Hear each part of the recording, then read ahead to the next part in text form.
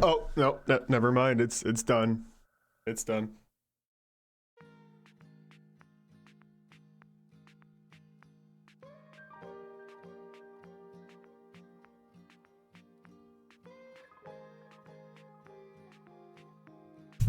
Hope y'all are enjoying my twink music.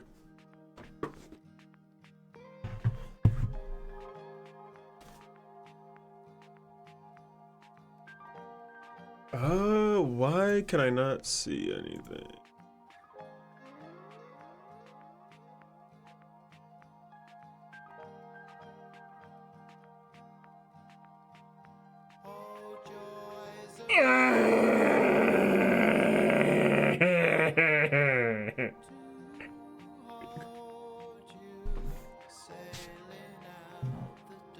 You have a birthday party in an hour? Come on. Yeah, my birthday, Lotus. My birthday.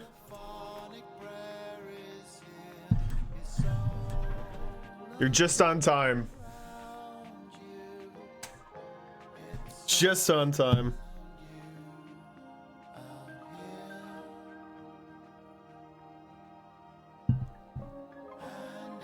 Oh, the world is crashing down. Not my birthday today. Technically, my birthday's on Monday, but that's why we doing this long ass event. We'll see how this all goes. But thank you for the birthday wish. What's up, Adon? Adon is first. Y'all lose. Adon is first. He wins. He wins best chatter for the weekend.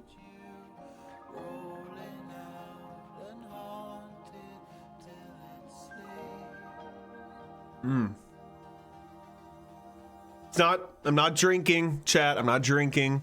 This is just Celsius energy drink. This is the first time I'm having caffeine today, and this music fucking sums it up.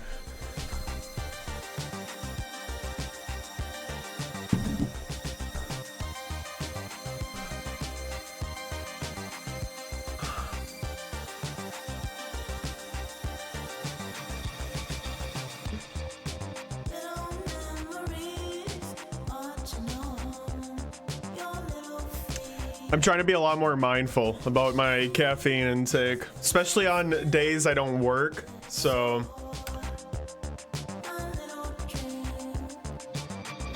Although really, it probably is maybe even worse for me to be having my first hit of caffeine at 4:30 in the afternoon, but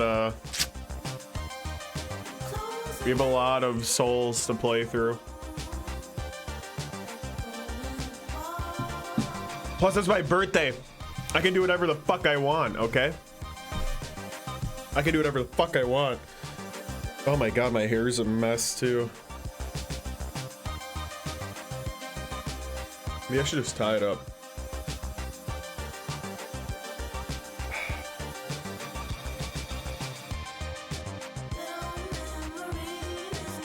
I think, chat, I think it is close to time that we actually do get some kind of haircut.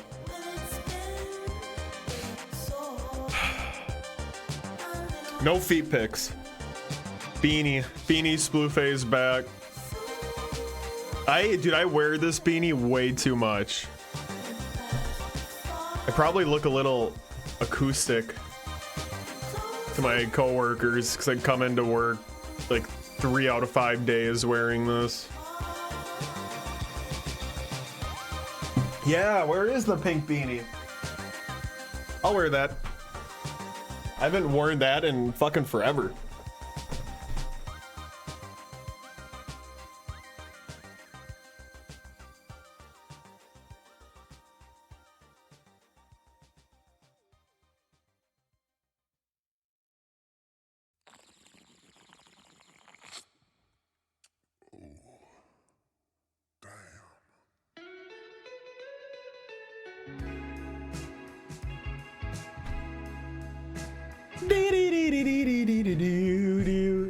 Oh my god, dude, my hair. This is what my hair looks like 4 days not being washed.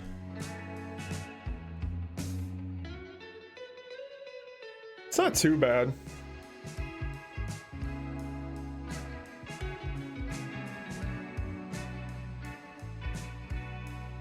You never know, you might start balding at 30. Shut the fuck up. Dude, I like how this looks right now. I'm gonna just try to ride this out, but the issue is that the hair just starts falling all over the place and getting in my face, and it gets me anxious. Surely you have the same problem, Adon, because you have fucking crazy long hair right now too. I get really annoyed when it all starts falling in front of my eyes. Like if I do any kind of movement or bend over at all at work, it's over, you know?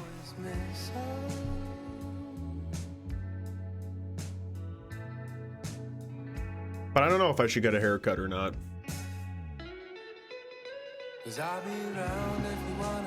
It would be crazy to go back to the fade cut Splufay.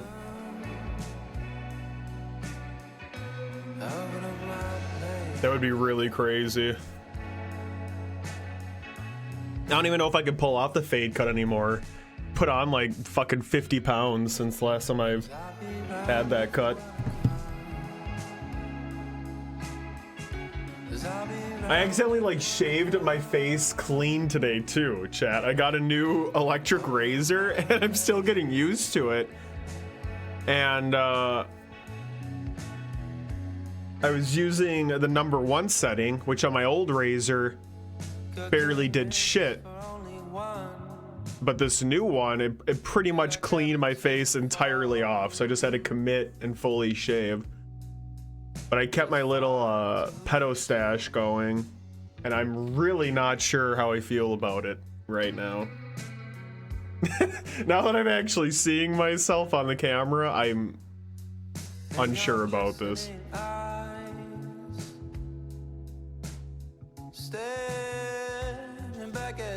Yo, game, I am doing pretty good, man.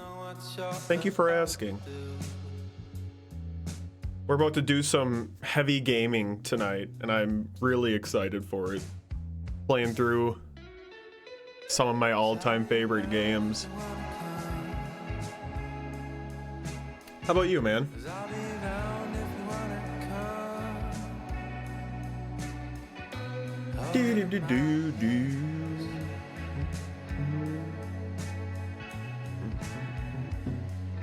I saw you playing, I watched a little bit of your stream the other night. I think it was called Blackthorn.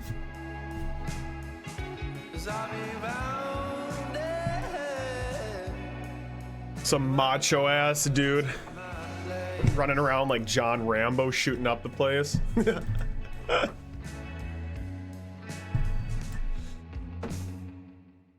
Now, I'm not trying to call you a boomer or anything, game enjoyer, but was that one of the oldies that you grew up with?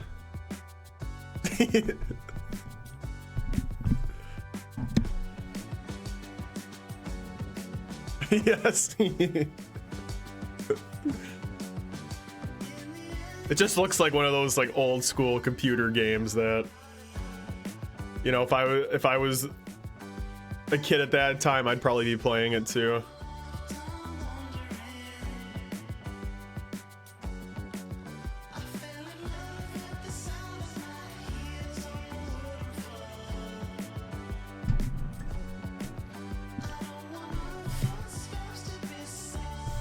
Grew up with the PC version, was playing the SNES for, oh, interesting.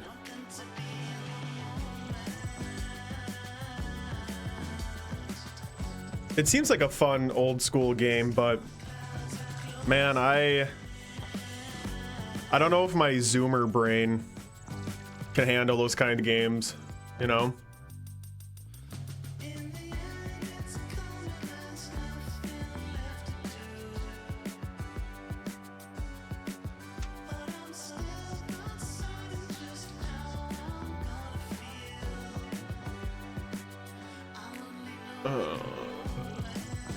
These are the games that well, I shouldn't say I grew up with. By the time Dark Souls came out, I was already in high school. Or maybe like late middle school. But I definitely played through them in high school and college. We're actually gonna set up a timer here.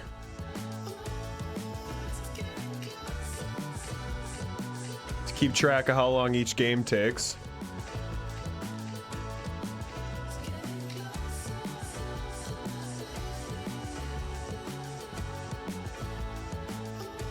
This could be like a fucking wash, chat. This could be a huge wash.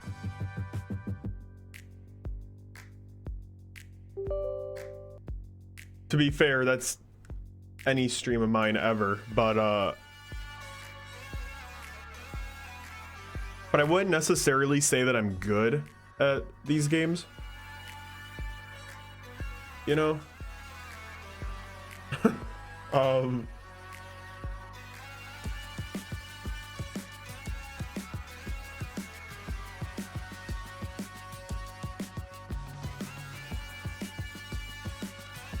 definitely most comfortable with Dark Souls 1, which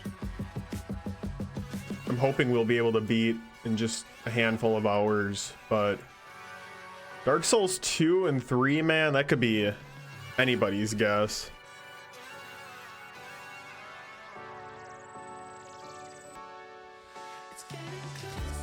Closer, closer, closer.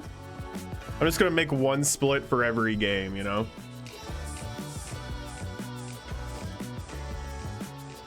Dark Souls 1, Dark Souls 2. And for those who don't know, I'm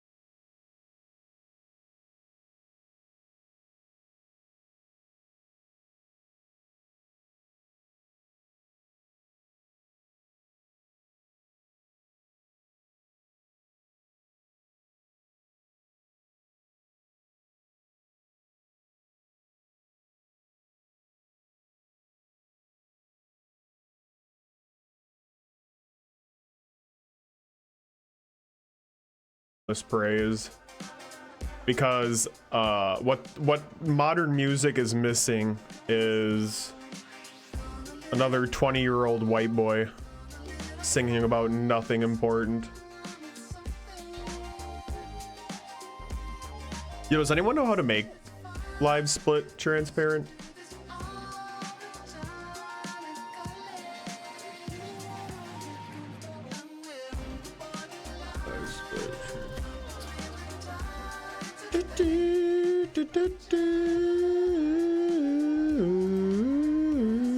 Oh, okay, never mind. You do it on OBS. That's interesting.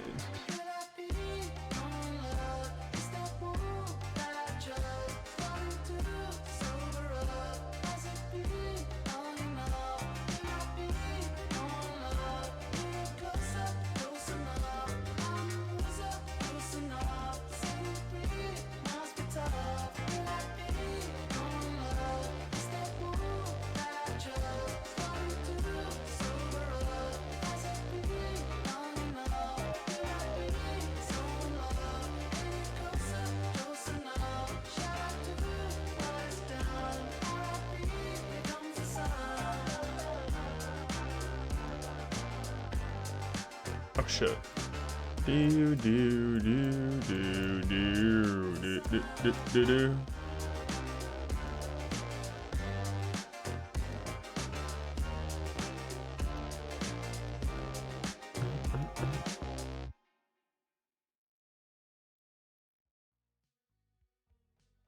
Color key. Oh, I'm an idiot.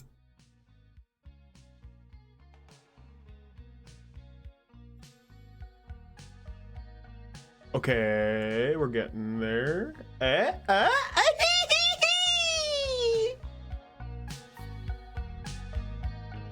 Yahoo! Oh shit. All right. Now I just need to figure out how to actually use live split.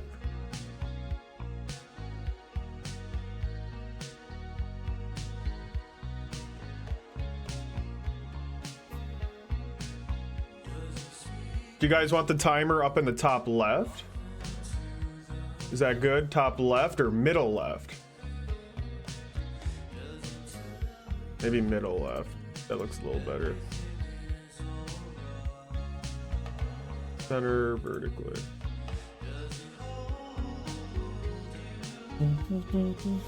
I hope so, game.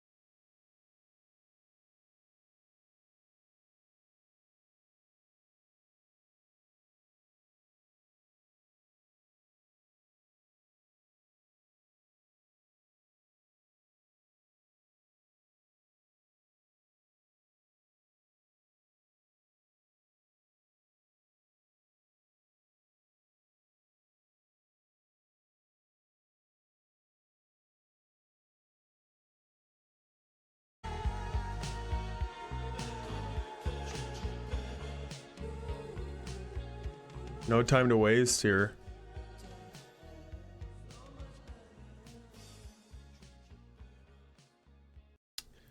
All right, we're canning the music.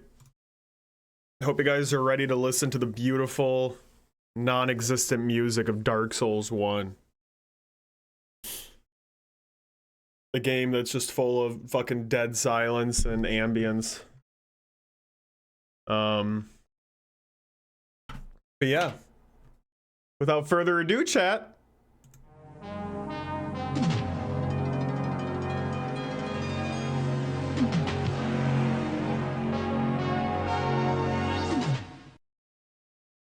That is not what I wanted to switch to.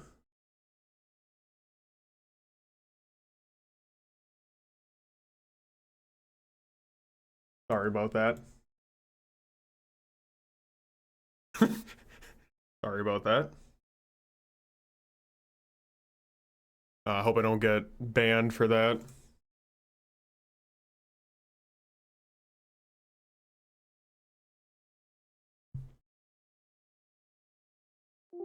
I'm like a kid in a candy store. Depression Souls. This is Adon's comfort food right here, man. He loves Dark Souls, but still hasn't beaten Elden Ring. I don't even have music. Oh. That's right. There's literally no music. There's literally no music in Dark Souls. I forgot. What a great game with no music, huh? All right, I'm starting the timer. And here we go.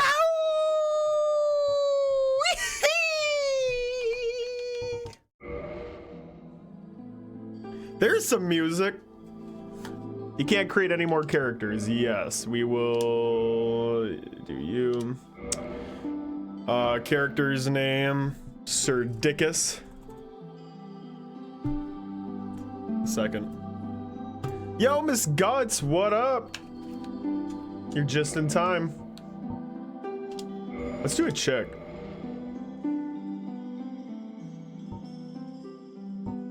What class should I play as? I want to do something new this time.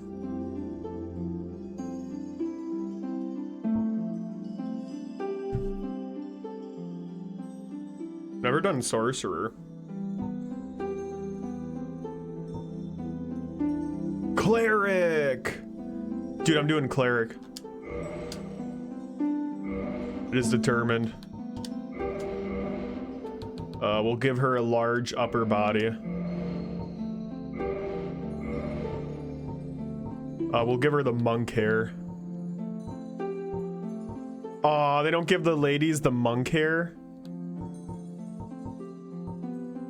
The monka hair? Monka hair?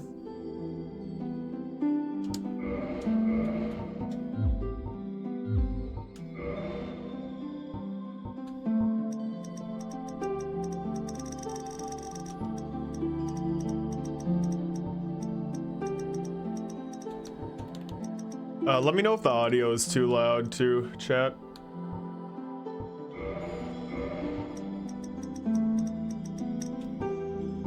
Although, again, most of this game doesn't have any fucking music, so it'll get quiet. Ooh. Let me just shrink me down a little bit so y'all can enjoy her beauty coming together here.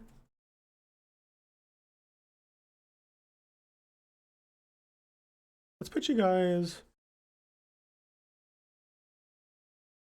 guys up here. Get the hell away from me. I need my space, okay? I need my space. Okay? You guys are suffocating me, okay? Just give me some space, okay? Please. Please. I just drooled all over myself. Yo, the snake guy? hype. Or you think you're gonna finish him today? Or you think you're gonna finish him today? I'm gonna stand by that. Jesus Christ, what a fucking mess.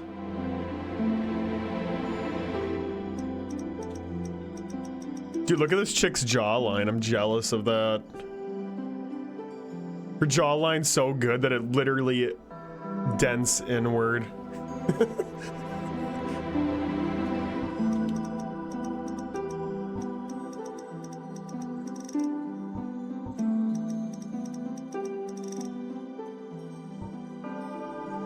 I've done this before where you can literally like grab their face.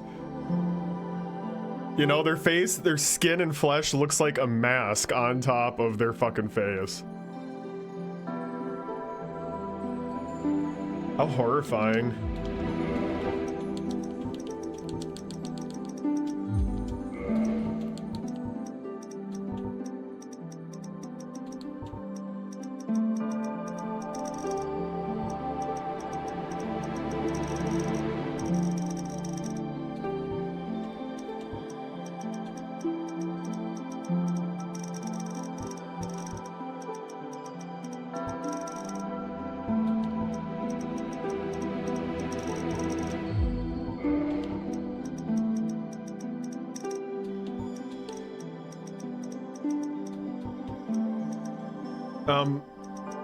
I think you were joking earlier, Don, but we might look into Elden Ring Rando at some point later this year when I actually have time for it. Because I heard they've updated it a lot since I played it last.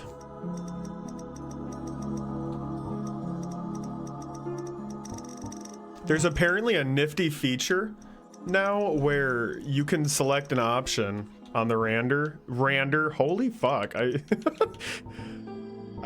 scared I'm gonna like accidentally say the N-word at this point because my mouth is moving completely independent of my brain right now. There's an option in the rando where you can ignore the stat requirements for weapons. So like you can literally use any single weapon in the game regardless of what your stats are, which sounds fucking awesome to me.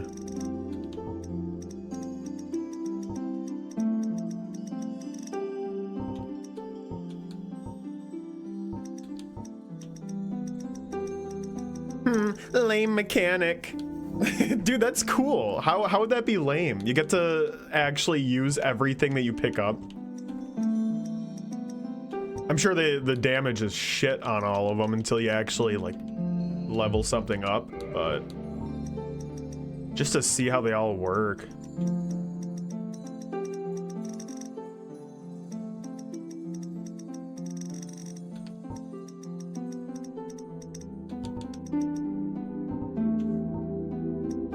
Gotta make things hard, not easier. Fuck off. You are such a Souls purist. You can't say anything about Elden Ring until you beat the game.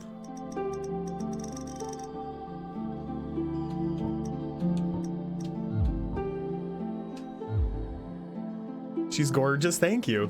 Now here's the real fun part. When you do like the face randomizer, this is when you get really fucked up stuff. Because we're giving the game a baseline template to work off of. And now we're gonna let the game go wild. Fuck! I did the wrong button! I did the wrong button! Hey man's buffalo. 10 out of 10.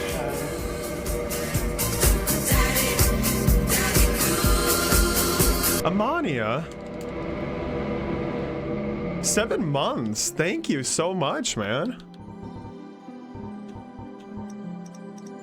I appreciate the sub, bro. Thank you for choosing to use your sub on little old me.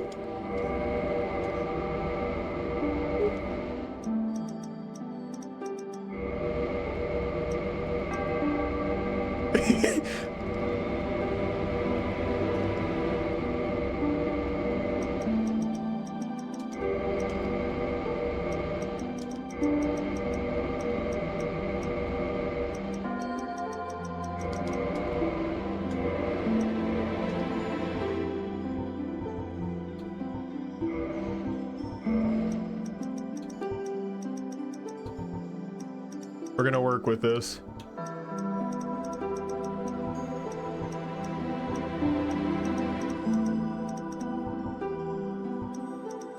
Was watching the Cyberpunk VOD. Nice.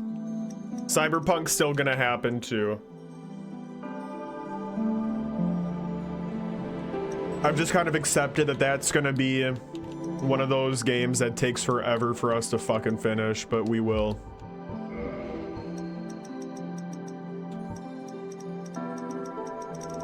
It's so chill playing that game late at night when all you sleepy heads slowly start passing out and I just zone out to the game.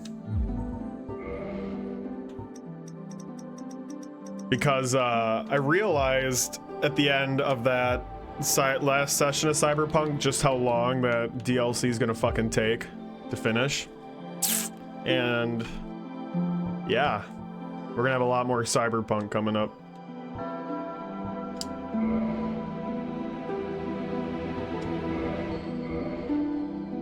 You guys okay with this beauty? Wait, am I still a chick? Yes, I am. I'm not even gonna touch that with a 20-foot pole. I still think she's beautiful. I still think she's beautiful. I don't care what you guys say.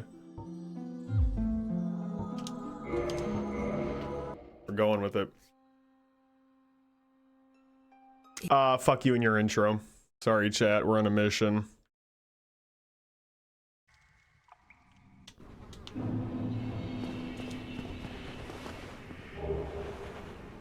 All right.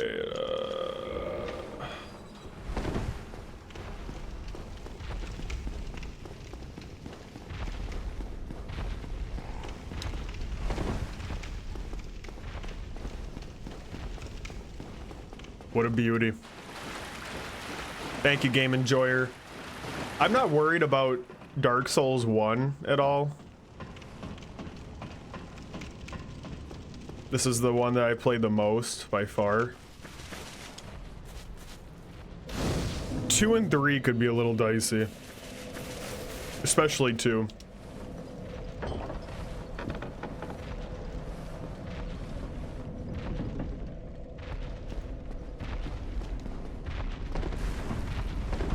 But yeah, Cyberpunk, the DLC, it's funny, it does the exact same thing as the main storyline, where the intro is so fucking long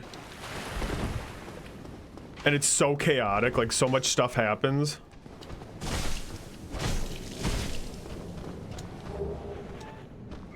And then finally you just get to that point where you're like dropped into the open world. And it feels like when you first leave V's apartment for the first time in the main story.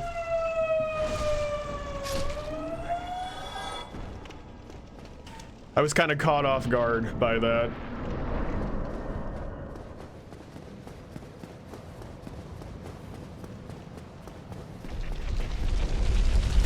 But I will say the president of Cyberpunk Nation is hot as fuck. Oh. Regrettably. And I'm ready to spend some more time with her.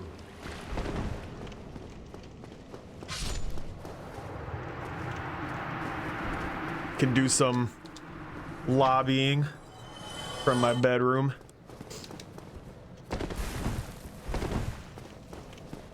Pass some new laws where everyone has to talk like V in Night City Nation.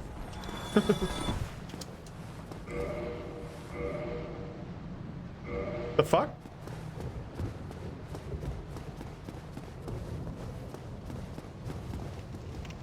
Wait. Uh-oh. I didn't realize you picked up a key from that guy. What's new in your life, Splufay? Birthday, turning 27 on Monday. That's kind of weird.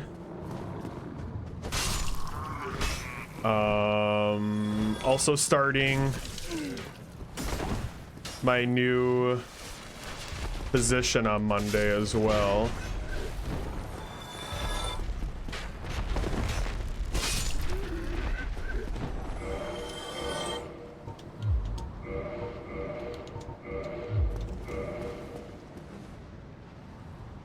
So wait, how do I use my spells?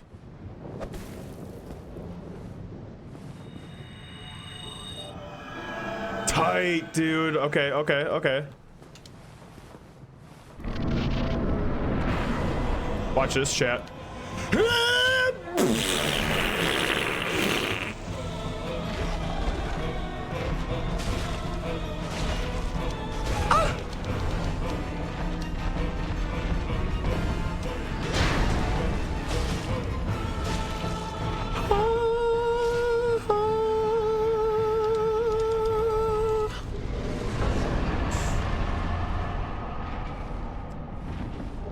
"27, you're a youngling." Thanks, game. I'm getting to the weird part of the 20s, though, you know? The back half of the 20s starts feeling a little strange. Knowing that the 30s are on the horizon.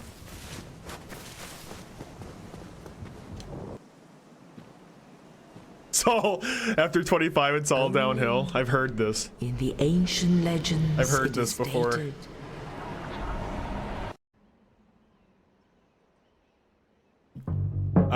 When did Bobby Lee start streaming Slash? I am lucky, though.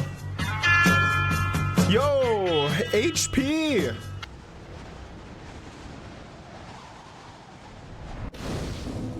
When did Bobby Lee start streaming? Is that racist?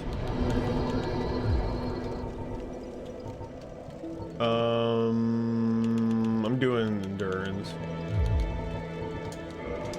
Thanks for 27 months, Hanky. God damn.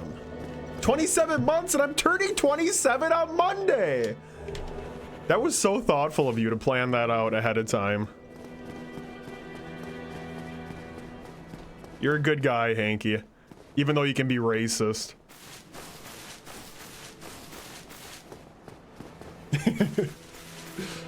But yeah, chat. I'm pretty hyped for that new position on Monday because from here on out, the plan is that I work remotely on Mondays and Fridays, which is pretty fucking baller.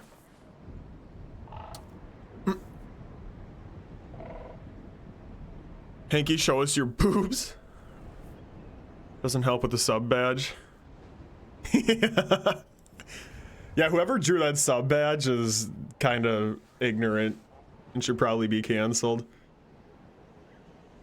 What happened with your old job? I'm still at the same job. I just, I was working as a studio assistant. Hello there. And got poached by a different department, and now I'm actually like a salaried employee. Hello there. Doing shit at the company.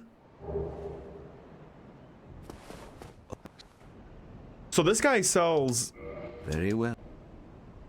faith spells, right? He's gonna be my go-to guy.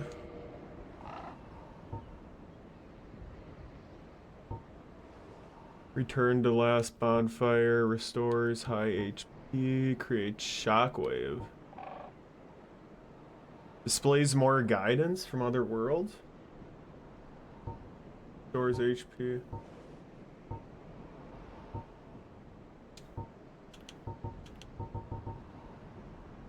Okay, this guy doesn't have shit.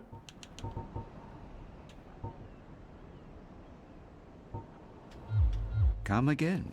Come again.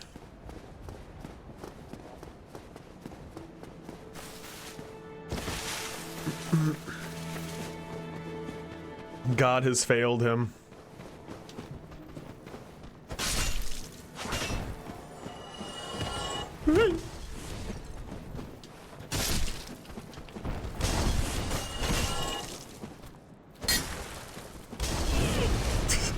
So stupid.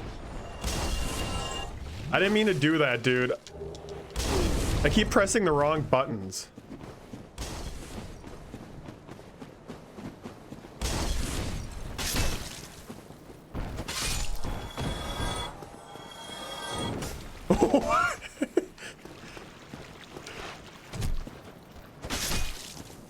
The man was flying. I've had tuning at the job. I knew it. Oh shit. Sorry, Adon. I wanted to ask about that one that you were just interviewing for, but I didn't want to, you know, intrude.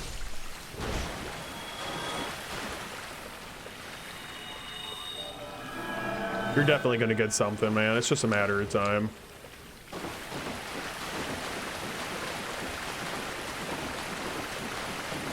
You know how it is. You've been around the block more than I have. Am I gonna make it to the bonfire before dying? Let's find out.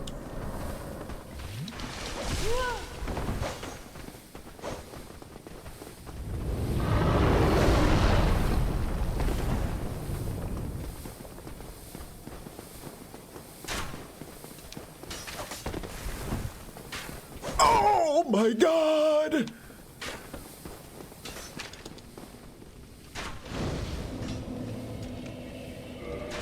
Janky controller plus janky games equals janky stream. This is your game, man. If you're calling it janky, then by proxy, you're calling yourself janky. You know?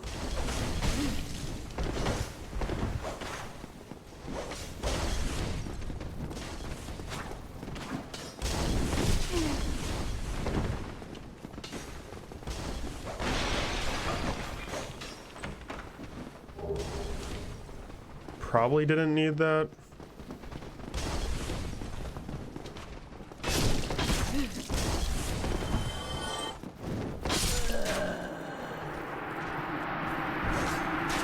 Death number 1.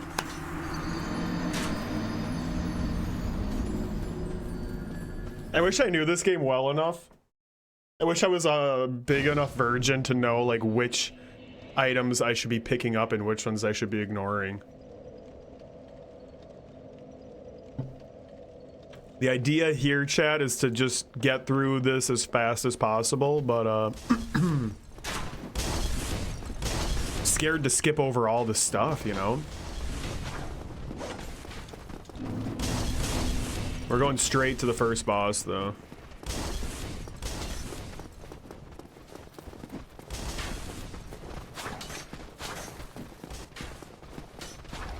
Oi!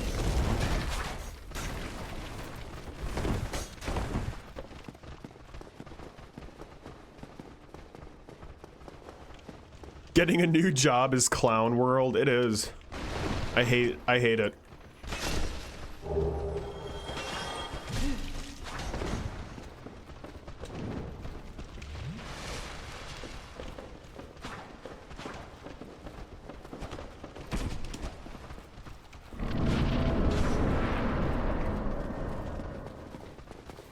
Never materialized this too.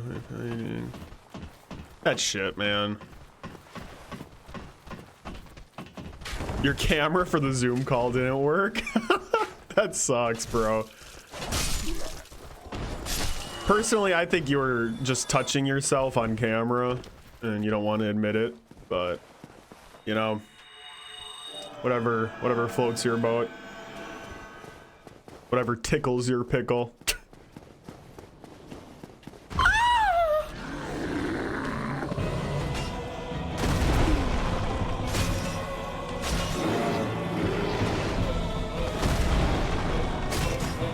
Oh, yo, nice stagger.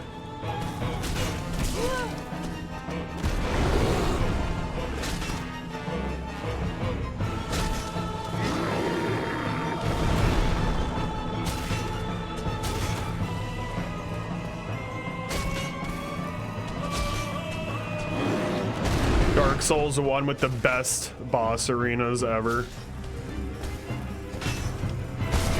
I'm gonna fucking die.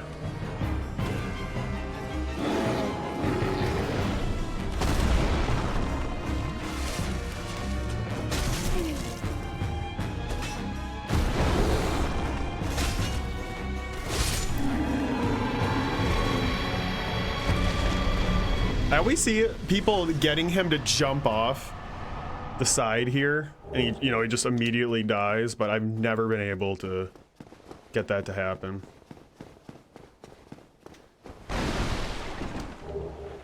Also, I like how my head is like literally glowing. Look at that shit.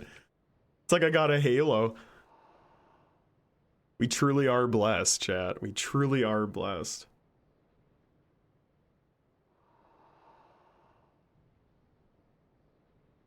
One of those jobs they're going to hire someone with no experience because they want to feel like they're doing someone a favor. But yeah, I know that's a thing, man. Like, it's very, very much a thing to be overqualified for jobs because they're scared that you're going to be leaving them too soon, you know?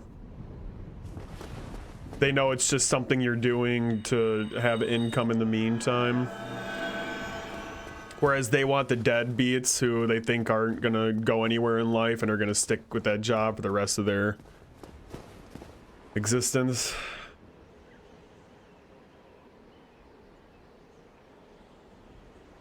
Deadbeats, I really wish I hadn't said that word. Don't repeat that, Adon.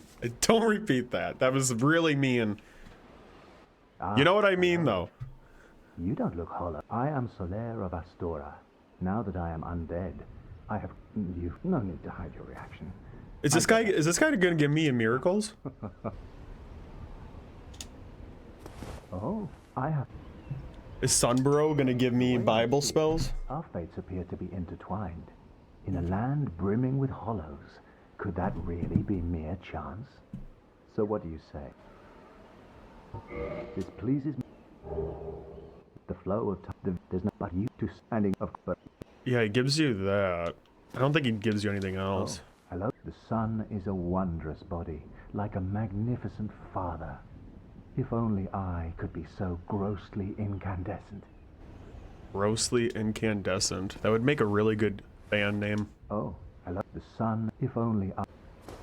Okay, he doesn't.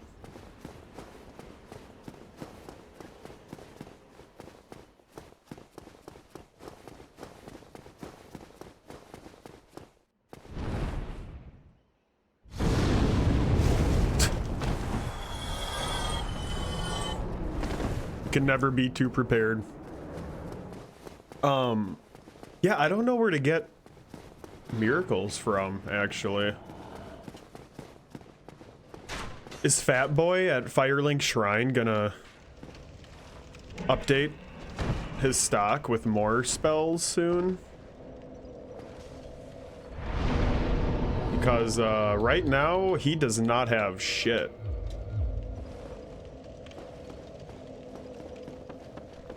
I'm not sure. Aren't you like the Dark Souls aficionado?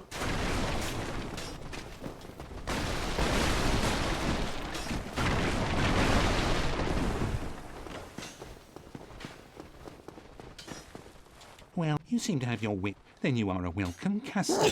I trade for souls. Everything. Is he gonna have anything? No. No, he will not. Sorry. I shouldn't have burped. Hey, what's the matter? You get a what sword? Yo, Don, you can't say that.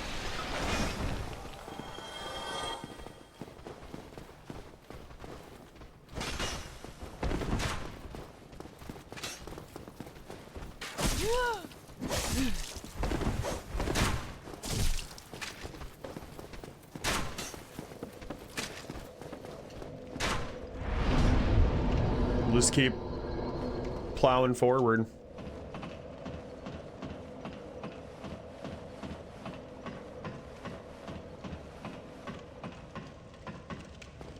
Dude, I have like so many heals now. That's really nice. It takes forever to cast the heal miracle though. So maybe I should use that when I'm in between fights and then save the Estus.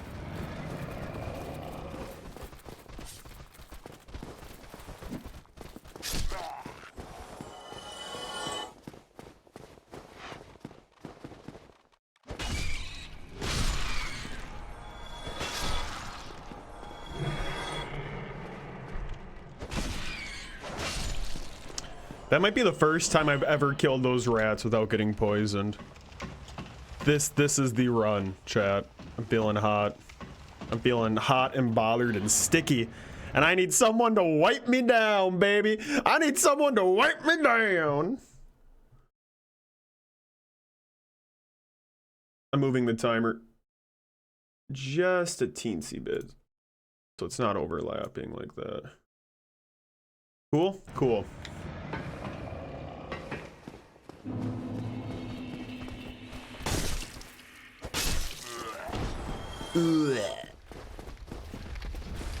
If I'm fast enough, can I jump through the gate?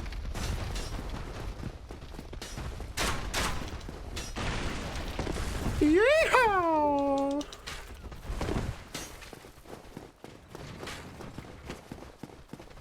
That was nice of him to close the gate so the bull doesn't chase me.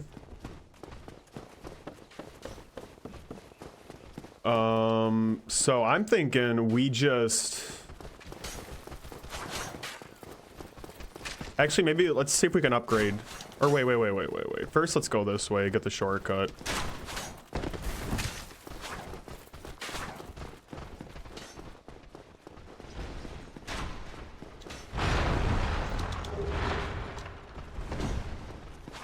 But I think we're going straight to gargoyles.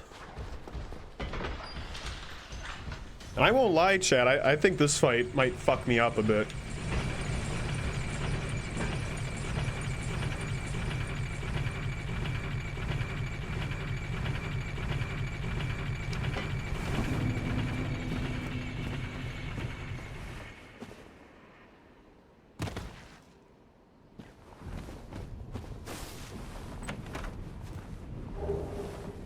Homeward Bone, I wish I was Homeward Bone. Morning Star, oh dude, let's go.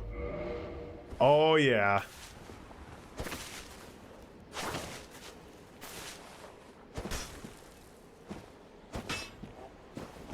Oh yeah. I'd let you morning my star.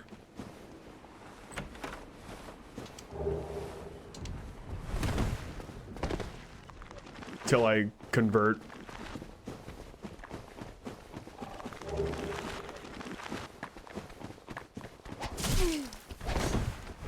Oh, you bitches.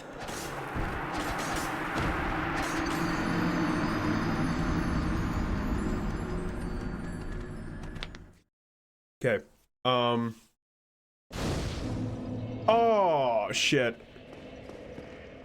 That's a pain in the dick, actually.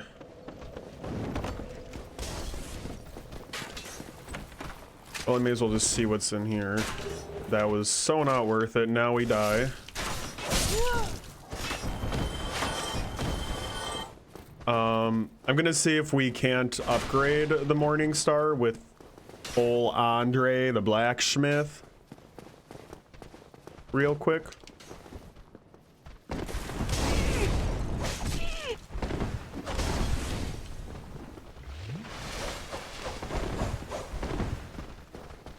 And then we'll get to gargoyles.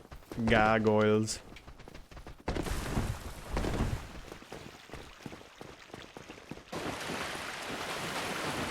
I'm gonna need to find out where to get more miracle spells from, though.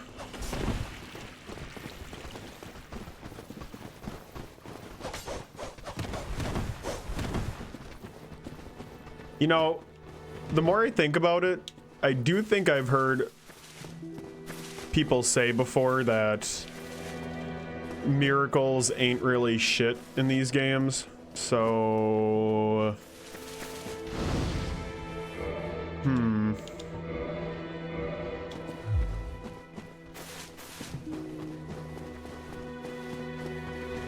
Ah! What are you boys doing here? You're not supposed to be down here.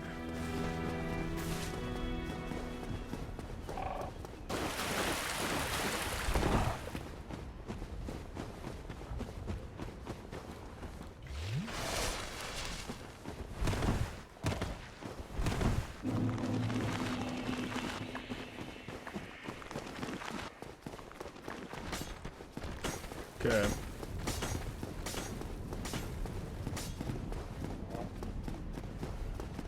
I don't know if this is worth it, but we out here. Yeah, sure. Yeah, sure. Yeah, sure. Okay. Now we beeline for the blacksmith. And then Boston. Sounds good, game. Thanks for popping in. Thank you for the well wishes. And we will have a great rest of the stream. As long as this game plays nice.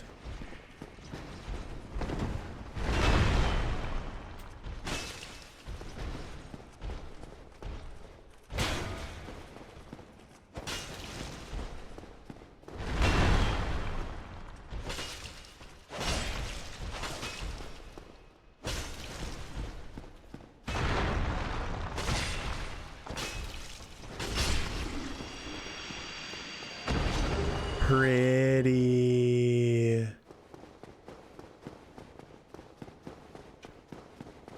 This way.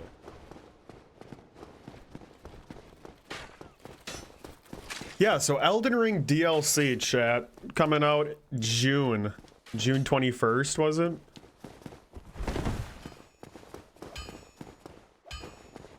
I'm kind of not happy about that release date because that's when Milwaukee does Summerfest. Starting that weekend for 3 weekends straight.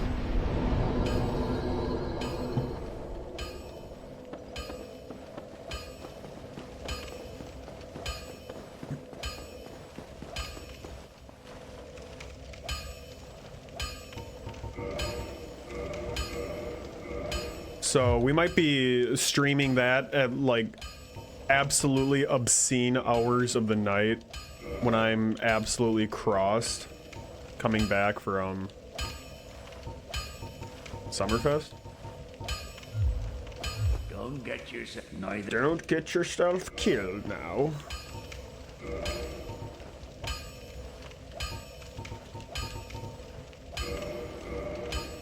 Some people were saying, I think one of the original quote-unquote leaks was that the DLC was going to come out at the end of this month.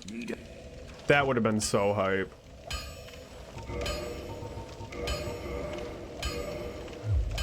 Don't get yourself neither.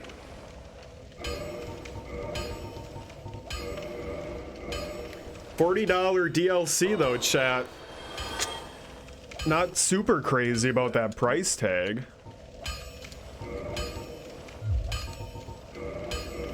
If we're being quite honest. Don't get yourself neither of it.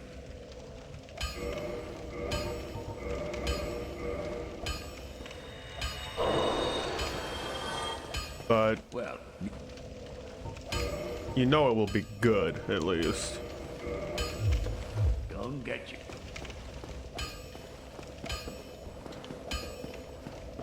I think everyone always considers the DLCs for these games to be the best part.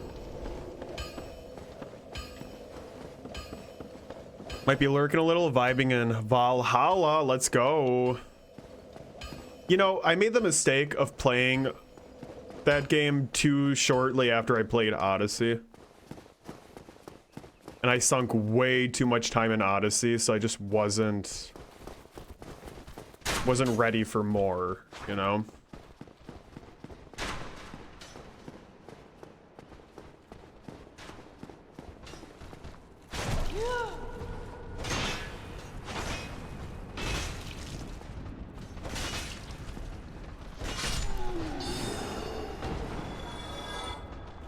I might be fucked.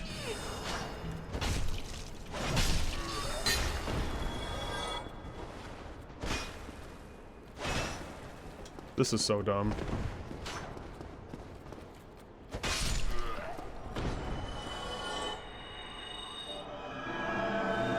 Because those games are massive, man. They're great, but they are huge.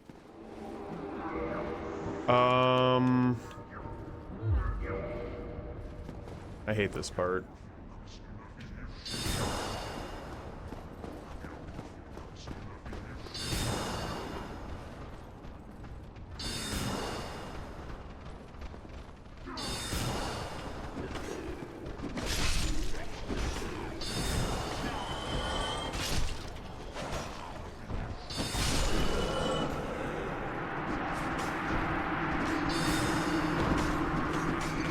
Let's go.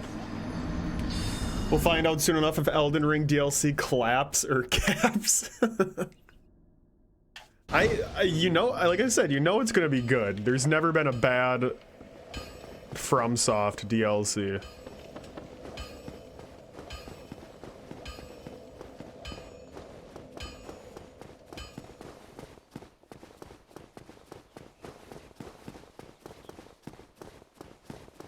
Except for this game's DLC, because Artorias is a fuckboy.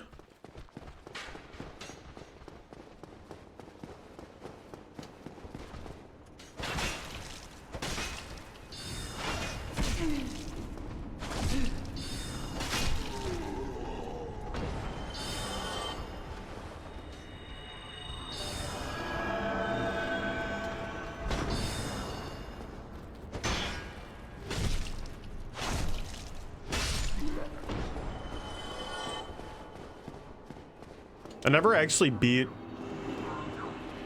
the dragon in the DLC for this.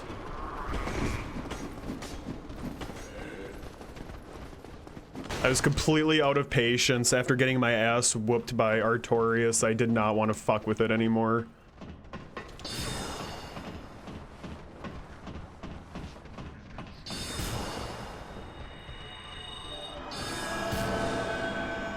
Come to think of it, I haven't done Dark Souls 2 DLC either.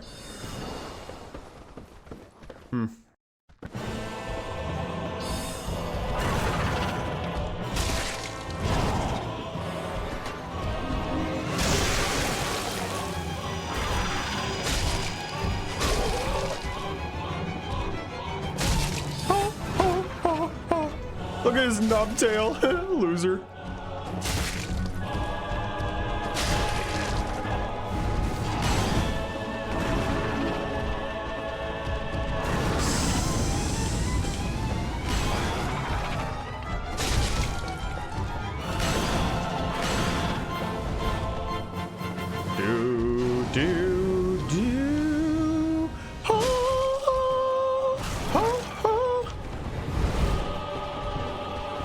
This might be fucked.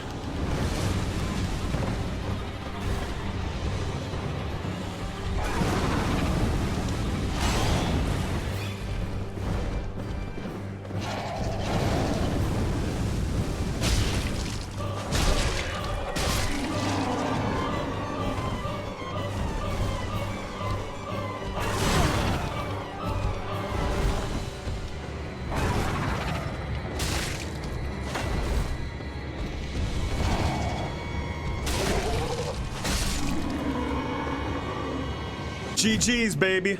GG's.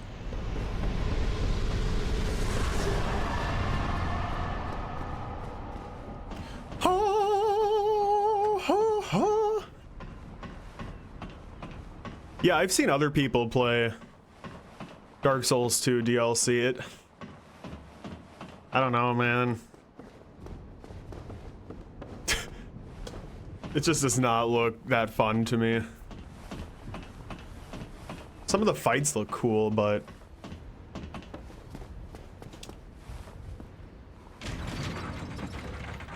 there's just so many parts where it seems like a complete exercise in patience. Like that snow level where you have to just run through the blizzard where you can't see shit for 10 minutes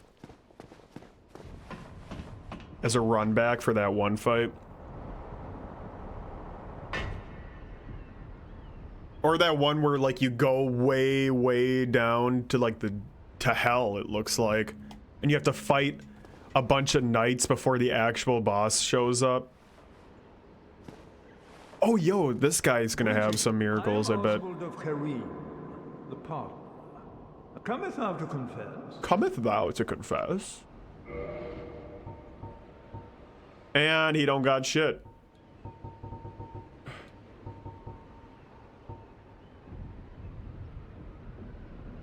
Got talisman. It casts miracles not by drawing upon faith, but intelligence. Okay, well, we're not using that then. Karmic Justice. Temporary auto counter versus heavy damage.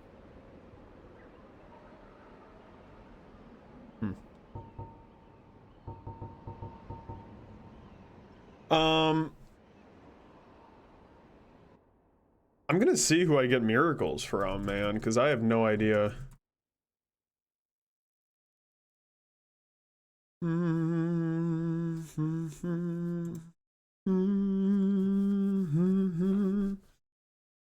La la la la la la. Patches? Rhea. Oh, yo, yeah, that fat dude's lady. When did she show up at Firelink?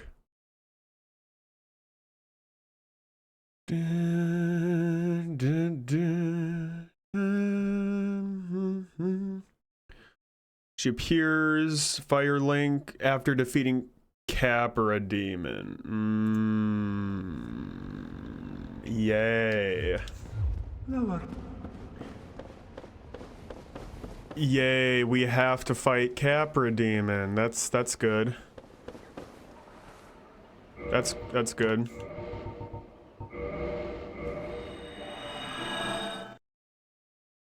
So happy that we get to make a detour for Capra Demon. That's cool, chat. That's real cool. What?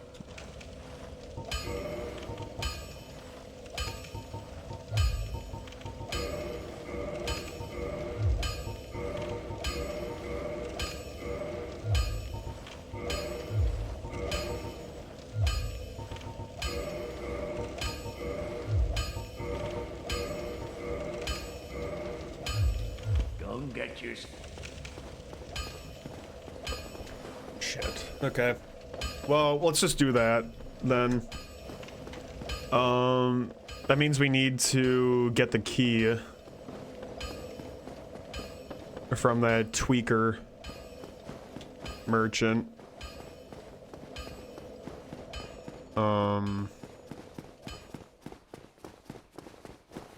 Yeah.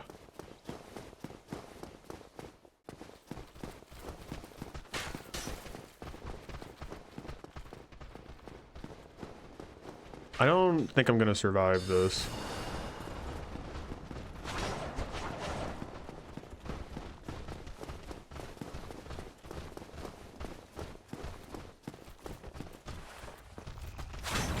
I don't think I'm gonna survive this.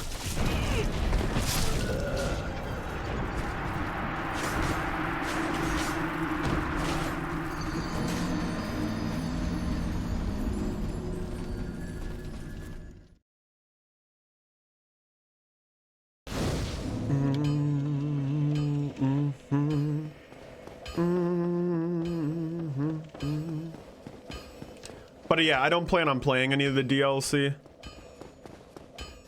for these.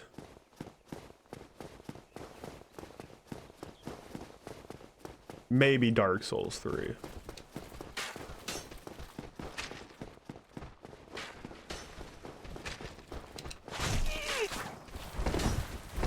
Maybe Dark Souls 3. But not the snow DLC, just the Ringed City.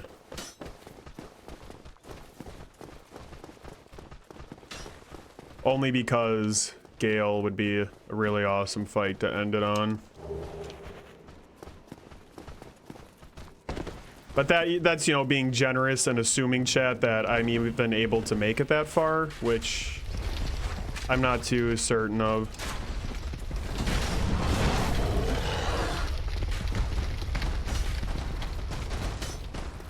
Hiya!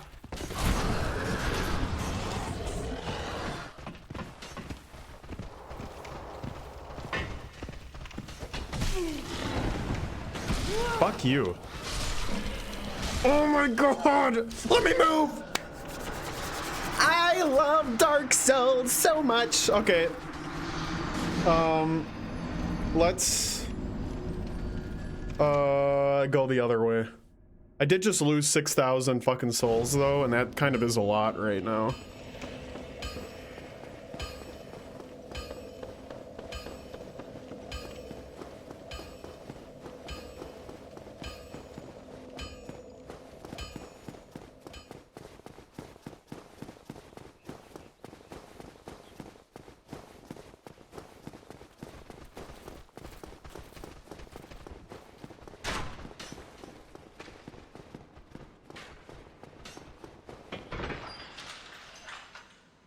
Fuck my cock.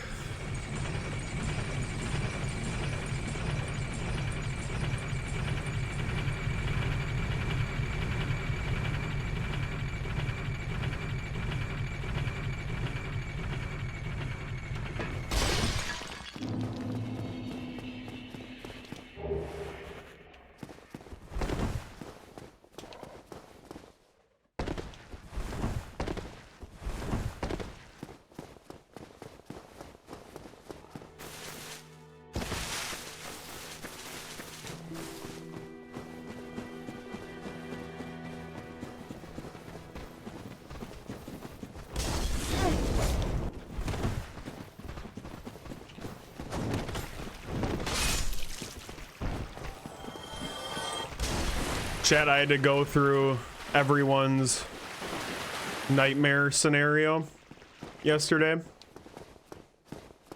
I was sitting at my desk at work, pulling screenshots from recipe videos, when suddenly I heard a bunch of clapping and all my coworkers approaching me with a birthday card and singing happy birthday.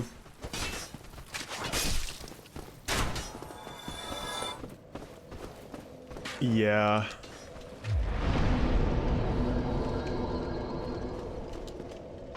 I think that's the turning point of humanity, where we started failing ourselves.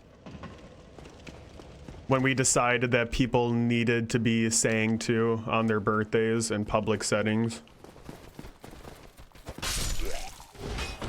That's when this entire social experiment just kind of started going down the drain, you know?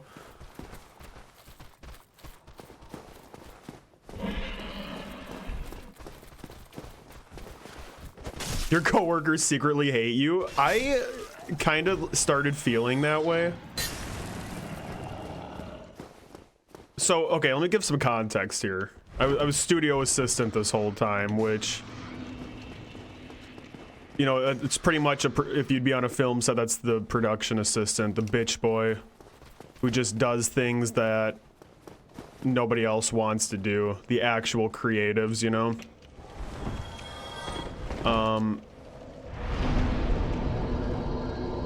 Made coffee for people. It never got that bad, but there were some days where, I won't even say that. There were some days where it was actually fucking worse, where, one of the shoots we had to do was for, well, funny enough, this is the team that I'm actually migrating to now, but the affiliate team where we test products that are sent into us by companies and, you know, review them.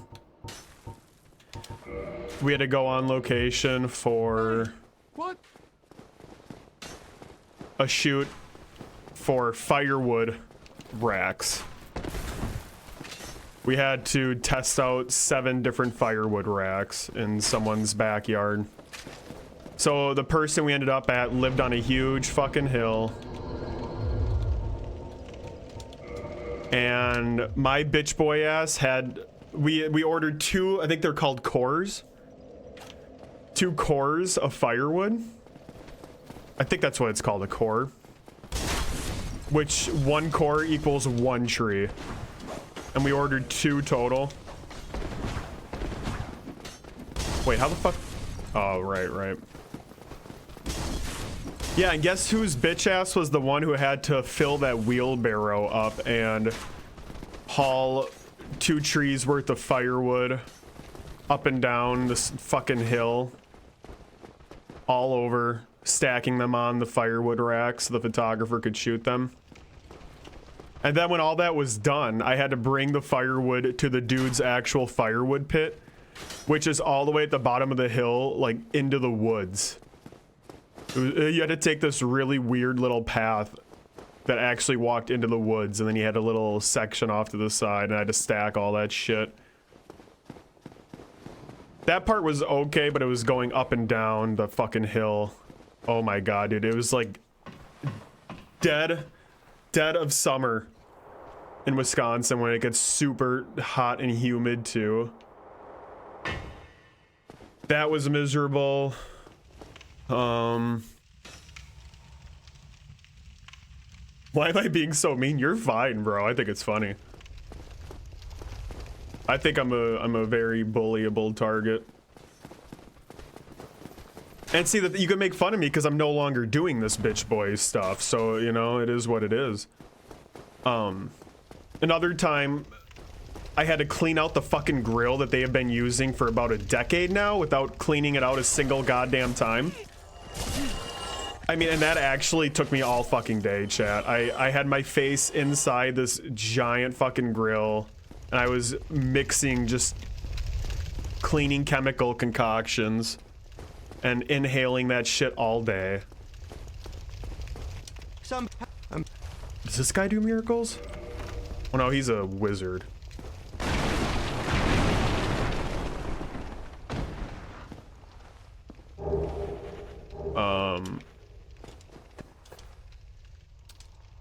You know, and I'm always lifting the heavy shit. I had to clean out, you know, like another thing is just cleaning out shit that nobody's cleaned before, like the paint room. There was paint in there that was like 20 years old that nobody had touched on these shelves, and I had to go through and like check if this paint was old or not, and then actually reorganize the entire shelf by color. That was like, I think that was like the hazing task. As studio assistant, they made me do that. And some of those paint buckets, my guy, that was some of the worst smelling shit I've ever had the displeasure of experiencing in my life. I actually opened one container of paint, and it was an oil-based paint, I guess. So it smelled like straight gasoline. And a few minutes later, everyone in the office started freaking out because they thought there was a fucking gas leak. So the facilities manager came in and asked me what the fuck I was doing. And from that point on, people started making fun of me, saying that I sniff paint. That's been a running gag at the office. All right, I'm gonna have to take my time through here. Describe the smell. So normal paint, when it goes rotten, it smells like rotten milk times 10. It's just that like egg, that rotten egg. I shouldn't say milk, egg is better scent. It's so fucking foul. And that was about half the fucking paint in that place. I threw out probably like 100 quarts of paint. It was insane.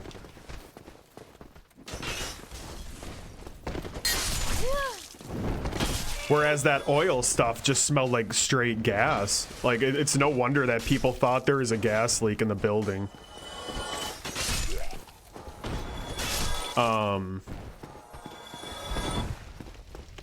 Yeah, I mean, again, I was just the bitch boy this whole time, chat.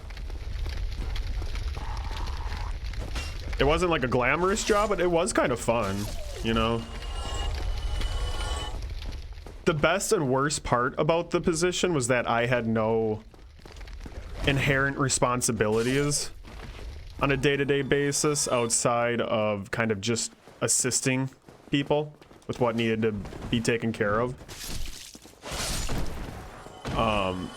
Which is why I was paid hourly. My boss explained that since I wasn't a quote-unquote Since I wasn't making quote-unquote creative decisions, I was an hourly assistant. Because, you know, I wasn't the one making any content. I was just helping create it. So it was kind of nice in the sense that I came to work and did my job, and then I left, and work was left behind at the building, you know? I'm not stressing at night over a project that's coming up that I need to write about or anything. And that's going to change now, because now I am officially salaried and quote-unquote making creative decisions. Which will be interesting to see how this all plays out. But I was ready for it, man. I was ready for it. So, kind of circling back, you joked before, Adon, about how everyone hated me at the office. And the past month, truthfully, I kind of like felt like that was maybe true, because that initial happy-go-lucky, willing to do everything demeanor evaporated from me. You know, I'm coming up to a year now of literally being a full-time bitch boy. And I've seen what the company is like. You know, we've gone through multiple layoffs. We're cutting more and more publications because printed media is a dying breed. So I know that I'm not like doing this for an insane popular brand or anything. So don't get me wrong, I was still helping people, but I think I wasn't like going out of my way as much as I originally was. So I was kind of getting a little paranoid that I was being kind of a bad employee. But no, I mean, now the past couple weeks, everyone's just been like hazing me and giving me shit and calling me an abandoner, saying how I'm abandoning their team and stuff. And it's funny because like half the people who are giving me shit about that, it's like I barely even interacted with them to begin with. Like the photographers and stuff, they have their own studio in the back of the office. And at first I was trying to do my best to like help out how I can, but it's such a tightly run ship in the photography studio where everything's just set up in such a close space that me being in there was completely pointless. Like they've already have such a streamlined process where the food stylist would come in with the food that needed to be photographed. Set stylist would make the food look the prettiest it can be for the camera. Photographer shoots it. Where's a studio assistant needed in that sense, you know? Anytime they would leave the studio, then yeah, then I'm helpful, because then, you know, we're in foreign territory and I can be the guy hauling the heavy equipment back and forth and, you know, bringing shit like paper towel when it's needed. But it's funny when I hear the photographers like give me shit about abandoning them and how I'll never be, how I'm irreplaceable and stuff, and it's like I barely helped you guys to begin with. I fucking hate this fight, man. I fucking hate this fight, man.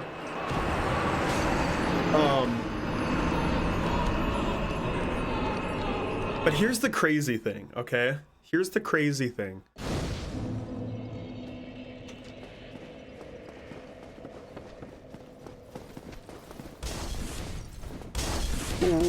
I've gotten so many compliments on just my attitude and personality, and everyone, you know, even yesterday when they were fucking singing to me and huddled around my desk, it was so fucking painful. I hated this shit.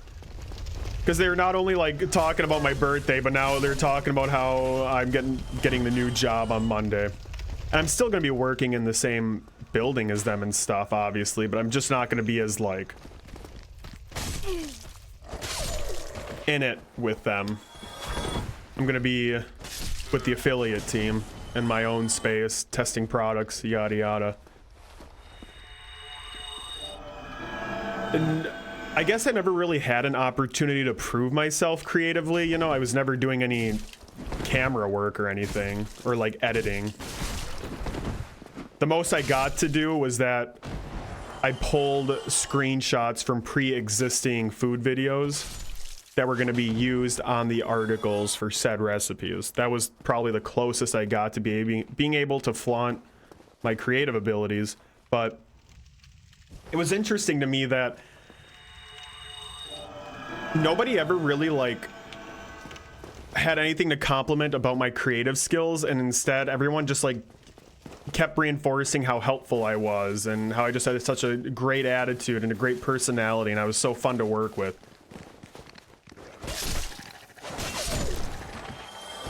And I kind of started getting in my own head about that.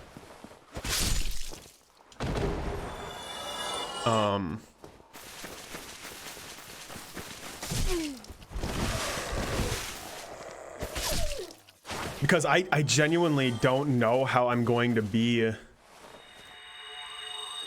in a professional creative role, chat. Like, starting this week already, my new boss already told me that she wants me to flaunt my photography skills on Tuesday because we're testing a bunch of fucking kitchen mats, of all things. And I'm the one who's going to be taking the pictures of them. And there was a couple other times where, like, someone passed off. Like, a few weeks ago, one of our cooks, actually, one of the food stylists, had to, for some reason, they were making her in charge of testing out a bunch of different juicers. Like, Hamilton Beach sent us a shit ton of juicers. I think NutriBullet sent a couple. So she passed it off on me because she didn't want to do it. And I had to fucking sit there and unbox all these juicers and take individual pictures of them, and then I had to get a group shot. And truthfully, I felt like it kind of turned out like shit because I did this in the kitchen, one of our test kitchens, and the individual shots look good. I got them in a good corner with a pretty blank wall background, but the group shot, there's no good space to do it in that kitchen, so the background was so busy. You could see like an oven, you could see the grill, you could see these like metal cabinets. It was very busy.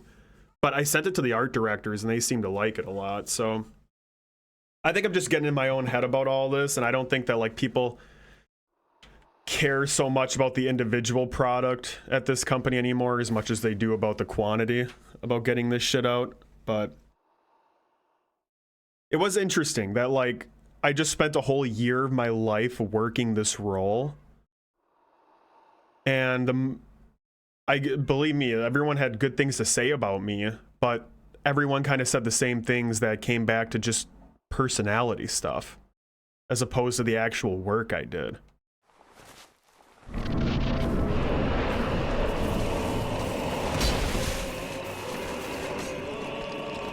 And I guess you can really only compliment cleaning skills so much, you know?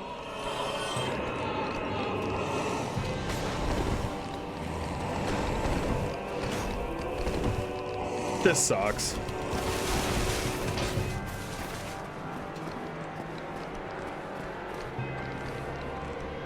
But again, I'm just sitting here, I'm like, was I actually a good employee? Especially in the past month when I know that I was kind of like shafting people.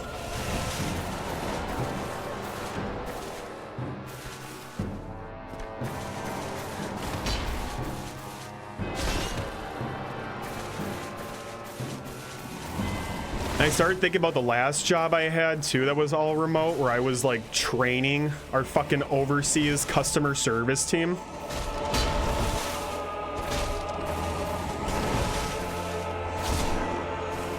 And it's like I wasn't fucking qualified for that at all.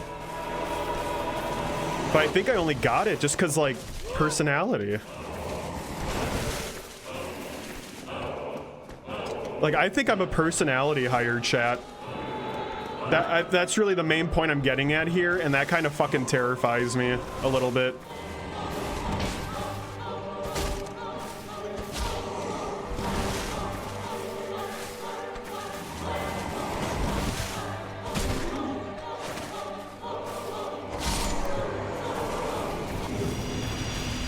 GG's.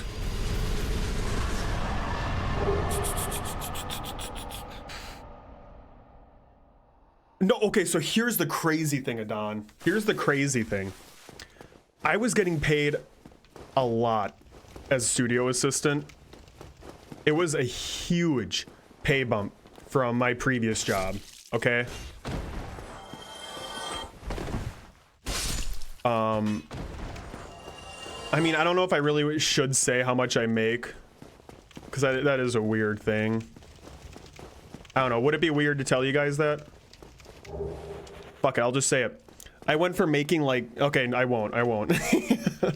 But just know that it was like a huge pay bump from my previous remote job with that one food delivery company to where I'm working now as a studio assistant. It was huge.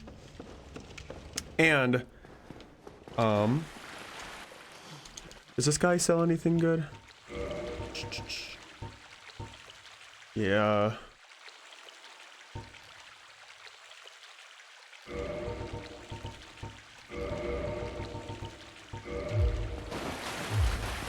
And I think I told you guys how last summer there was a round of layoffs at the company I work at right now. And then anyone who was making over a certain amount of money, there was a baseline salary. If you made over that amount, I'll just say this, it was 60K. Their pay was cut by 10%. So fortunately for me, fortunately in quotes, I guess, I didn't make 60K. I still don't, although I'm closer now, a lot closer, pretty close. So I didn't get a pay cut at all. And I assumed I was like the only one in that building right now who was making that amount of money, because there's not many people who come into the studio anymore. Pre-COVID, there was like, I think they said 200 employees that would come in on a daily basis in that building. Now there's like 20 to 30 because one, they probably laid off a shit ton of people, and two, everyone works remotely now. So now we're clearing out the entire second floor of the building because we don't use it anymore, and we're not going to waste money paying the lease on it. Anywho, what that means is that nowadays I'm pretty much only in the studio with the immediate creatives, like the photographers, the videographers, the set stylists, food stylists, yada yada. You know, the ones who are doing the nitty gritty stuff. So when that round of pay cuts came, I assumed like I was going to be the only one in that entire building who was not getting a pay cut because I wasn't making 60K. So I found out pretty quickly after that I was making, there's a lot of other people in that studio, like one of the set stylists who does photography and stuff, like who is one of the main creatives there. She was also making under 60K. And that fucking moment blew my mind, because I'm sitting here as like the jerk off studio assistant who is doing the most menial tasks and coming into that job and doing what I need to do and leaving at night and not letting it bother me anymore. And then you have someone who's on the complete opposite end of that spectrum, who has to pour her like life and soul into it and was trying to prove herself to the company that she's, you know, a great photographer, yada yada. And knowing that there wasn't that much of a gap in between our pays. And now after I got this promotion for this new job, we probably make like equal pay, which still boggles my mind. But I was just fucking like talking to my boss about this yesterday, actually. And she said that my pay was a mistake for the company. Because when they were in the hiring process with me, they told me what the budget was for the position. The recruiter accidentally told me like what the budget was, and she said the highest amount, you know, the high end of the budget, the highest amount they could go to. So because she said that meant they had to pay out the highest amount. And my boss told me yesterday that like the original plan was to be paying me $5,000 less a year. But because that recruiter said that they ended up having to give me that extra $5K a year. And because of that, now like I'm making that big promotion to the new position, and the actual pay raise isn't that significant because of that. You know, it's just another 5K a year, whereas originally it would have been like a 10K raise. So circling back to that, Adon, I was compensated more than fairly for that fucking role. More than fairly. Too fairly. Especially when I know that like actual people doing the actual work weren't making too much more than I was. That fucked me up a little bit. And apparently it's because the company is like less inclined about, I mean, they're just in a position where they're just trying to be incentivizing to new people, like new employees, you know. They want to give them a really high pay up front, but now I know I'm probably not going to be making much more money if I stay in current roles, you know. I think it has to be promotions to get higher pay. You are undead as well. I'm sorry that I'm ranting so much about this, chat. And it's kind of annoying that I have to be kind of secretive about it, too. Did I not explain the urgency of our tasks? Or are you so uncouth as to lack such judgment? By the looks of you, I should think not. Me? So wait, she's gonna give me... By the look... Oh, shit. You look...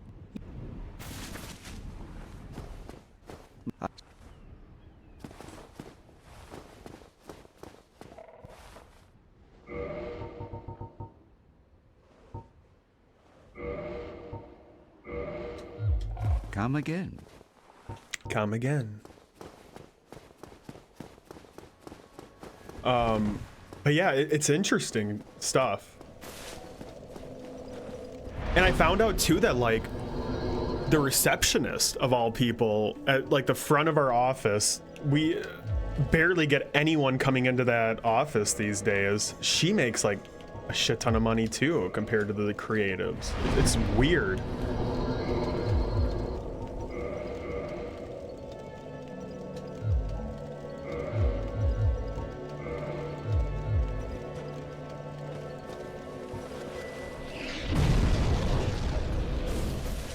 See how that works.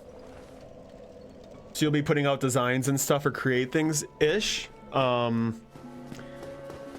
It's not really like a glamorous role still. So is this bitch not gonna like actually sell me miracles here? What? By the looks of you. Or wait, do I have to restore my humanity? Is she scared of my undead ass? But basically, Miss Nuts, what happens is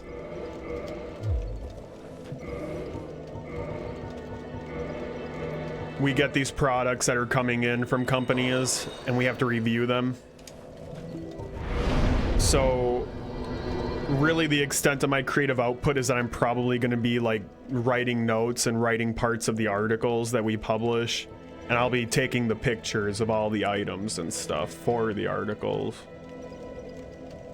If I don't completely fuck up my first week coming up here, you know. So I'm not gonna sit here and say that it's like a life fulfillment kind of position, but you know, it's definitely better than what I was doing. And plus, you know, working from home Mondays and Fridays is gonna be fucking lit. Did I not? Shit. Okay, so do I need to like bump into them down in the catacombs then?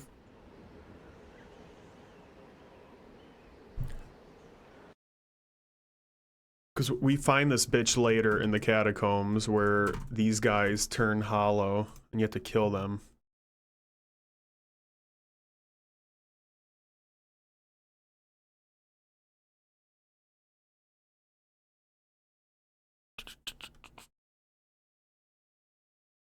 Ah, once rescued from the Tomb of Giants, she will relocate and sell advanced miracles. Okay. Holy shit, bro. You don't get like any miracles in this game. This is like a really shitty build. This actually sucks ass. And Adon, to answer your question if the company is going to survive, I think they will, but they're just in that mode right now where they are trying to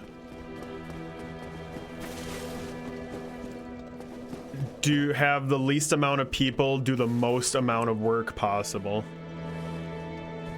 which is concerning.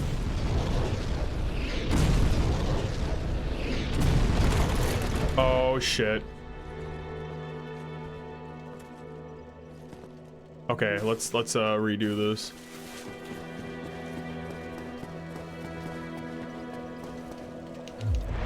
The company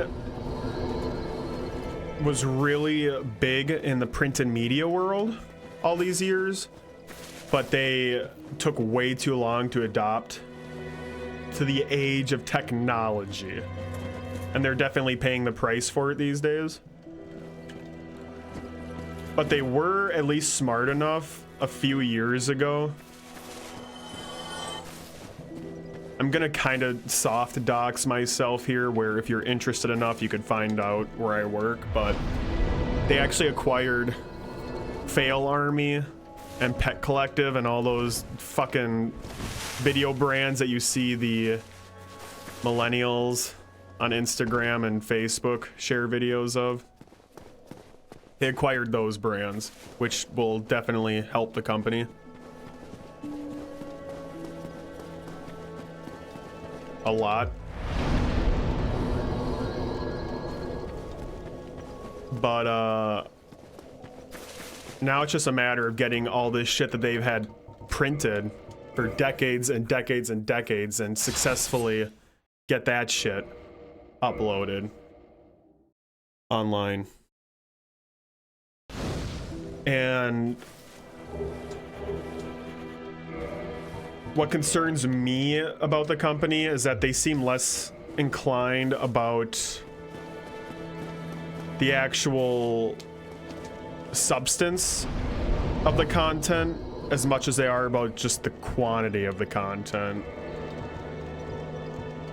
Like, they think that just getting a lot of shit uploaded is going to be our saving grace, which I don't know, man.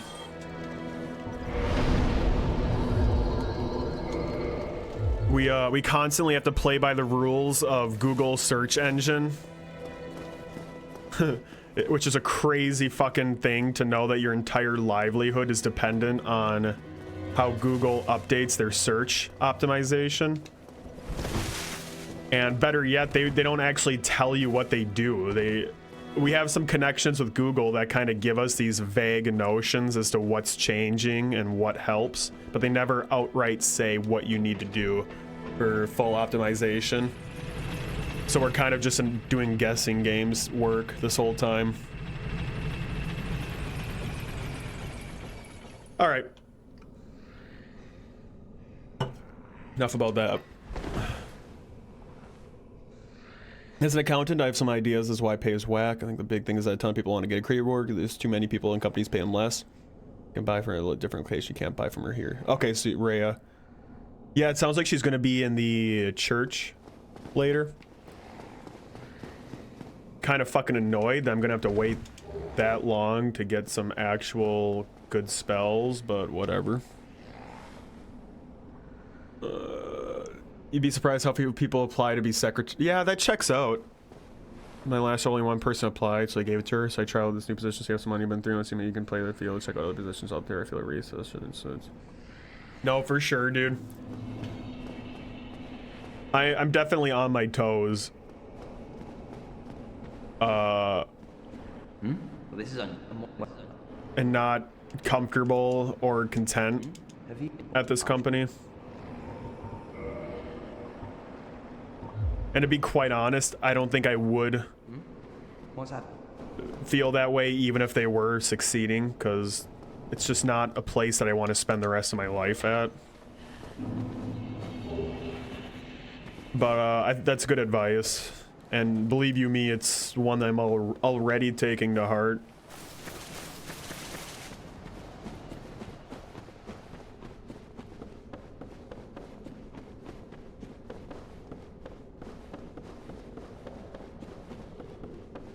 Because it's, you know, it's not just this company specifically that's fucking going down the drain. It's all these tech companies and advertising places and stuff. Like,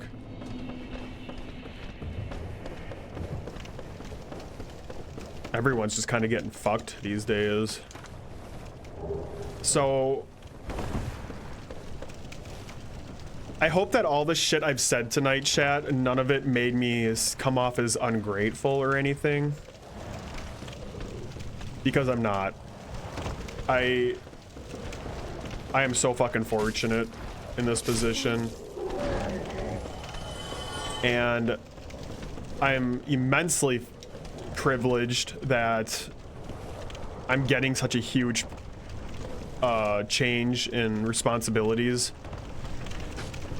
at my 1 year mark of working here, because I get antsy after 1 year at jobs right now. Like, when I hit the 1 year point, that's where I start reflecting a lot. I'm like, what the fuck am I doing?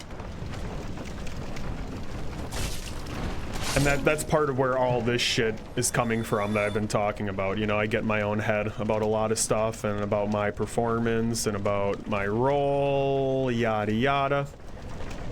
But fact of the matter is, I am immensely grateful and lucky to be working where I do, getting paid what I do.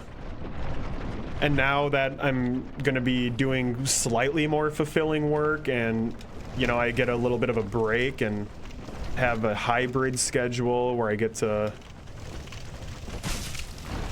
not be bound to the office every single fucking weekday. Which, that alone, that's bigger than any pay raise. Maneater Mildred, fuck, I'm human right now. Shit, dude, can I at least hit the bonfire? You motherfucker.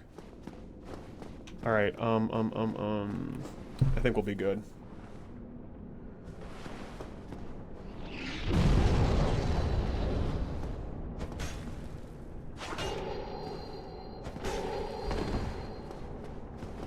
The fucking mosquitoes.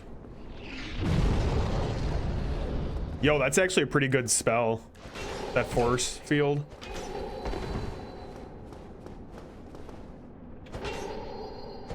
Easy.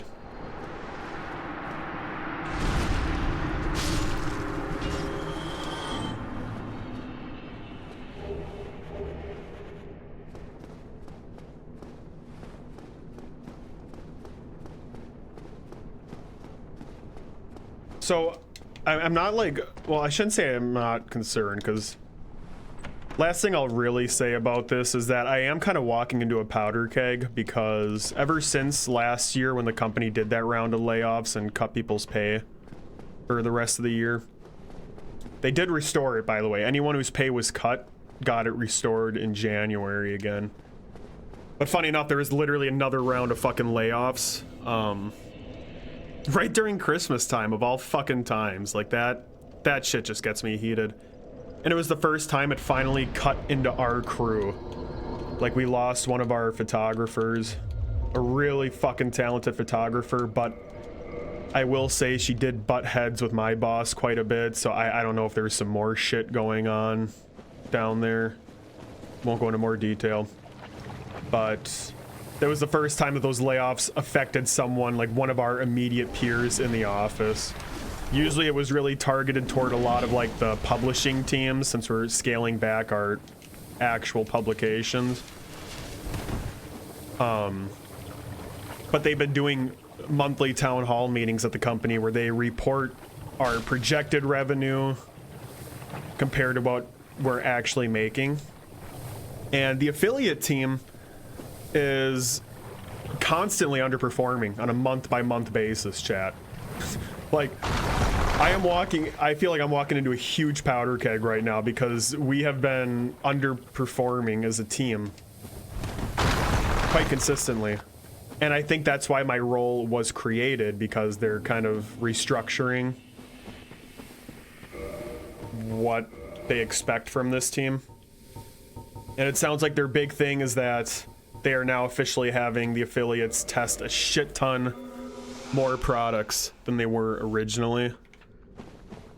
But, you know, I feel like I'm going into a really volatile spot, but my mindset is that, I'm at least expanding my scope a little bit here and getting some new skills under my belt. So worst case scenario, if I fucking get laid off, I can always like apply for a shit studio assistant job somewhere else if needed. But at least now I'll have more skills under my belt.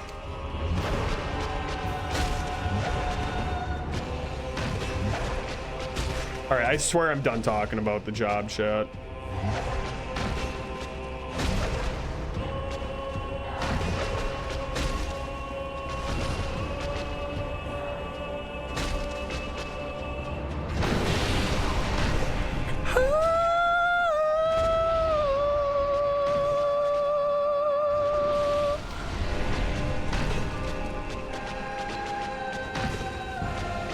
This is one of the best tracks in the game.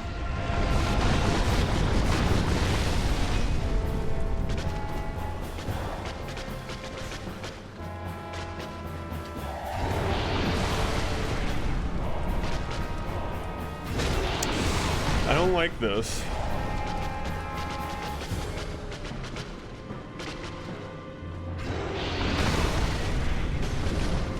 He hasn't done the big AoE attack. Oh! I'm gonna get fucked. Shit.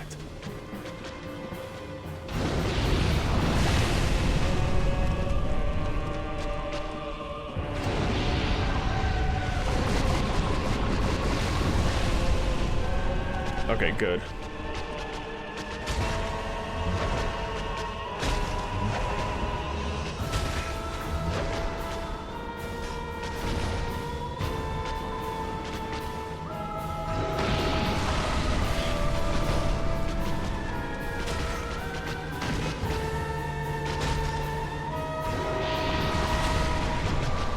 Uh-oh.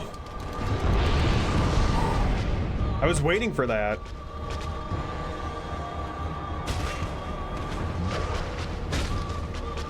Uh-oh. I might be fucked. Oh my god. Be cool, man. Okay, so she seems to... I guess being kind of in the corner by the head here triggers that.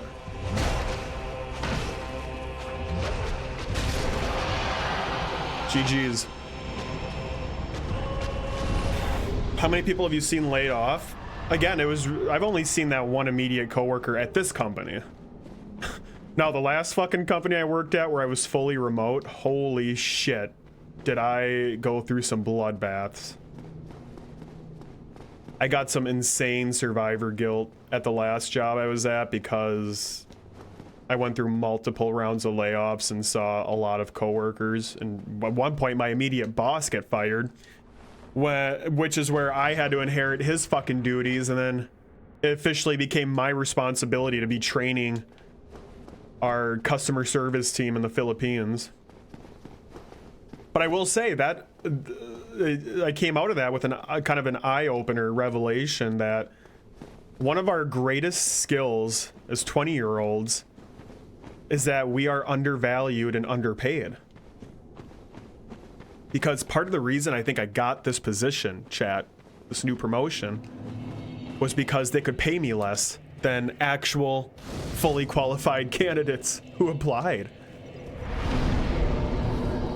Because this is a job where like we're gonna be testing like power tools and stuff. Like part of the thing is that you had to be comfortable with power tools, and I'm not necessarily like a fucking power tool aficionado over here, believe it or not. But I'm comfortable using them. I've been using more and more of them in the past year since I've kind of helped build some sets at this job now. But, you know, I've had no experience writing articles or reviewing anything. So that's why I was kind of like, you know what, fuck it, I'll apply. Mostly because they reached out to me and told me to apply. Uh-oh, what did I do? Shit, I fucked it up. I kind of only applied to this position because people from the affiliate team reached out to me. I had 2 people from the team ask about me. So I applied, and suddenly when I got the job, the role changed from product tester to associate product tester, chat. And I think that alone meant that I was saving the company a hefty bit of money, because now the position was retooled a little bit, and now they can pay less because now it's an associate. Now the other good side, you know, on the opposite side of that, is that as an associate, I'm going to be doing some more random tasks, which means I still kind of have some breathing room to kind of go in different directions in the company should they present themselves, as opposed to just like being locked in and only doing product tester responsibilities. You know, I'm not like the main artery, like the main role, as much as I am kind of support for the main role still. So I'm still kind of like a glorified studio assistant. Fuck my life. But that's how I got the fucking job, because they're able to pay me less. And that's a genuine asset. That's the fucking dystopia that we live in, but being underpaid compared to others is quite literally a boon. Which is crazy to think of, man.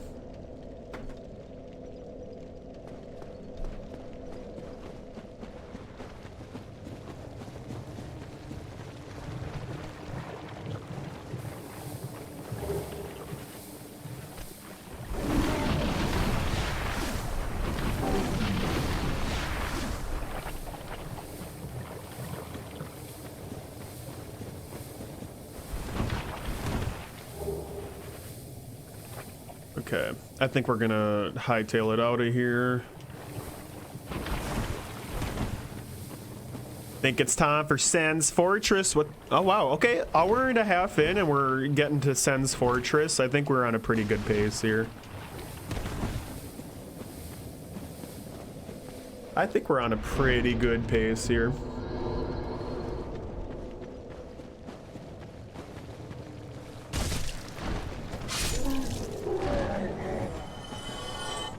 My goal tonight, chat, is to make a sizable dent in Dark Souls 2.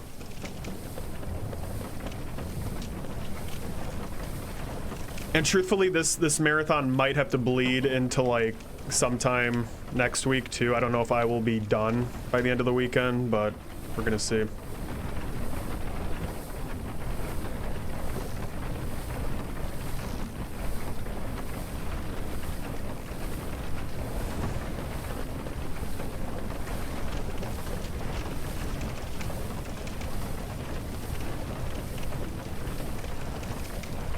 Paid well below market rate for others. I was able to get some crazy good experience, which has resulted in me a year now applying for it. Exactly, man. You know, you just kind of have to like play the game that you're given and go through some shitty pay and put up with some bullshit just to get on the good graces of some good connections that you can then use as references and stuff. It is what it is. Please talk about yourself. I'm done talking about my fucking job. But thank you for listening, you guys. I love you guys. I really do. I know that was all over the place, and there's probably points where it sounded like I was building up to a main point, and I never actually made it. But, thanks for listening.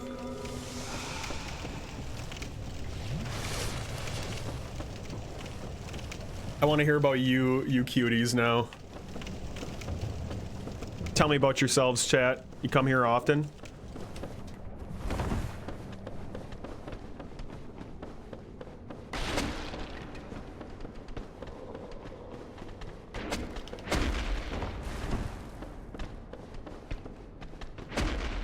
Woke shenanigans. What does that mean?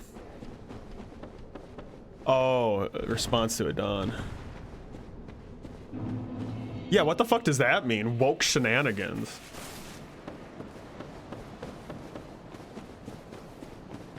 Were they like chained up in front of the office building? Protesting that almond milk needed to be made available in the cafeteria. That was a terrible joke, I'm sorry. That was foul.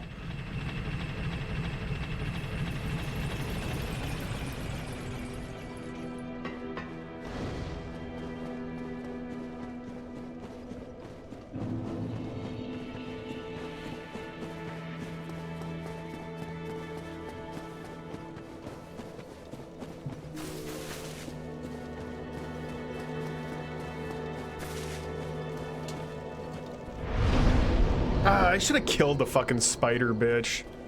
Not the one I did kill, but her sister, and gotten the firekeeper soul. Whatever. Alright, those guys are gone. I guess we could go to the Tomb of the Giants right now to find her, but without having the bonfire warp, I'd have to like actually make my way back out of the Tomb of Giants, walk back out, and that would be a pain in the ass. So I think we're just gonna wait until after Anne Orlando.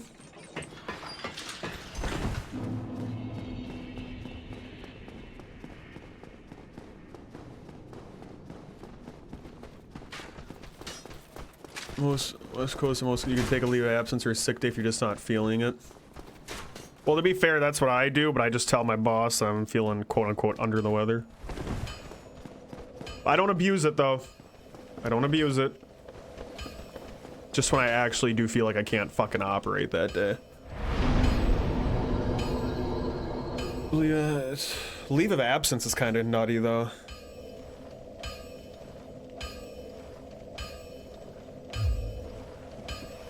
That's sick, though, Adam, that you're getting a good pay. I think part of the reason that they're doing that is because you are on a contract position, you know? Well, so instead of like paying out all the benefits and stuff, they can supplement that by giving you a better pay. Oh, and then you get to fucking pay 70% of your profit into taxes next year. That'll be fun.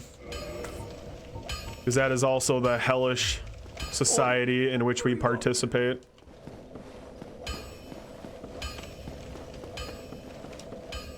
I'm glad to hear that you're gonna be getting compensated well, man.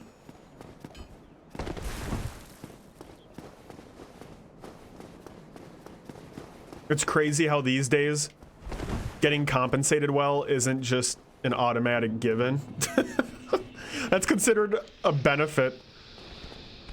That shit's considered as much of a benefit as motherfucking healthcare, health insurance. Fuck you. Ooh, I'm not doing best damage. They do stagger though, that's nice.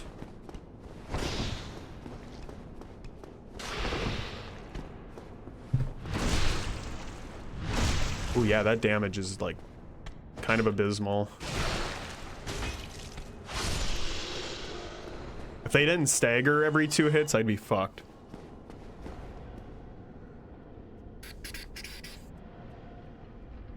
Yeah, that's just a Tuadon.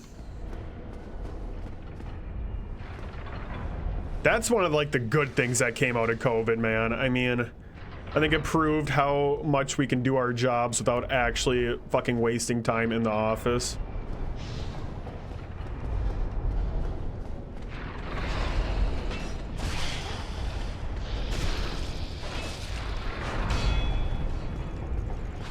Truthfully, that's what annoyed me probably the most as a studio assistant was that I had to be in office every single day.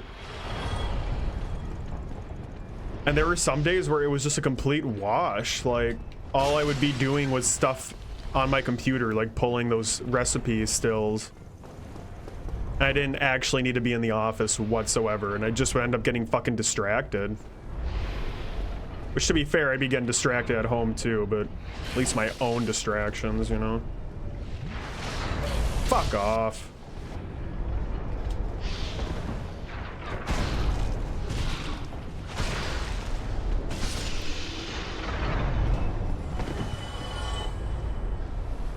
There is so much wasted time in office, dude. So much wasted time. But, I want to preface and say that the boss that I had as a studio assistant, who's no longer my, like, boss, she was the best boss I've had so far in my life.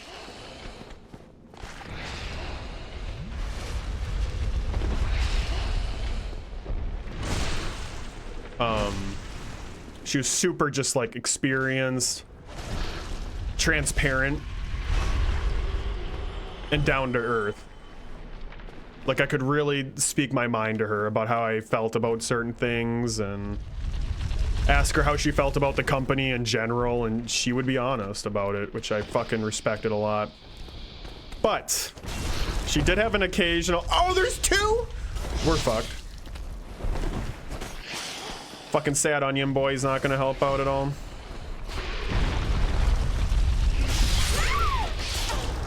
Keep forgetting I'm a chick. It wasn't this boss. No, it was my my boss for my last job. I don't know if he cried. I just fucking came back one weekend and found out that my boss was no longer working at the company, which was fucking insane. No, this boss that I had right now, she could show her boomer side a lot, and one of the big things that she was adamant about was that she is very like anti-work from home, which annoyed me because she would occasionally work from home.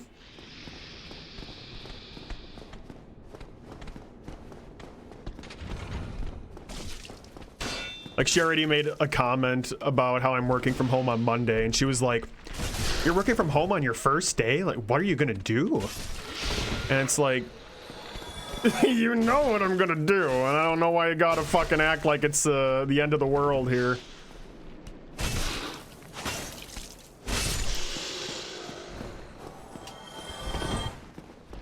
Like, I found it strange how hard-headed she was about certain things. Fuck her, don't say that. She really was great, dude, but again, just some occasional really weird moments like that, and work from home was always such a weirdly touchy subject. I mean, we only had one fucking snowstorm this winter, but, you know, she was good about letting all of us work from home that day.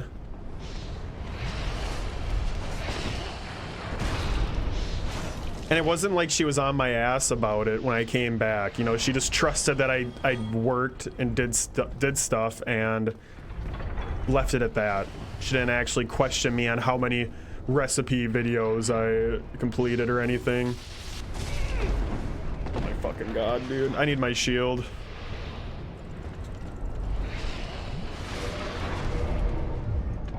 But it kind of annoyed me because, like, you know, if I would have been given one day a week to work from home, I could have used that day. I could have been busy all day and gotten my weekly recipe video stills taken care of.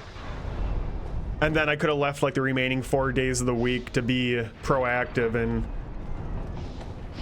you know, help everyone else out with what they needed help with in the office. Whereas instead, since I was in the office every day, I was trying to like get as much time at my desk as I could to pull those recipe stills.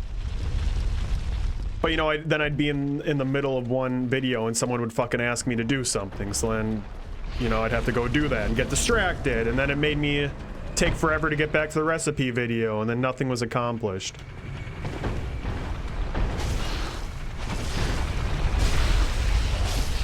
Whereas it could have been so much more streamlined if I would have just had that one fucking day. But, you know, that was kind of my role as a studio assistant too. You never knew if people would actually need you. That job, like, it went from me having some of the craziest weeks where nothing happened at all, and I was questioning why I even had a job, to times where every single fucking person in that entire building needed me at the same time, and like, it was just a mad dash to try to accommodate everybody.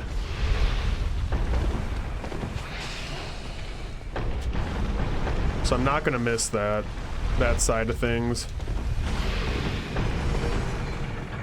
We're talking about me again. Fuck. You fuckus. Dude.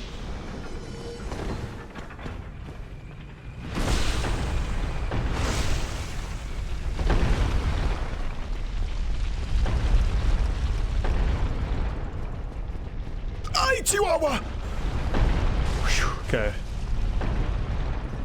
I don't care about saving the wizard dude. We just have to go this way.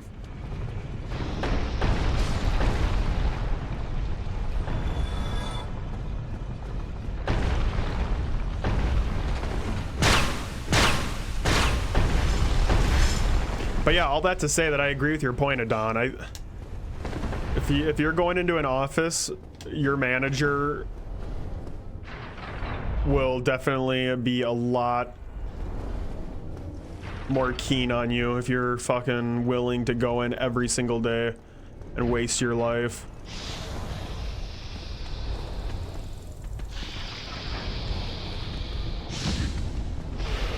Harry God over here.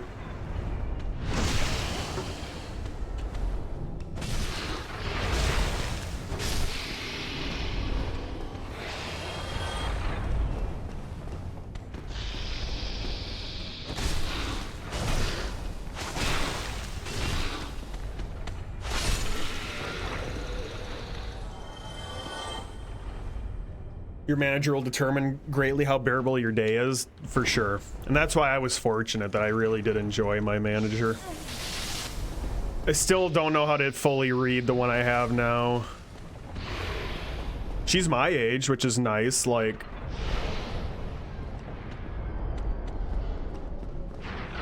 Oh my god!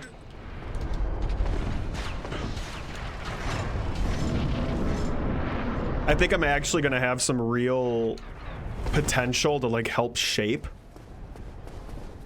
what the day-to-day role looks like, just because she was like kind of doing what I'm doing now, and now she's considered the manager of the branch, so she is going in kind of blind. And I think it's gonna be a collaborative effort to make this thing work. Holy fuck, that sound effect is loud.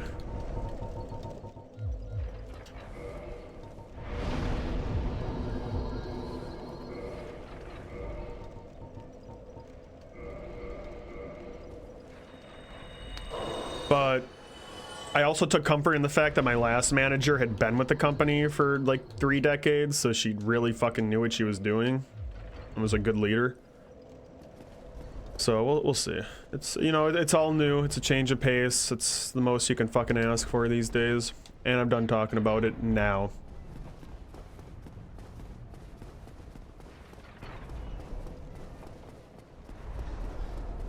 Am I gonna die?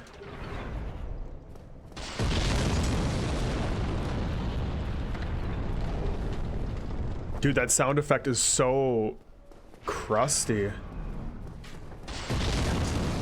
God, so blown out. All right. Iron Golem coming up, chat. Not too worried about him, but I think it will just be kind of a long fight.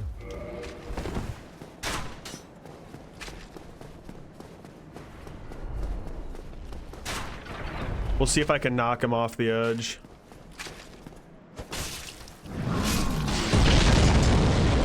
God.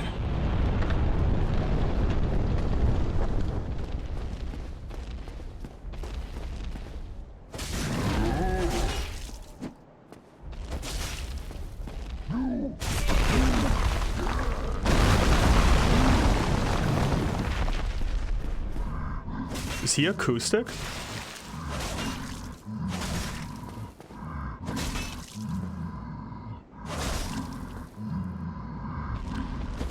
Please don't die, bro.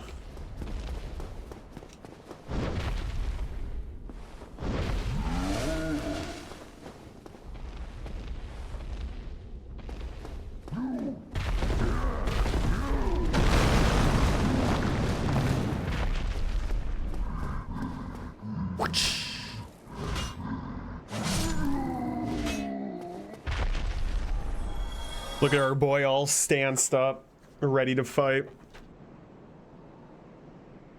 I'm gonna kick his ass.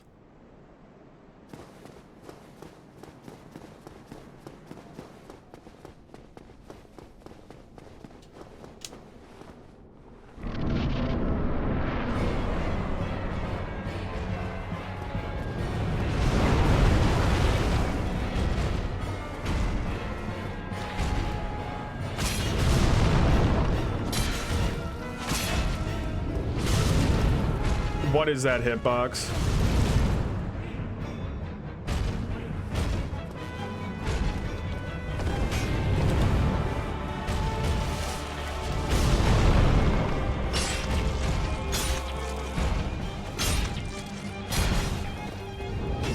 What is that hitbox?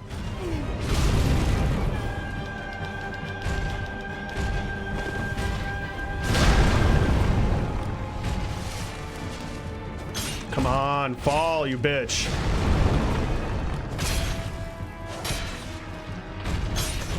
You are a real bitch.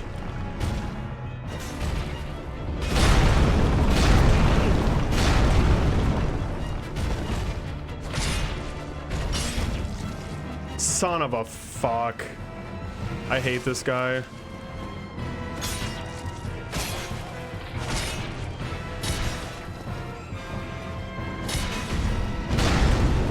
Well, let's go for the gooch.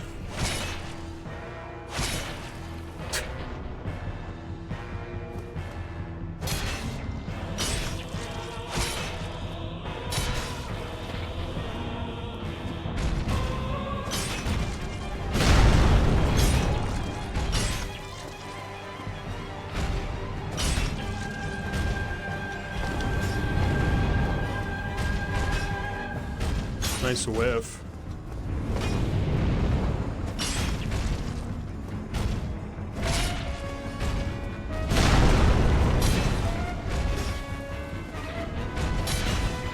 Unbelievable. I hate him so much.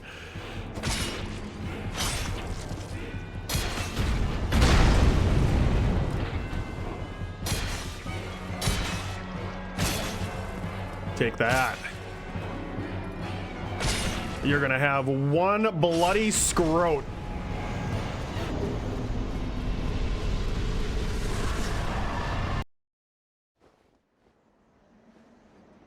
Oh, let's go, Miss Guts.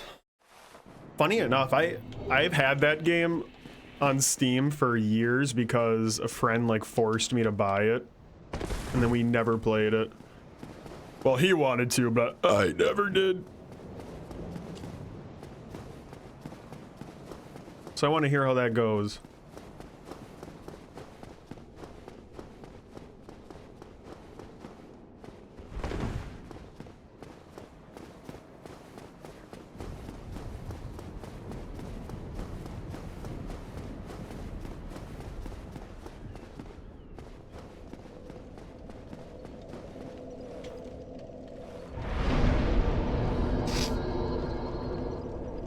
So I want to like pump levels into Faith, but I kind of hate that I don't know what Faith spells I'm going to be using or getting.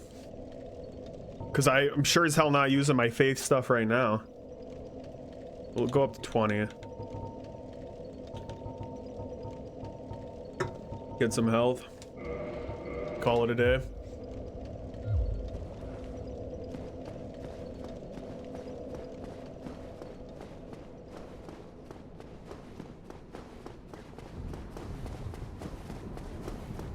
Yeah, I gotta say yes to the sis. You a real one for that, Miss Guts.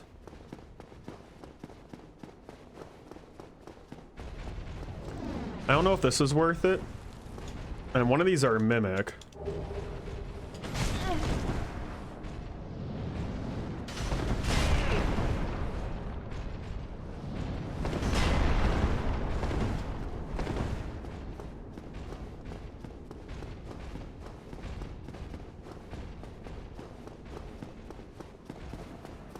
The realist.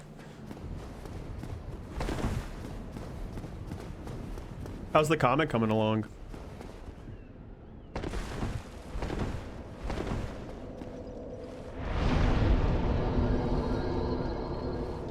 Not tonight, but like in general.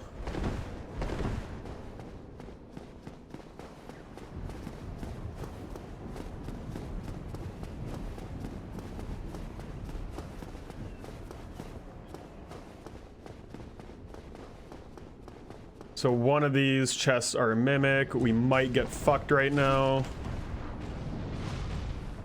I don't know which one's which. Let's find out.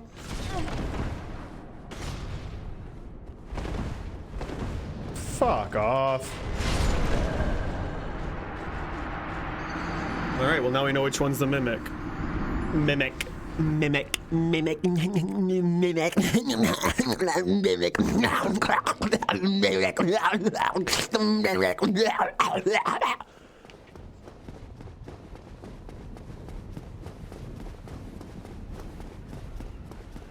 Whole lot of running in Dark Souls. Whole lot of running indeed.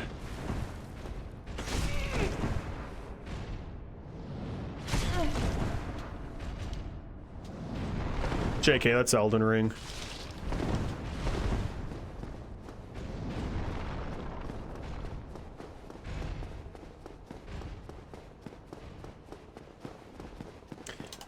Boys, you wanna let my friend come through? Thank you. My favorite. God, I love these fucks.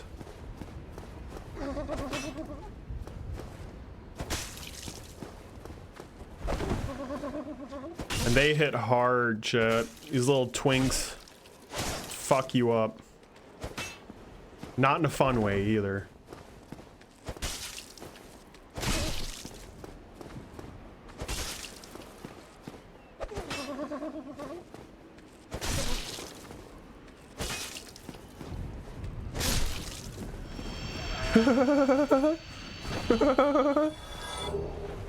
That was not worth it. And we off.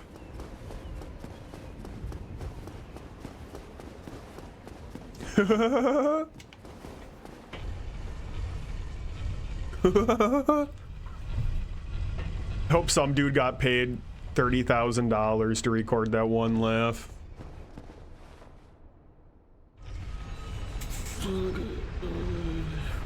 Oh, you're on the line art phase, dude? Let's go. I love the line art phase because that's like where you can really just zone out. Whole thing ready by 20th of March. Let's go. I'm sorry, I missed that first message. How many? Oh shit, page 13 in color, page 20 in line art of 27. Dude, you're actually like getting there. That's really hype. Feels like I'm completing it more out of obligation than love at this point, not gonna lie. Isn't that the case for like every single creative endeavor ever?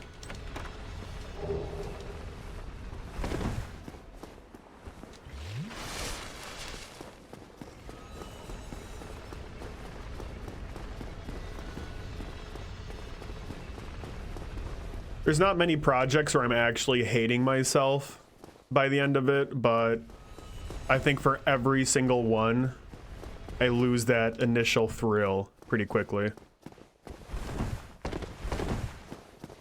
But then you push through for the fucking serotonin you get when you actually do complete it. Oh,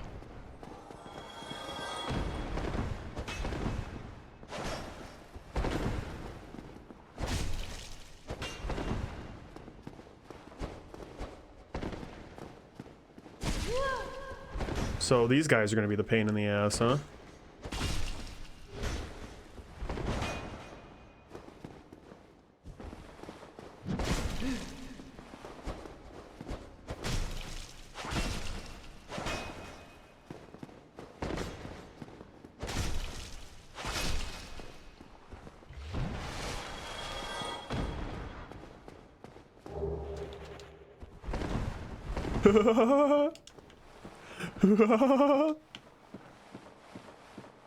Dude, I was so pissed off that there's not any mimic chests in Elden Ring.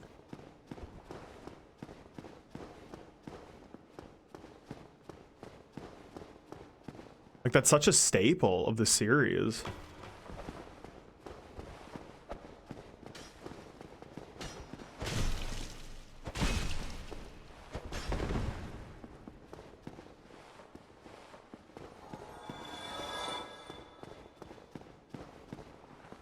At first, I thought maybe it's because people complained about it, but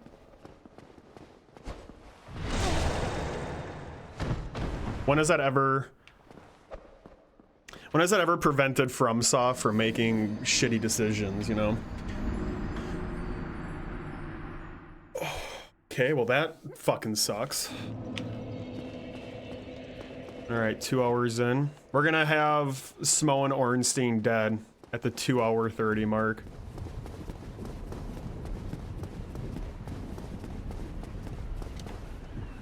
I'm a little nervous about my damage right now. Where do you get the large ember, Adon? Where do you get the Laojamba? Laojamba. Laojamba.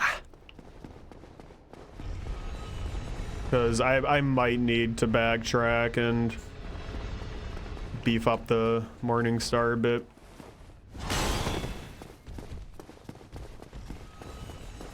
It's probably not a good thing that I'm still doing double-digit damage with it, one-handed.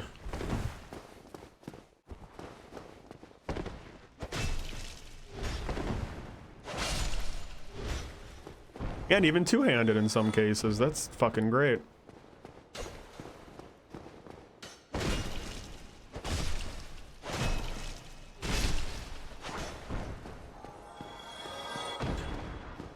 If this thing didn't have the bleed effect, I would have ditched it a long time ago. Oh, it's in the fucking depths, dude. Oh, God. Well, maybe we won't be getting it.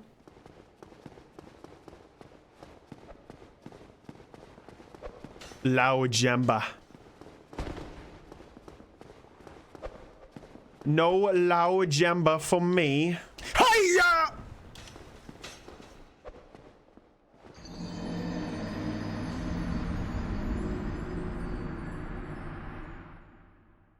If I would have jumped, I would have done that.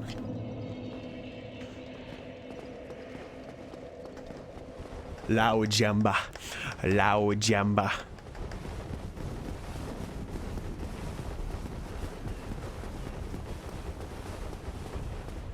Is the big giant boy able to give me any buffs right away on the Morning Star? Or am I fucked? If I could, like, warp right now, if I could actually, you know, teleport between a bonfire, I'd be more than happy to hit up the depths. But if I have to run all the way back and forth, that's... I'd rather just fucking suffer through it as is, you know? But of course, it has to be motherfucking Smo and Ornstein. Like, this is a fight that could still wall me for a bit, chat. I'll be honest. I'm still not good at this fight.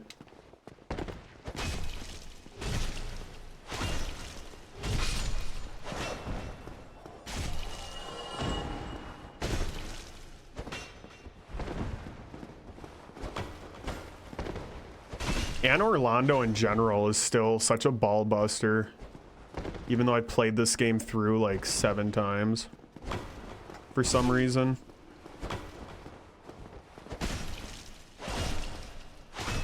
Instead of squeezing boobies, I decide to spend my time replaying Dark Souls. I know I need the Lao Jamba to get Morningstar +5. But that's why is the giant blacksmith up here, is he able to give me any kind of buff right away? Without giving him something, or does he need a special item as well? Let's go, dude.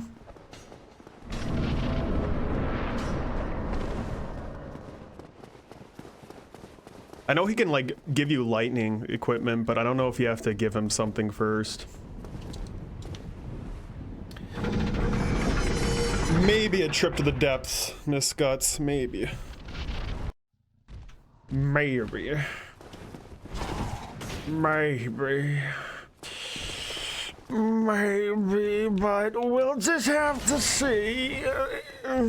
We'll just have to see now, won't we? Oh, you dumb fuck. Get the bonfire first. Don't play. Don't play.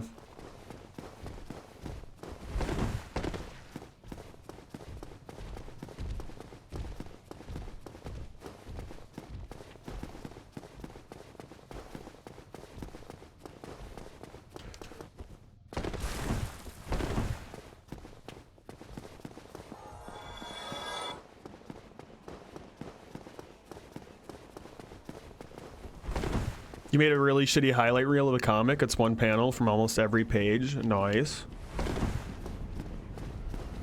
If you would do some kind of edit of it and post it on TikTok, I'm sure you'd do fucking numbers.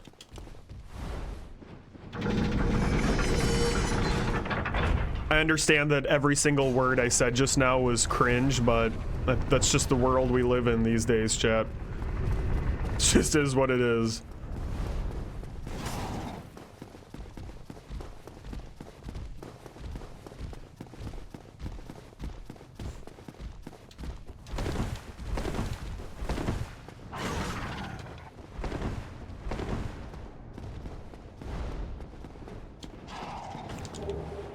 Ring of the firstborn son.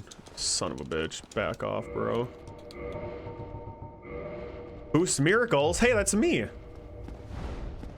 You are a fuck. We're doing this, huh?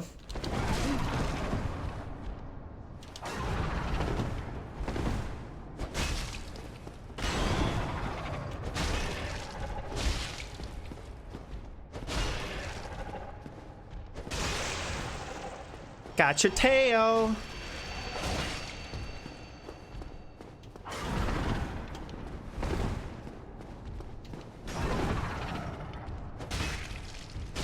I love staring at that little nub they have once you chop it off. I want to stick my finger in his tail nub. That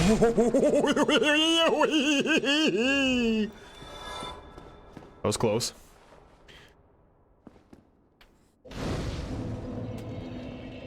All right, I'm gonna pee real quick and grab me another Celsius. One more hit of caffeine for the night.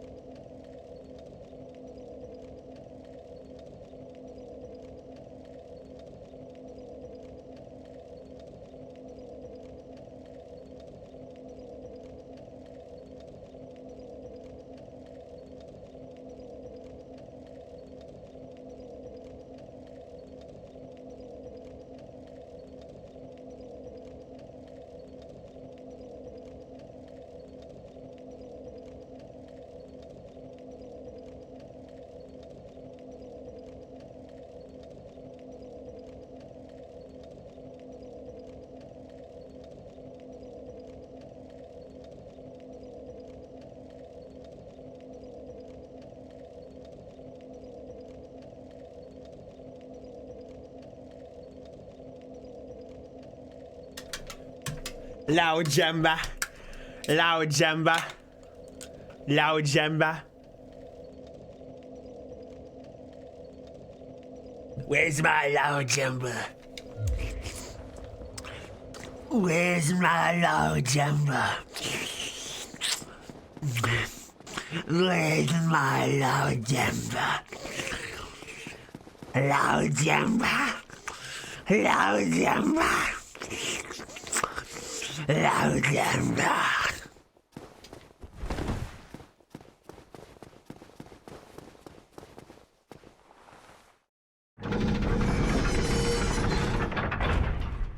Just panels clustered on a canvas.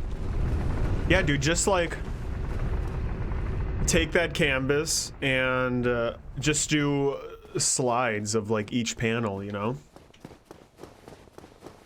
Or if anything, well, maybe that you should just post the whole fucking thing, really. You'd probably do numbers.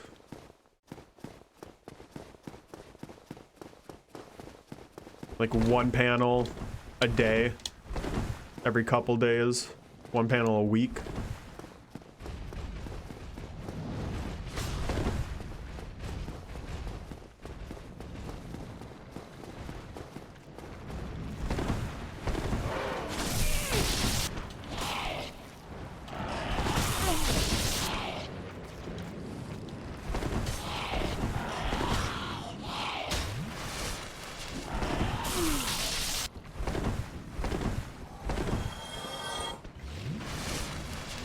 Alright, let's see how this goes for us. Everyone's favorite part coming up here. The Anor Londo snipers. This part is just such shit.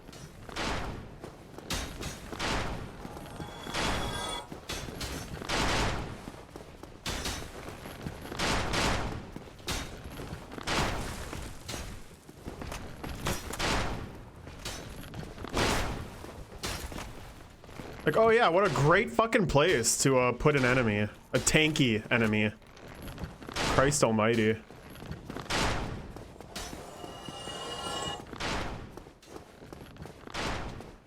Wow, first trying that's actually pretty cool. I'm happy with that.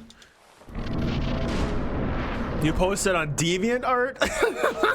DeviantArt? Chat, we got a DeviantArt user. Oh, everyone point and laugh at Miss Guts. DeviantArt user. Are you looking up, you getting pictures of Sonic characters' feet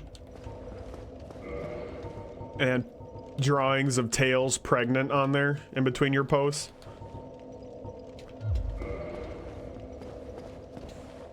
Checking out all the inflation art? I'm kidding. Well, partly. Kidding in the sense that I know you're not looking at it, but not kidding in the sense that yeah, that's very much on there. You can get some really high definition pics of Sonic's crinkly toes. You're into that sort of thing.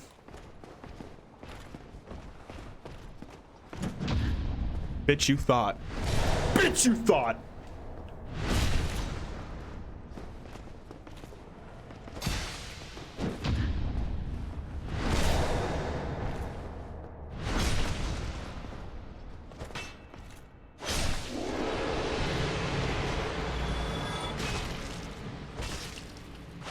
Chat, here's my reaction to Miss Guts using DeviantArt.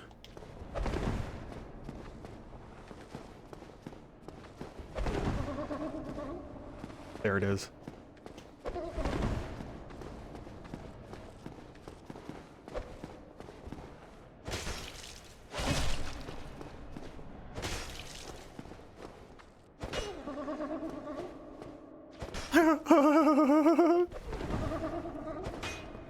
How did I miss?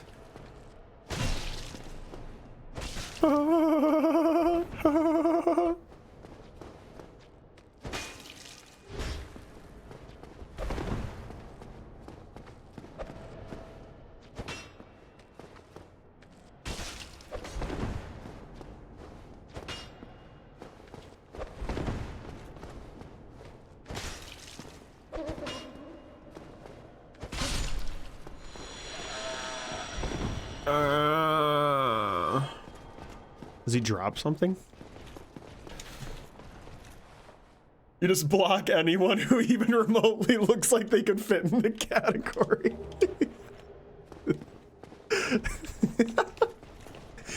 Oh. It's better to be safe than sorry.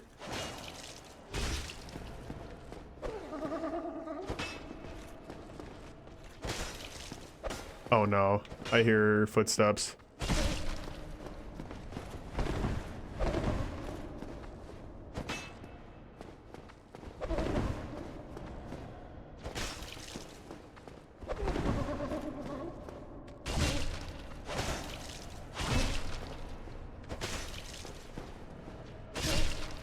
You know, the stagger is really good on this weapon too. Seems like 2 hits will do the job for most enemies, which is really nice.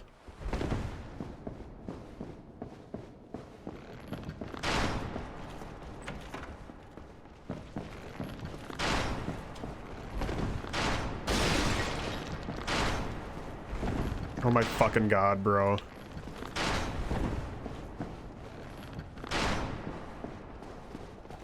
You are so annoying.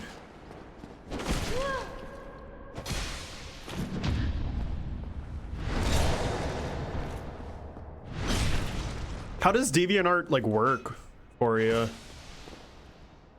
Are there still enough people on there to make it worthwhile?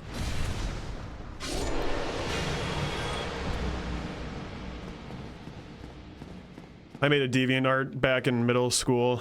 It should still be up there, and there's some really fucking old shit.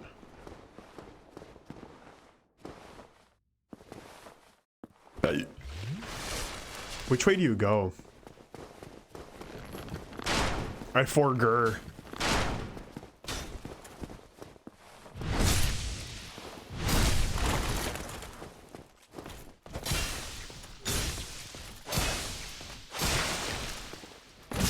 Excellent stagger. So this is where you need to like jump, right?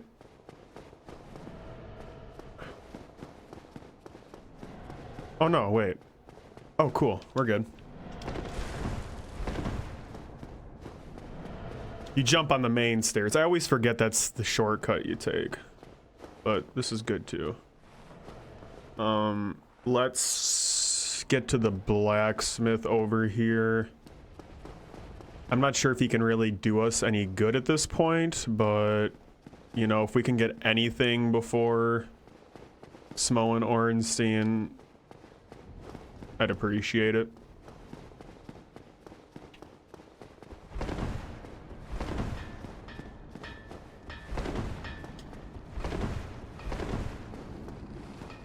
I get you. That's my biggest downfall with this whole thing that I do.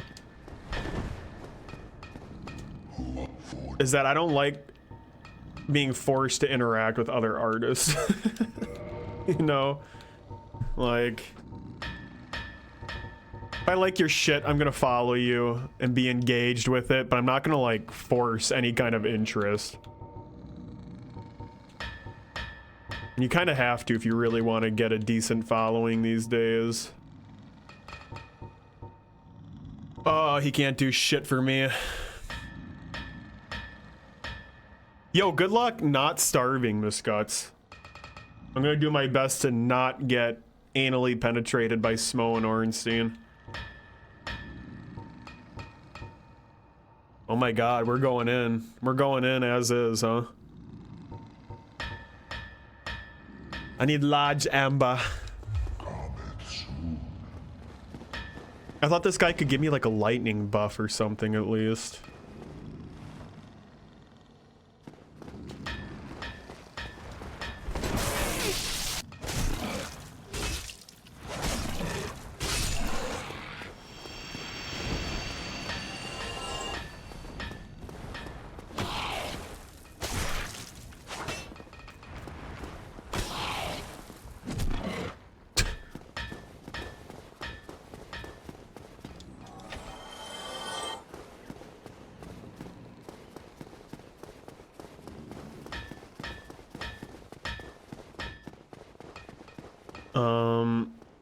I'm going to get back to that bonfire.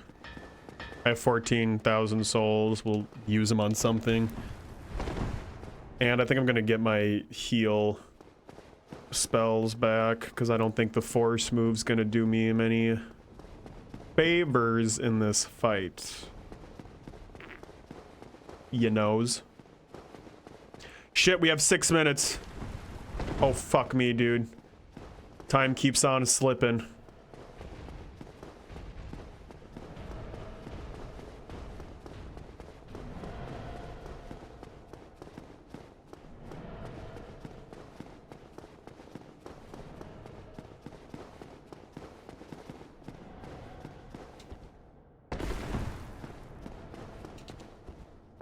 If I first try Smo and Ornstein, I'm creaming myself. Genuinely.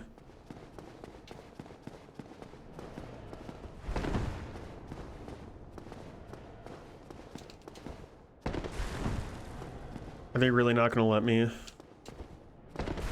I sat down at that last bonfire over here, yeah?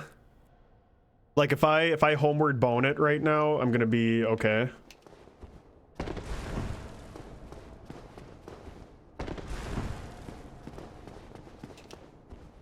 Got it.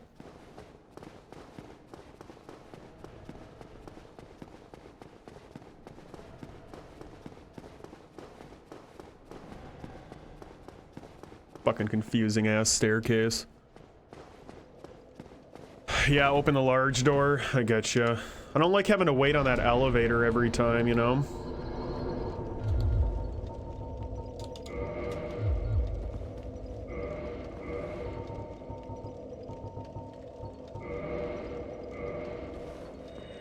I probably should just pop all these souls and start leveling, but you know how it be.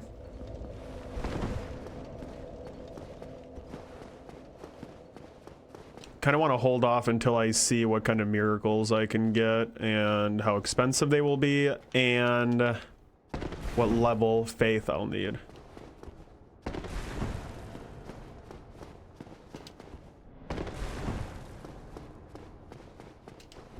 Oh my god, dude, the jumping in this fucking game.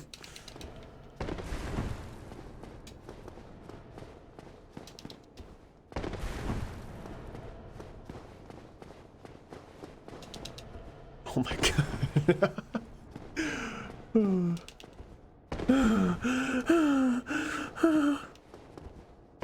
I didn't switch my mirror, whatever. We're doing it. Smo and Ornstein, no Lao Jemba. 5 Estus. It's happening right here, right now.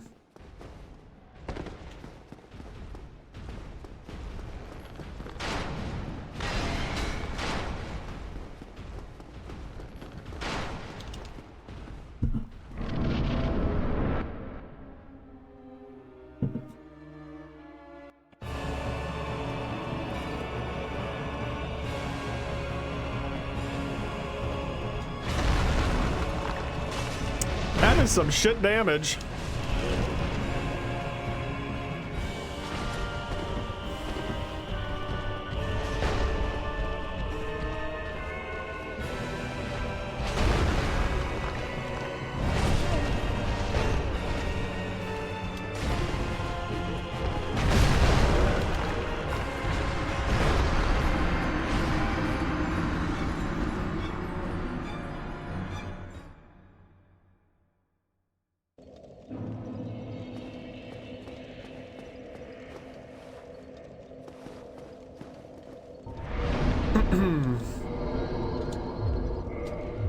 Okay.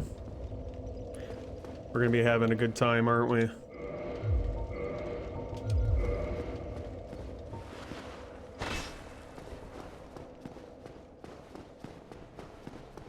We'll try as is, but I might need to at least buy some kind of buff or something, you know?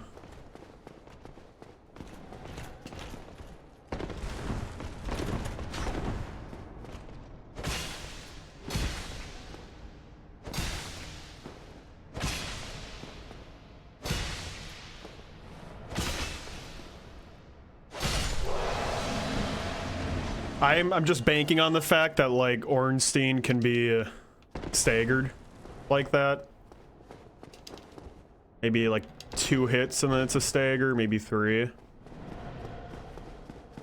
Cause if not, yeah, we're gonna need some backup.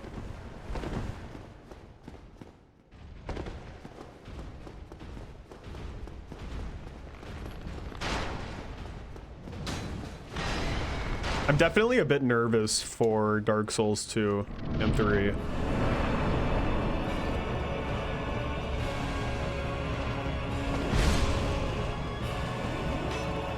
Like, even if shit goes wrong in this game, I at least know it well enough that there's always a solution. But I really don't know much about 2 and 3.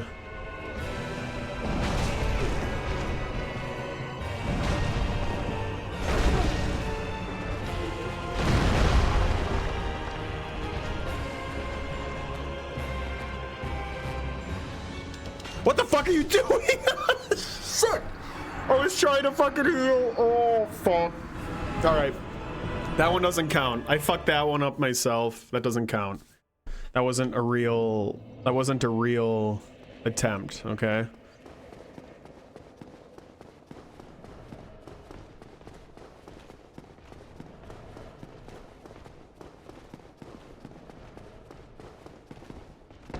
Bro.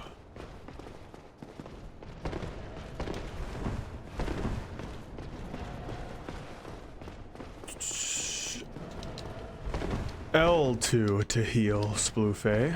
L2.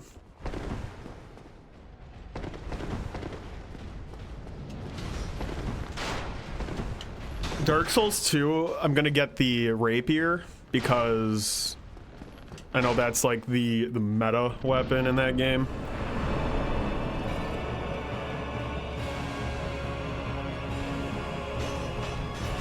And we'll ride it out.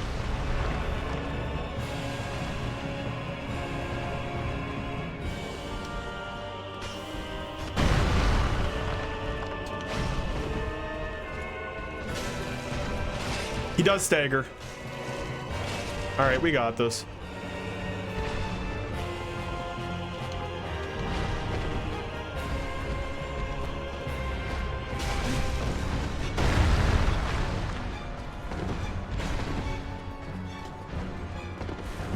Oh, oh, oh, oh, oh, oh.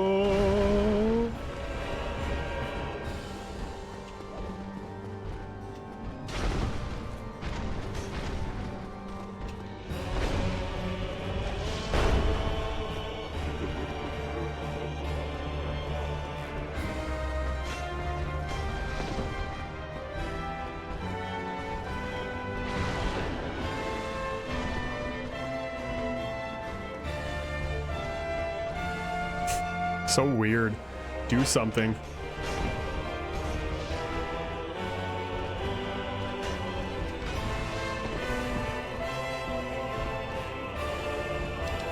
Get over here. Thank you. Jesus Christ. God, that attack can be like really jank if he gets caught on something.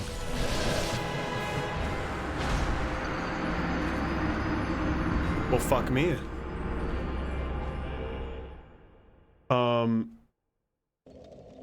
I do think we can do this. I really do.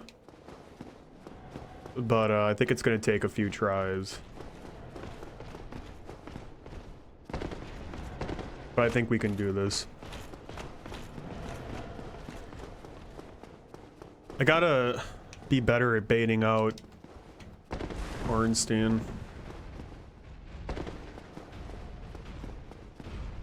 I need him to do that fast move a little more instead of just walking around like a fucking Sigma.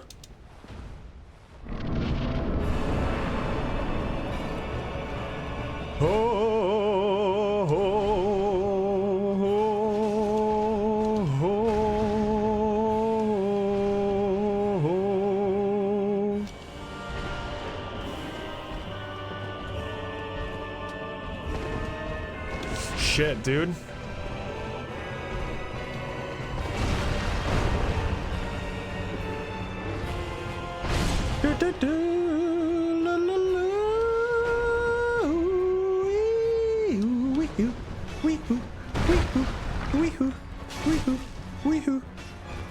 Give me that stagger, bitch.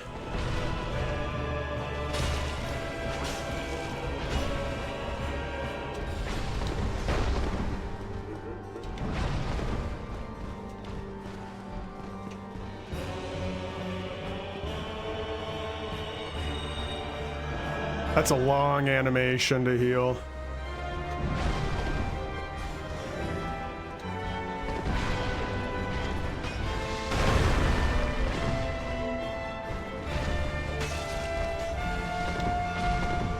Oh, oh, oh, oh, oh, oh, oh, oh, oh,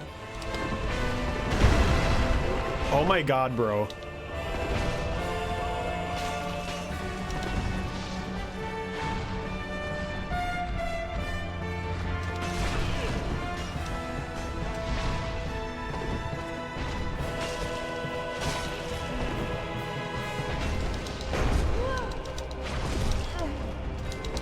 Jesus!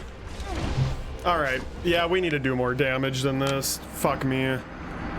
This'll take way too long. One more try.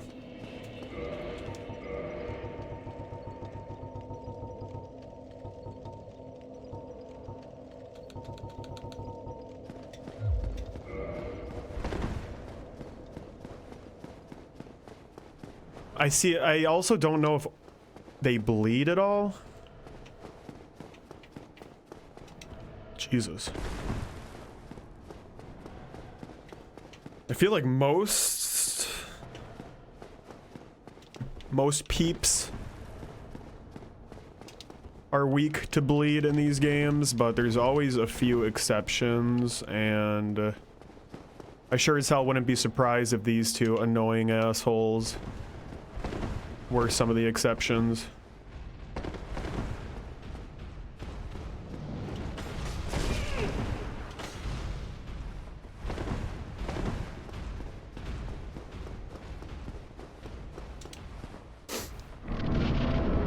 It seems like every 2 or 3 hits is a stagger.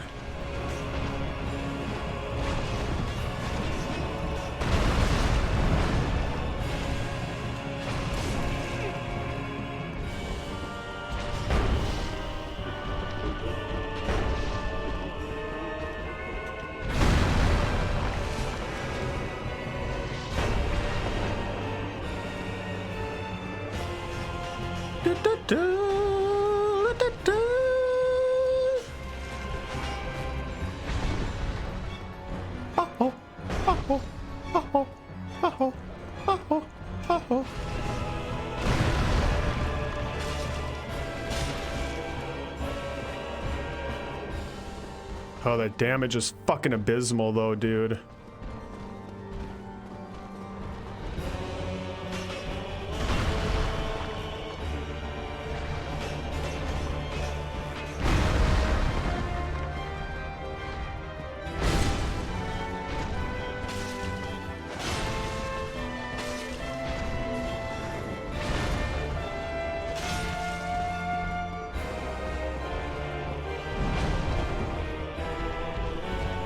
I see blood coming out of him every time I smack him, so I'm assuming there will be a bleed at some point.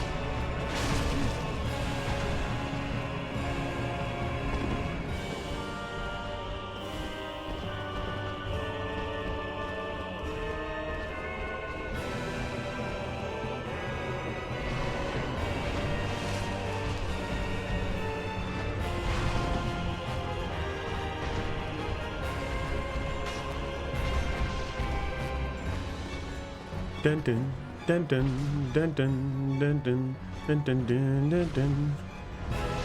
Jesus Christ.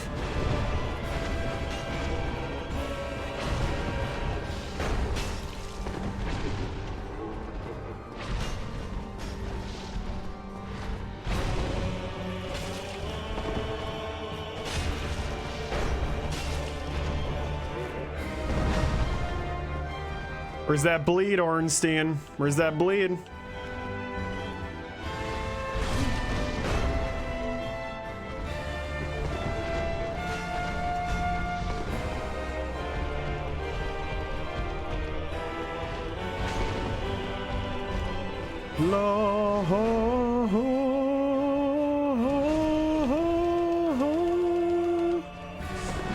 Oh boy.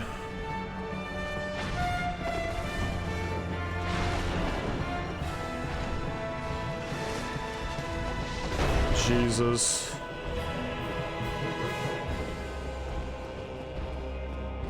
God, that attack is so janky, bro. Like, it's his animation will just stop.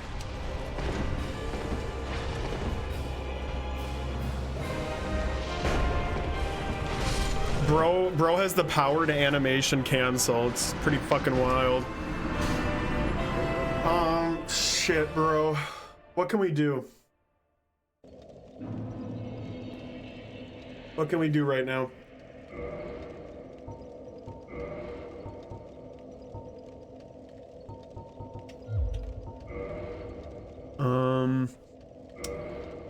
I have enough souls to really do a lot of level ups.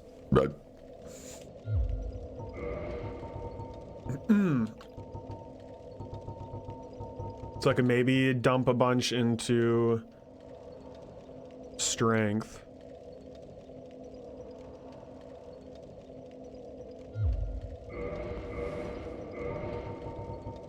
But then I don't know if we're going to be able to use any of those fucking miracles that I, made an entire build around.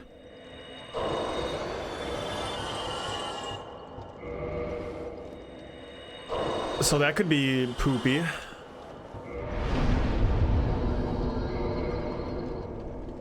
Yeah, we're already at the point where even that isn't going to do much.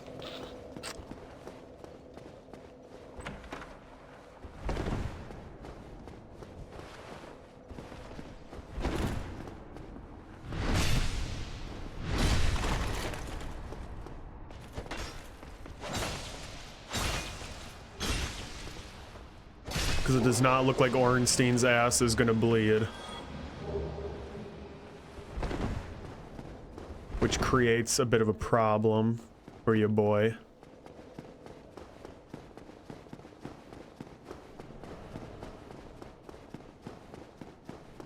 Hiya! Hiya! Hiya! Hiya!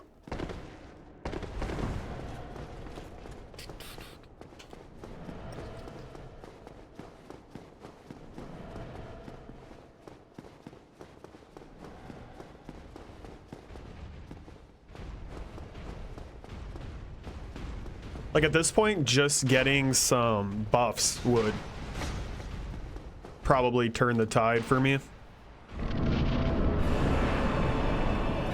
I don't know where to buy those. Probably all the way back in Undeadburg.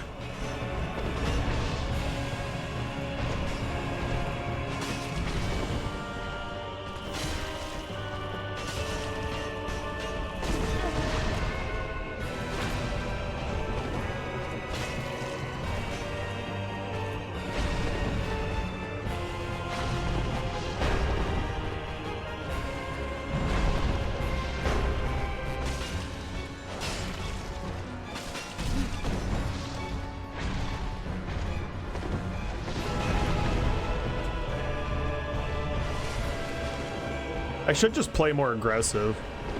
It seems like Smo doesn't do as much damage to me as I think he will.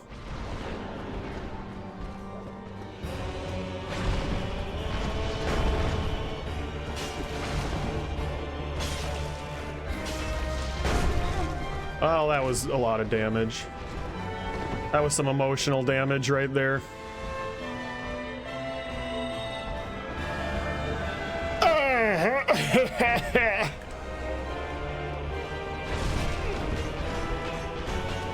Nice delay.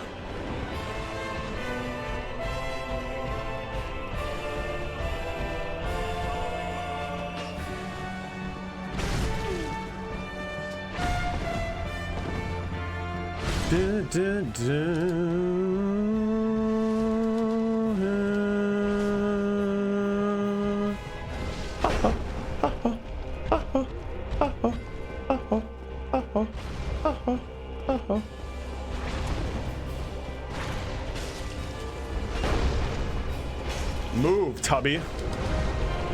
How am I doing twice the damage to Smo?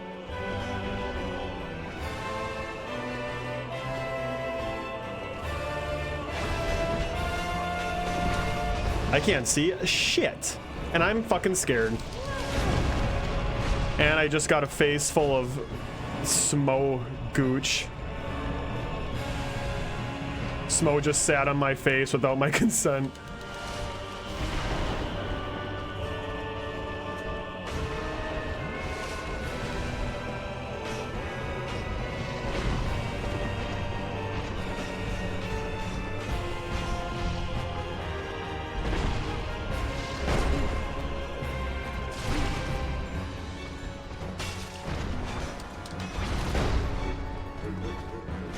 I guess I could always try to just kill Smo first, but I've always done it the other way.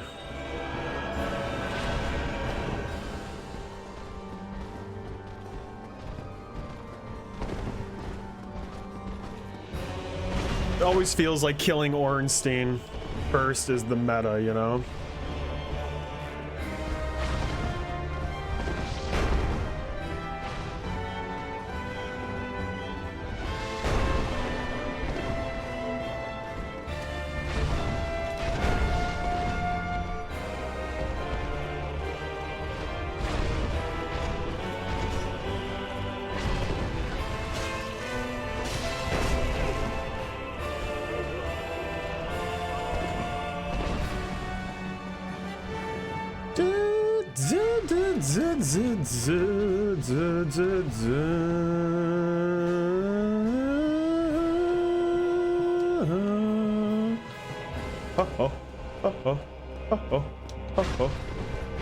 So jank.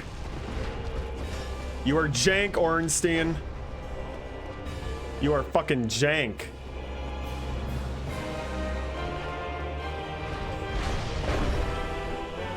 I'd still take this fight any day over Godskin Duo.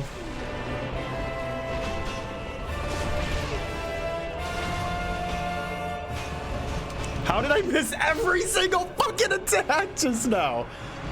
That's bullshit. And we're gonna change our strat here. We're gonna kill Smo first because he seems to be taking more damage. And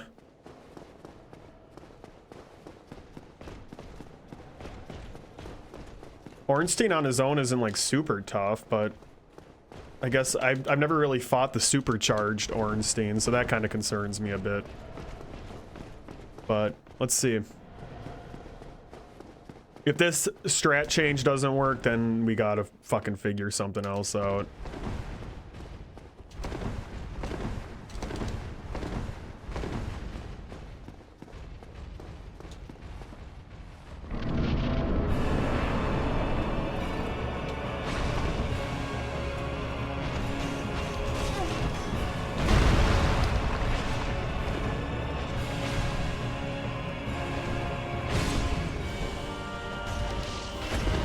Gods. Oh my fucking god.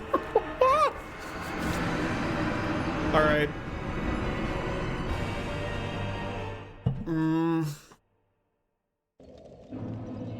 Did that blacksmith sell absolutely nothing to help me right now?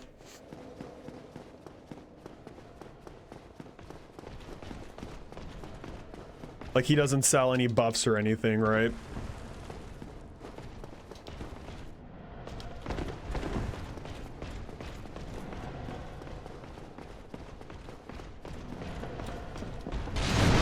Oh, is there like not even an item in here? Well, never mind.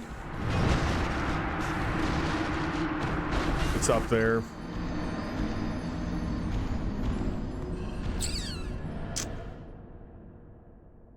Large magic amber.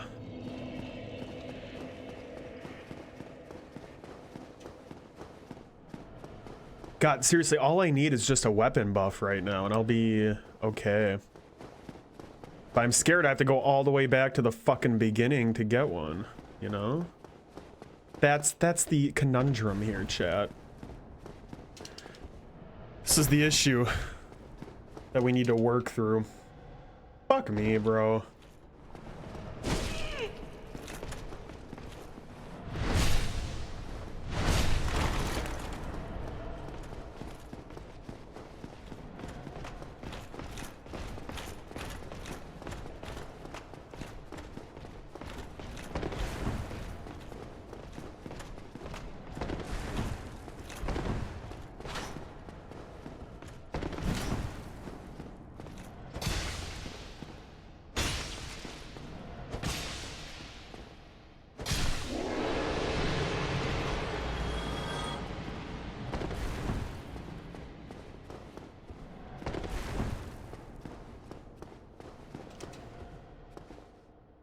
It's funny to think about how much of Dark Souls you could clear in minutes if the game just let you jump. That goes for all the games really outside of Elden Ring.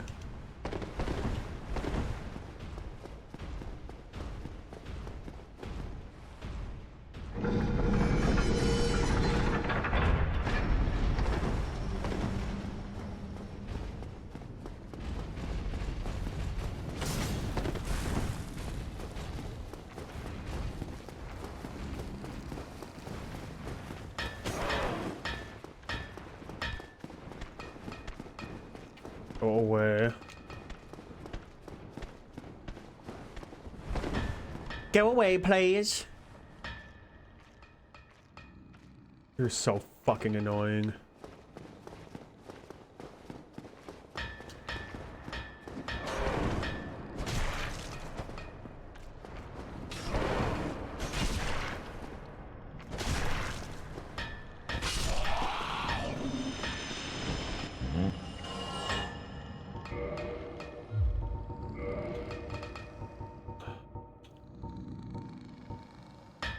Damn it, dude.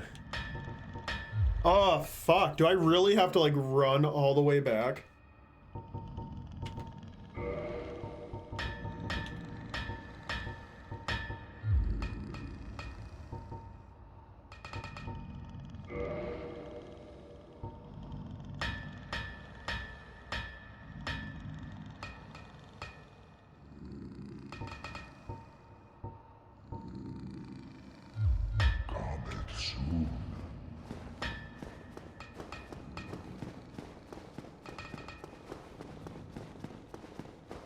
Like, I feel like I'm in too deep.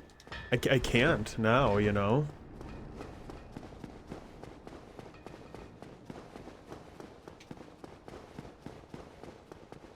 Perhaps this item out here will be what saves me.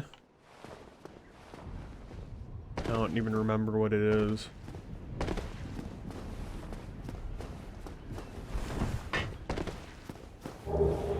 Yeah, that ain't gonna do shit.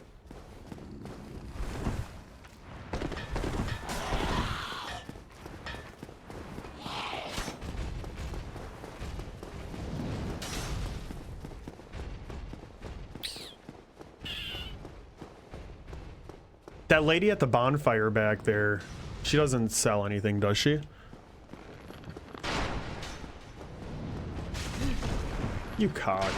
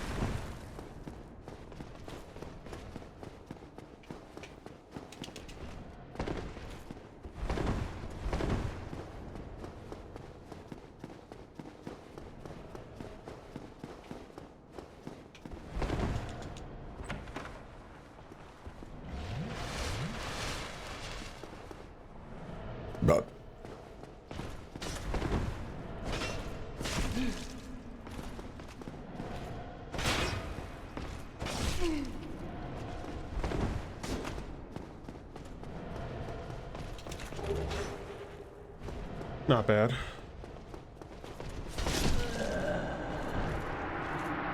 Fuck, dude.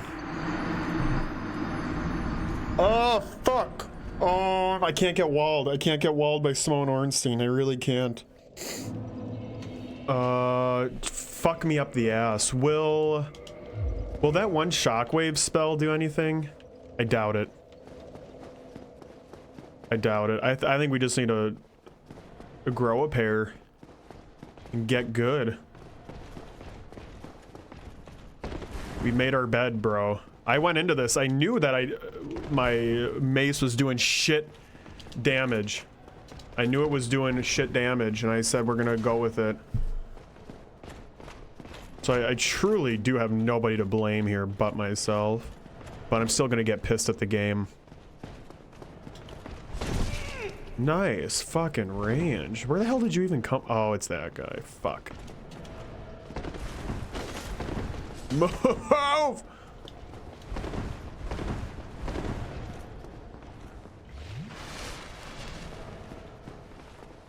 Grow a pair and summon some helpers and never.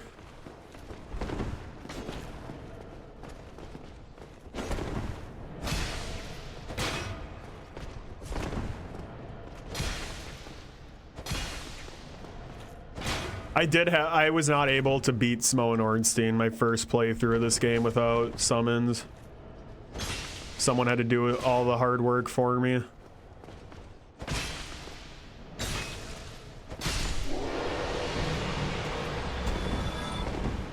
Simone Ornstein is what made me fucking rage quit the game the first time. I literally, dude, I got so pissed at Simone Ornstein, I fucking broke the disc. First time I ever played this shit. Oh, that was some good parry timing. Why are you kicking, dick?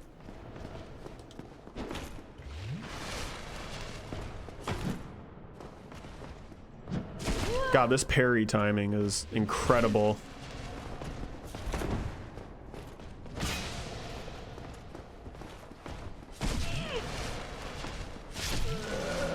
I fucking hate you.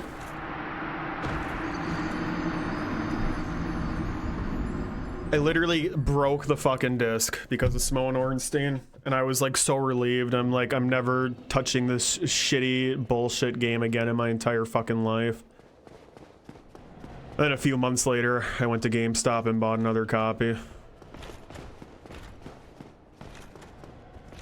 Because I'm into punishment.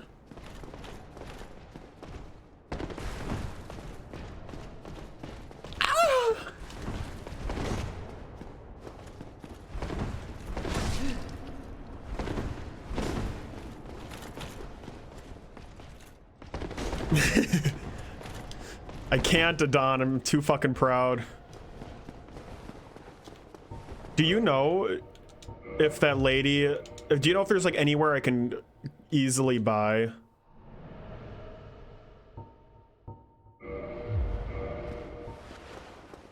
Do you know if there's anywhere I can easily buy some kind of buff nearby?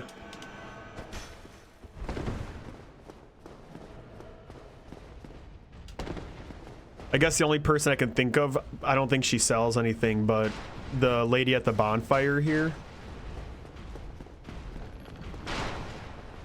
The firekeeper. I don't know if she sells something.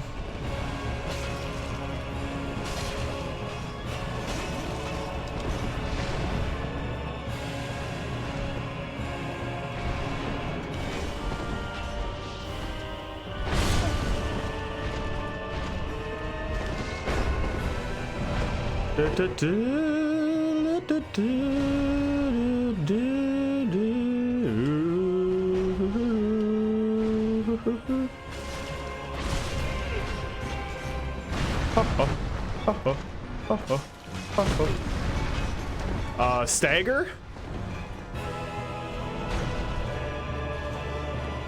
Or are we just not doing that anymore?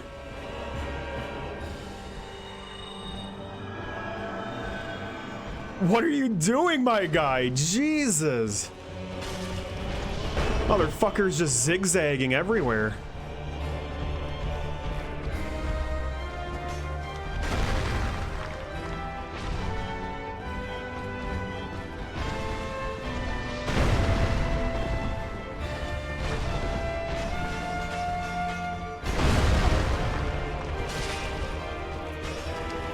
And how did I miss? How did I fucking miss? I was literally up in that dude's fucking balls. I was gargling his balls in my mouth and I fucking whiffed. Oh, fuck me, bro. It might be Lao Jemba time. God damn it. What a pain in my tiny little dick hole.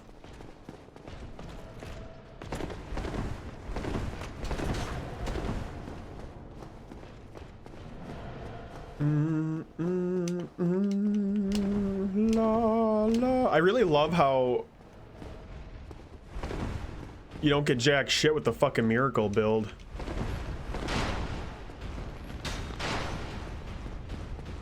Should have done sorcery.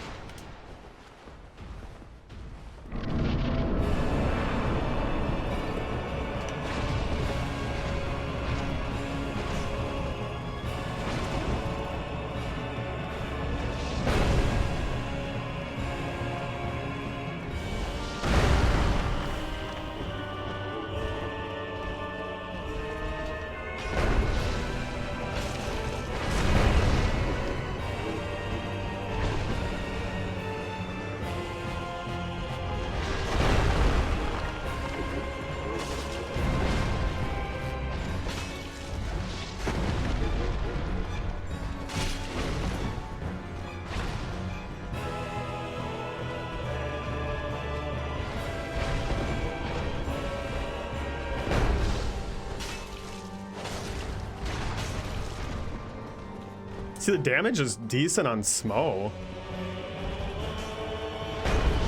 I'm confused why Ornstein's tankier than him.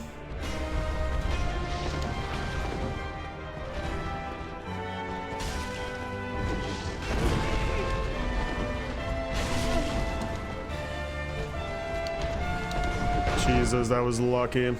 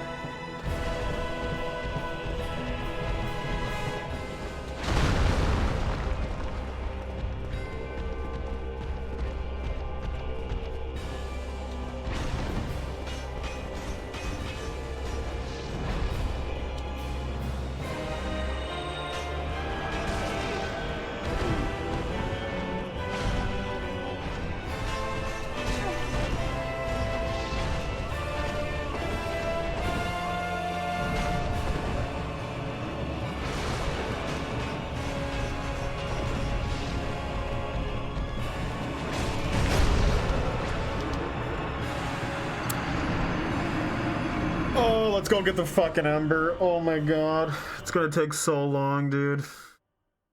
Oh my god.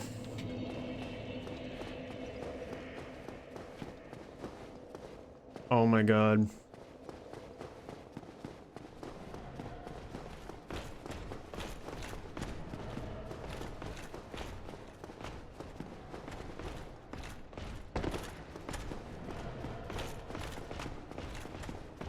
Oh my god.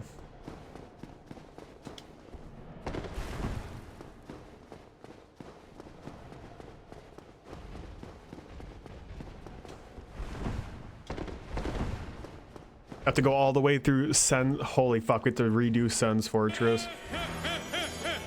Dude, please get the large ember. If you're Not going funny. to use weak weapons, at least level them up, it'll make a difference.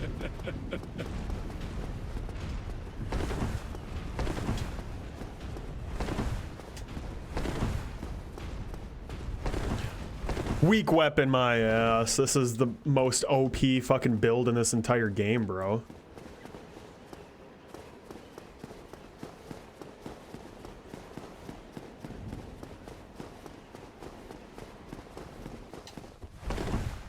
Miracle build is so OP.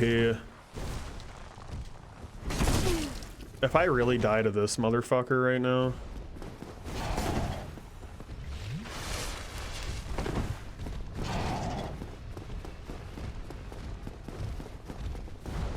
I didn't know the bridge was already connected. That alone makes this a lot less painful. I guess in Sen's Fortress, you can. There's that one cage too that takes you all the way from the top to the bottom. Fuck me, I really did just waste a lot of time, didn't I?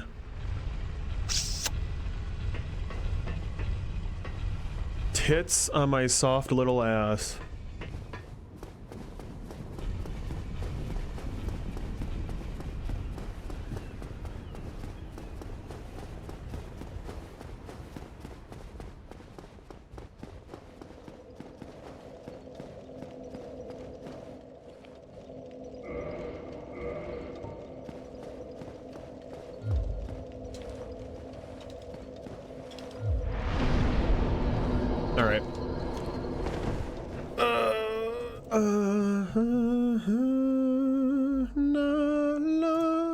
Stream's over. I'm done. Fuck this game.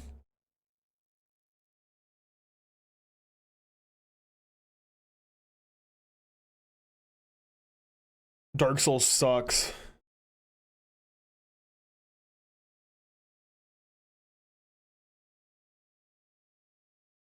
What a poopy ass game. What a poopy ass dookie diaper diarrhea game.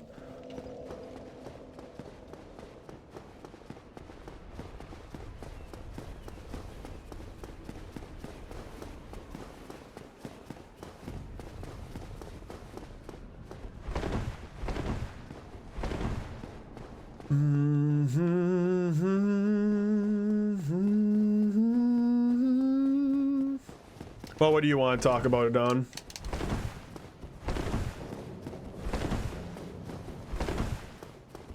Thank you for the tip, by the way, bro.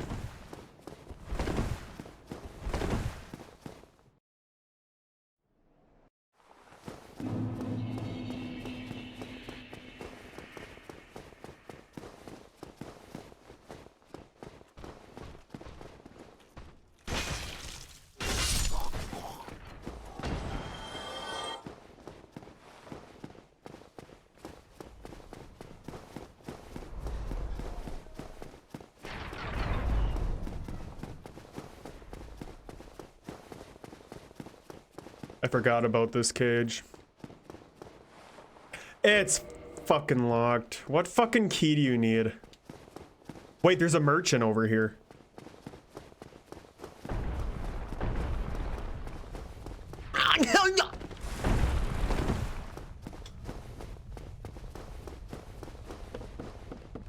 What do you got? What do you got? What do you got? He ain't got shit. He ain't got shit. I guess the firebomb's kind of good. I do have a few of those. Maybe I should have been like throwing more of that shit. That's Smo and Ornstein.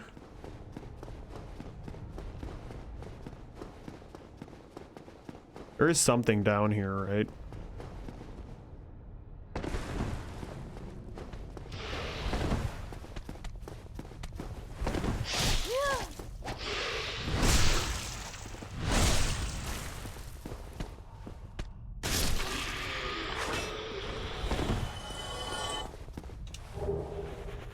No way. Is that the cage I need to go in? That's pretty fucking hype.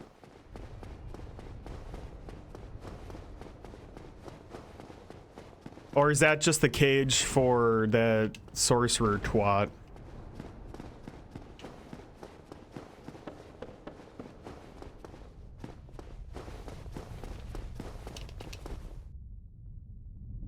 It's a great game. It is a great game. I'm actually just gonna die So I can see that's the cage key that we need.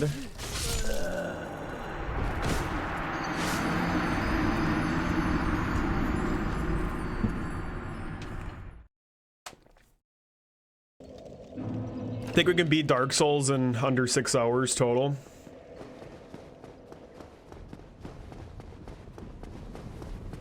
I think we can.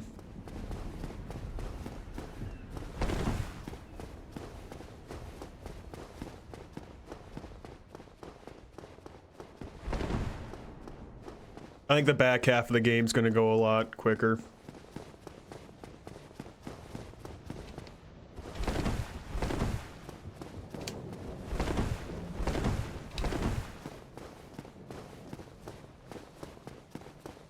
you ever play Dark Souls 2 or 3, Adon? I feel like you only talk about this one.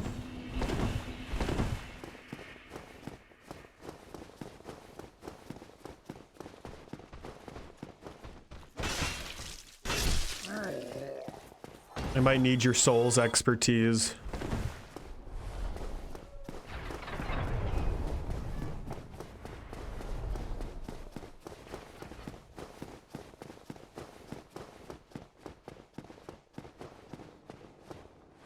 Let's fucking go.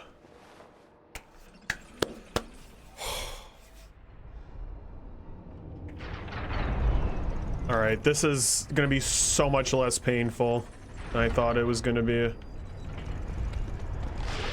Fuck me, bro. I would have done this so much sooner if I would have known.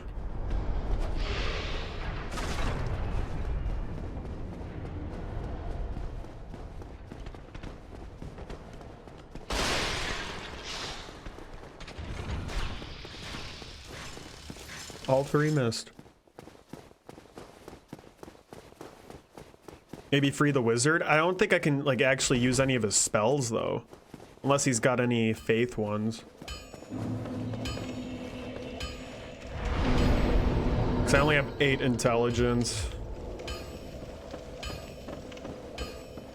I got low intelligence. I only got 8 intelligence. I need assistance when I need to go to the bathroom and I need someone to help me wipe my butt. I need someone to help me wipe my butt when I go poopy. Beat easier bosses and farm their souls.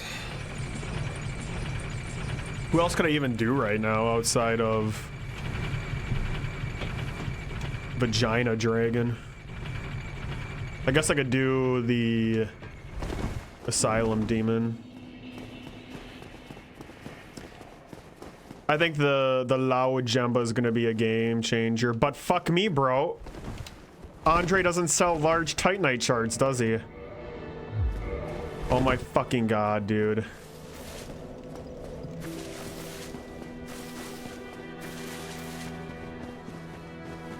Am I really gonna have to run back and forth one more time?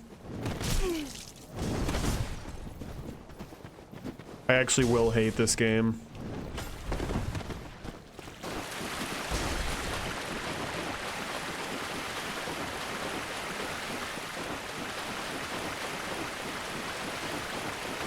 I'm gonna have to fucking run all the way back again, bro.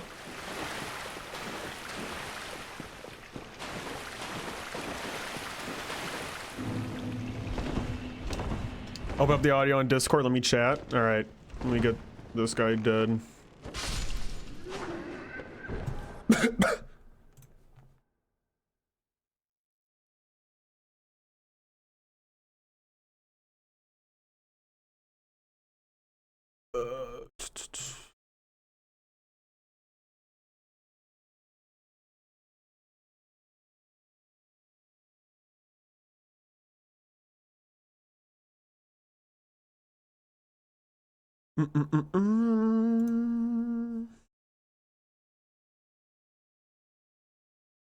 Shit, I can't hear anything.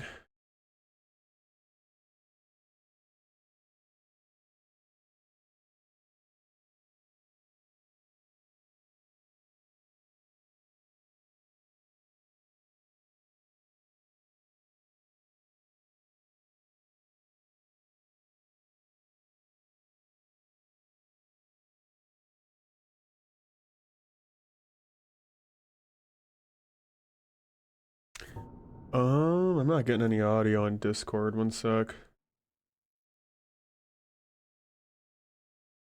1 second, please. Un momento, por favor.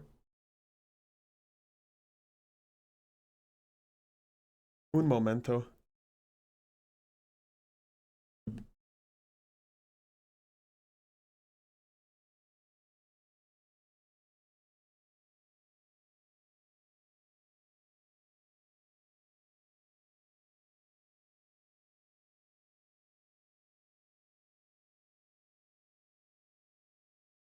Baba. Oh, I heard that. What? I start to hear it, but then it cuts out.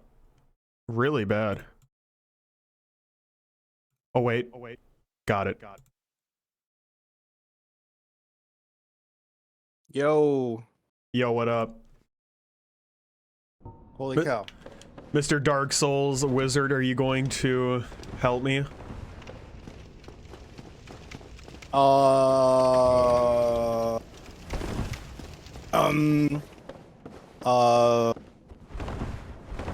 I should just be summoning you into everything, and then you can just beat the game for me, really. Oh, yeah. Forgot about that.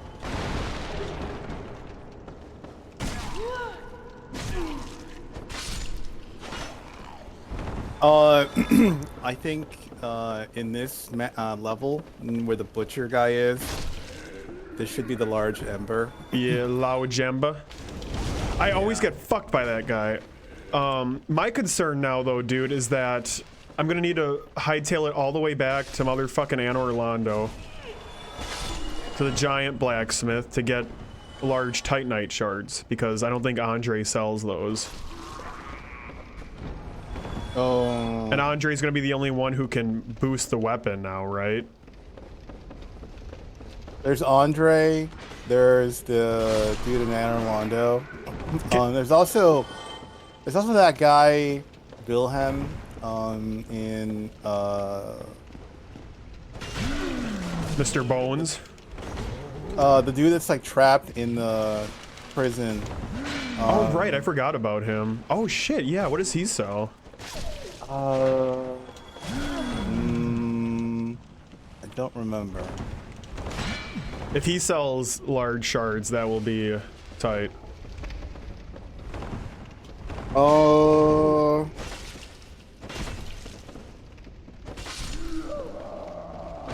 Yeah, I don't remember.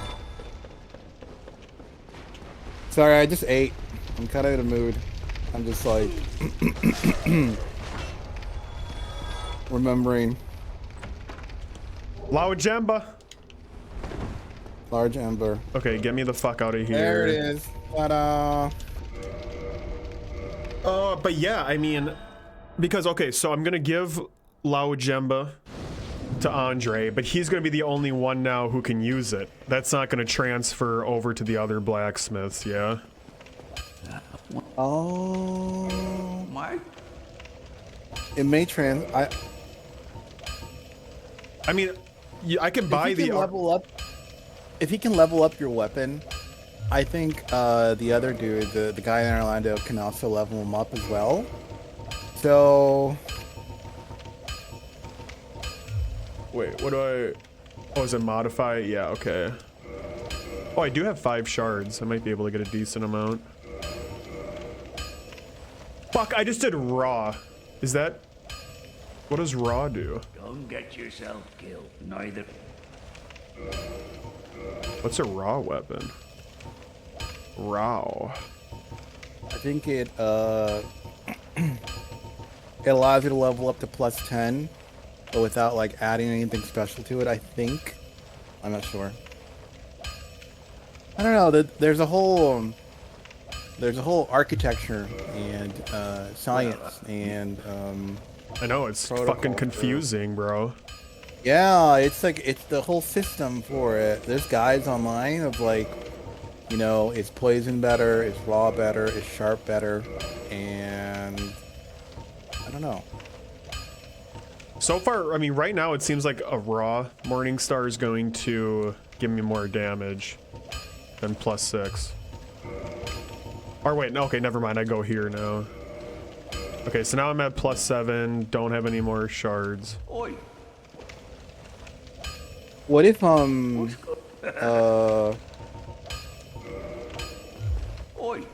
Hurry. So I can Need buy. more- I could buy. 1 second. There's a. Let me see it here. I think he has it. You can buy a weaponsmith box. Does that mean I can reinforce all these extra ones, or can I only do +5 myself? Probably only +5 myself. I think it means that you can reinforce them yourself. I mean, it's only 2,000. It's probably worth just getting, huh? What about what if you farm some of the weaker bosses like that butterfly dude? Oh yeah, I forgot about that. What if you kill butterfly dude and who else are you missing? I mean, at this point, bro, I'm already doing like double damage with the Morning Star compared to what I was. I feel like that's gonna go a long way, and I can do even more now, potentially. Let's see. I thought that like thunder was the weakness of Ornstein or snow or something. Oh, dude, nice. I can do up to. I can do all these on my own too, so we're in good shape. So I'm just gonna hightail it back. Yeah, this fucking weapon sucks dick though. Yeah, it's a weak weapon. And the way he swings it too, it's like he stutters a bit. You see that? Yeah. It almost looks like he doesn't have the right stats for it. But I do like the Also, bleed. Have you considered maybe improving your armor or something? Yeah, I have never done that in these games. I feel like it never pays off that much, you know?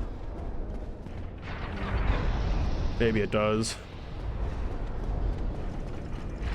Excuse me, sure.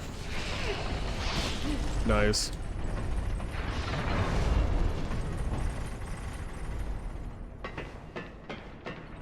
Because, yeah, Ornstein is fucking me up right now. He does a lot of damage. So maybe armor would be worth it. When you're fighting them, your camera is kind of you're locking onto one of them with the camera. With that battle, sometimes what helps is if you just unlock the camera. Yeah. But it's hard because then you have to use your mouse to like make sure your screen captures them both.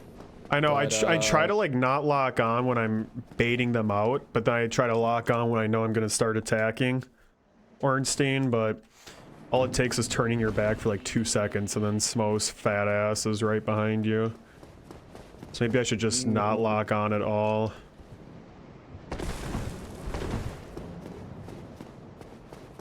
We'll see how we do with the upgraded stuff. I'm feeling better. If you had the shield, that shield that gives you more stamina. Yeah, that's in the forest area, yeah, because that would. Yeah. I love that shield. I always use it. Cause I am noticing my stamina keeps fucking running out. It might be like the first thing that I grab after this fight that we're absolutely going to beat right now.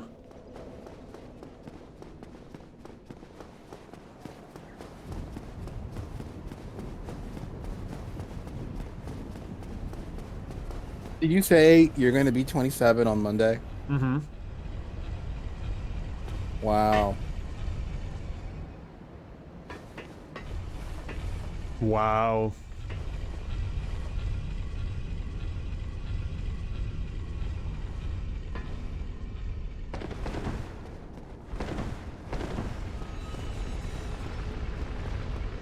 Getting to the twilight years of the 20s. Yeah. It's kind of a funny dynamic because I'll tell you, when I was 27, I almost didn't believe I would ever turn 30. I know that makes no sense, but when I was like 26, 27, 28, I thought, oh, it's still like, you know, a long time ahead of me. Because, you know, you still feel kind of like you were so close to being in your mid-20s, early 20s, and there's a lot of growth. So there's a lot of stuff that happens in those years. Yeah, man. Wow. I feel like I had the complete opposite mindset where ever since I turned like 25, it's been in the back of my mind. It was like, oh, we're over the midway hump now. It's all closer to 30 than not. Oh.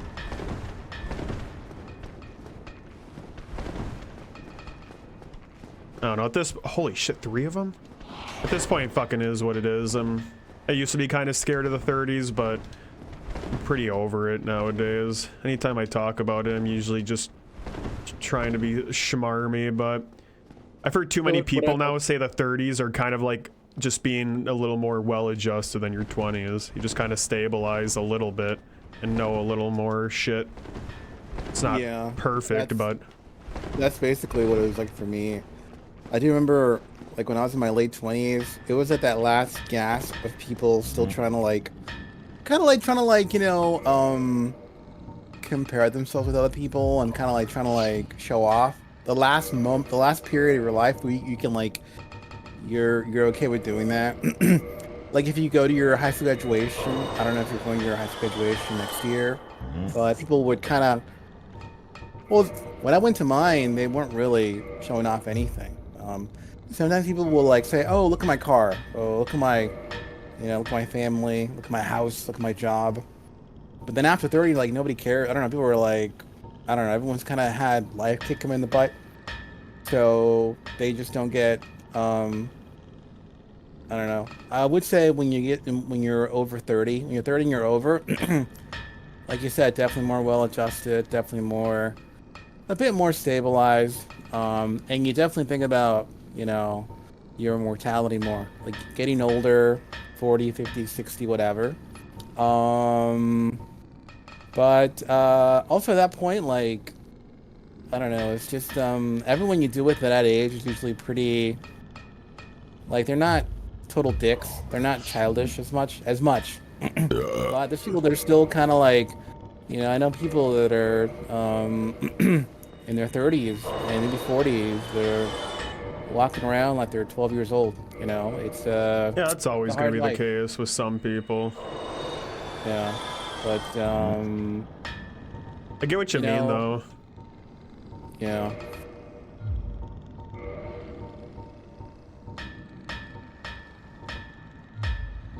Especially the whole comparing yourself to others thing. Yeah, do you like, I know, because like I think you said you grew up in Wisconsin and you still live in Wisconsin. Do you like interact a lot with the kids you went to school with, like high school with, or not? Some of them. I'm still really close friends with a couple. We all have some matching ass tattoos. You know, like people like Josh was from childhood. Leo's from childhood. So I still keep a couple close, but not like a whole lot. Some people who I grew up with that are, you know, in city here with me, try to stay in touch with them a little bit, but in terms of ones who are still like in my hometown or went to other places, I don't talk to as much, save for a couple, you know. Right.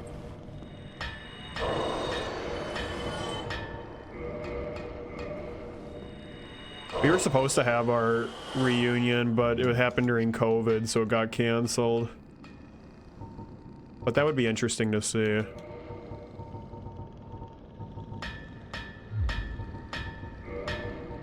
Yeah, I hear a lot of people they're not really doing them anymore. Like people that are kind of like, you know, not in their 50s.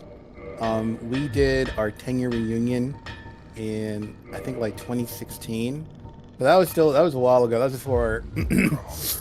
That was before the pandemic. I think it was before Trump. It was before the country became even more crazy. Mm-hmm. And, you know, out of like 70 kids, I think only like 12 of them showed up, you know. And this is like a small town. Everyone knows everyone. That's sad. Very nicer. And then, after that, I have not heard of any reunion or get together for the 15-year one, which would have been in like during the pandemic in 2021. I think our 20-year. Oh my God, 20 years since high school. Our 20 years should Jesus, be you are a boomer. Our 20 years should be in like 2 years in 2026. If people, I think for my class, the organizers, the people that like threw it together, they didn't want to put too much work into it, so they kind of like try to like hand it off to someone else, who then handed it off to someone else. So it kind of like wasn't so great. And if there's a 20-year one, you know, I think if it ever happened, what would probably happen would be like we would just get together for like lunch, not dinner like last time. That was like too much. We would just go to like some restaurant in town, grab some lunch, maybe take some photos, and then leave. Well, we'd probably like leave within 4 hours. That like as laid back as you can get. Maybe even have like a Zoom link. Oh my god, a Zoom link for a 20-year reunion. Fuck that. I would not touch that. That would be kind of cringy, but it'd be extremely cringy.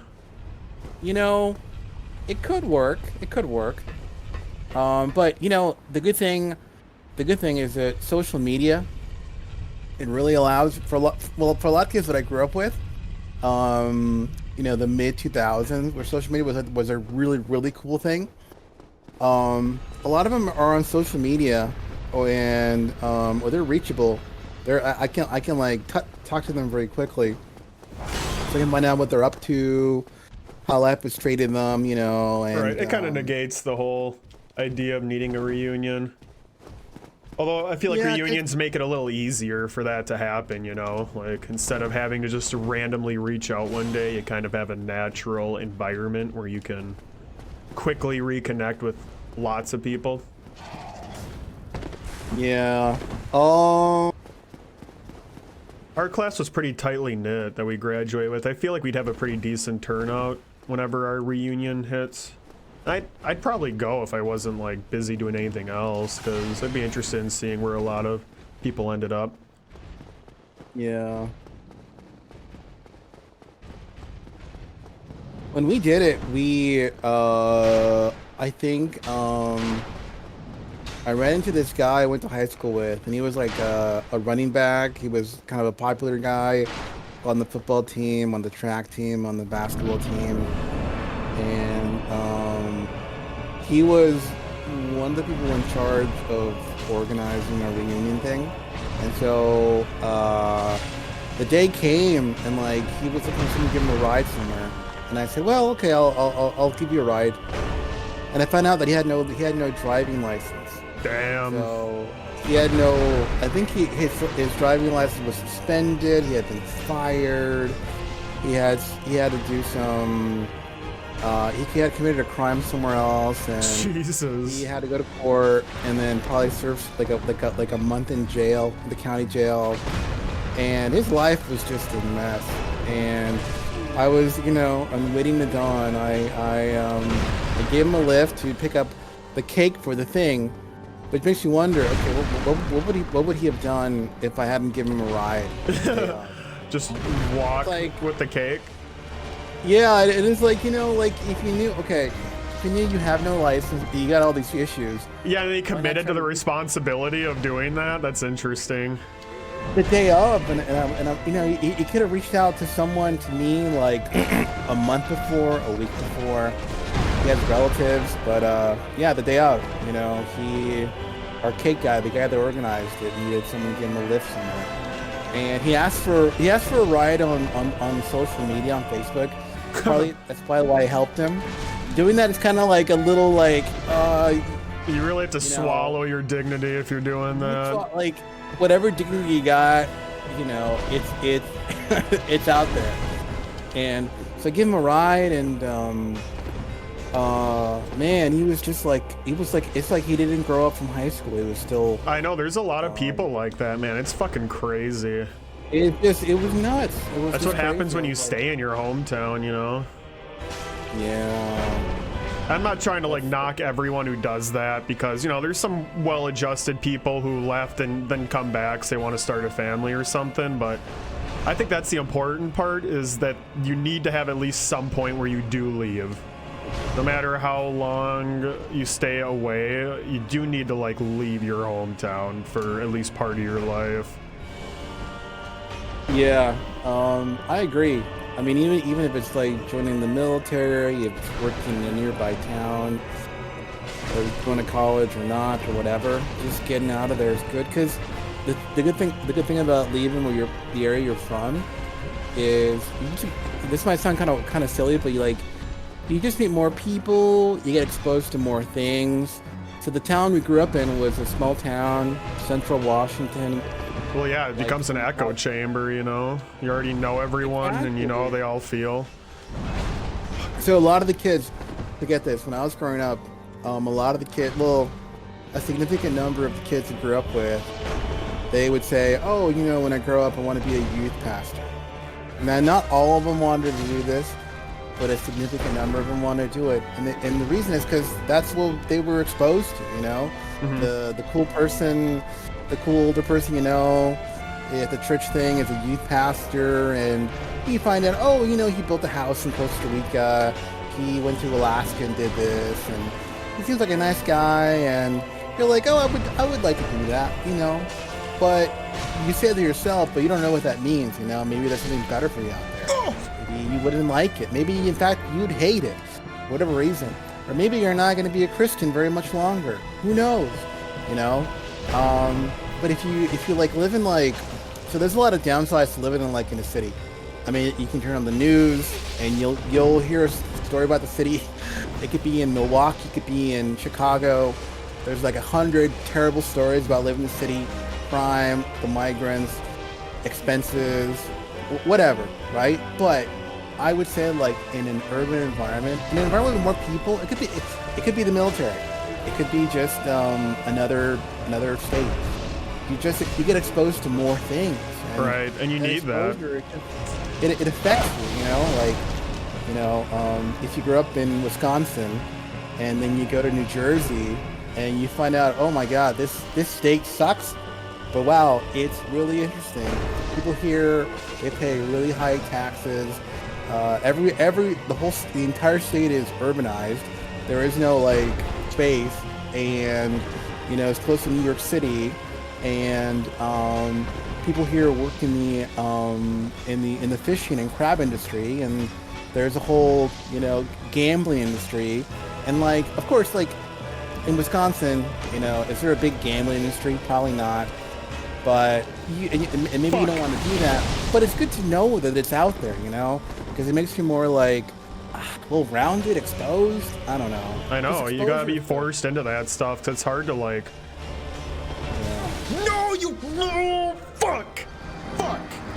Oh my God, dude, I take so much fucking damage from these guys. At least I'm doing way more damage now, but God damn it. That motherfucker just cleared like my entire health bar with that one fucking swing move. God damn it, Adon. God damn it. We got this. No, I agree. I mean, it's just gonna happen whether you like it or not, getting exposed to all this stuff, and it can be the most mundane things, like you said just now, with like talking about gambling and shit. Like, it's not like it's really an important thing that you need to worry about in your day-to-day life, but it makes you a better person when you're just kind of aware of all these differences just across the board in our country alone, let alone the entire like fucking world, you know? You know, I would say a lot of the kids that I, you know, grew up with, by and far, number one, everyone is different. Everyone's got their own layer to them. People you knew in high school a certain way. You meet them as adults and they're totally different. But yeah, you know, the kids that just kind of stayed in the area I grew up in, they often tend to kind of struggle more. They can still, I guess, you know, get to where they want to get to, but a lot of them, if they just stay in town, they kind of struggle in some way or another. More likely to like, I don't know, I guess the word arrested development comes to mind, where, you know, they're kind of in the same spot they were in 5 years ago. Yeah, And you don't if you're feel a guy the need like to that- grow or change if you're still comfortable with your surroundings, you know. But It's- again, it's a it can horrible- work out, you know. For some of them, they stay in the hometown, like where I grew up, because, you know, they could become a farmer and take over their parents' farm, or become, I don't know, factory foreman or something, and they're just more concerned with like raising a family more than anything. But that concerns me a little bit too, because it's like, if you're going to be bringing some kin into this world, I think you should be a little more like well versed and well traveled.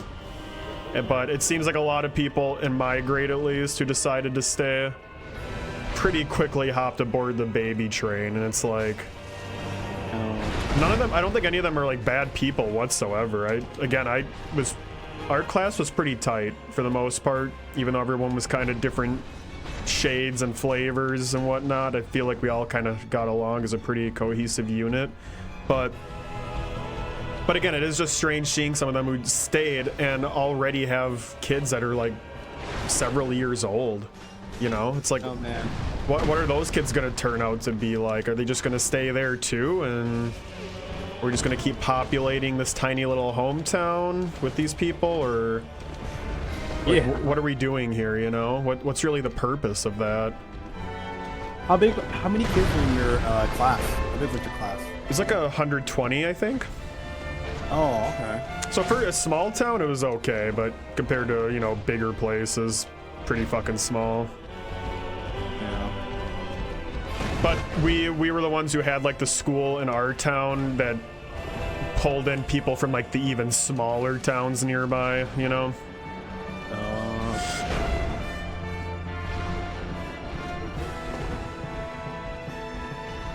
Yeah, our school would have been Fuck off. like that size, but for some reason they built a tinier, an even smaller school district, in one of the nearby tiny towns, and so our class was like 70 kids. Could have been more, but that's why, you know, still, you know, pretty small. That's interesting that they built one in a smaller area.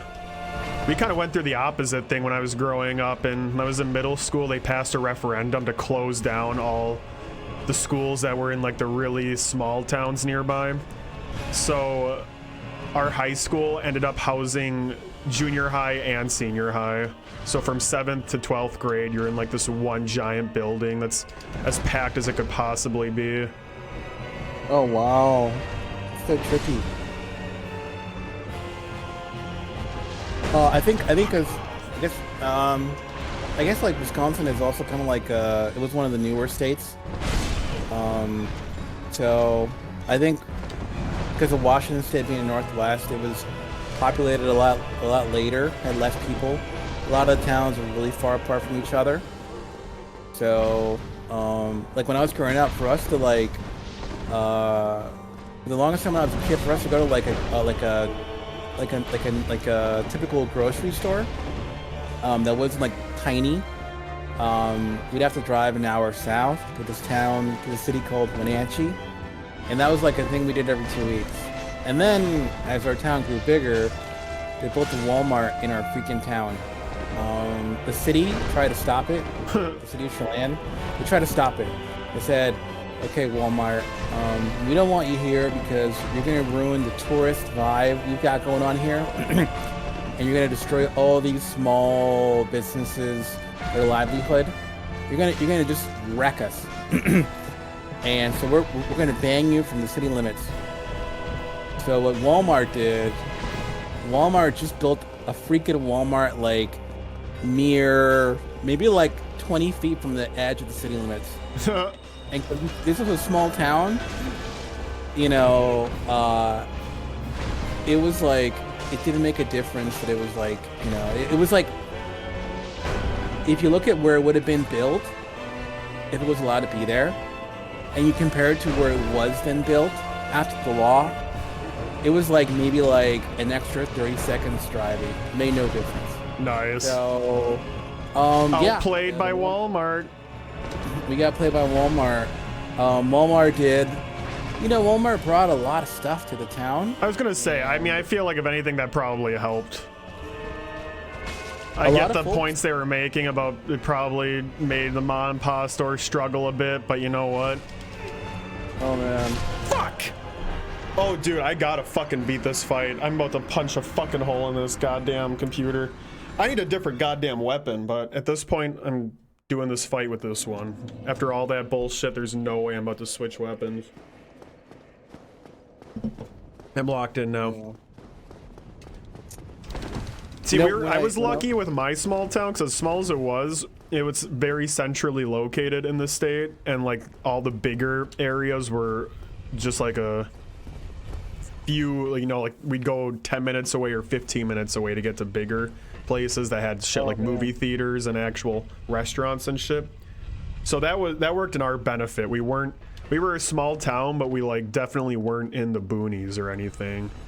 And it is only about like an hour drive away from the capital of the state and about an hour drive from Milwaukee. So that's one thing it really had going for it. And apparently it was actually in like the short list way back in the day when they were considering where the capital of the state was going to be. They almost landed on that one. I think it was like on the list, it was in the top 10 just because it was a central hub and the railroads all went through there and shit, but clearly that didn't happen. But that's why I kind of appreciated being where I grew up, because it was a smaller town, but it never felt like it was completely fucking removed from everything, you know?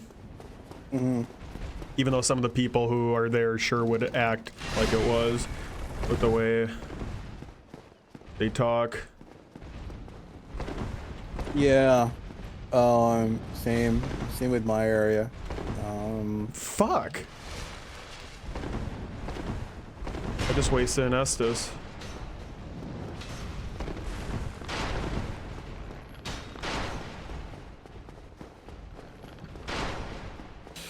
All right, this is the one right here. Let's do it.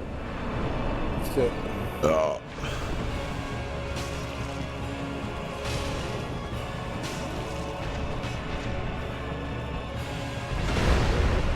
Okay, yeah, this is the one.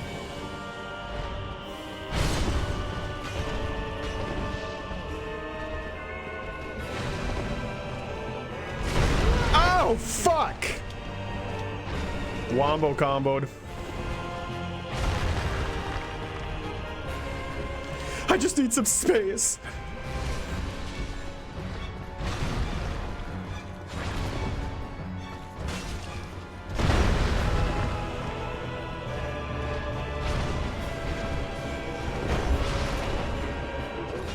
You know, the fucking pathetic range on this Morningstar definitely doesn't do me any favors either. Like, I'm baffled at how often I keep whiffing when I am directly up against Ornstein's fucking balls! Holy shit. How am I fucking sucking so bad right now, dude? This does not maybe your spell good your for weight. us. What's your weight? What is your there's like maybe we take off the robe, or I feel like I'm too heavy. Am I fat? I feel like I'm fast rolling. Or wait, maybe I'm not. Whoops. You are fast rolling. Yeah, you are. I saw the ratio 11/72. That's less than 25%. Yeah, you were fine before. God damn it, bro. Oh.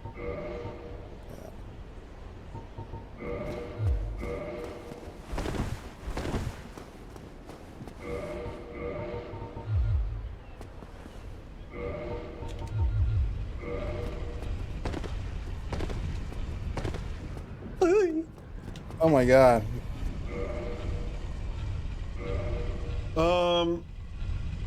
Fuck, man.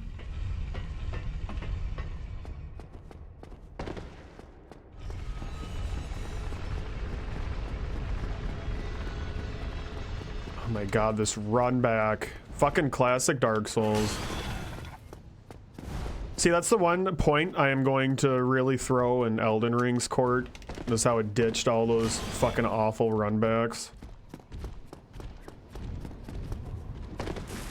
It's nice when you like lose a fight and you're able to go directly back in it.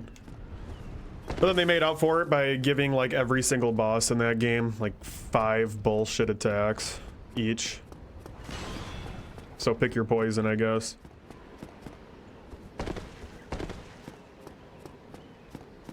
You gonna beat the game before the DLC comes out? You know, honestly, I when does the DLC come out? June 21st, I think. Oh, I'm not happy with that timing. So my experience with Elden Ring was this. It came out and I was like, you know, I was like high. I was like, oh my god, this is amazing. And then I realized that the game was so freaking large. It was like, it was so big. And I spent hours on it and hours on it and hours on it and hours on it. And I was still like, barely, I don't even know how far I've gone into the game. But I feel like I'm less than like a quarter of the way done the game. I explored the whole map that I could, but it's just a really big game. There's so many things to discover. There's so many little caves, and I'm sure there's probably secrets that people haven't discovered yet. So, well, the issue is that so much of that shit is repeated in the game. Like, 3/4 of those dungeons are going to be pointless depending on what kind of build you have, you know? Like, you'll do a whole dungeon just to get one fucking weapon, and then you'll find out it's like a staff that you can't use or something. Yeah. That's why I actually think the randomizer helps a lot with that, because, you know, it actually gives you some kind of incentive to go in those dungeons, especially if you check that option where you can use every single weapon at your disposal. Because the dungeons were so fucking fun on the first playthrough, but any follow-up playthrough, it's just such a pain in the ass, and you're gonna ignore every single one of them, except for the ones you know you have to do. Yeah. And that is the issue with Elden Ring. Fuck! And then you also have to hit every wall to make sure there's not a secret wall, secret passageway. Yeah, that shit, I hated that. It wasn't like that at first, but then like halfway through the game, the dungeons start getting really fucking bullshitty with that. I hate that stuff. That's like outdated game design. I'm kind of shocked that they decided to really run with it as much as they did. But the issue is that it, like you said, it is such a fucking big game. It discourages multiple playthroughs. Like, I'm always excited to go back into it, and it's so fun at first, but then you get fatigued. And honestly, a lot of the best fights in the game are in like the back half of it. So you don't even get to easily replay the coolest shit because you have to go through so many copy paste things just to get there. My hopes is that if they would ever do another one, that they would scale it down by like fucking 40%, even 50%, and then instead of having as much shit, just try to focus on making what is there entirely unique. Yeah. Isn't it funny how that's sort of counterintuitive? Because like people would be, if the game was like way shorter but fun, people would be like, oh my god, wouldn't it be amazing if they could make like a Dark Souls game that was like huge and large? What would that be like, you know? Well, we know what that's like, and it's still fun, but it's different. It's not as, I don't know, it gets repetitive, you know? Right, So and again, and that's easier, it gives it more replay value because it is such a short commitment that you're more willing to go in and try out a different build. Yeah. I think we're kind of at a turning point though where people are kind of collectively getting sick of these big fucking open world games. I think the only reason Elden Ring got such a big pass is because it was the first time that the series did something like that. And again, for the first playthrough, I was really fucking into it, at least for the first like 70 hours. My big turning point was when I discovered that there is like the entire mountaintop map. Like when you unlock that and you have to go all the way up to the fucking mountains where it's all snowy. That was the exact moment where I was getting fatigued with the game. You make it all the way to like the base of that Erd tree, the whole point of the game. You do that really fucking epic fight with Morgott. And it definitely feels like the game's winding down. And then all of a sudden you're told you have to go to the mountaintops and then come back to the Erd tree. And I was like, Jesus fucking Christ. So there's definitely a way to like scale it back a bit, but still be grandiose.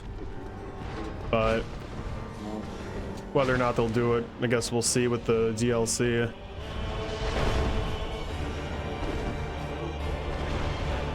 He said that the DLC is about the size of Limgrave, which is the first area of Elden Ring, just like that first section, which is kind of interesting because they're charging $40, which is almost the entire price of the main game.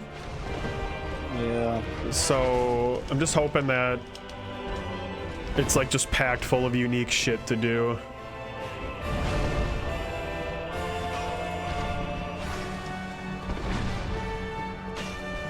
Yeah, me too. I definitely have to beat Elden Ring sometime. It's worth beating, man.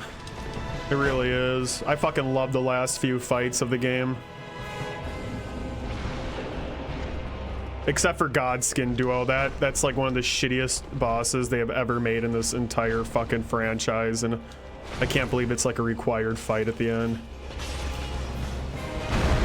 It sucks because I loved both of those Godskin guys on their own. They're like some of my favorite fights in the game. And they fucking just throw them together and call it a fight, and it just ruins both of them.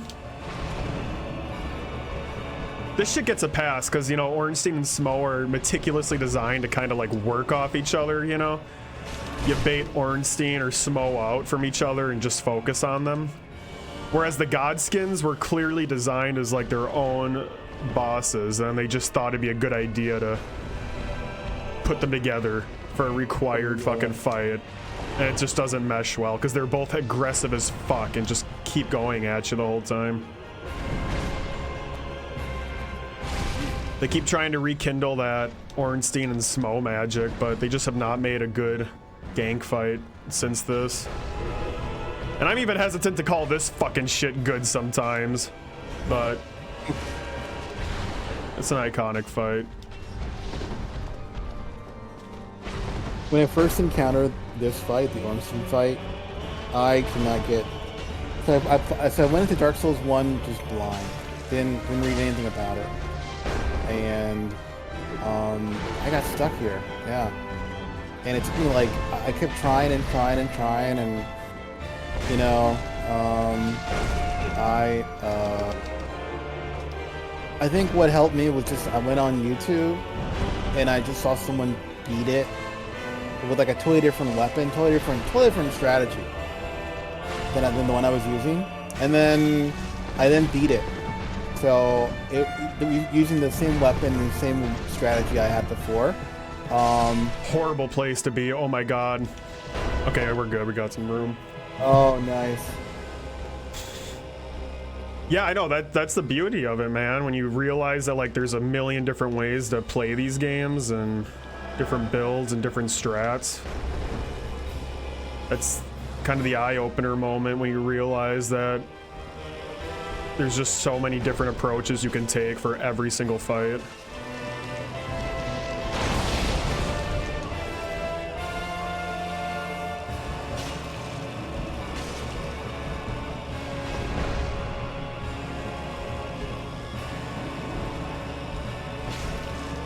That was horrible timing.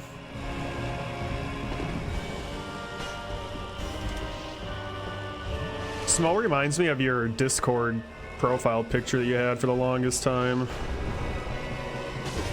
Which one? It was like a naked, fat, yellow dude. Dick and balls and everything. Naked, fat, yellow dude. Dude, you had that as your pick for like the longest time. You can't act like you don't remember it. I don't remember. Bullshit. Was it Plankton? No, you have Plankton right now. You just changed that recently. This was like, you probably had it a couple months ago, but you had it for a really long time. I think he had like a mustache and shit too. But it was like a little pixely guy. Oh! That was the NFT scam. That was an NFT. That was an NFT scam image I got, I think 2 years ago, 3 years ago. For $5,000. Yeah. I got it for like $30. I'm not sure if it's worth anything though. Maybe it is, maybe it isn't. Yo, Smo just bled. Let's go. Ornstein did not believe that entire fucking time, by the way. Okay, let's be smart here. Fuck you! Dude, his charge attack has been giving me hell tonight. I don't think I've struggled to dodge this more than I have tonight. Thank fucking God.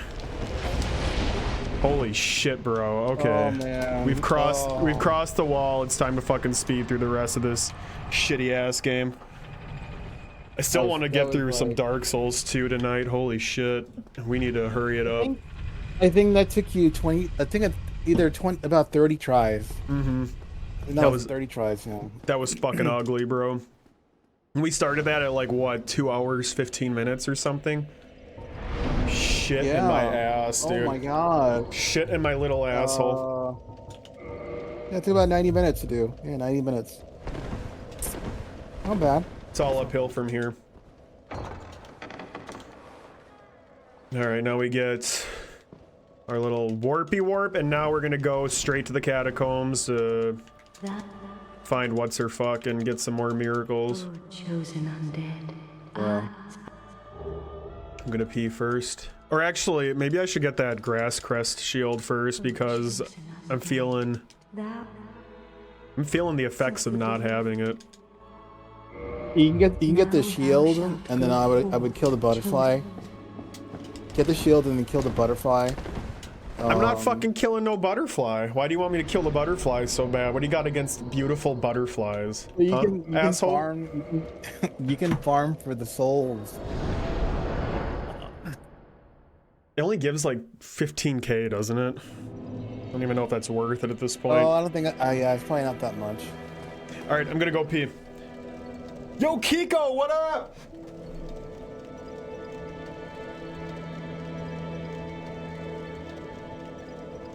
Kiko, can you hear me?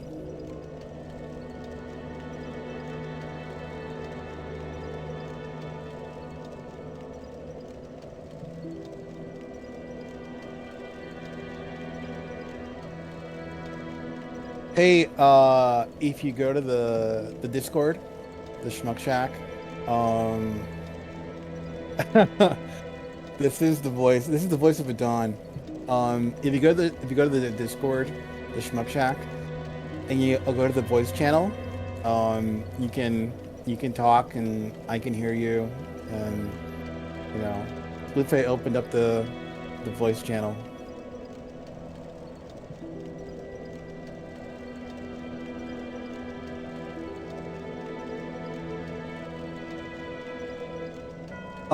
Yeah, you just, my understanding is you go to the voice channel on the Discord and you click on it, and then your name will like, get added to it, and then you can like talk and stuff.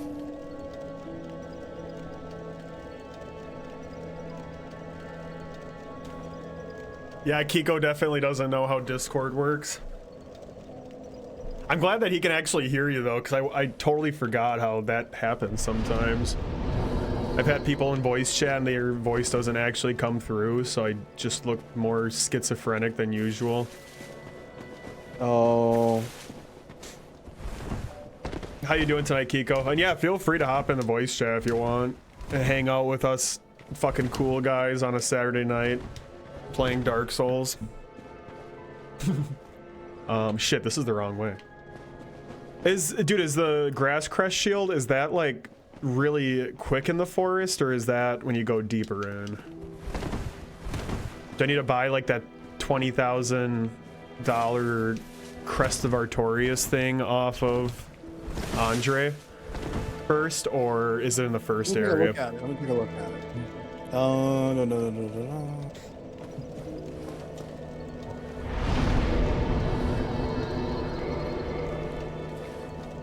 I'm taking a big fat Splufay right now. You're taking a big fat, hot, well-rounded individual who makes great conversation right now? Is that what you meant by that? Say what? I was talking to Kiko. Oh. Well,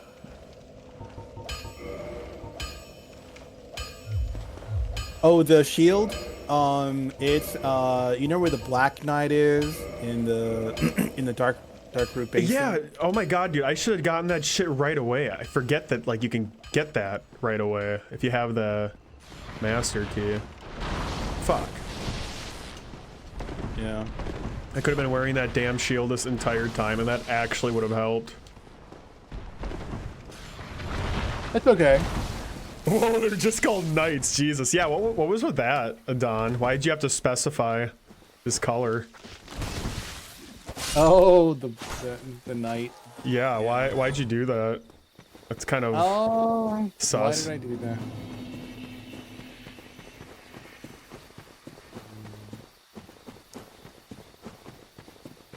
We're colorblind on this channel, so I don't. You don't have a mic, Kiko? Do you have like computer equipment and? Nah, stuff? Kiko doesn't have any of that shit, dude. I think he's just like always on his BlackBerry phone, watching in 160p, Oh, okay. 20 frames a second.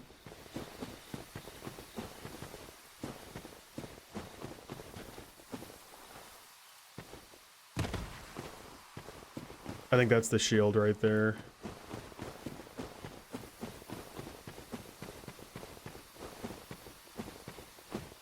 Give me your cell and put me on speaker. Fuck off. Don't listen to him. Never give your personal information away to strangers online. Personal info. I've never like gone through this area from this way. Kind of confused right now. He's gonna be like right behind me, isn't he? Yep. Yeah, baby. Son of a bitch, bro. I'm kind of pissed that I forgot that was here.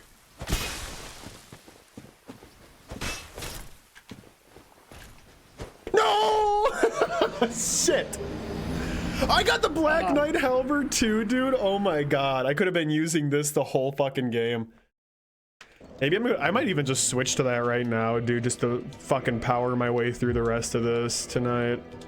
Let's power through it. Let's power through it. Let's see what happens. What do we got? Oh my god. You need 32 strength? I mean, there's no way I can do it.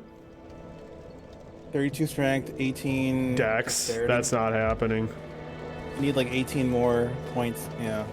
That ain't happening. Whatever. We're doing fine. I knew I had a feeling I was going to get walled by those two, but I feel good about the rest of the game. Gwen might give me a little bit of grief, but it won't be too bad. I'll just have to parry. Now let's actually fucking equip the shield and not just leave it in my bag like a dumbass. There we go. Do you guys get sun in Wisconsin like this time of the year? Never. Here in Seattle, it's like it's just been straight overcast since I want to say like the end of September. Mostly overcast. Yeah, A sunny day here and there, but it's just if you go outside, you'll see the sky is gray. It's overcast. It's a little cold. It's not freezing cold, and that's what it's like for like 4 or 5 months. And it's just like.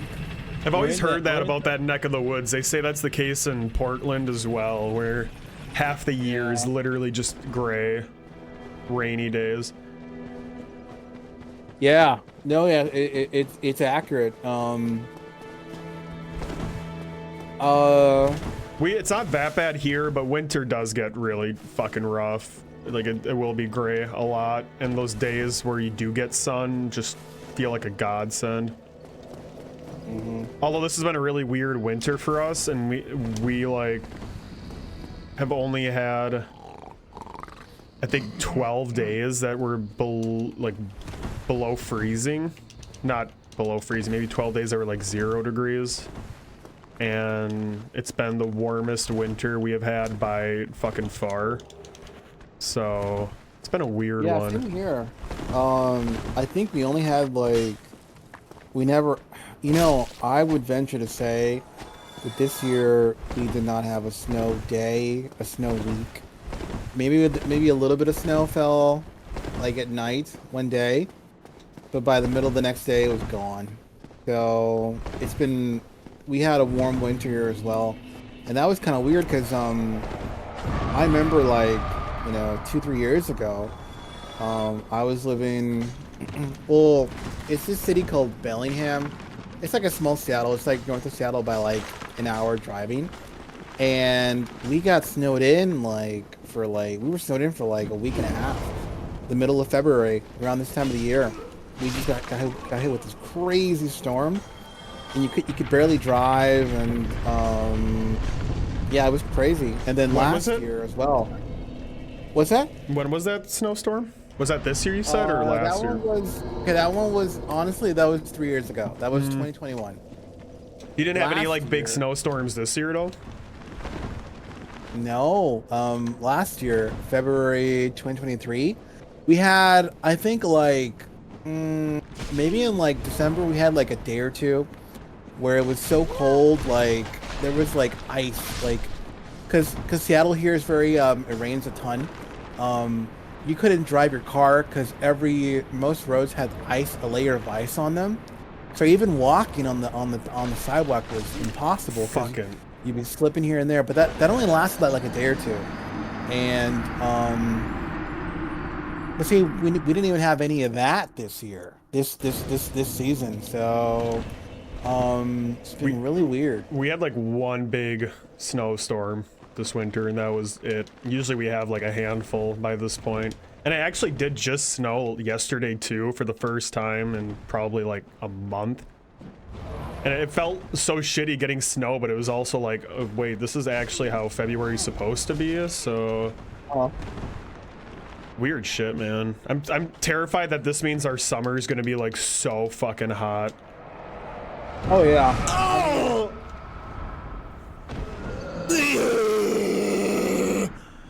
How's Adon's audio level, Kiko? Is he too loud or too quiet? I haven't paid attention to any of that shit. I usually have everyone's volume on Discord cranked to 100, and I kind of forget that can make it really fucking loud on stream.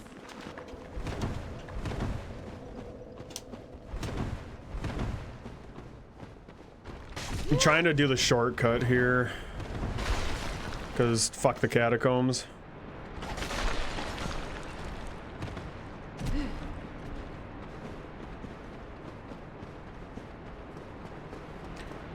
I always get lost here going down. I remember literally the first stream you were ever in, Adon. I was doing the enemy rando, and I was getting lost in the catacombs here, and I was like having you fucking navigate the way for me. Really? I don't remember that at all. Uh-huh. At all. You know, I think, so one of the reasons I started following you, because I was playing Dark Souls, I had gotten into it. And I then went on Twitch because some girl at the, I was going to some hot fucking girl was like, "Do you watch Splufay? He's my favorite streamer." No. Fuck these fucking dude. I'm getting so fucking sick of this fucking game right now. Holy shit, man. I can't believe I'm actually like, I'm excited to play Dark Souls 2, and that's gonna be an even worse experience than this, because that's a shit fucking game. But fuck this game right now too. I'm sick of Dark Souls, and you should feel fucking bad for liking it, truthfully, Adon. You should feel bad. I was miserable when I first played it. Oh my god. Misery. I'm miserable every time I play this piece of shit game. I'm miserable when I play all these fucking games, and yet I always play them. Fuck. I'm always miserable playing them. Why do I come back? Because they are fun. It's satisfying as hell. Like, no game is as satisfying as these are when it goes right. When it goes right. But how often do these games fucking go right? You know? Yeah. You're a fucking slub, Kiko. Step off. Yeah, I started watching it because I had been playing Dark Souls, and there was this girl. I was going to the Starbucks in Chilean. In my little town, there's a Starbucks, and I think she told me that when she was in high school or out of high school, she would stream sometimes on Twitch. And so then she told me about Twitch. And then yeah, it was the pandemic and I was bored as hell and I was like, oh, I'm gonna check out this thing called Twitch. And I found out I could like find, you know, games. So I typed in Dark Souls 1 and guess who popped up? This nobody streamer from Wisconsin. Shut your goddamn mouth. I started to follow this kid from Wisconsin, and here we are today. And a couple weeks later, I fucking timed you out for like 24 hours. It was, you were playing this SpongeBob game. SpongeBob like, Revenge of the Flying Dutchman. I remember it. Like, they were all dude. like on drugs, and I was like bored watching that, and I was like, my God, why are you playing this game? You know, That was an awful game. I was honestly trolling you, and yeah. Yeah, the dynamic hadn't formally developed yet. I wasn't fully aware of like just how much of a troll you were gonna be at that point yet, but now I understand how this whole thing works. Oh. Dude, okay. This motherfucker's about to hit me off. Oh, let's go. Oh, okay.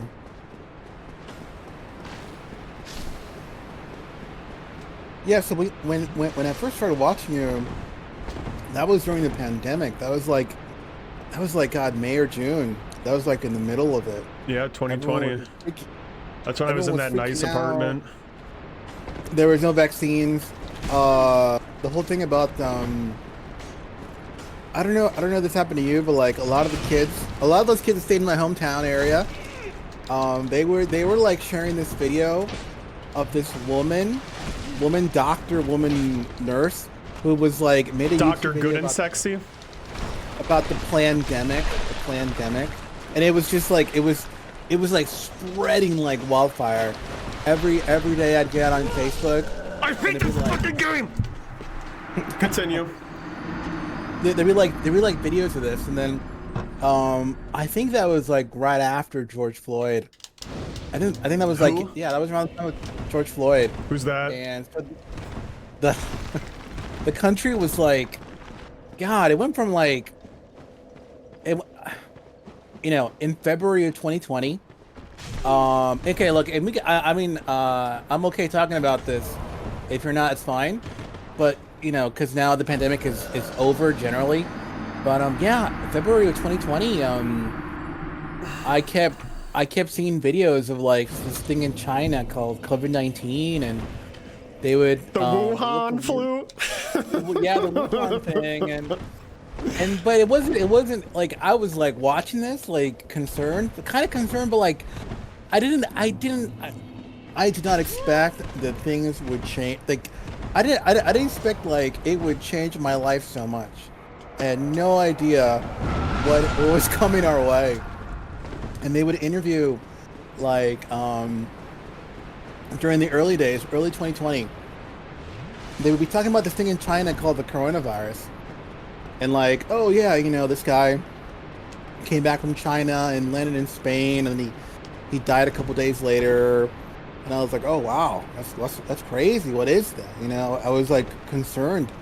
And they would then the local news in Seattle was interviewing people that had been in China and had come back, and they would talk about, oh yeah, I just went to China and no, I didn't get screened. I didn't get anything. Nobody asked me questions, and it was just like it's so surreal looking back on it. And then in February, I was at Starbucks and I was talking to this like older. It's like a friend of my family. This woman who's retired and they decided to work part-time with my sister. Me and her talked about, oh yeah, we keep hearing about the COVID-19 coronavirus thing in China. We're getting a little worried about it. Wonder what that's going on with that. And then, I kid you not, like 3 weeks later, they shut down that Starbucks for like a year. So for a whole year, like I had no idea that like that'd be one of the last times I'd be going to the cafe and like chilling and drinking, and my laptop, and I had no idea they were closed so many things, and then it happened. It happened. It's like there's a saying where there's a saying in I think it's in Russia or in politics where they say like months became weeks, or years felt like days, or days felt like years, something like that, where like something really significant, like it's like for the longest time stuff doesn't really happen, but then in a very short amount of time all these things just happen. And a month after I talked to that family friend about the COVID-19 in China and what was going on with that, a month later we could not go to the Starbucks anymore. I didn't see her in person until 6 months later at Walmart, and then she hugged me, and she's like, "Oh, please don't feel bad if I touch you.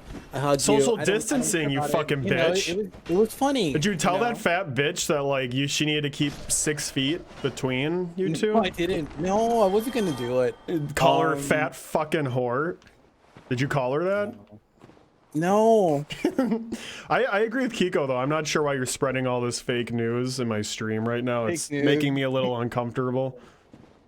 Dude, okay, I'm actually shitting my pants right now because I'm down here in Tomb of the Giants with no lantern.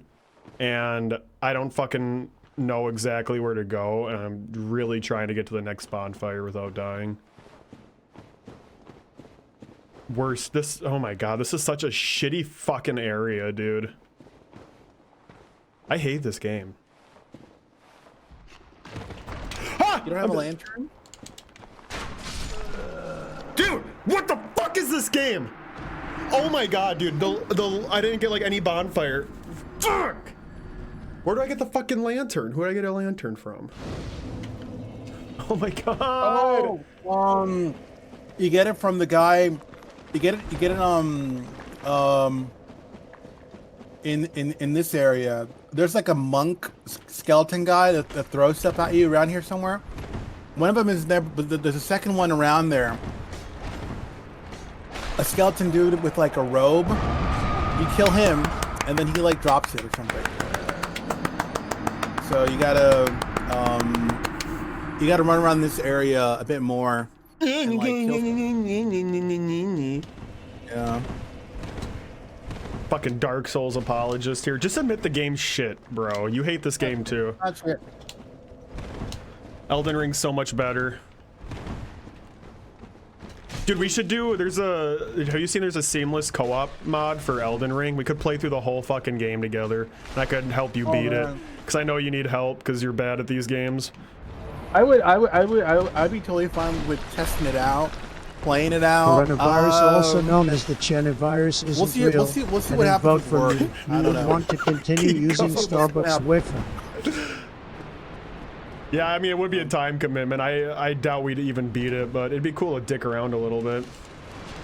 Yeah.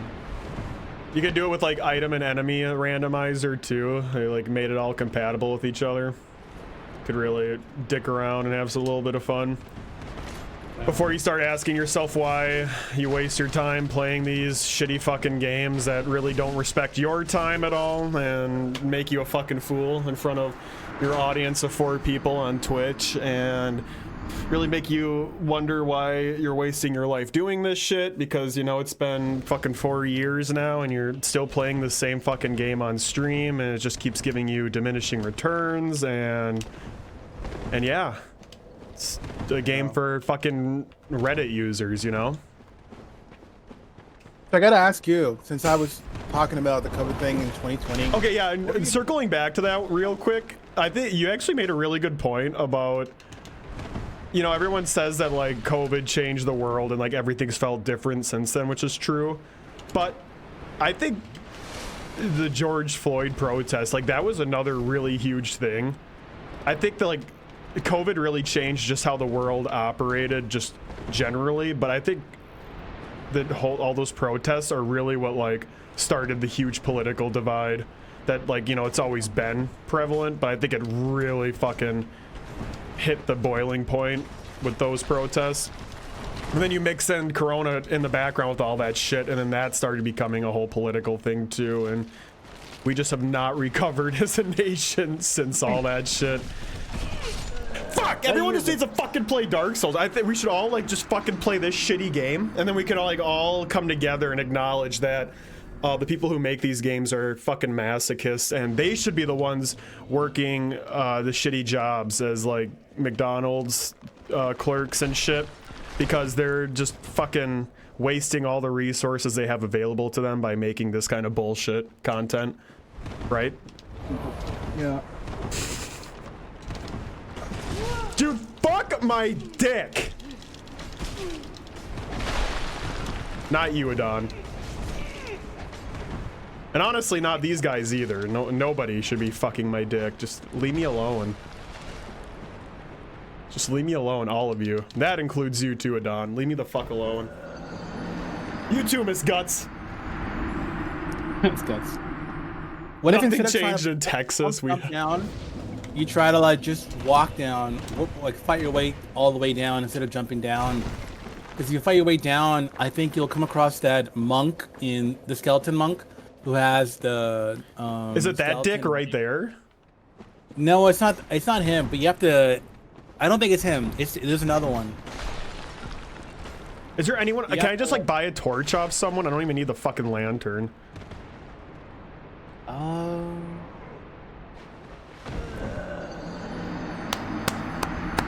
don't think so.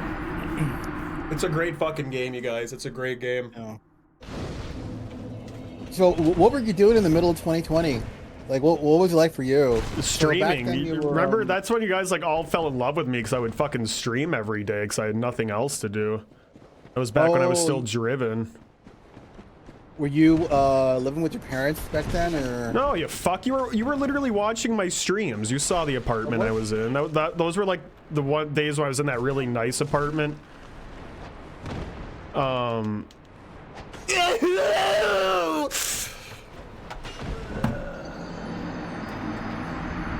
Suck my fucking dick! Fucking shit game! Fucking jerk me off! Yeah, I mean, that was literally, like, you saw that. I was streaming, like, pretty much 6 days a week because I had nothing else to do. It was pretty fun, actually. I kind of miss those days. I'm one of those people, you know, I'm guilty, Chad. I get a little bit of COVID nostalgia, not gonna lie. I get a little nostalgic for some of those lockdown days. Yeah. Not because I enjoy the lockdowns themselves, but I at least enjoyed how the world kind of slowed down. And you had a lot less, like, social obligations, you know? You could just kind of hang around your apartment and do whatever the fuck you wanted.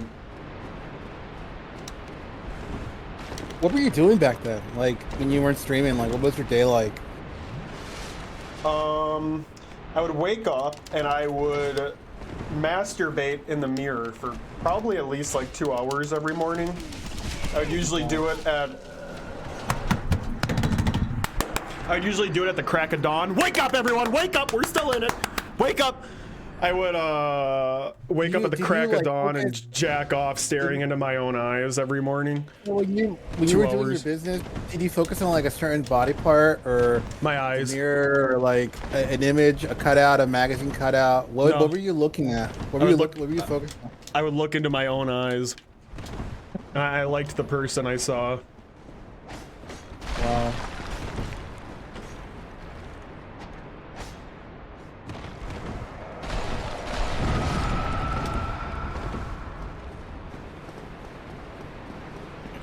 For me, it was kind of like I'd get up and I'd have nowhere to go, nothing to do. Couldn't go anywhere. And all you guys were watching my streams back then. It was a good trade-off. Yeah. And I think the reason that like I was able to build what little community I have is because everyone was starting to like go on Twitch at that time. You know, like I think that there was an artificial inflation of users on this app because nobody had anything better to do.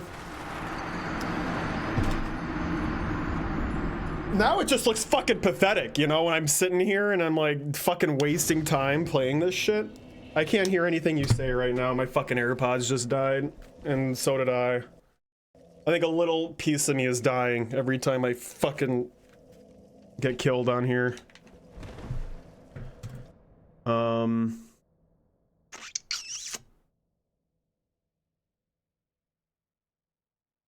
Still can't hear shit. Wait, did you?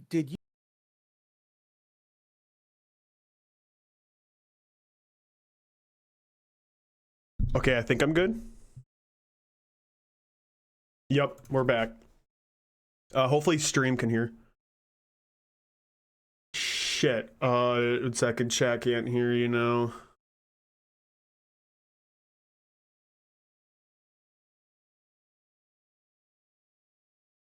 I do have the Lord Vessel.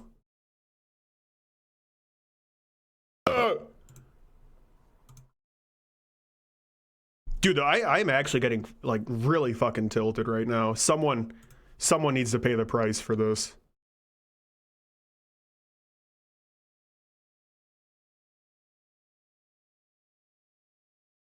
Someone needs to pay the price.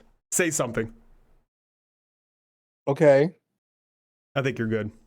Holy shit, you were fucking loud. Chat, I'll turn down the creepy guy's voice a little bit. I know he was scaring all of you.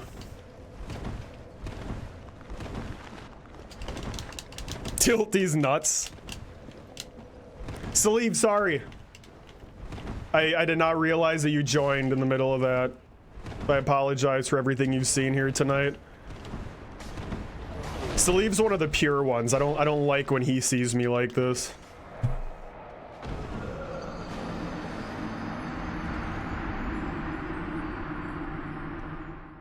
I could be reading a book. I could be reading a book right now. Can you read to me, Adon?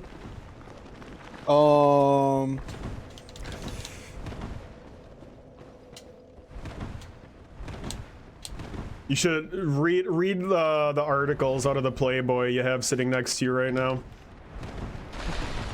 I know you have the 1989 special edition with Jackie Kennedy.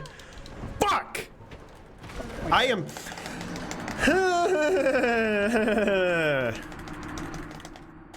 I'm gonna be licking someone's taint by the end of the night. I got a question. What?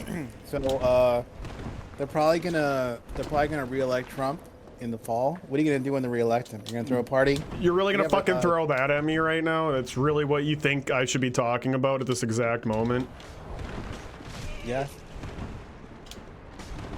You know what? I'll answer that after you discuss your thoughts on George Floyd. Fuck! Don't actually. I don't want to fucking talk about politics right now, you piece of shit.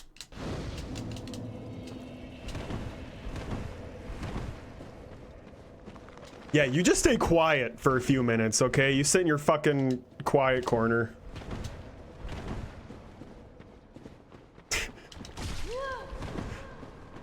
I'm not ready to handle you right now. I'm not emotionally available.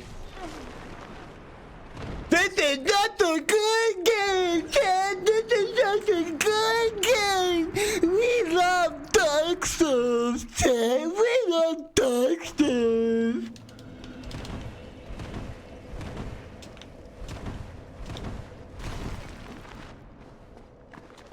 There's a time where I'm scared that, like, Splufay is gonna get exposed to my professional career and people, like, my boss is gonna see this shit. And I'm gonna stand no chance. I'm gonna get blacklisted from the entire workforce. There's only your friends from high school, like Josh and the other guy. Are they the only ones that like know you stream and stuff? Not the only ones. Anyone who follows my account knows. I feel like probably, I don't know, 20% of my graduating class knows I do this shit. A couple of them have shown up in chat occasionally. It's always kind of awkward. You know, I have thought about streaming myself. I did like a test run during the pandemic, but I feel like what would I stream about? What would I do? You know? You should just like... you should just discuss the George Floyd protests every single stream that you do for 2 hours straight.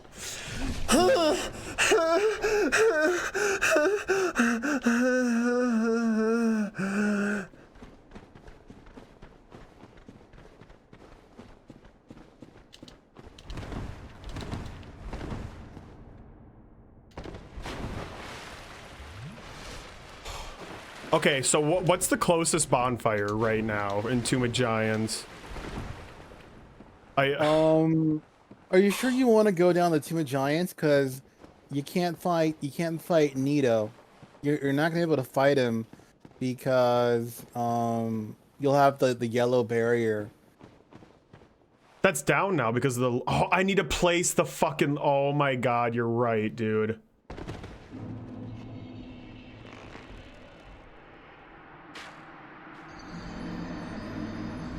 Let me look and see where you can get a skull lamp, because skull lamp. It's a good fucking game. It's a good fucking game. Oh my fucking god, you have to like put down the Lord Vessel. You know what? I thank you for saying that, but also I'm a little fucking pissed at you for not saying something earlier.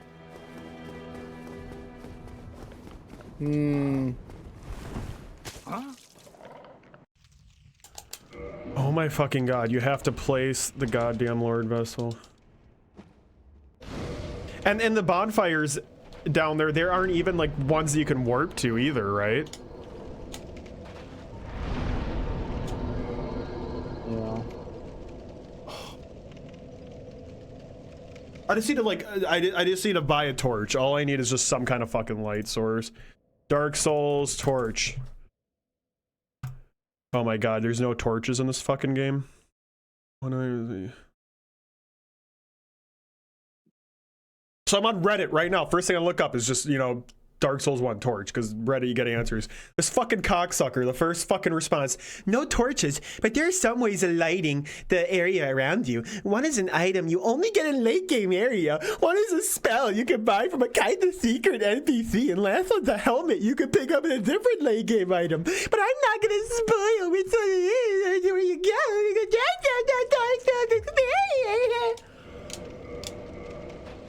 I don't want to be here.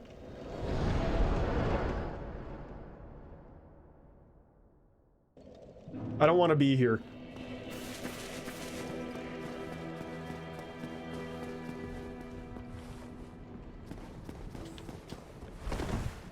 Wait, why is he back? Me? I've become separated from my lady. I thought that he went down there with him.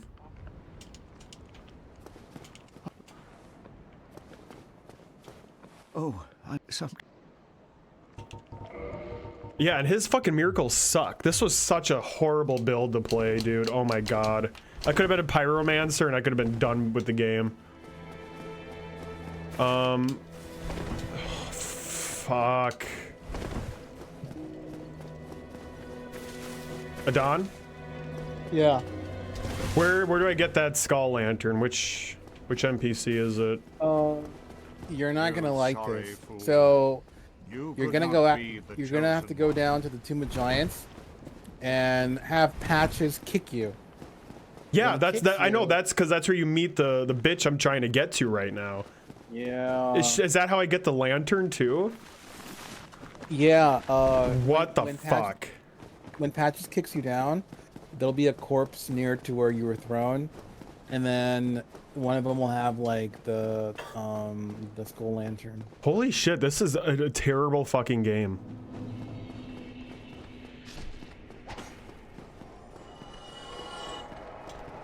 Read to me, Adon.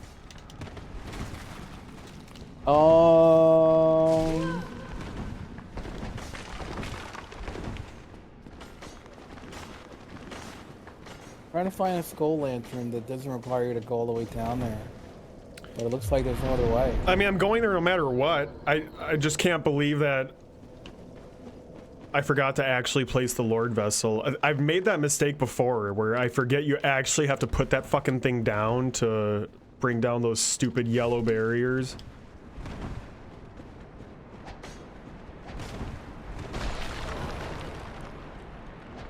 Because naturally that couldn't just be like a thing that automatically fucking happens.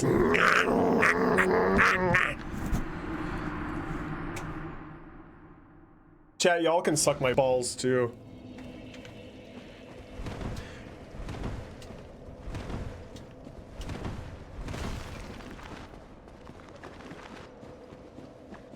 My diseased balls.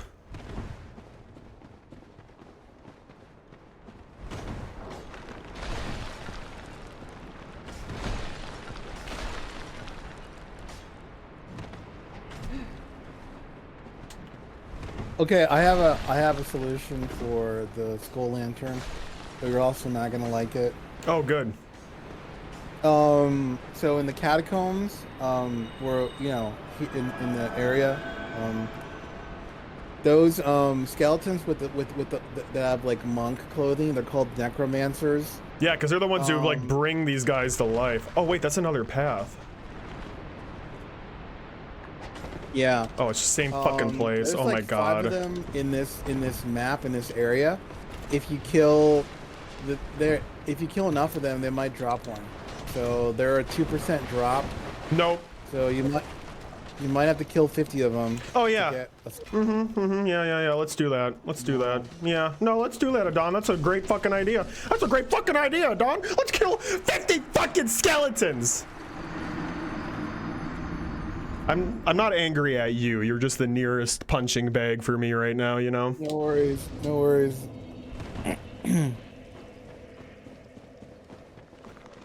Holy shit. I thought I was actually gonna like beat this in under 6 hours. This is fucked. And this is the game that I'm like most familiar with too. I think Dark Souls 2 might be actually nightmarish, but I think Dark Souls 3 will be okay, because 3 there's like no room to explore in that game. It's actually part of the reason I did not like it for the longest time. I feel like you just go from point A to point B so easily in that one. It's very straightforward. But then they make up for it by having like the best fucking boss fights in this entire series.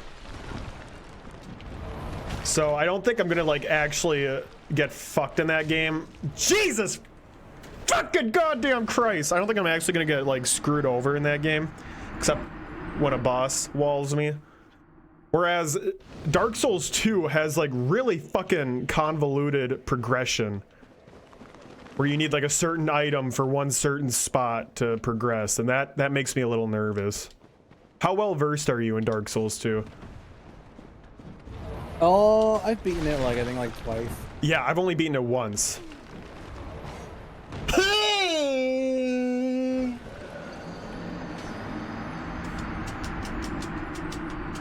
Why are you playing Dark Souls again? Because I was hyped when they announced the Elden Ring DLC. I didn't want to actually play Elden Ring again because I played way too much of that, so I played the other game that I played way too much of.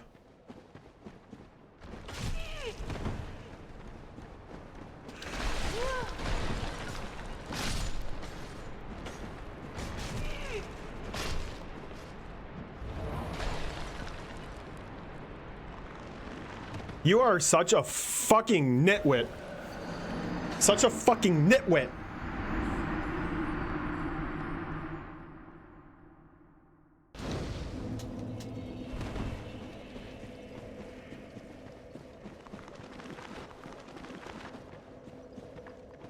Lick my hairy fucking taint.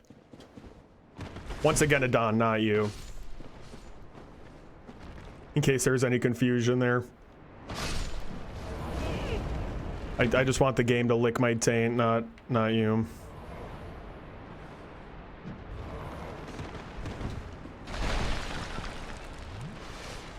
So can I drop from here too? I don't think so. I can. Oh my god, chat. Well, this just made this whole section so much easier.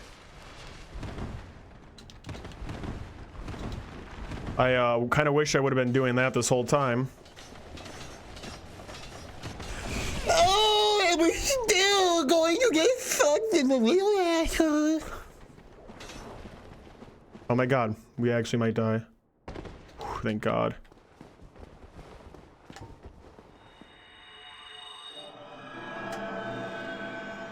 See, like, why the hell don't I have a miracle spell that casts some kind of light or something? Why don't I have like a miracle buff?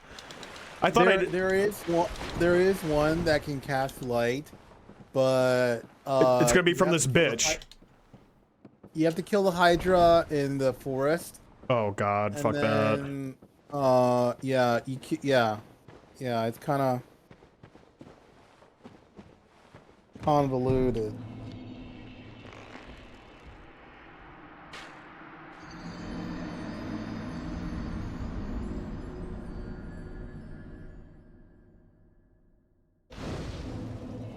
I'm so confused because I've gone here with the skull lantern before.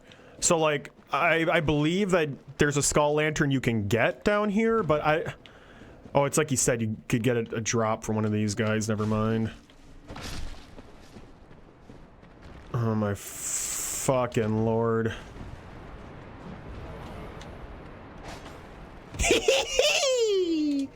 I need to be quitting out. I need to learn that skill where you like quickly quit out of the game, you know?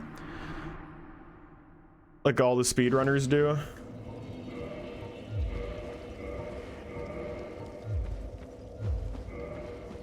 We're gonna try that.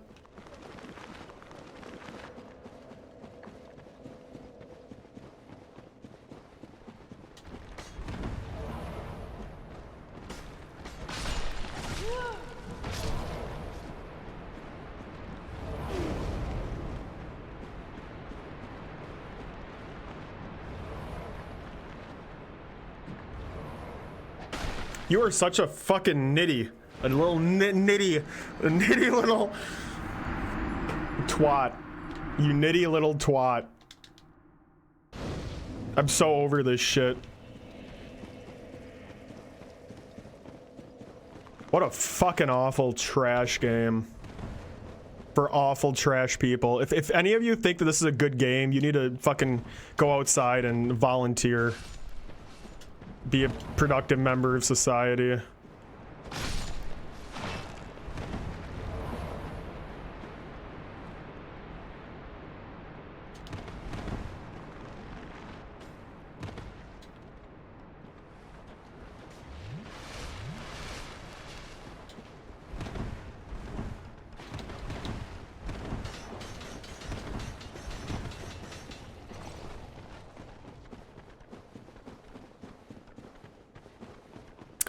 This is the one. This is the one, chat. Making an entire area in pitch dark. Just what the fuck were they thinking, man?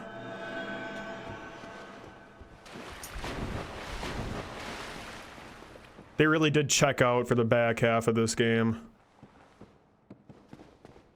Even though I love the aesthetic here. Well, when you can actually fucking see that is. I love underground catacombs with ghosties and ghoulies and shit. That's my jam usually.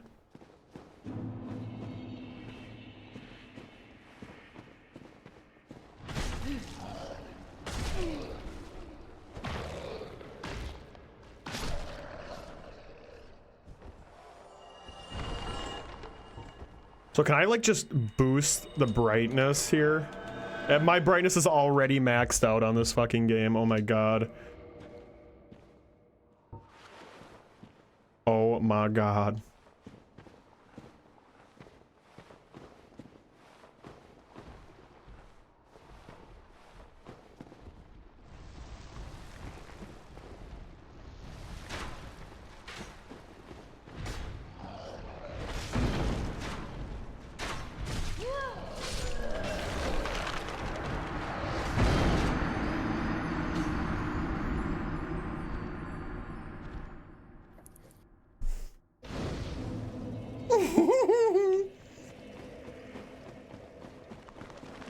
I'm gonna start getting a rage boner.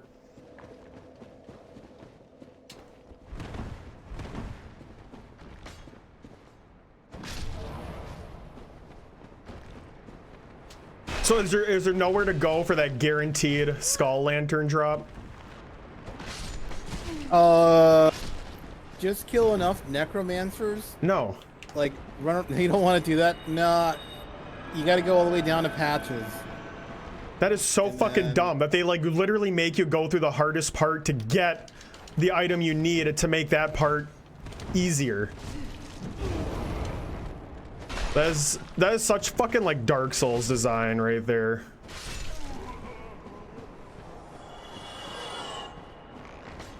Are you absolutely sure, man? Because there's like a chest in here or something. There's chests and stuff around there. And you're sure that none of these drop that fucking lantern? Because I swear I almost always have that fucking thing going into Tomb of Giants. It would be weird if I'm actually getting lucky with the drop every time.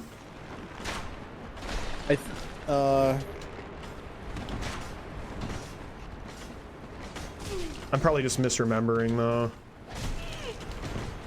I always like these games more than I actually think when I start playing them. I remember them a lot more of a pleasant experience than they really are when I fucking sit down to play it. Yeah.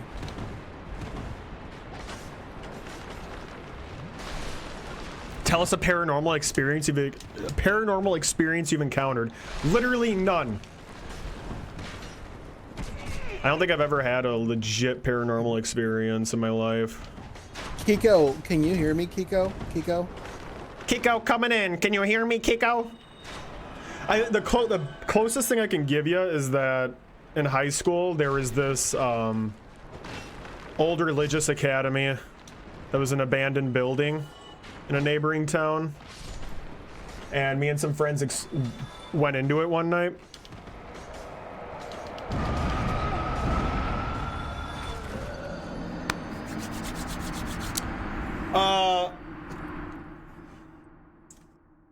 And you know, it was pretty standard, like rundown fucking abandoned building. There was just graffiti everywhere with giant dicks and stuff. But in like the actual church room, I guess, it was really weird because there was like debris and just dust and shit everywhere. But the altar itself in that room was completely cleaned off. Like someone had just recently been in there and wiped it off immaculately. And it kind of had like a weird like glow to it almost, even though the whole fucking place was like pitch dark. It was this white stone and it literally like radiated in that room. It was kind of bizarre. So not really paranormal, but that's all I fucking got for you. Yeah, I never experienced anything paranormal myself. My sister, however, she's like seen, I think we were visiting my grandma. Is your sister hot? Mexico, my mom's side. And apparently she saw this ghost that other people had seen before. And the ghost just kind of came up to her and looked at her like face to face. And then like, if you're gonna say that he asked for her used panties, I just want to say that was me. When that happened, she did scream like she saw a ghost, but it was actually just me asking for her panties. So okay. Just trying to set the record straight here. She did not see a ghost. She just thought I was so white that I looked like a ghost. Oh, Kiko, your sister's hot. Okay. Send some pics, bro. Send some feet pics. Another one. So my grandma, that same grandma, she visited us in the States, in Washington State, some years ago. And she said that one night, in the middle of the night, she got up to use the restroom. And the way that our house is situated is there's her bedroom, there's the living room, and there's the bathroom. You can go from her room to the bathroom in like 2 steps. But if you do that, you'll be kind of like looking into the living room. And she said that when middle of the night, one night, she got up to use the restroom. She looked in the living room and she saw So she says she saw a family of people looking at her from our living room in the middle of the night. It's night, but you know, if you have a house, there's light sources. There's the light from a lamp. There's lights from outside. But she said she could clearly see a family of like people in the living room standing there and looking at her. And they were wearing, it was like a man, a woman, and some children. And the kicker thing is that they weren't wearing like clothes like modern day clothes. They were wearing old timey clothes that'd be worn like when that area was being settled. So like 1850s kind of clothing. And they just stood there and they looked at her. And yeah, that's all I got. She just said they looked at her. She went to use the restroom, and then she went to her room and, you know, didn't look at the living room anymore. The weird thing is, you know, I grew up in that house, and I've never seen anything in that house myself.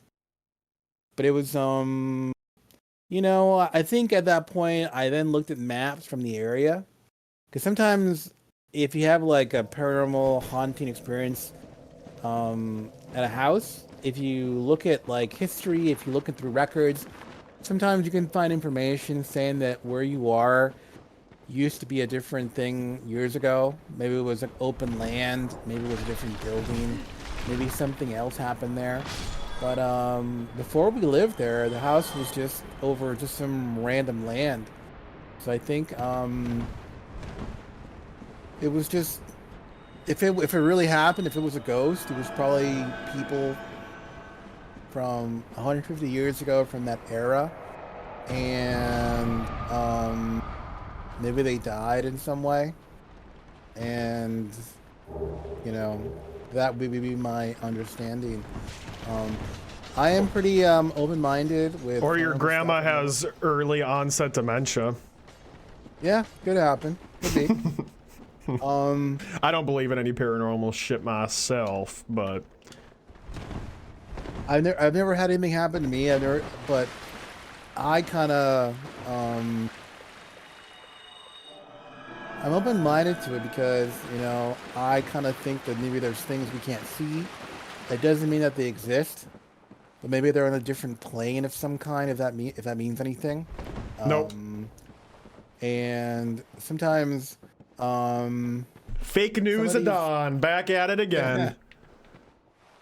Some of these hauntings, these occurrences, they're I mean, if they're real, if you believe they exist, they're often described as being like just energy, residual energy from the past, from other people, sometimes from people living in the area. And that's why sometimes, you know, if you have a bunch of, you know, if you have like apparitions or ghosts in a home, and that home has like a bunch of teenagers, a bunch of moody kids, sometimes their energy, their moodiness can like create these kind of situations. The fuck are you talking about? You know, it depends. You know, it depends. So people think it's bogus. I've never seen anything myself. But when I say paranormal, that can mean a lot of things. It can mean like, you know, maybe you saw a ghost, or maybe you had some experience with some entity with some form of intelligence that you're not sure how to understand. It could be you just knew something before it happened, or you knew something without information, or maybe you could see something somewhere else that you're not you're not at presently. So these paranormal experiences can do with like seeing something, knowing something, feeling something about someone. People would say that you know, it's intuition, it's cold reading, it's coincidence. I don't know. For me, I guess the thing that convinces me is just the number of people that say they've experienced things, and often, a lot of times, they don't have anything to gain from them, and they're not any more or less. They're just attention-seeking horrors. I got the fucking bonfire. We're in business, baby. We have 1 hour to beat this game. Not a good start. Sleep paralysis. I've never had. Well, you know what? I've woken up like a lot during the night where I'm in these weird half awake states where I'm like seeing shit. And for like the first few seconds, I still think that I'm in the dream and like everything is fucking about to kill me. But then I kind of get to this really weird state after a few seconds where I'm like still delirious, but I kind of know that I'm delirious, and I just kind of go back to sleep. I think those are called night terrors. I used to literally wake up in the middle of the night and be like, spiders! Spiders! And I'd fucking run out in the hallway just screaming my ass off, and my parents would like have to fucking chase me down. Yeah. Whereas now I've gotten to the point where I welcome the spiders killing me, so I just kind of sit there and just see what happens. Okay. Hey, Splufay, I think you should go to that green light that you passed. I think that's where Patches is. Is he high? He's higher up? No, he's on that level. Right there? Yeah, I go to that lamp area. Cause this is like a fucking drop off point here. I hate this. Oh, there he is. You're right. Thank you. When you'd never be able to fucking tell.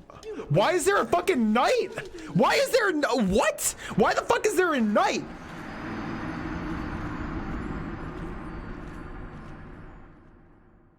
Oh, he came up from the other area.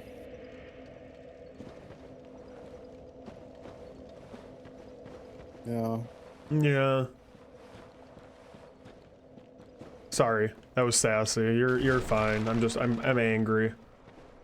No, it's okay. I know you're you know. What did you just fucking ask me now? No. I skipped it. Good day. What are you doing in the cave? Are you a cleric? I'm a cleric, yes. Yes. Wait, there's a stack I found. Well, go on. Can I potentially buy anything from him first, or do I just have to let him kick me? All right. Go towards that light, and he'll kick you. Mm-hmm. Because that's what fucking Patches does. And now I get the fucking light down here. Look at that. After all that fucking suffering that they put you through, now you're deemed worthy of a skull lantern, because that's Dark Souls. That's the shitty fucking game in a nutshell. There you go.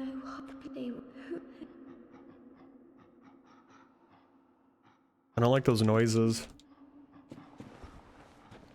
So there's 2 knights that she has. Yeah, I know. I have to fucking kill them. Yeah. I've done this before, but I've never actually like done it because I need to, you know? Just done it because I've accidentally stumbled down here because it's the shittiest area ever. You know, someone's gonna have to fucking pay for all my suffering tonight. Someone needs to fucking pay. I don't know how, but something's gonna happen to one of you guys in chat. I don't know what, but something's gonna happen, and it's not gonna be good. Oh, Kiko. Sorry, I'm seeing your comments. It says, okay, I've had sleep paralysis twice, and it felt fucking paranormal. The fuck? I used to have that briefly when I was like a kid.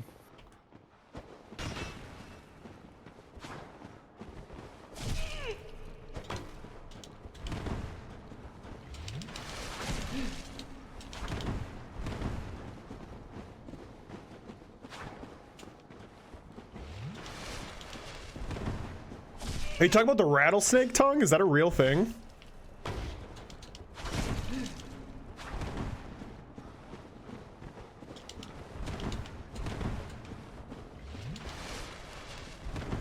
Patches.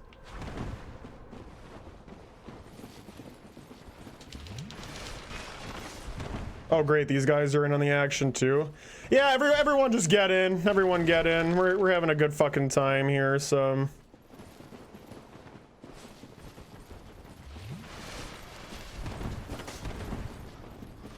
That bitch is just watching. I hope you're enjoying the show, you little fucking cunt.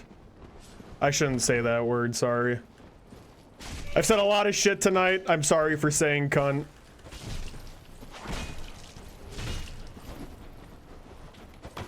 Oh, he's so close! I might like fucking go punch Ophi. Like I feel like I need to just cause harm to someone. I need to get this negative energy out of my body. So I think I might go punch my cat. Punch your cat.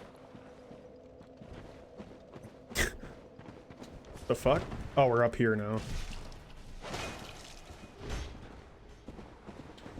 His shield's badass.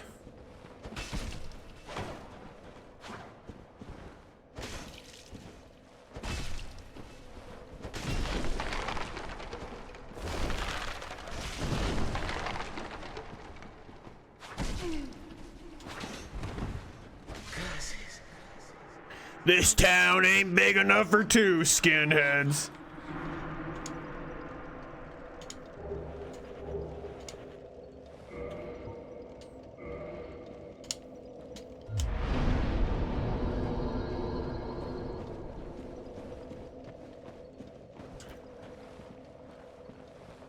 My tongue's too wide to even come out of my narrow lips?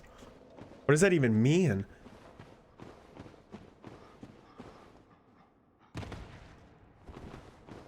I've never heard of anyone having that problem before.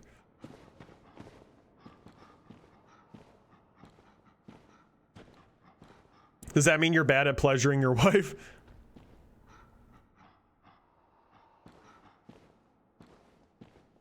Can I bait just one of them out? Nope.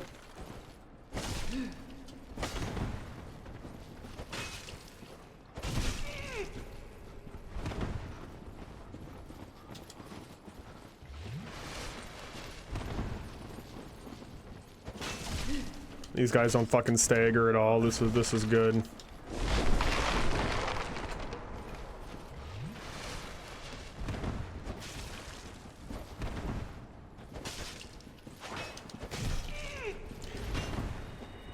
I should probably just like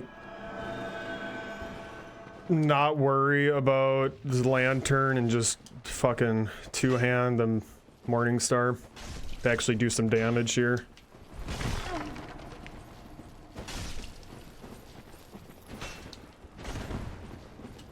Sure, why not? Thanks, Adon. See, now they actually like stagger, so that makes this a million times easier. All right, you got one of them. Nice.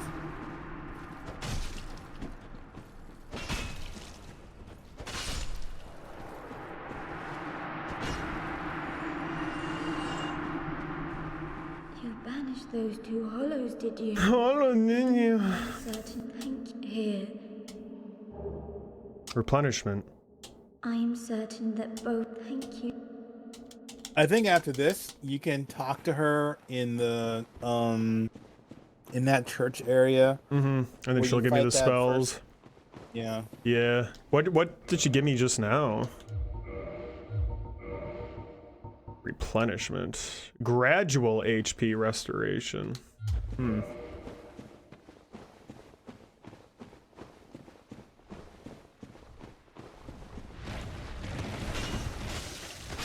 Yeah, why not? My tongue's too wide to come. What the fuck? We are not beating this in a fucking hour. Although, to be fair, this is like the worst area that's left. Or wait, let me change my spell.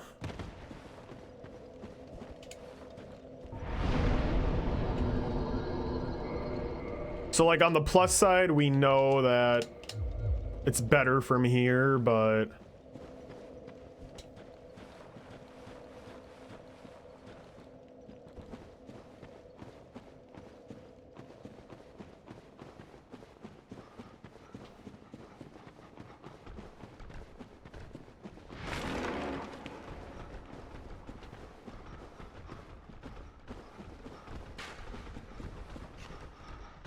also, I just want to say, I hate how they've, like, done the controls in this series where the roll button and the sprint button are on the same action. With Elden Ring, I actually switched the sprint to L2, like the dodge and sprint, and I found that that helps me a shit ton. I don't know if you can do it on this game though, because this game's trash compared to Elden Ring. Write it on. Sure, why not?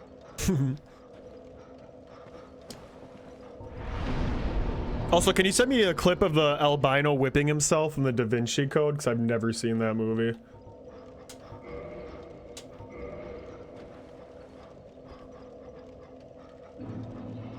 It would, I think it'd like be a good stress reliever for me right now to see somebody else being tortured.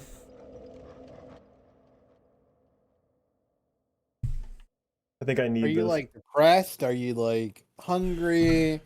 Maybe you need a nap. Why are you doing so bad in Dark Souls? Shut the fuck up. Because I have a shitty weapon, that's why. Oh. Because Miracle build is shit. I'm playing through the worst build in this game right now.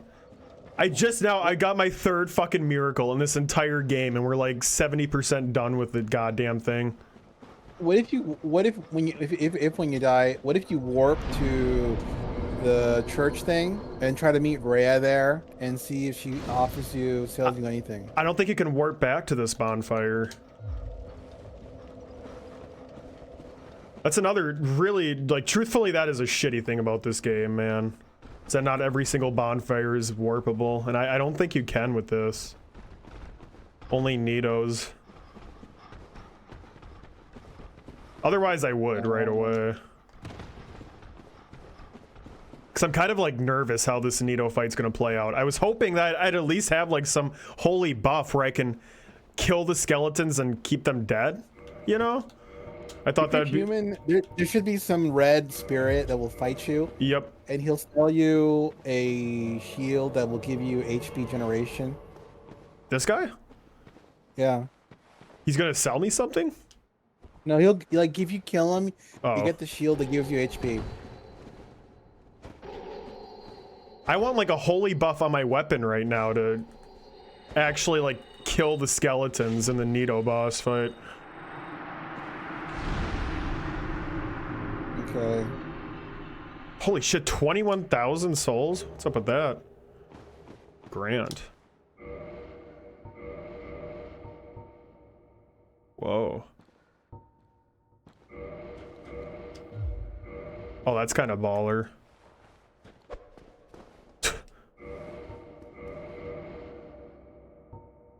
$50 strength and 30 faith. Holy shit.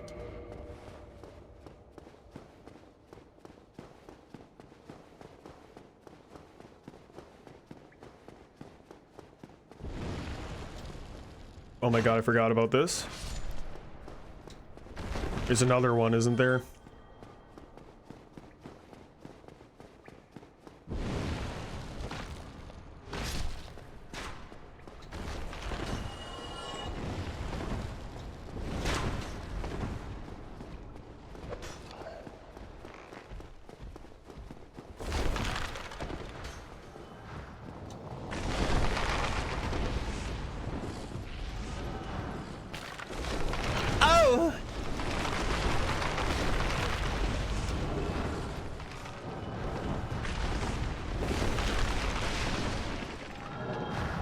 I'm gonna cast that replenishment spell right now since it's gonna quote-unquote gradually restore HP.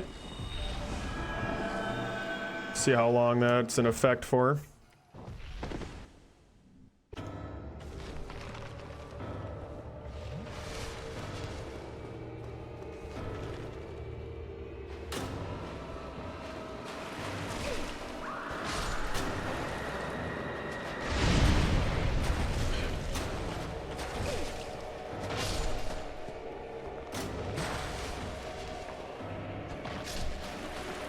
See, if you have like a holy weapon, you're able to keep these goddamn skeletons down.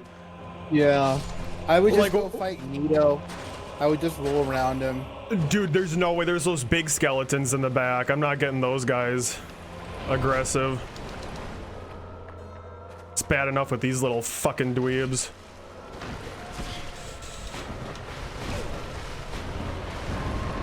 Because at least that attack clears them out. Also, my health is still... Nope, it just stopped now.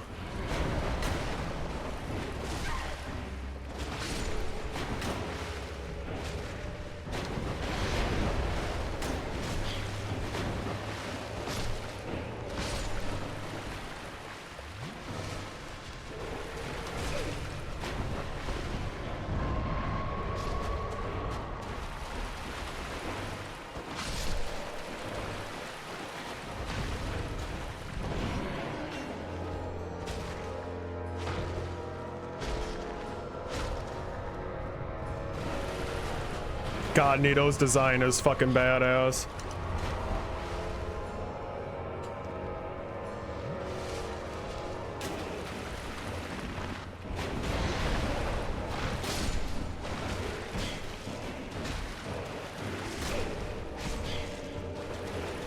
Move! God damn it. Okay. Big boys are moving, but they're not attacking. If those big skeletons come after me, like it's over. He's almost halfway dead. Yeah, you're doing pretty well. That's because he's not fucking hard. It's just the goddamn skeletons. Nice.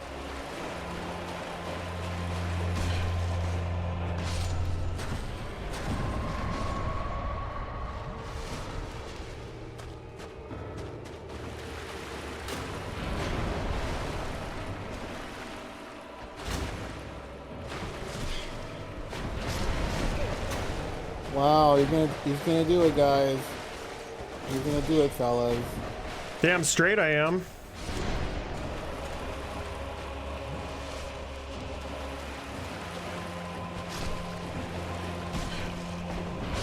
Wow, that was lucky.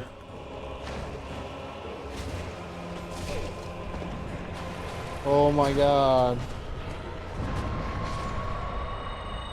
Stay put.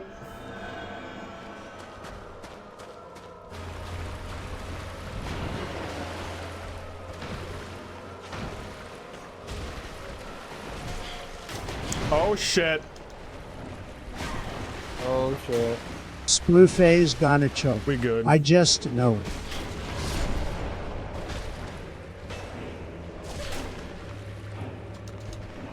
Move. Move. Not like this.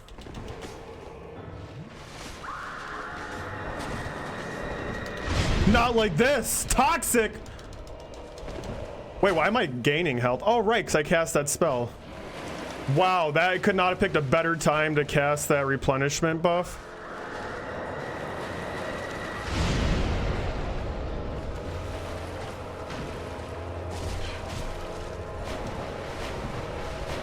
Bro.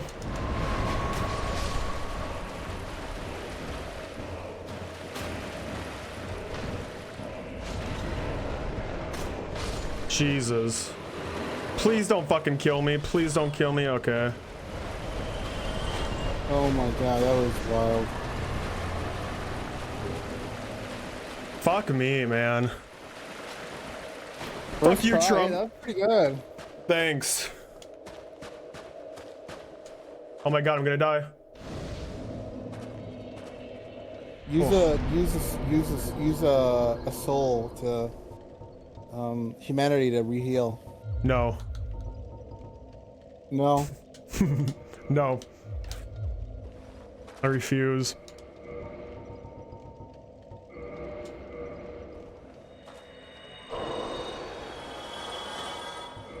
I did not need to pop such a big one.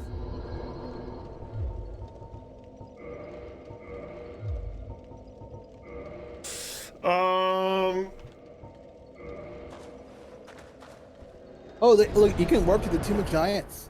Did you see that? It said warp to the Tomb of Giants. Mm-hmm. Yeah, if you go in that, there's a coffin. Actually, in the area that I kept dropping down to, when you go in that hallway, you can like hide in one of those coffins and you get warped to that spot. But it's so stupid because like you can't actually fight Nito. You just kind of get warped into his spot with nothing to do. I don't understand the point of that.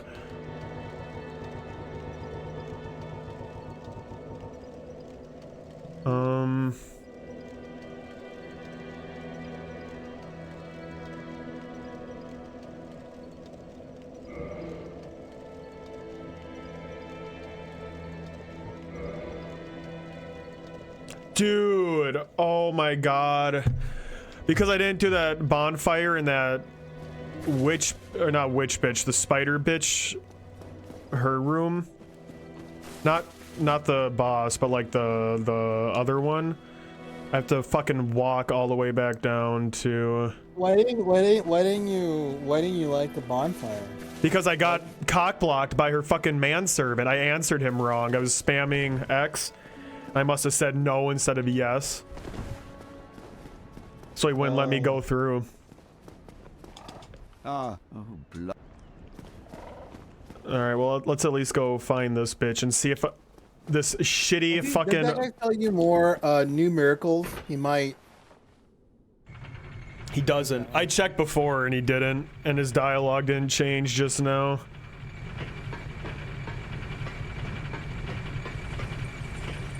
Let's see if this shitty ass fucking cleric build is finally gonna pay off a little bit. Let me guess, all of her spells are gonna cost like 50,000 souls and I probably need 80 faith to use them. Hello, I'm for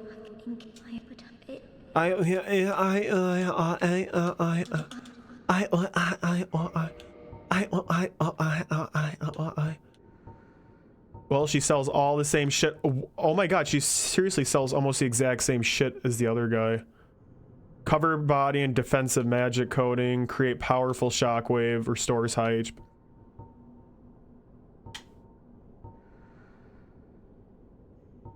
This is a shitty fucking game, Adon. This is a shitty fucking game. This, like, none of this shit's even worth it. Oh my god. Then be safe. Dear Vince, dear Nico, forgive me.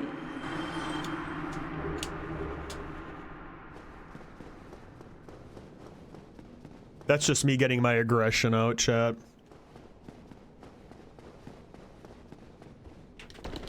Okay, well, since we're here, let's go kill the dog. You can if you join the Covenant Warrior of Sunlight, you'll get the Lightning Spear miracle. How do I join it?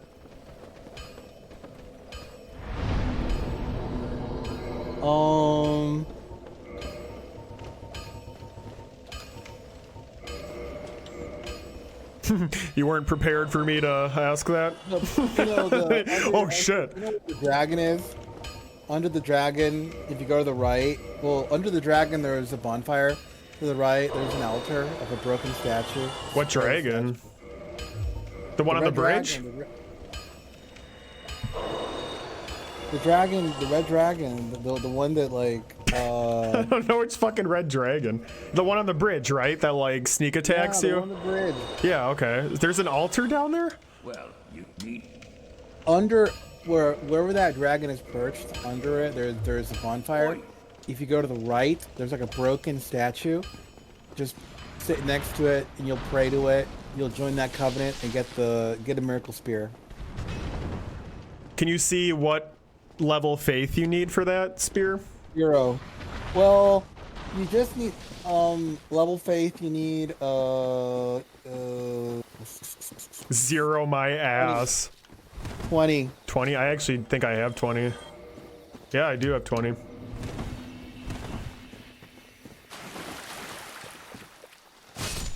I'll kill the dog first and then we'll go get it. Cause Sif's a fucking pushover. I have experience killing dogs though, so I think it's just easy for me. That was another thing that I did a lot during COVID when I had nothing better to do. I just killed dogs.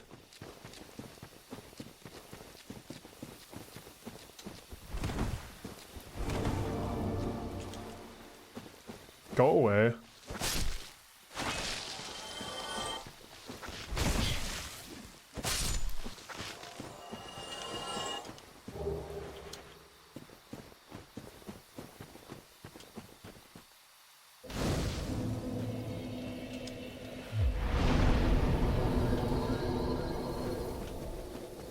All right, chat, this game will be beaten before the timer hits 6:30. It will be beaten within the hour.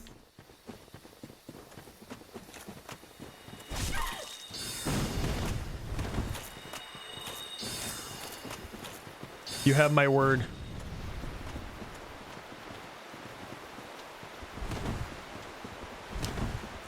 Hideo Kojima can make a great Dark Souls game. Anyone would do better than FromSoft.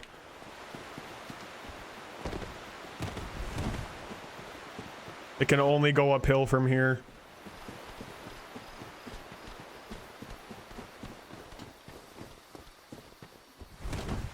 It's funny because like the actual worst game is next. What are your thoughts on Dark Souls 2, Adon? Oh, the mechanics are definitely janky. They definitely tried new stuff in Dark Souls 2. I'm glad they tried it, but same. I like that it at least sticks out and has like its own identity, you know? I appreciate that. Yeah. I think a big thing with Dark Souls is speed. And for some reason, when I think of Dark Souls 2, I think of it as being slow for some reason.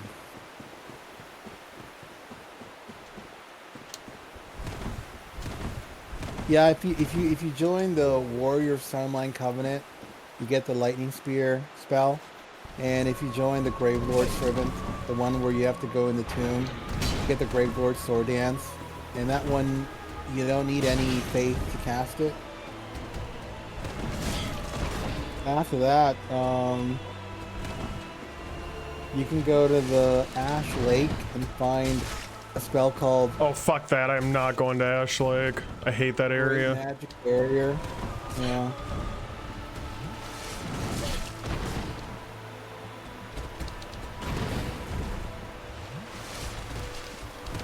Yo, this pup's kicking my ass. Down, boy.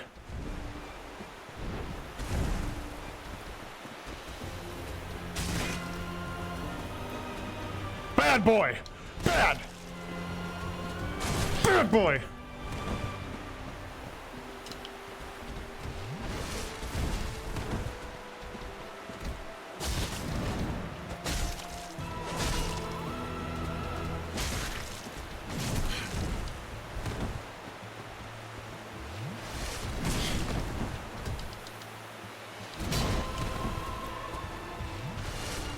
Bad.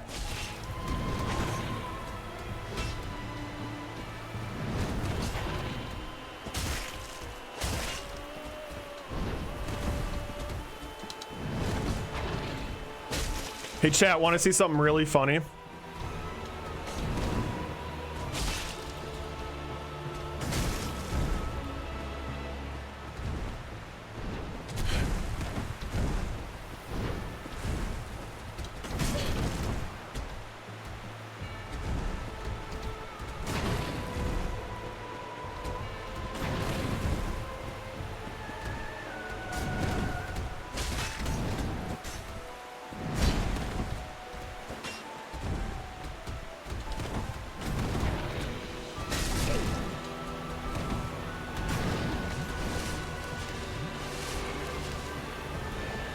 Look, chat. Oh, this is it's sad when the dog is like this. No, it's funny. Like, he'll attack you, he'll attack you, and then he'll like fall over. Yeah, He'll jump. it's funny. Yeah, stupid dog. Down, boy. Down. No, that shit actually is tragic, though. I never feel good about that. What are these games even about? Fuck if I know, bro.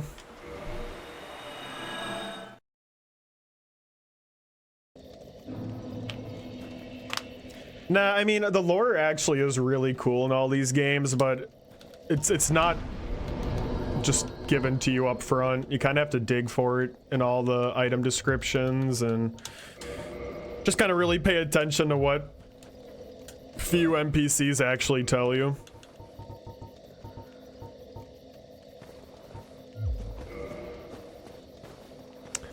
So okay, so where were you telling me to go? The red dragon on the bridge. Okay.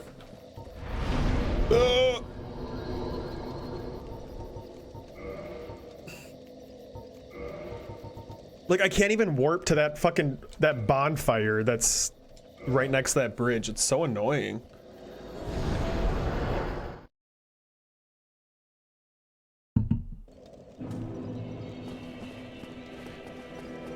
It really is weird, like how deliberately tedious they made parts of this game.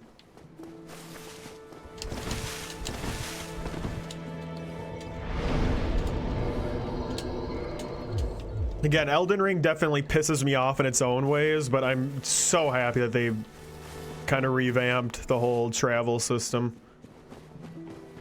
Imagine Elden Ring if you couldn't like actually fucking warp everywhere.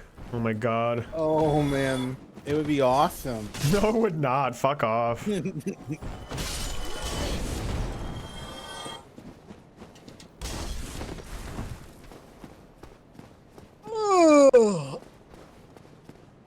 good? I don't know. I felt like, okay, so this past week, literally, okay, let me back up.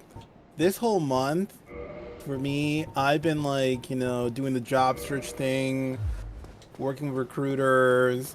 I had a business partner that I had a falling out with, and I had to fire him because he would not listen, and he was dismissive, and he was just thought he knew everything. And then we had an assistant. I had to fire him too, and it's just been. Why were you firing them? Oh, because I was kind of running the show. Well, basically, firing them meant that I didn't want to work with them anymore, and I was letting them go. Oh, it's for like your own little side hustle thing? Yeah, I've always tried to do side hustles. So I was doing like so I was working with this guy and his assistant to like import coffee from another country to the US and you sell it here. The problem with that though is that my business partner, he wanted to do the marketing, wanted to do videos. He wanted to do he wanted to be in charge of certain things, right? Which I was fine with. But the thing is, he didn't want to do those things. He didn't think we needed to really work at it. And he would use like Chat GPT to try to do everything. So every time I you know, me and the assistant worked with creating like a list of like potential contacts, people we could, like companies we could contact in the USA that were coffee importers. So the thinking was, you know, maybe we can ship our coffee to them, and then they would then distribute it. That does sound like trafficking. I agree, Kiko. Trafficking coffee. Okay. But yeah. Did you know that coffee? So oil is the #1 traded resource, commodity, what have you. But did you know that the #2 most traded commodity is coffee? That checks out. You know, it's pretty big. Yeah. So how the fuck do I deal with this dragon real quick? Because this fucker just keeps blowing the fire. You're gonna, okay, so go up and wait on the other side of the, just go up and wait. Go to that other part, yeah. Okay, I get you. Not the other, that other little gap where you can like not at the other side. Okay. Is that not gonna fucking like torch me over there? No. Go to the left side. Yeah. Go to that left little inlet. Yeah. Just wait there. Oh wow. Just wait there. He'll eventually come down and walk around. When he's walking, then you make a run for it. But what I was gonna say is yeah, my business partner didn't really. He thought all we needed to do was just have the coffee ready, and the coffee would like sell itself. But he was wrong, because coffee, like everything else, you have to promote it, you have to sell it, you have to make a story about it. And he thought we could do those things using ChatGPT, because those things would be really easy. But you know, they're not. And it was this like 6-month thing where he didn't want to. I'm gonna kill myself, and I'm gonna kill you first. Sorry, keep going. That fucking dragon, though, bro. You can't just run through it. He fucking flies around. You can run through it. Just when you're waiting in that little inlet, wait a little longer. He'll start walking, and then when he's walked a little bit, then make a run for it. Just go to that little inlet, wait around. Say inlet one more fucking time. Inlet. This is how I like beat the game the first. Well, I never beat the game on my first playthrough, but the exploit is that you get like a bow and arrow and you shoot his tail from the level below. Oh. And then you get the Drake sword off him, which is like.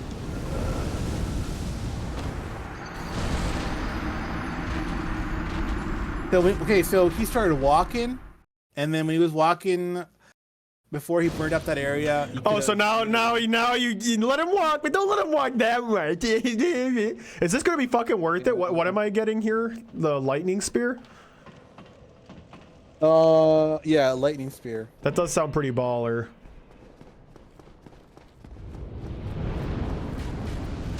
But yeah, if you like shoot his tail, you get the Drake sword, which is. When you first encounter this dude, it's like a really OP weapon, but there's like no actual level scaling with it. So once you get to like Anne Orlando, it's pretty much shit. And that's what happened on my first playthrough. I kind of like walled myself. Yeah. So as I was saying, I just had a long month, and today I woke up and I was just sore. I was just like, oh. I was really sore, so. Interesting. Do some yoga. I should do yoga. I always do yoga for like a few days and it feels fucking amazing. Like I immediately feel the effects of it, but then I just always stop for some reason. Where do I pray? Oh, whoa, did he just fly off? Yeah. Oh, wow. Oh. Or is it the altar in here? What the fuck? Adon, did you just waste my precious time? No, it looks like, okay, it says, you must meet a faith requirement of 25, which is... You motherfucker! You said 0! You said 0, you little fucking twat. These 2 souls better do it. 0. Oh, dude, this is not gonna do it. I'm gonna be able to level up once.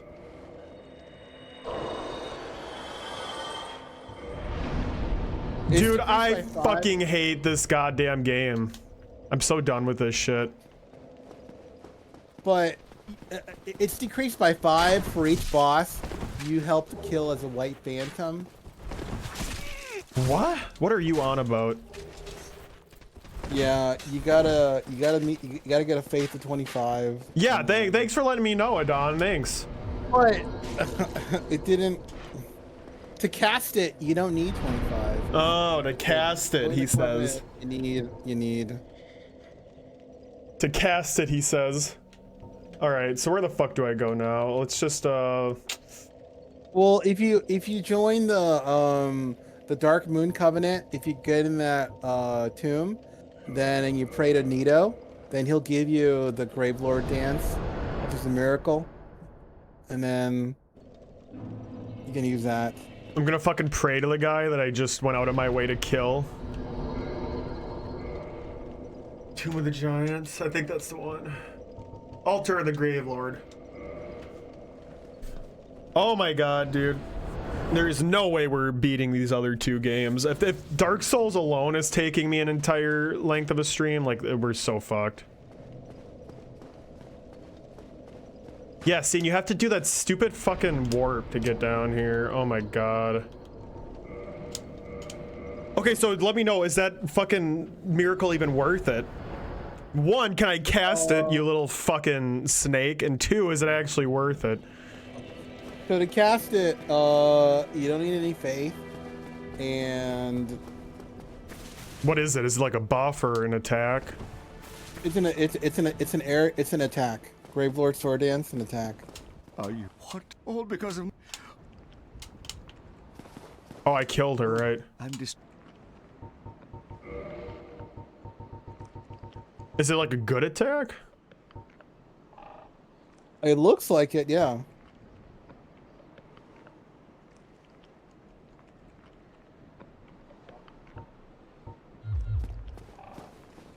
By the lords, you dare.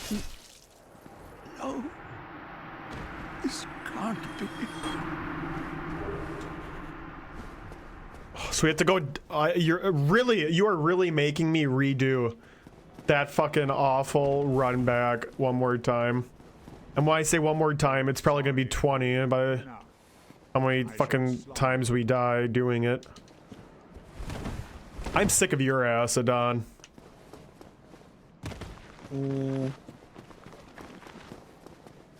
You need to do some fucking yoga and reevaluate yourself. Fucking check yourself, mate. Had a long week, man. Just looking for a job is emotion. Hey, look, I know having a job. You told me about your job. It's it's a lot of crap you put up with, but looking for a job, oh my god, man, it is like, because you'll. It's different. It's different flavors of misery. That's for sure. Different flavors of misery. You'll be like looking for a job, and then the recruiter's like, "Hey, Splufay, are you interested in this job? XYZ sounds great." And you're like, "Sure." And then like, "Okay, could you start on Monday? Just so I know, I can tell the company that." And you're like, "Okay." And so they're like, "Okay, let me just get back to you on that." And then you're like waiting for that apprehensively, and you never hear back from it. And you're like, you got like sold on this thing, or it's not the recruiter's fault. It's just the way things go.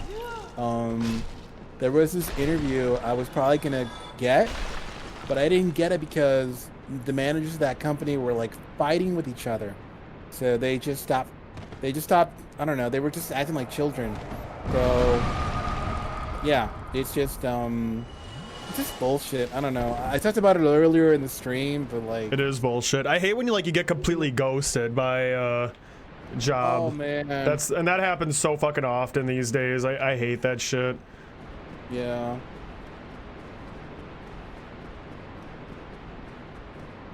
Nestle and coffin.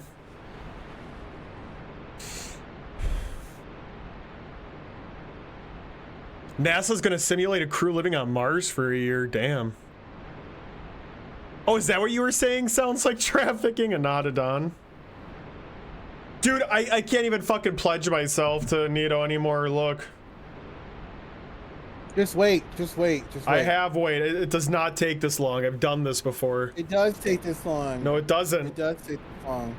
You're wasting my fucking time right now. There is literally a timer ticking away and you're wasting precious time. You fuck. Thanks for making me come all the way down here, you fuck. I am literally done listening to you.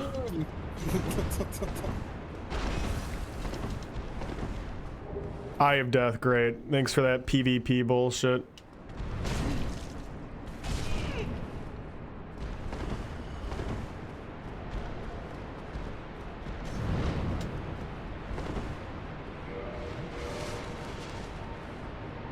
Oh my god. I just need to fucking power through the rest. This is the worst build ever. I am absolutely not doing any of this shit in the other two games. I thought it'd be cute to like keep this shit consistent and do a cleric build in all three games, but absolutely fucking not. I'm doing speedrun strats for both.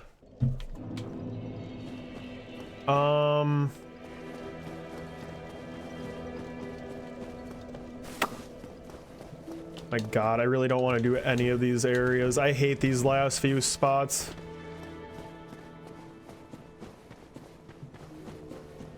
The new Londo ruins are probably the worst, though. And again, I mean, we're fighting the ghosts now, so here I am, my fucking foolish ass thinking, oh, I'm gonna be a faith dude. I'll probably have some kind of buff that lets me actually attack these ghosts, so I don't have to use that bullshit item every time. No, fuck me, I guess. There's no reason to, like, use this miracle build in this game. It's kind of fucking insane. To be fair, I'm sidelining a lot of the miracles I could potentially use right now, but in my defense, man, you have to, like, go out of your way to get all of these fucking spells. You get nothing up front. I feel like with the sorcery builds, you at least get some good shit right away, and then you find that sorcerer guy pretty quickly. Whereas I went to all that trouble to rescue that one hussy just now, and she literally just sells the exact same shit as that other guy with a couple of additions. Dark Souls worst game. Dark Souls worst game. Dark Souls worst game.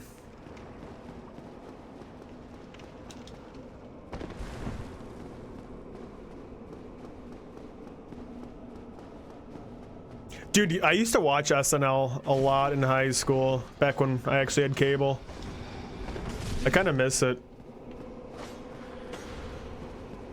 Wait, say that again. I didn't hear you. I was talking to Kiko. But I did say that I haven't watched SNL in a long time. I always watch, like, some of the skits that get uploaded on YouTube, but it's not as fun as when you actually watch it live. Oh my god, these guys are about to fuck me up.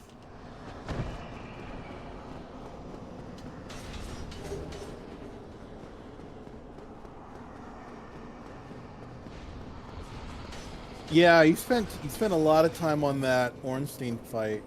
A lot of energy. Yeah, I spent a lot of energy listening to your bullshit directions too. Let's not forget that. Shit. Which way? I need to go. I need to talk to the guy on top first, don't I? I have no idea what to do. Yes, you do. You played this more than I have.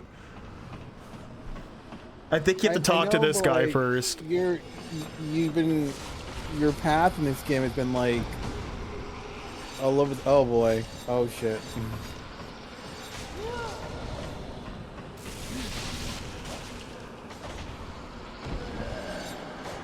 Oh man, that was bad luck. That was bad luck. And dude, you know what's like really terrifying is Dark Souls 2 is worse with this kind of shit. Oh my fucking god! And I'm all the way back here. Like Dark Souls 2, the enemies, they throw so many more enemies at you, and you can't run through them because you get fucking killed at those fog gates.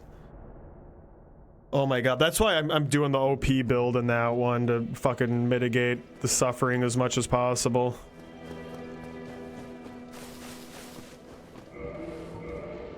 Yeah, another real adorable quirk that I love about this game is that warping to a bonfire doesn't set it as your active one. You have to go to the trouble of actually sitting down first so you can warp back to it. Yeah. That's a good quirk. That's fantastic game design, isn't it, Adon? Adon 62. Yeah. I want to hear you talk shit about this game. Well,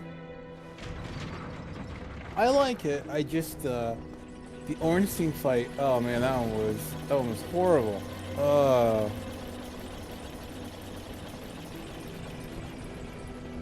I take it you're not gonna go to the painted world of Ariamis? Abso-fucking-lutely not. We're just doing the absolute minimum that we need to do. Minimum. Okay. So let me see. You beat Ornstein.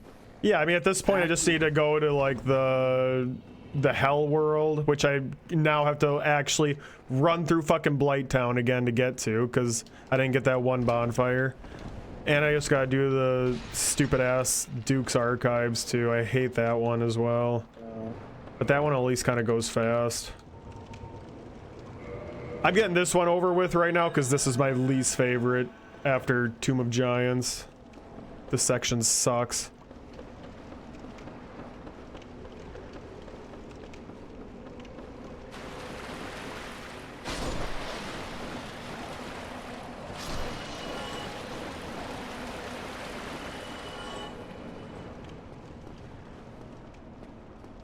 Where's that ladder that I just kicked down before? You gotta jump. You gotta jump from... Right here? Yeah, to it. Oh, I see.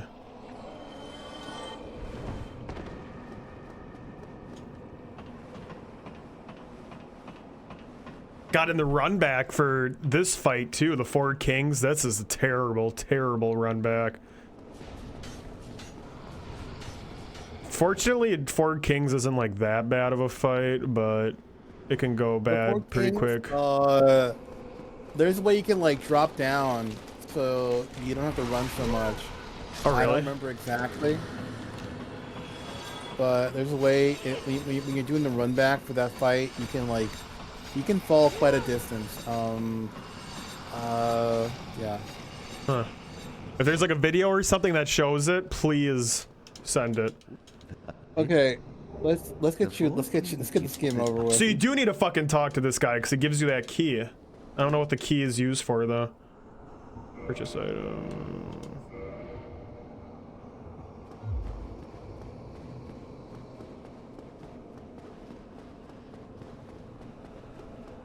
I'm starting to realize that you don't know shit about Dark Souls.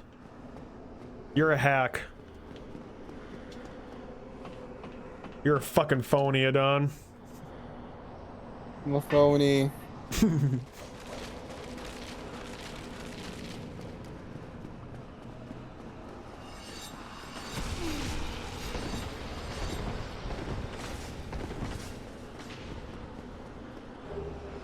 How do I get out of here?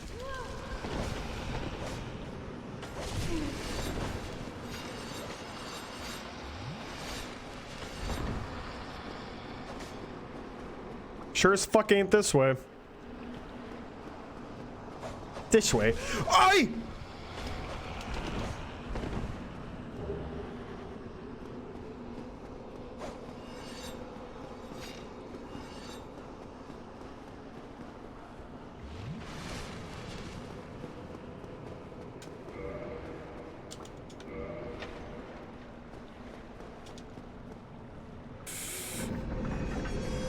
I'm not like super familiar with his stuff, Kiko. I know the name, but I don't think I've actually like seen any of his stand-up stuff. But I don't really watch too much stand-up comedy to begin with, which is why I'm so horribly unfunny.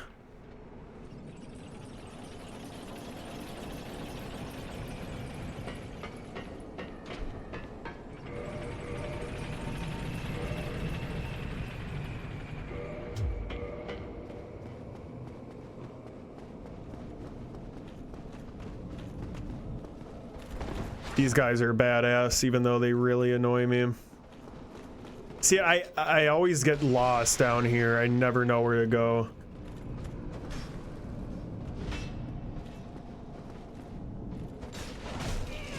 Oh, cool. They don't fucking stagger at all. That's great. No, they do. Quit being a little bitch boy, Sploof. Quit being a little bitch boy.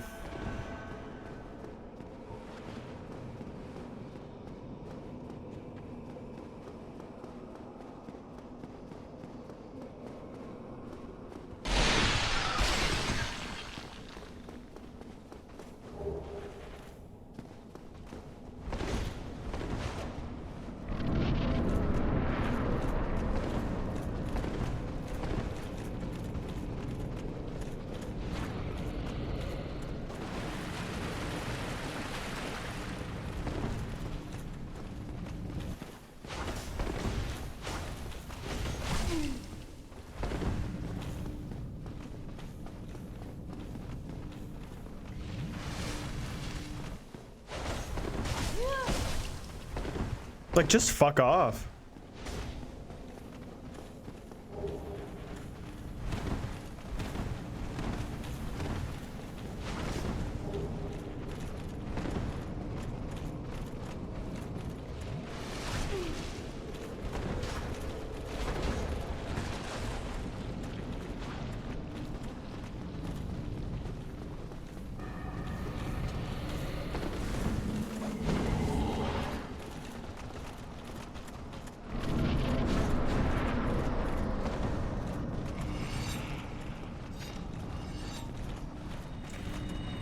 All right, if we first try 4 kings, I will be a very, very happy boy.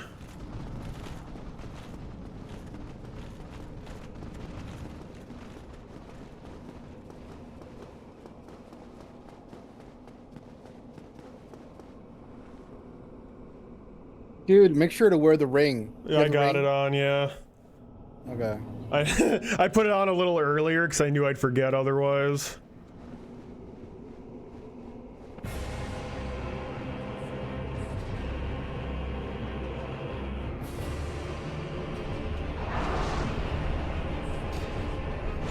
Oh god, that damage. I can't imagine these guys bleed.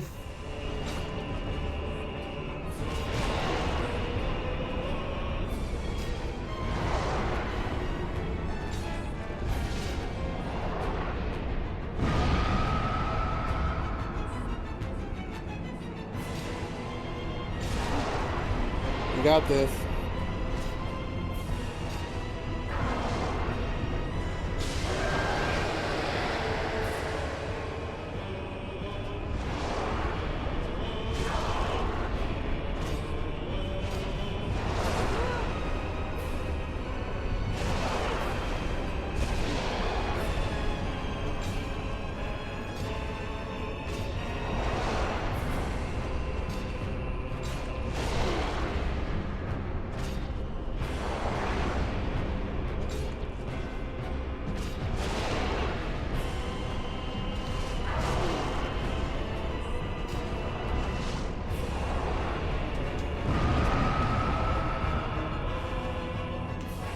Now I'm nervous because now I can actually do some real damage. Oh, dude, fuck that attack.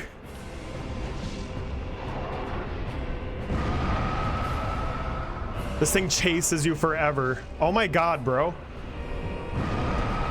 Oh god, the other one's gonna start throwing fists.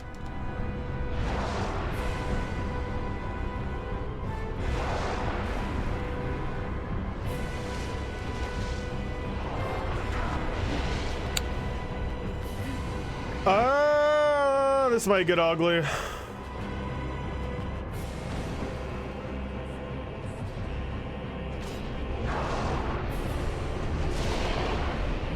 Bro is just waiting over there, wants to get on the action.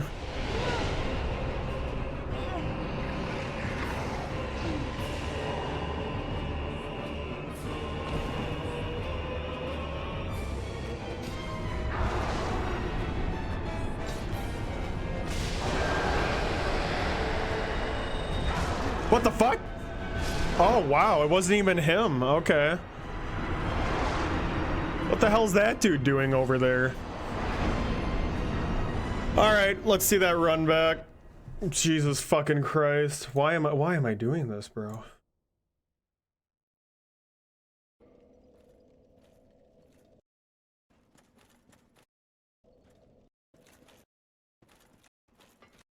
From that way?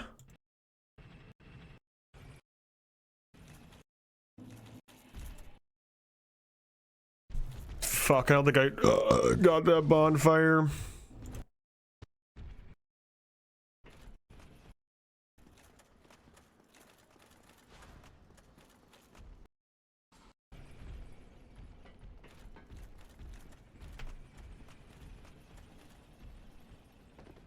All right.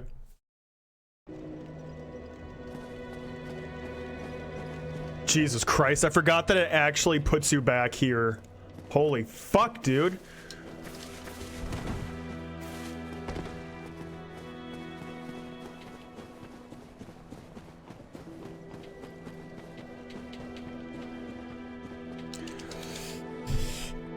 Man, if I was at From Software HQ right now, I'd be doing something drastic that I would quickly regret.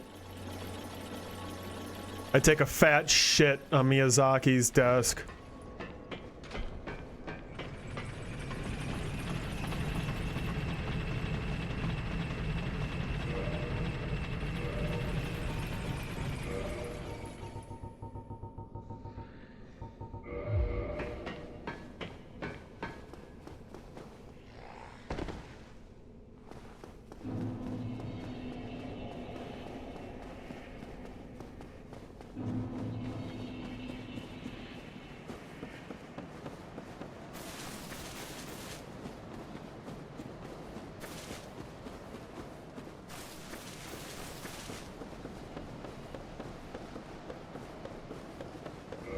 You know, at this point, I really should just see if there's like a better fucking weapon to use, man.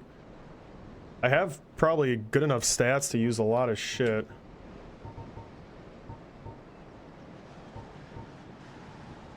Because this Morning Star just ain't it, fam.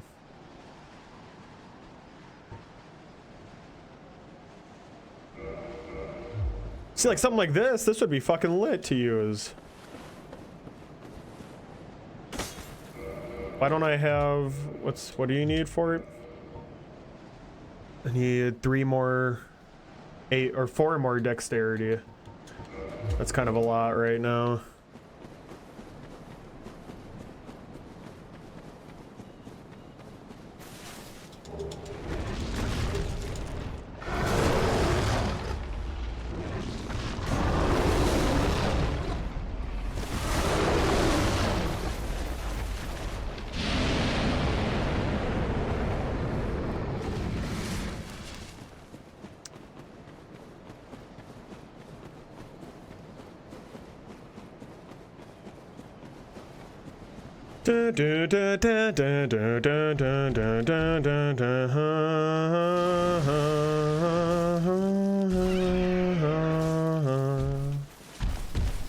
I'm stuck.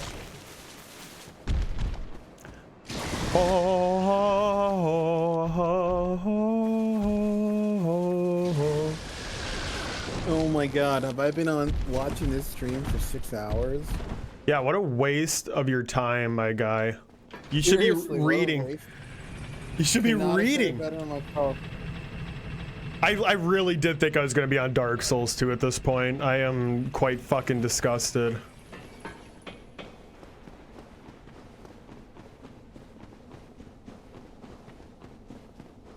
Alright. I don't think I have any, like, souls either. Oh, that sucks, bro. That sucks, that sucks, that sucks.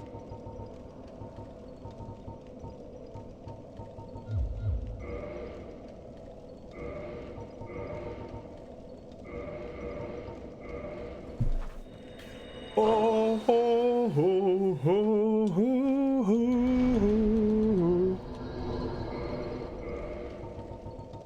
Well, now we know to never be a cleric ever again. Never use the Morning Star ever again.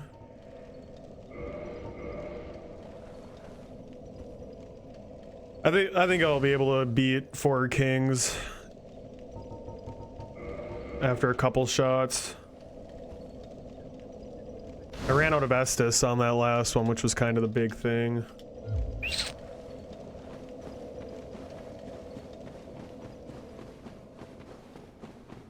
God, you just kind of have to get lucky too. Like that one guy kept using the grab attack and that big explosion attack, and if that happens, like you just can't engage. But that fight stresses me out because the longer you take, then the more the other guys start joining in, yeah?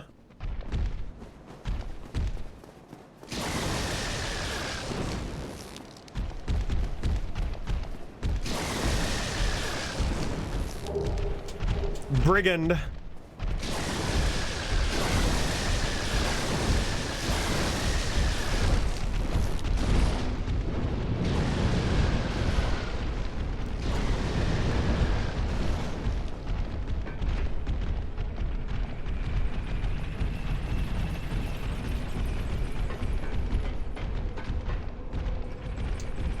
Alright, so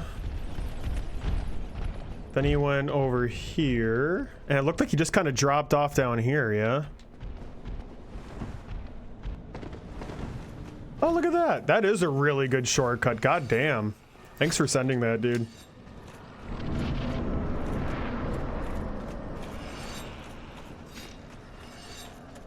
Can I drop without dying? Oh my god, get out of here.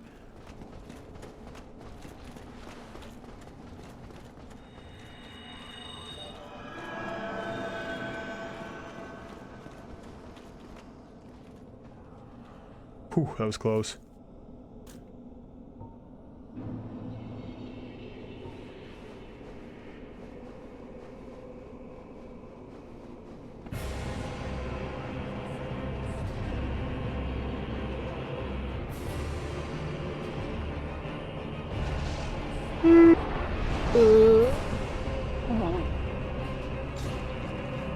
Sorry, am I not entertaining enough for you? No, I just had a long week, and in addition to everything I said, I was like walking like 3 to 4 miles a day around this lake I live nearby. It's called Green Lake. It's a man-made lake in Seattle. It's a nice bit of exercise, but you know, I don't know. I've just been sore and tired.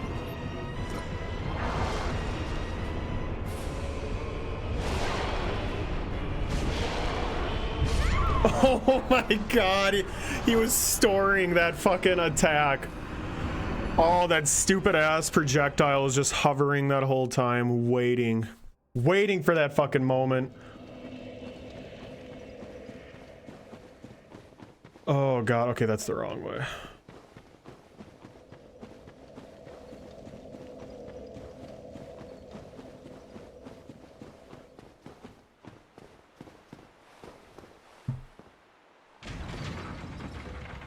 Ho, ho, ho, ho, ho. Do you have any like cool masks you can wear, or maybe like armor that with special effects or something?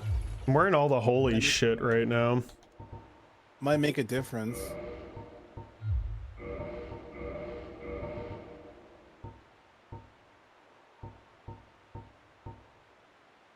Yeah, with the 4 kings, I think the main strategy people use is just kill them as fast as you can. Right, I mean, you just fucking hang out right in front of them, because that's like the least amount of damage they can do when they swing around and shit.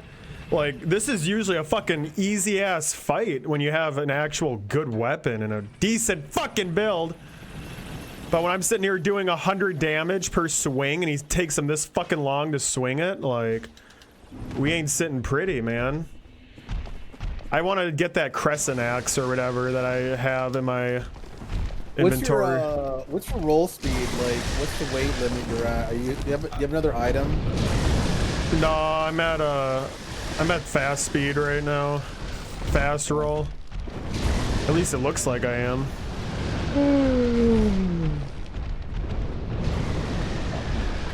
Like, this is actually a miserable fucking weapon to use. I thought it was gonna be kind of cool with the bleed and shit.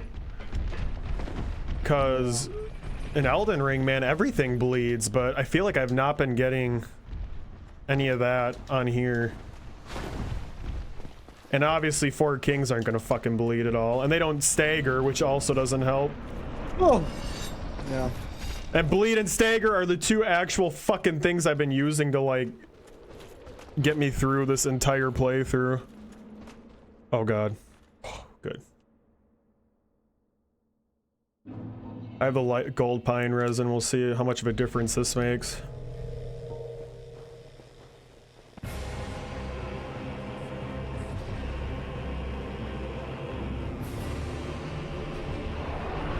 See that fucking attack right away, bro. That's such horseshit.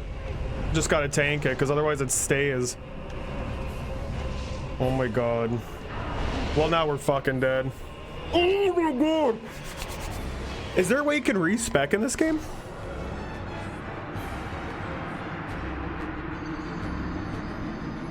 Adon. Oh my god!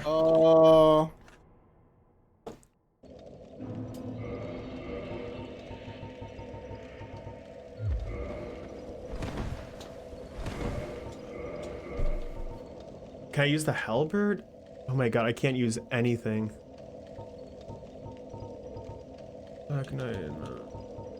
No, you can't reallocate attributes in Dark Souls 1. Bullshit.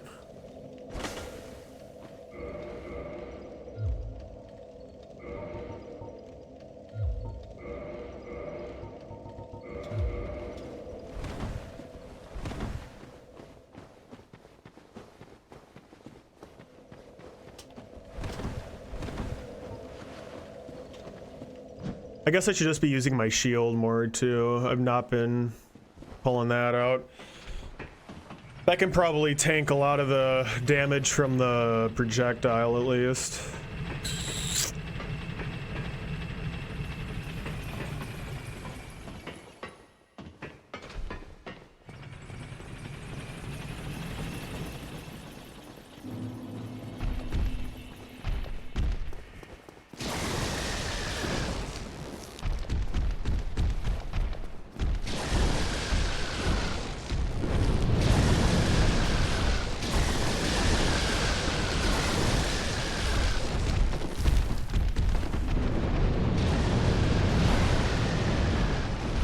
It is insane how this is the least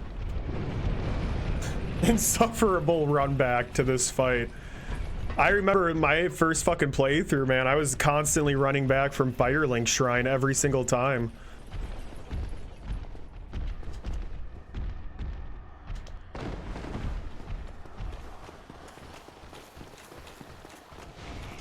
Like, this is definitely way better.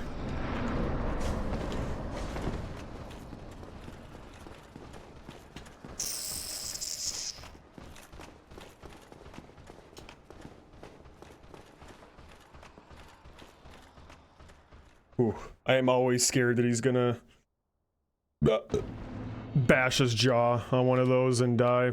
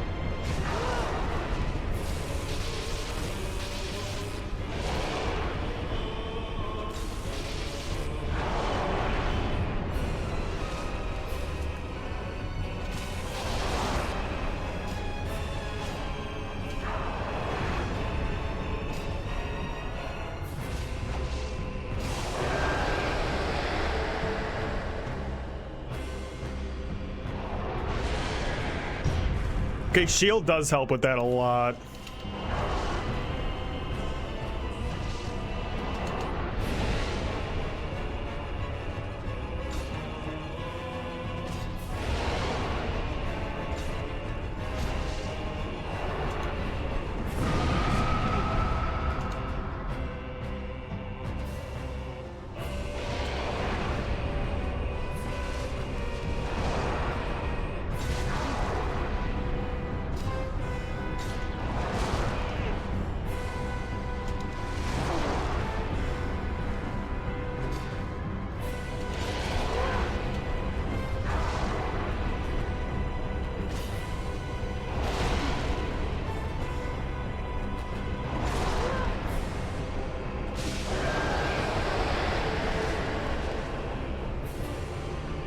Oh, we're fucked. If we're doing two at once, this is not gonna end well. Holy shit, am I really fighting them that slowly, man? Maybe. It doesn't seem like that was too slow though.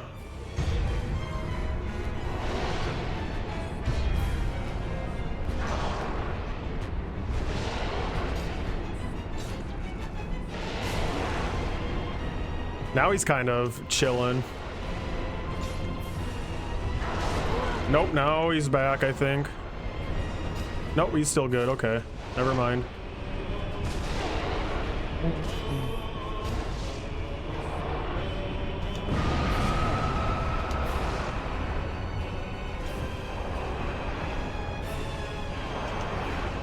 Jesus Christ.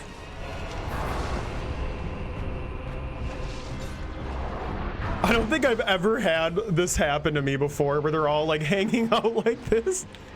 This is kind of fucking horrifying, man. Yeah.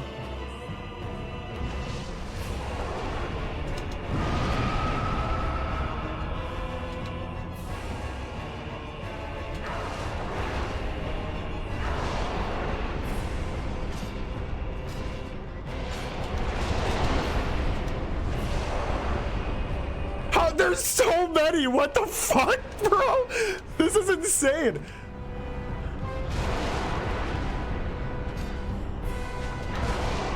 I did not know this was a thing.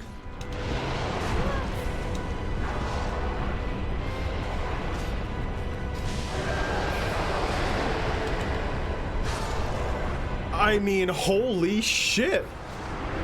I think I'm actually like really fucked right now unless I do some grinding, you know? Or maybe I should just save them for later. Fuck! I hate this right now, bro. I really hate this.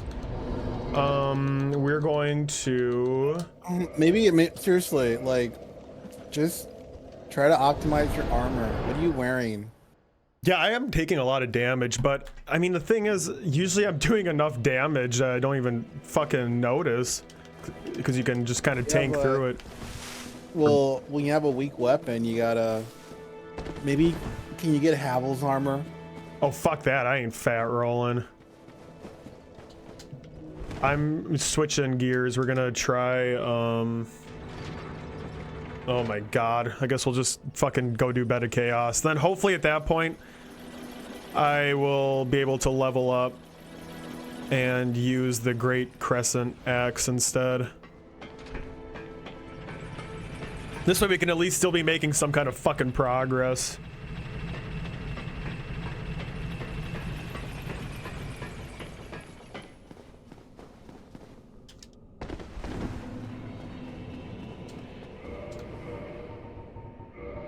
Holy shit, there's still a lot to do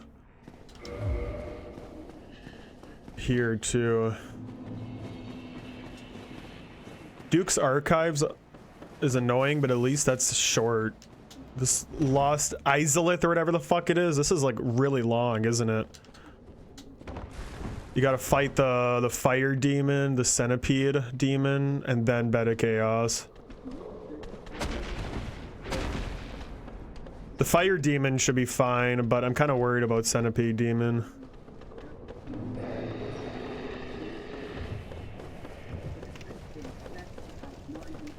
Bro, I hear you fucking... I hear your TV show in the background. Oh, you can hear my TV show in the back? Yes, your prison show. Oh, I was looking at the Dark Souls Unlimited Souls glitch for DS1. Is that a thing?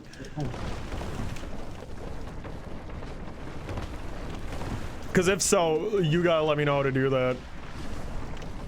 Because this build is beyond fucked. So they discovered a glitch where you can get as many souls as you want, but it's a little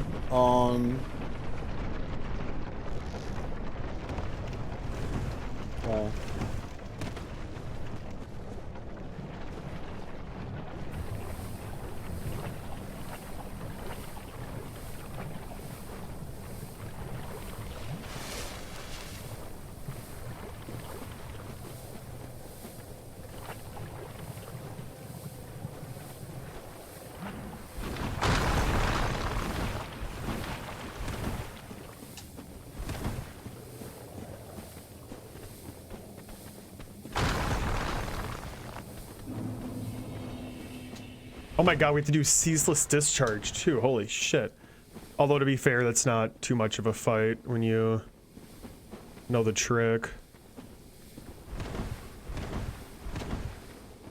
God, this section of the game's a lot longer than I remember it being. Or thought it was, rather. I'm slowly remembering how fucked I am right now. It's all slowly coming back to me. It's slowly coming back to me, chat.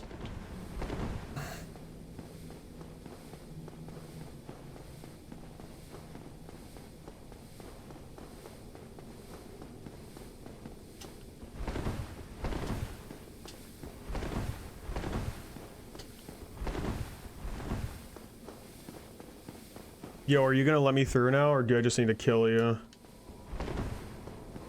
Oh dear. Yes. I knew it.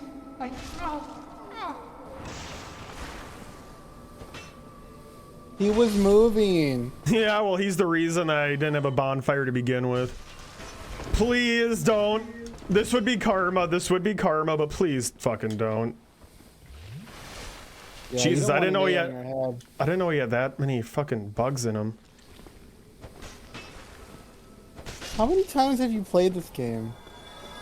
Multiple. I knew he like bugs popped out, but I thought it was gonna be like 2 of them, not fucking 80 million.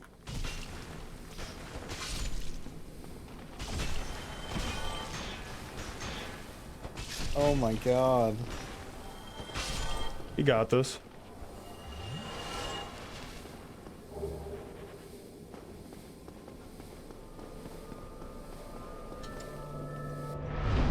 You have the witch's ring. If you do, then you can talk to her. If you don't, then I don't know. I'm just getting her Firekeeper soul.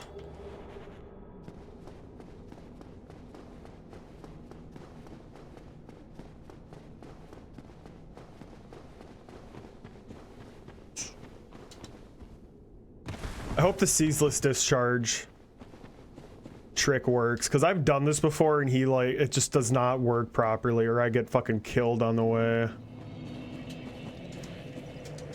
And yeah, boy ain't really in the mood to fight ceaseless discharge.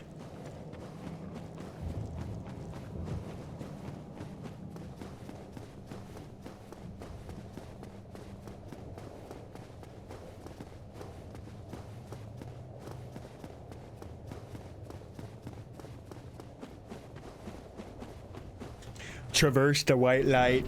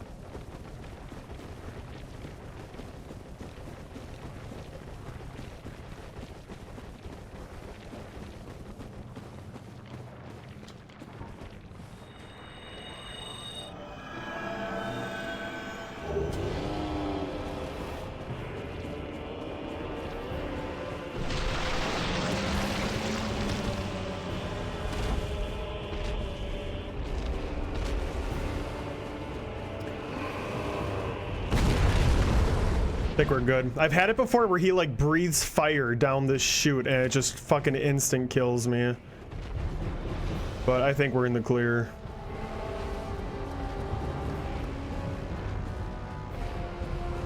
Also, I wonder how many souls this guy pays out. I feel like he's a pretty major boss.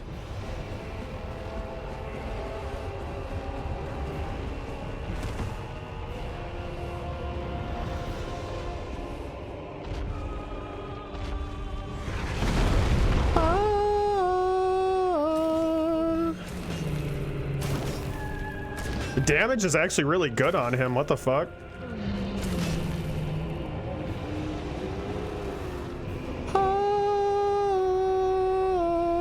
What? How did you do that?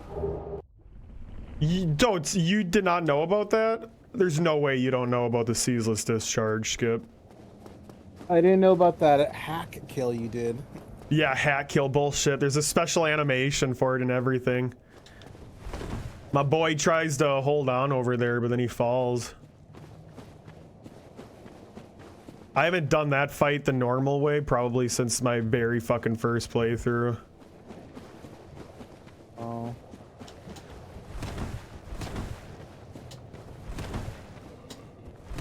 You really didn't know about that?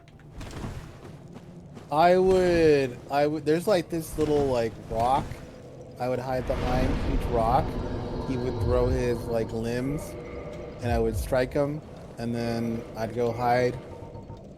There's like this area you can get cover. That's how I would fight him with like a melee weapon. Yeah. But, I mean, I never looked into it. I mean, there's ways to like hack kill, you know, bosses that I don't even know about. That one's like not even a hack though. That's literally like it's an animation and everything. Oh.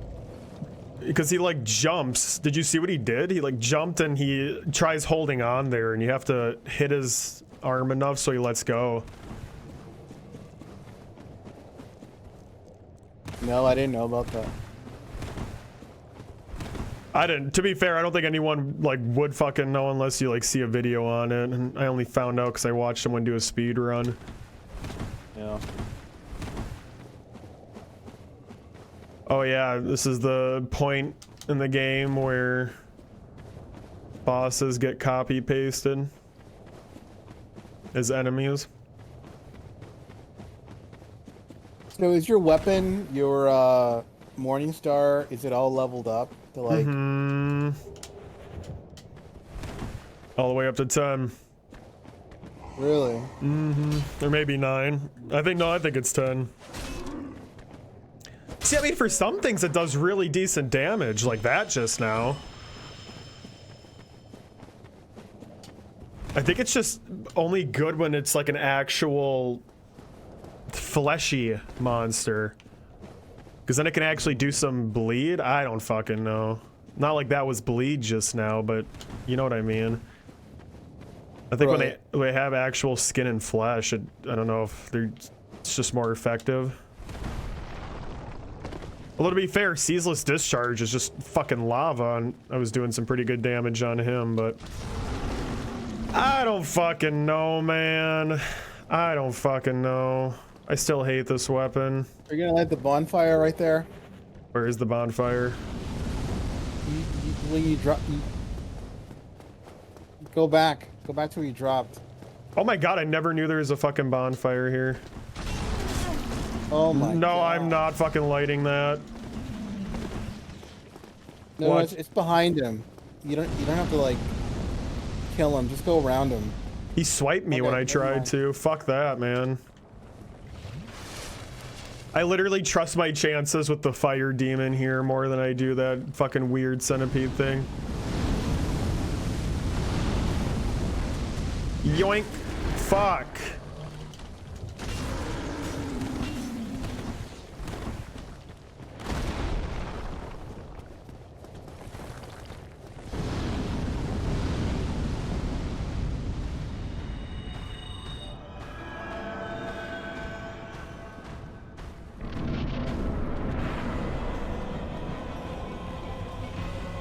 Hey, remember this guy? He's back, but even more fun this time. Copy and paste.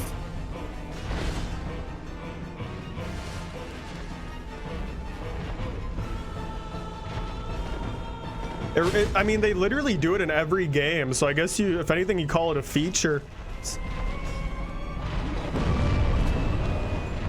Alright, he needs to settle the fuck down, though.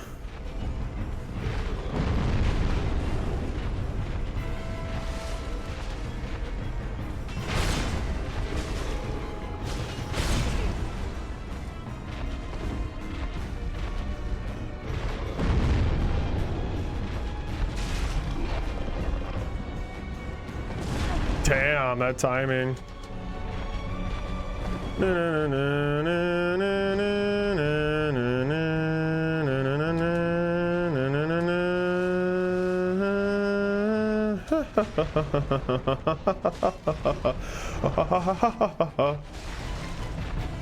Yeah, I got a little bleed on him.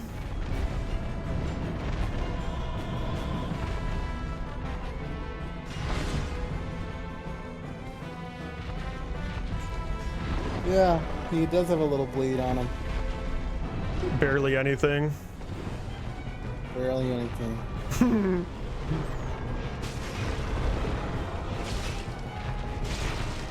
Oh, there we go.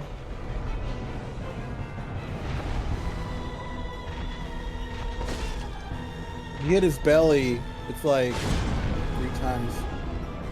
Really? Back. Yeah. Oh shit. I've always gone for his fleshy thighs.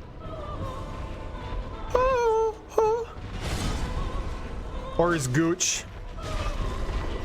Damn, you right.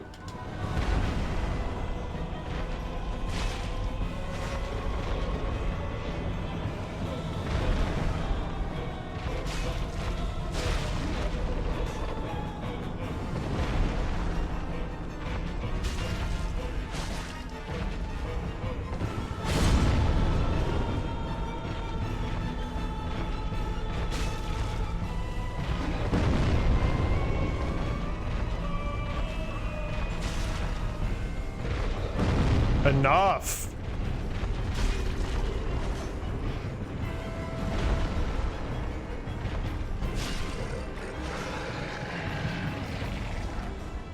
I might be able to use a new weapon now.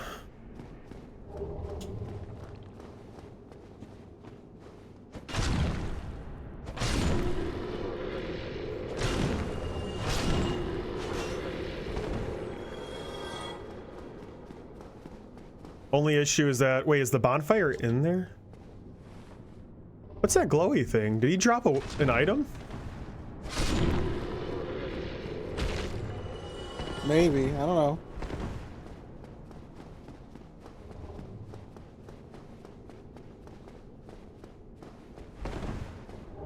Oh.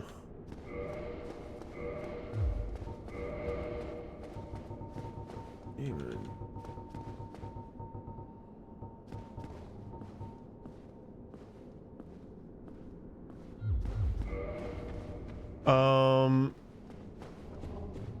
You go up to get the shortcut, right? Yeah, there's like some thing you step on. Uh-huh.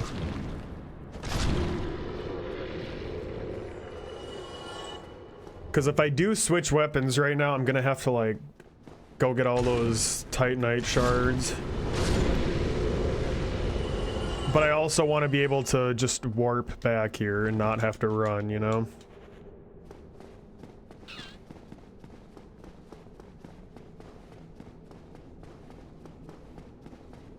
Shit, this just takes you to the fucking spider bitch that I just killed, right?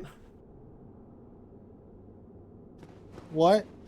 The shortcut just takes you to the spider bitch that I just killed, right? So that's not even worth it for me. You step on that thing. Yeah, fuck. Well, why don't you step on it? Because I killed her. I don't have a bonfire there. Well, I have that other one, but he can't warp to it.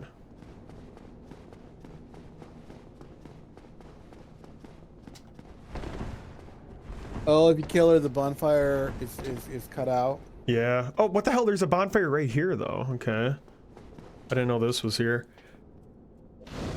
But now the question is, can I warp to this one? God damn it! Because yeah, I'm gonna be able to use that new weapon right now, and I would love to. I would love nothing more than to be able to switch right away. Although to be fair, the Morning Star isn't doing the worst damage down here.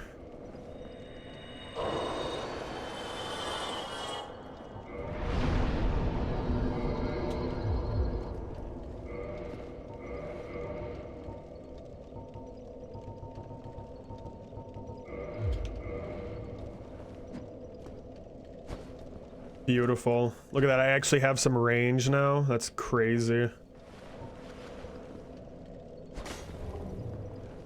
He still does the same thing though. He like trips as he's attacking. It doesn't look natural. Is that just the default animation for all these heavy weapons?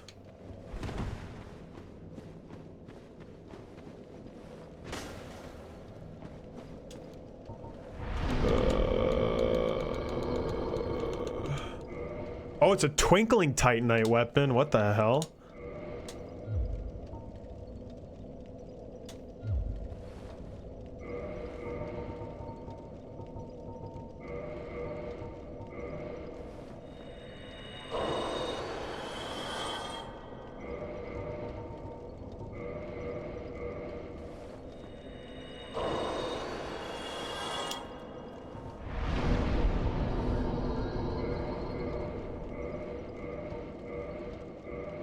Oh, it does magic damage too. Okay. Well, let's see if this fucking thing's actually worth it or not. All right, chat. We're gonna beat this game by the time the timer hits 7:30. I'm so sleepy. You gotta fucking stay awake, man. Oh shit! It's Centipede Demon already. This will be interesting.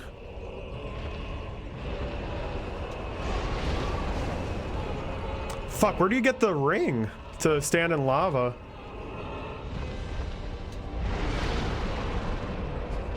Or do you get that from this fight?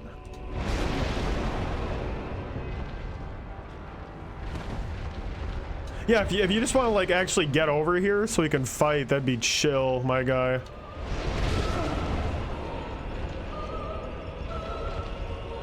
Or we can just keep spamming that attack. That's cool too.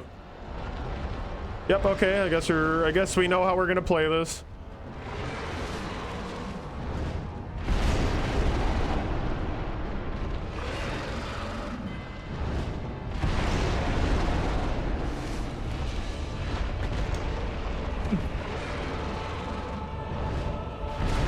Oh my god.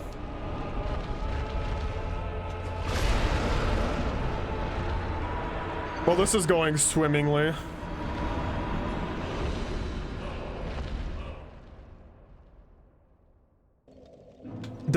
Shit, I think he is the one who drops the lava ring. What the fuck?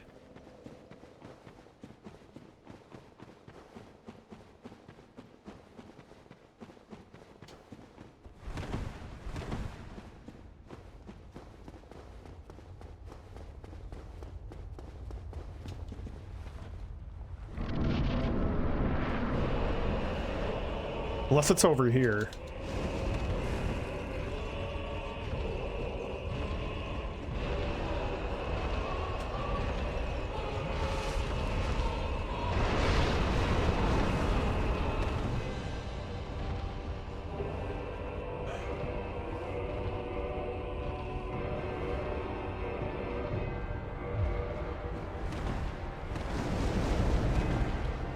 That didn't do shit.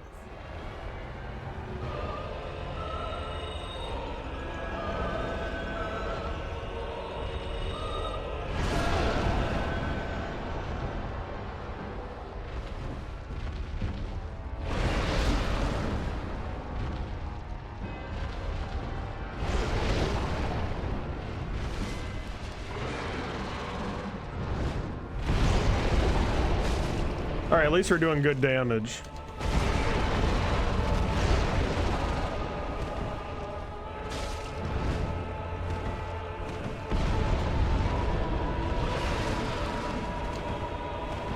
Oh my god. Yeah.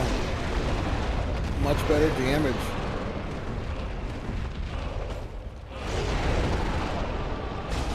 Only issue is that I do not remember how to fight this fucker.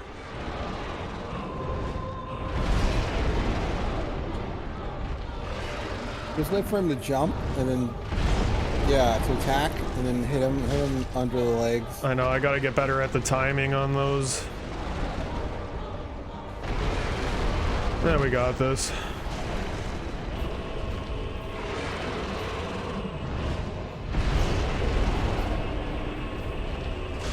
And again, some actual fucking range on my weapon. What a difference that makes.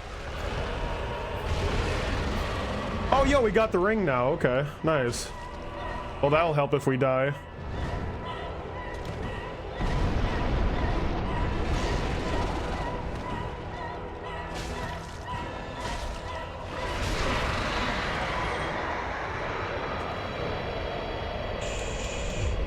There we go. Nice.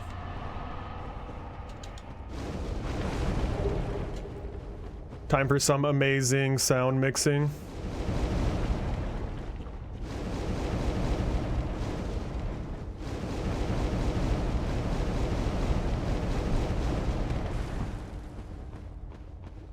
Oh, shit. Well, I'm feeling better having this axe, I can tell you that much. Four Kings fight one. It's coming up. Can you warp this bonfire? What's the scaling? I have no idea. It doesn't even tell you. That's the worst thing, bro. Like, if you're not gonna have... Huh? Just go and click on warp. It should tell you all the places you can warp. Oh, really? Even the one you're at? I think so. What's the sunlight? Oh, I think that's the one where we went by the dragon. Yeah, I'm not seeing any other ones. What the fuck was I about to do? Oh, yeah.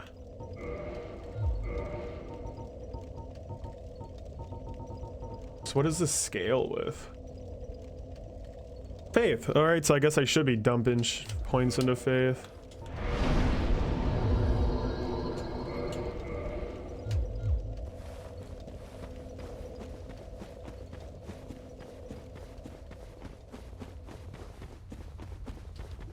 Oh, dude, I do not want to do Bed of Chaos. Oh man, do you have to do it? Can't you just go kill the king? The king? Yeah, we need the Bed of Chaos for the Lord Soul. Oh.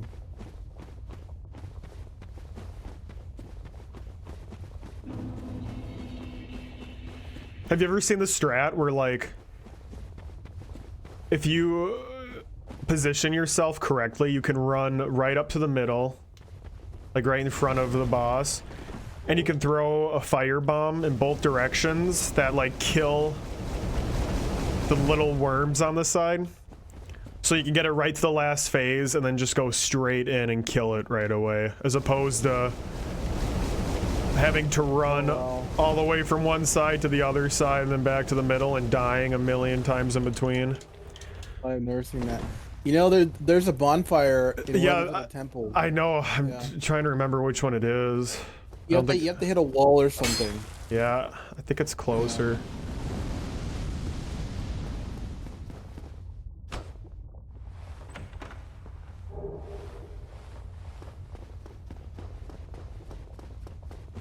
The fuck, were there always this many dinos?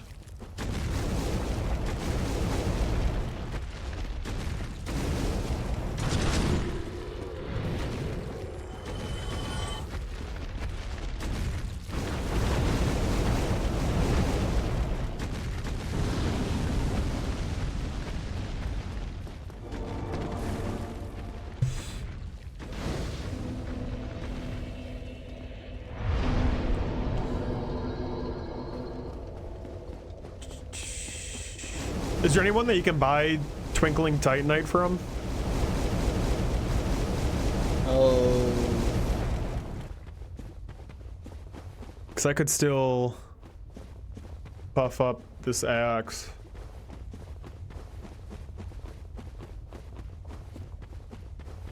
Although I think I'm going to be doing a lot more damage with 4 kings now, so it probably won't be too much of an issue. I hope those guys are weak to magic damage. But I would not be surprised if they aren't. A Twinkling Titanite from the giant blacksmith in Anne Orlando, but it's 8,000 souls a pop. That's not too bad. Well, actually, it is bad, but I did just get a couple hero souls.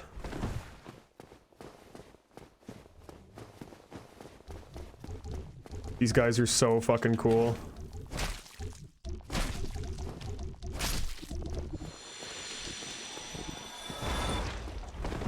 Oh shit, there's that one invader guy up here, NPC guy. Uh-oh! Oh my god, that first whiff was like fatal.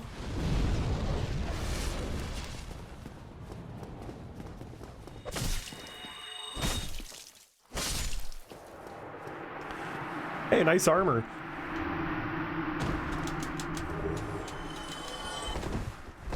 All right, time for this shit show. Let's get it over with.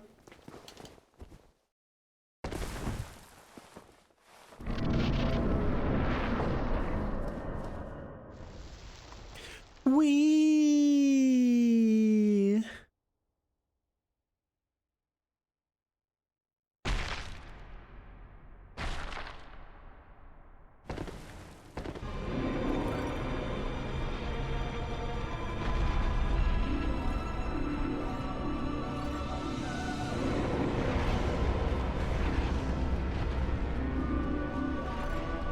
I really would have, like, loved to have been a fly in the wall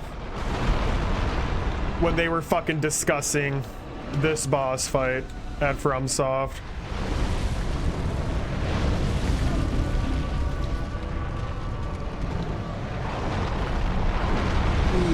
Like, I really would have loved to have seen or just like heard their rationale for creating a boss like this, let alone one of the final what I've heard about big the bosses. creation of Dark Souls 1 is rushed at the end. They didn't know what they were doing, or well, No, let me rephrase that. They thought they didn't know how to make bosses. So I guess you could say they didn't know what they were doing, and they just like threw stuff together, and then my guess is they just refined it and refined it and refined it to the point where it was like cohesive.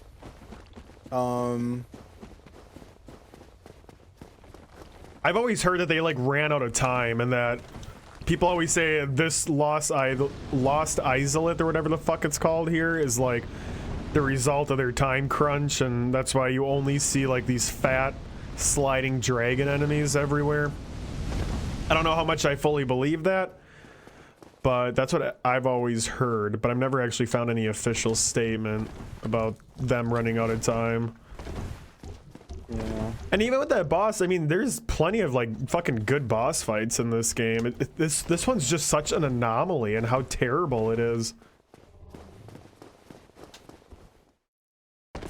The gimmick itself isn't even fun to begin with, but they like made it 10 times worse by adding all the sweeping attacks and the floor falling out from under you. It's really bizarre. So this boss like gets killed in like what 3 or 4 hits actually. Yeah. But it's very complex. It's like he has this whole set of attacks, and I don't know. There's a like it seems a little random, but it's also there's a method to the madness.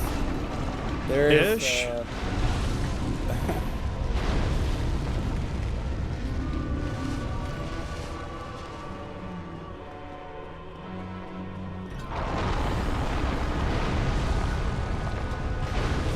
That sucks.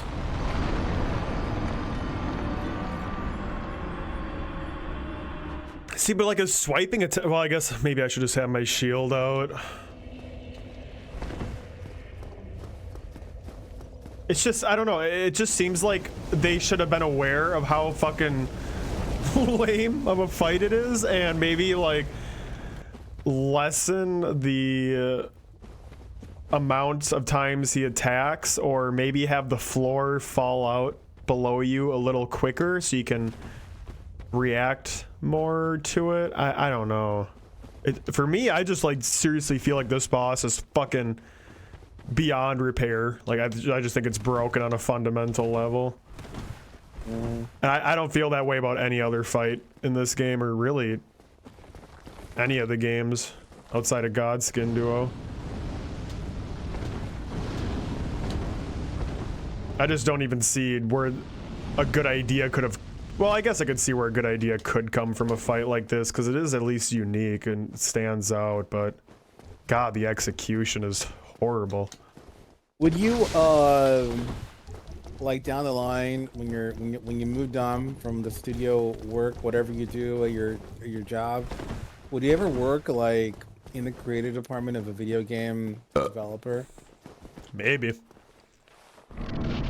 Definitely more of like a conceptual role and not actually coding or anything. Yeah.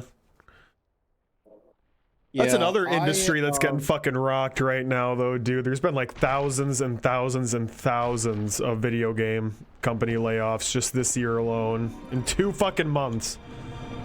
Yeah.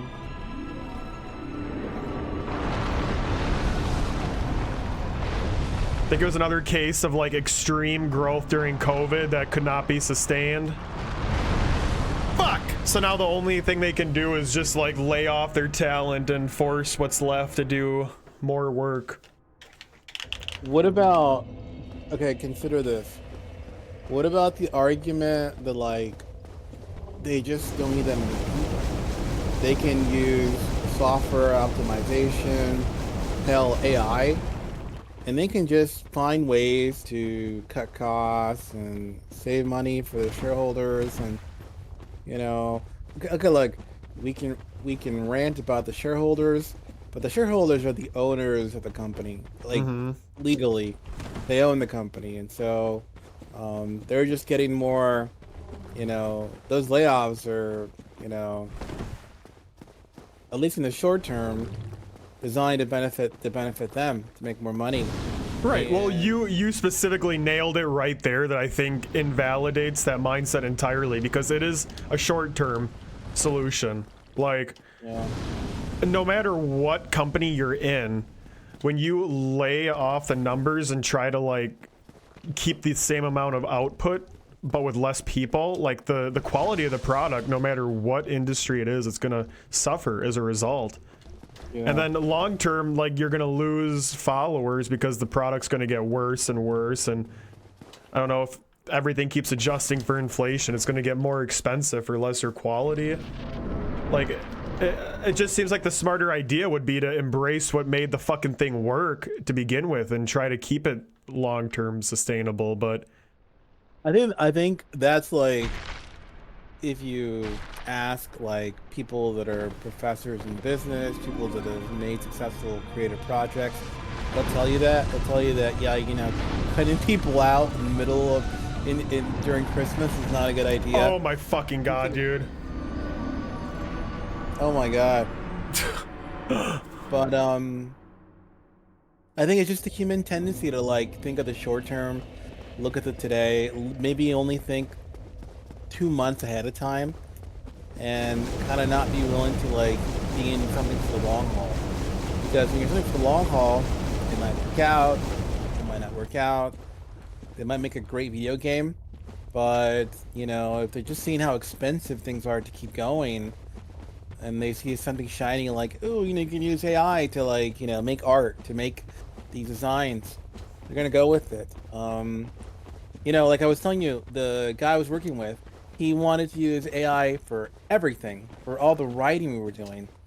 And yes, technically AI can, like, you know, you can tell AI to draft you an email. Yeah, but especially right now, AI is still at a point where it's very easy to tell when like AI is writing something. Exactly. Even if it's good, like you can still very much tell something's lacking. And I'm sure that's gonna just improve as time goes on, but I still think that there'll still be something fundamentally lacking even when it does improve. No, you're right. That's the thing. And I think, you know, people, when they see a shortcut through technology, they're gonna try it out. Right. And a lot of times they think that's enough. But over time, and like, it doesn't really work out. It's like, you know, having like a chat robot, right?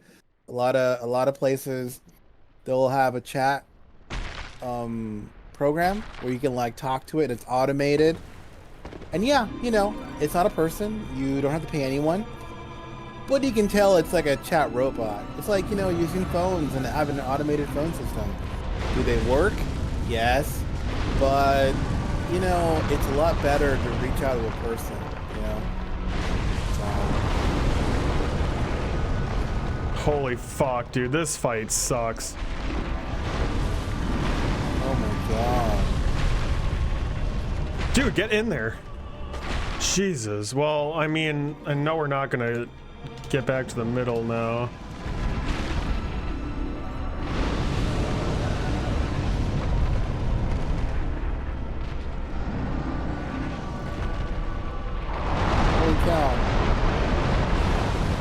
Dude, let's fucking go. We're in. All right, as long as we don't get fucked over by the fire attack, we're good.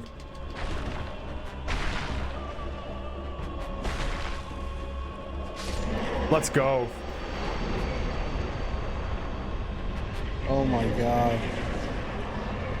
That just felt like sheer luck. You are not in control during that fight, man. Like, if you fucking survive it, it is because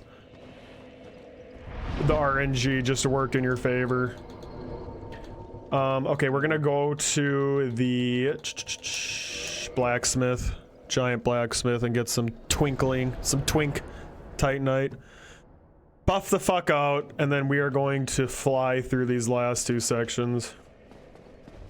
But yeah, no, I agree with you, man. Like, AI, it really upsets me when people don't understand that, like, AI could be so fucking amazing as a supplemental tool, but not as, like, the full thing, you know? Like, yeah, it can help with, like, generating ideas and maybe cutting down on like really mundane work, but everyone just wants it to like take over everything, and it's just fucking disheartening. And you mentioned how like it's just human nature to just view like the short term and shit, and I agree to that.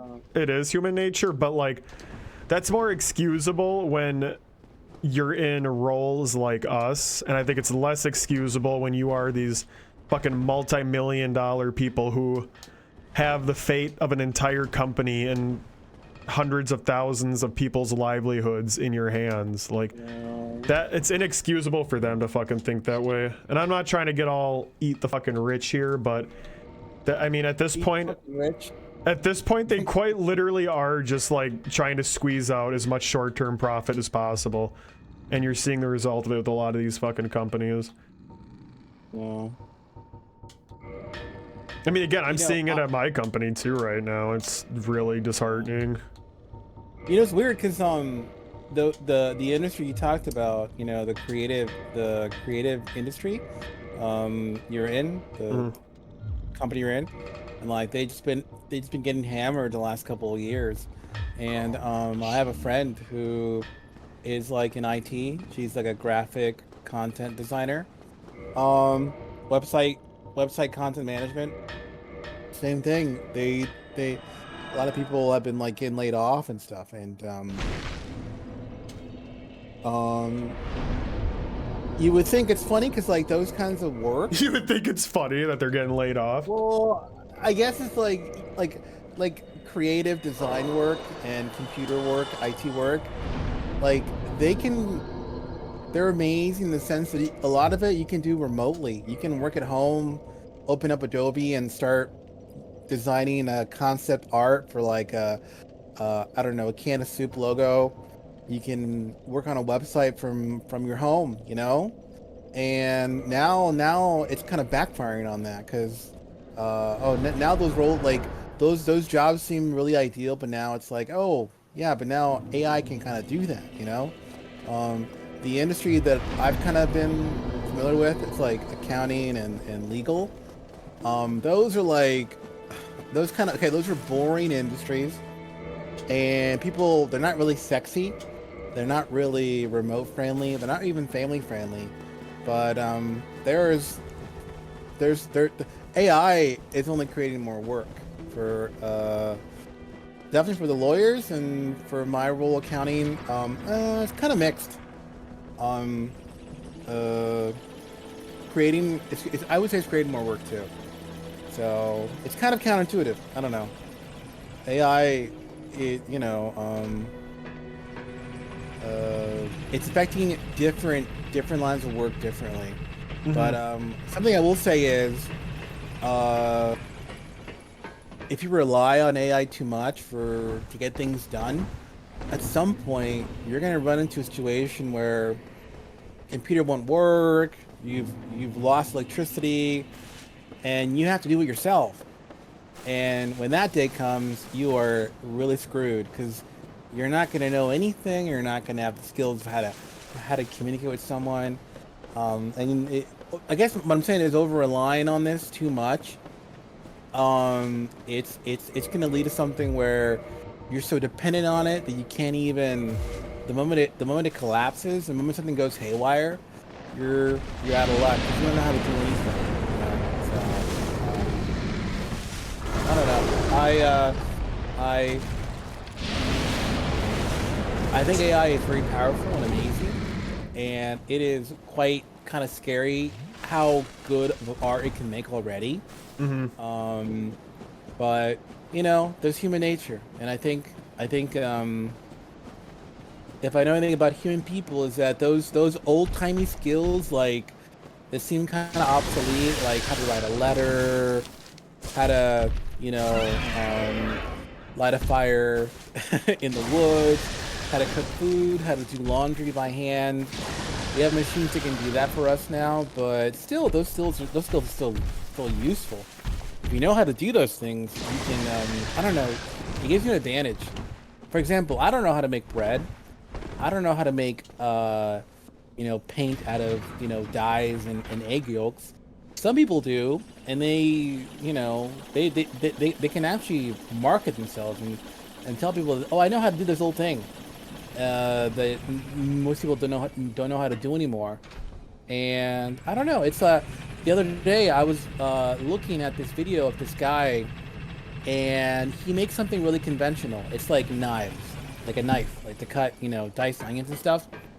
Do we need that kind of trade? Not really, because we have you know, companies, machines, assembly lines that can, you know, auto make 1,000 knives in like a day, right? But he makes them by hand, and it makes them even a little stronger, and he customizes them, and he's like, you know, he has like a piece of iron he hits a lot.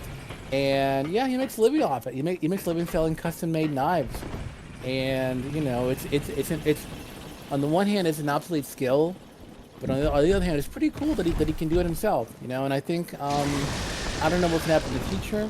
AI is pretty wild, but I think the people that know how to do things, they'll be okay. They'll find ways to use AI to enhance them, and the people that kind of expect AI to do everything for them, they're kind of a little screwed.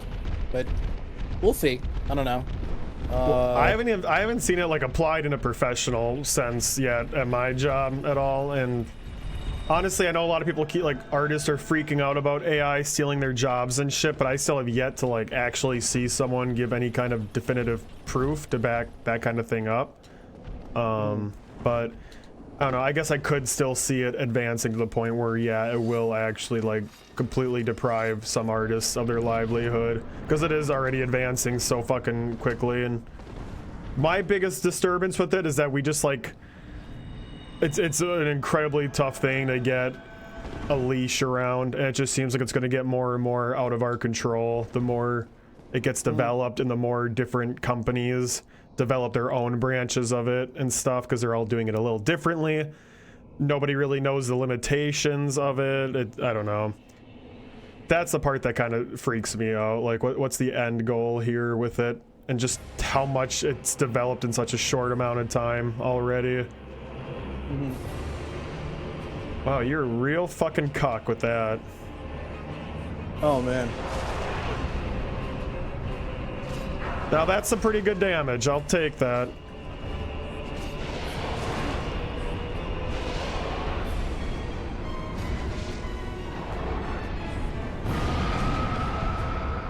I gotta get better at dodging that.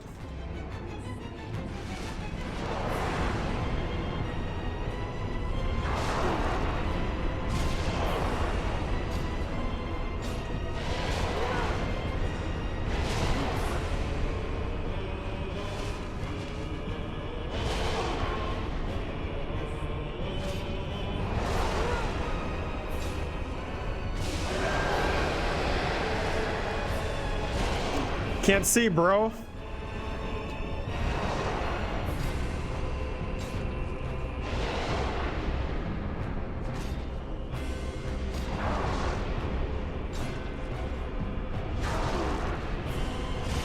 See, I've never found this fight like that difficult, because when you stay right up in their chest, they like don't do that much damage when they actually hit you. It's just the magic moves that are bad, I guess. Now, when you have a weapon that's doing shitty damage and all the other guys get involved, then it becomes a fucking issue.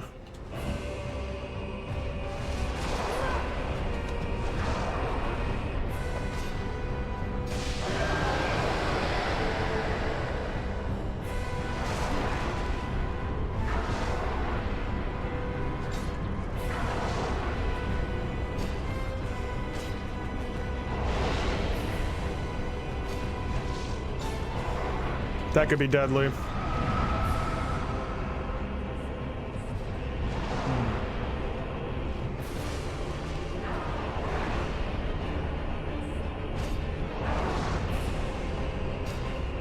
think you got this. Yeah, I think so too. Oh fuck.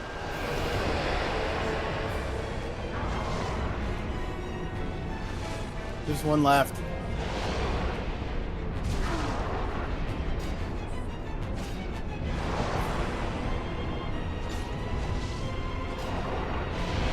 Damn it. If you have like a weird damage on these guys though, like one more could show up and you have to do one hit of damage on him to actually finish the fight.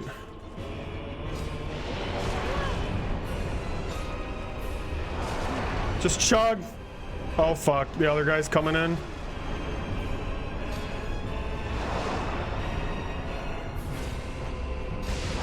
Yeah, see, like one hit on this fucking guy to finish the fight now. It's so weird.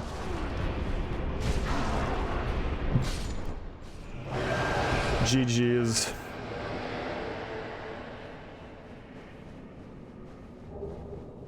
You want to talk to the evil worm guy, Kath or something? That only happens if you have to have like a really certain requirement to do that. I never have that.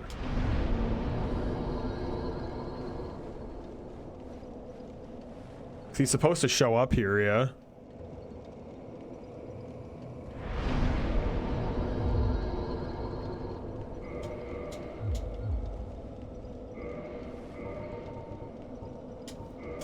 See, I'm actually confused by that because I think I remember reading that the stipulation is that you can't talk to the other snake whatsoever. Yeah, but you can't talk to him. But how do you like place the Lord vessel without talking to him? Because just now on this playthrough, all I did was fucking jump down into the hole and place it.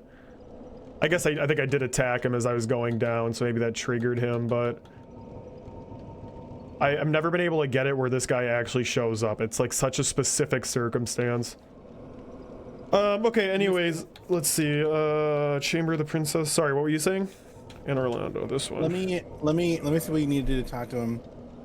Get the Lord vessel. Kill the 4 kings. Don't try to tramp. Kath will be down there in the abyss, waiting after the battle. Talk to him and accept his offer. Then talk to him again after placing the Lord vessel. So, yeah, I think if you place the Lord, the only thing you did wrong is that you placed the Lord vessel on the altar. If you hadn't, you would have been there. So you literally, like, you'd have to go to the 4 kings as the first fight. Because you get, like, the option to fight all 4 of these big bosses now at the end in any order.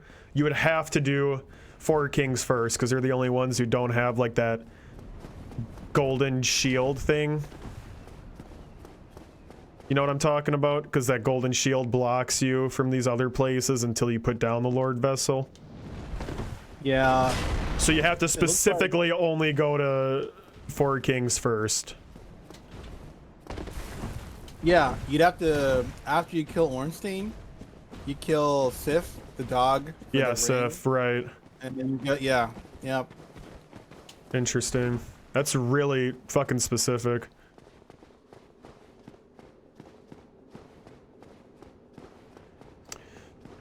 Alright. Hopefully this place won't give me too much trouble.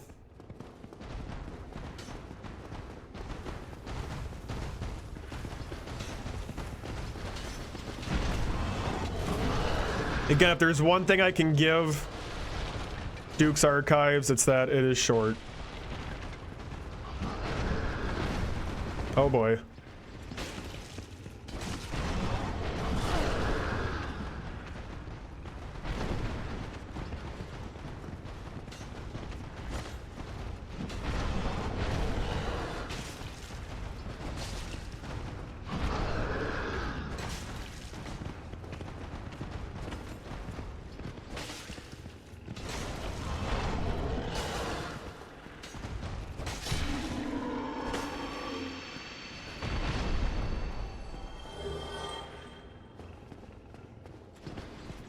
Bro, fuck off.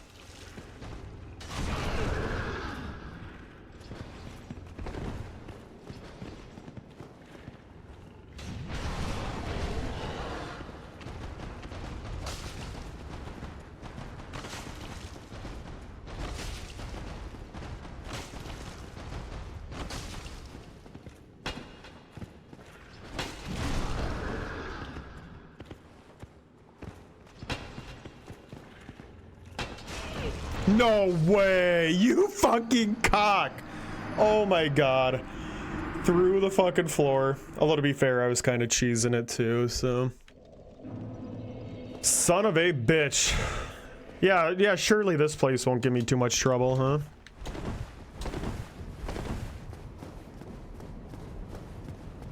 Maybe you fixed your armor. You're wearing the heat resistant armor. Yeah, you're right. Change the ring. Oh yeah, the ring too.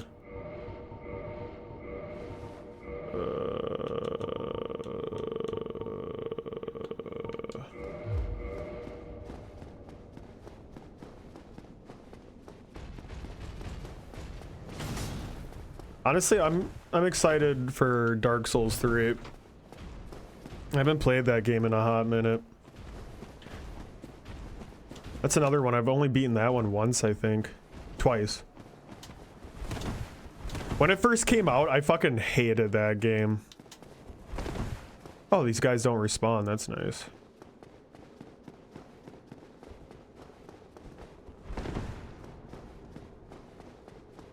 I remember being really upset at how streamlined it was and how there's like no options to really explore.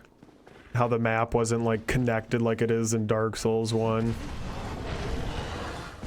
But you know, at this point I'm just kind of down to fucking fight some fun bosses, and DS3 has that in spades.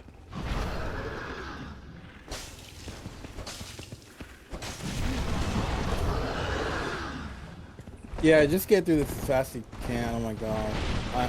It's like 10 o'clock here.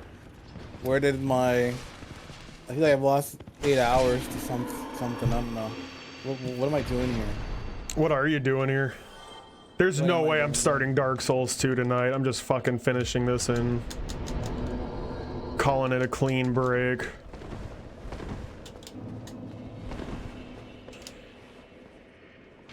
Oh.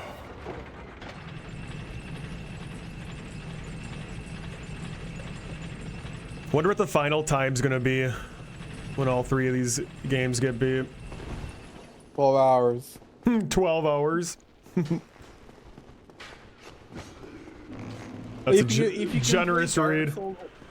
I have a question. If you complete Dark Souls 1 in like one sitting, is it like a record for you? Like, definitely. I've never done this. Huh? Definitely. I've never completed it in one sitting.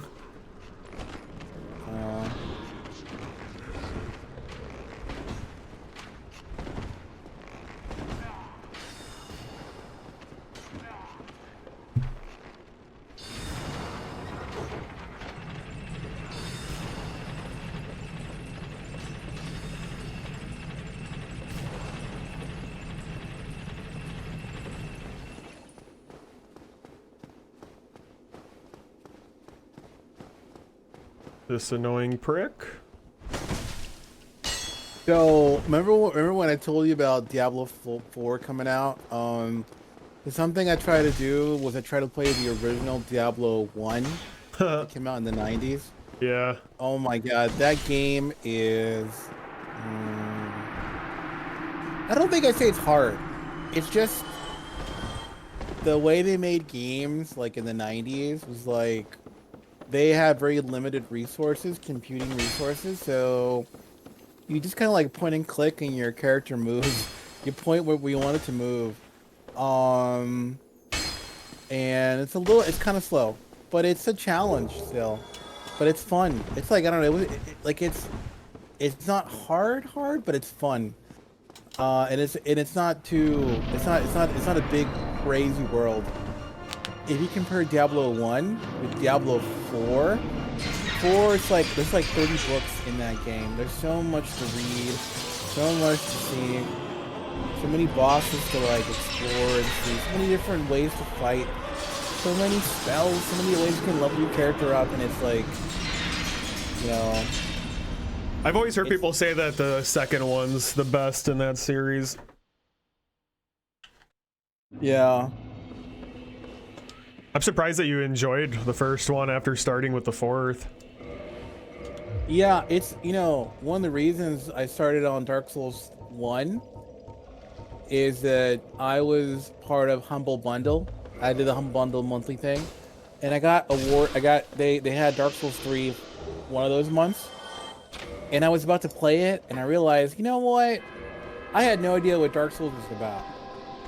And I thought, what if I just start with like Dark Souls 1, then 2, then 3, right? Mm-hmm.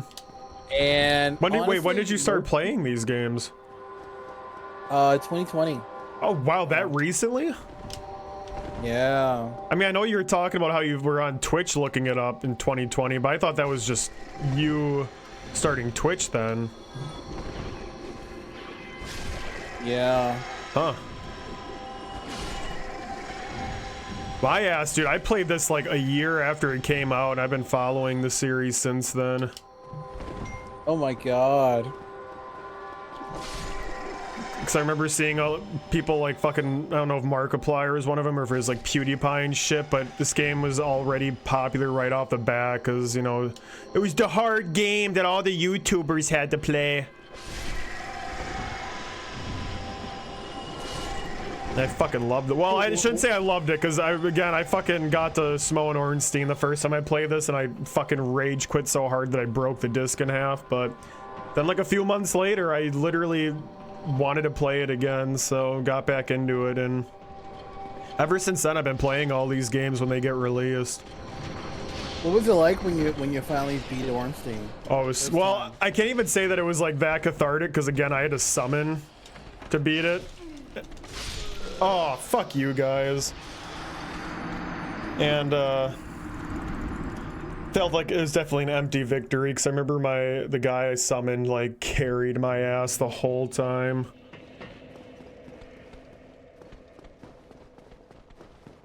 I didn't even know about summons when I played it. Really? First one. Didn't know anything about it. I just went into it blind, and yeah, I didn't even know that rolling would make you like temporarily invisible. I just like, I think I discovered that eventually, but oh yeah, I was definitely hiding behind my shield like a little fucking pussy my entire first couple playthroughs, really.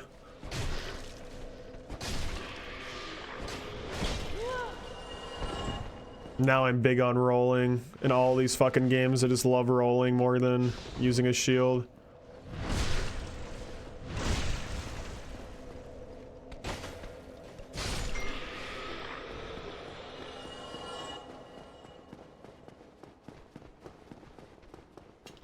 It really wasn't until Bloodborne, though, that I fucking, like, actually fell in love with these fucking games. Like, Bloodborne was the one that really made it. It all clicked. You know what's funny? I've never played Bloodborne. Dude, you are missing out. Well, it's not on fucking PC. If it gets ported to PC, my ass will be playing that, like, day one. No doubt about it. Yeah. That's the only bad thing about that fucking game, is that you can only play it on PS4. It's so fucking good though, dude. Oh my god. It's kind of like the one that changed the series too, because it was what made DS3 start having like much more fast-paced combat and shit.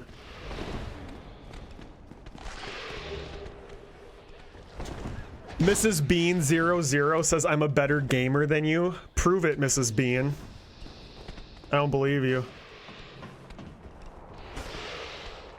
Who the hell's this schmuck? I don't know. It sounds like a schmuck though.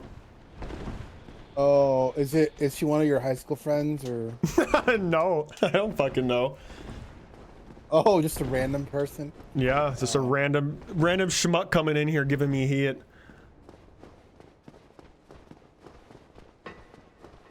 You should have never hosted SNL. He's too good for them. The X comments for Shane hosting. See, okay, your first problem here, Kiko, is that you're reading people's comments on X.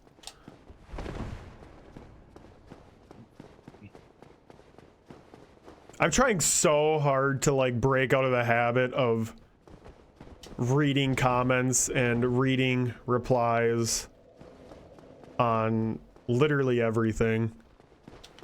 Like, I will sit there and scroll through an entire conversation on like a fucking article I'll read a shitty article I don't even like on AV Club. That used to be like my go-to for movie reviews and TV reviews and shit. That was another case of like, that used to be an amazing website because they focused really hard on like film critique to begin with, and then got bought out by a huge corporation. You know the fucking story. It lays off all the old staff. And now the new staff, their whole point is to just try to get like really clickbaity shit out there. And just get people pissed off and leave comments and fight in the comments. So I'll read a fucking article that's bullshit to begin with. And I'm like, why'd I waste my time reading that? Then I literally will go in the comments to read other people's responses to what's already a shitty article. Then you have some fucking people who take the bait in the comments and like agree with the shitty take. You have some people who are arguing against the fucking take, and then the people are arguing with each other. And I'm sitting there reading it, and I'm like, what am I fucking doing with my goddamn life? Like, I think that playing this shit's a waste of time, but at least I'm getting some kind of mental stimulation out of this. Whereas I will fucking just waste. If I would have like kept track of how much time I've wasted like just reading random Reddit comments and just random comments on dumb videos, I would probably be disgusted. It's probably an entire week's worth of my life. Probably for all of us.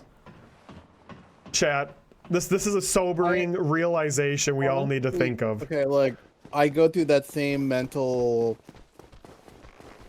thought process when I read the comments on stuff I read as well. Yes. And, you know, I read, you know, I want to say I read a lot of a variety of different things.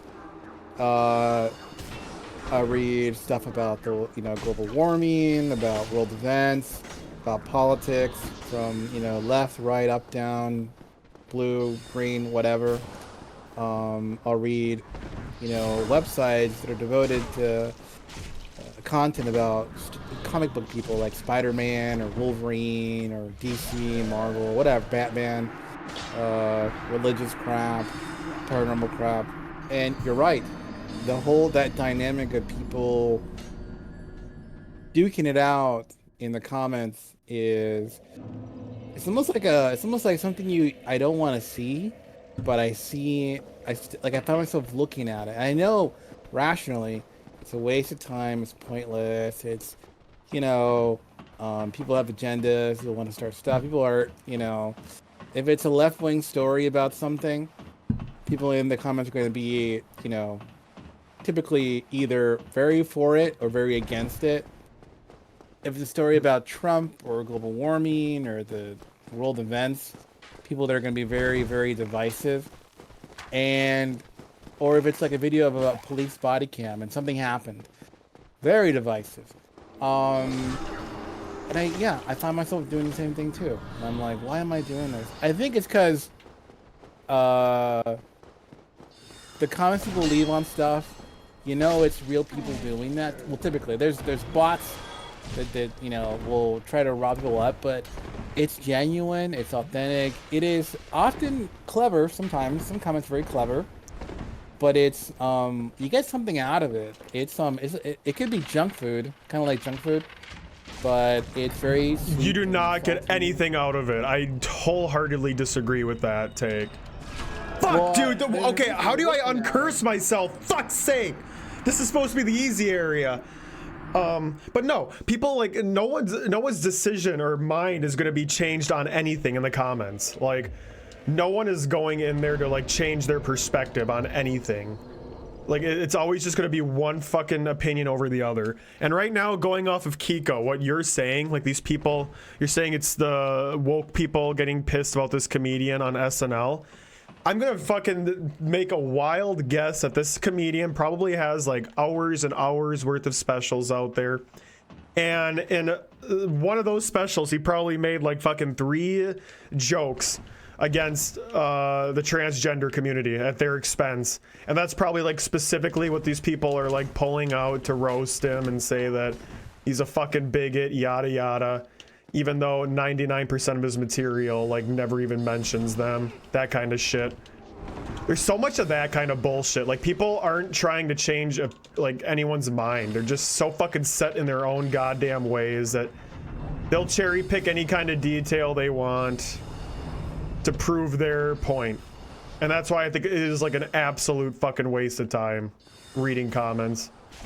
And it's not even in a junk food. You want fucking junk food? Watch a reality TV show with a friend, you know? That's junk food where you can get at least something out of. Don't fucking read internet comments. I'm trying so hard to fucking wipe myself from it. I'm just trying to wipe how much time I spend on social media, period. Doesn't always work out, but man, I'm starting to feel more and more boomer about social media these days. It's just such a fucking grandiose waste of time. Don't fucking tell me what to do. Go spend some fucking time with your wife and kids, Kiko. Don't fucking read the woke comments on X. Go fucking tell your kid that you love them, okay? Be a better man. Do better. Make something beautiful in this world that we can all enjoy. Hey, so speaking of that, do you know of any like cool stuff you found on YouTube? Any cool people?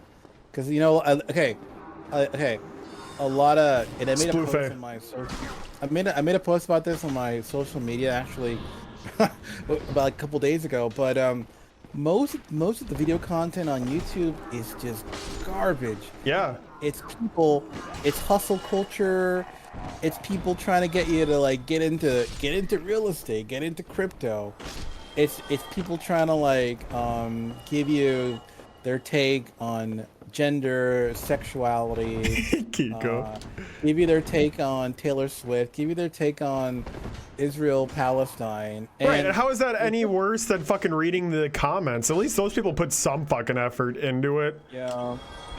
But I agree, it's still a waste of time. A lot of it is just, it's stuff that you can find, like, they probably went to Reddit and they found the most popular story. Yeah. And they just farmed it for, and they'll just, and when they talk about something, they don't even know what they're talking about. They're just, well, maybe, but they're just like, for example, if it's a YouTube show about a business channel, a lot of times it's these people, they're just showing off their cars. They're telling you to like, you know, grind and hustle and like, they're just giving you platitudes about like, oh, just try harder. Just manage your time better. Just do this. And it's like, people will eat it up and they'll get like 100,000 views, or they'll give you some sob story of like, I didn't plan on posting this, but I did. So here it is. It's like, it's just bullshit. It's I don't know, it just sucks. The videos I like that I've been liking lately, they're often like people that like, they build stuff in the woods, like they build like a little cabin in the woods, or they make stuff, or they repair like old. Yeah, I know. I've seen a lot of those fucking things showing up in my TikTok. Oh shit. Also, there's this guy who has like a YouTube channel. He has like a wrangling school, a horse wrangling school. What that is like. So okay, it's not what it sounds like. It's like he teaches people how to connect with horses. So he's like a quote unquote cowboy, whatever that means. He's older, but he has a little school. And he limits it to like 5 people at a time, and he trains them on how to like work with horses, how to ride with them, how to communicate with horses. And for making those kind of videos, he made videos about like, I don't know, general things, like I guess advice he gives out, and it's kind of it's original and I really like it. That's a fucking mimic.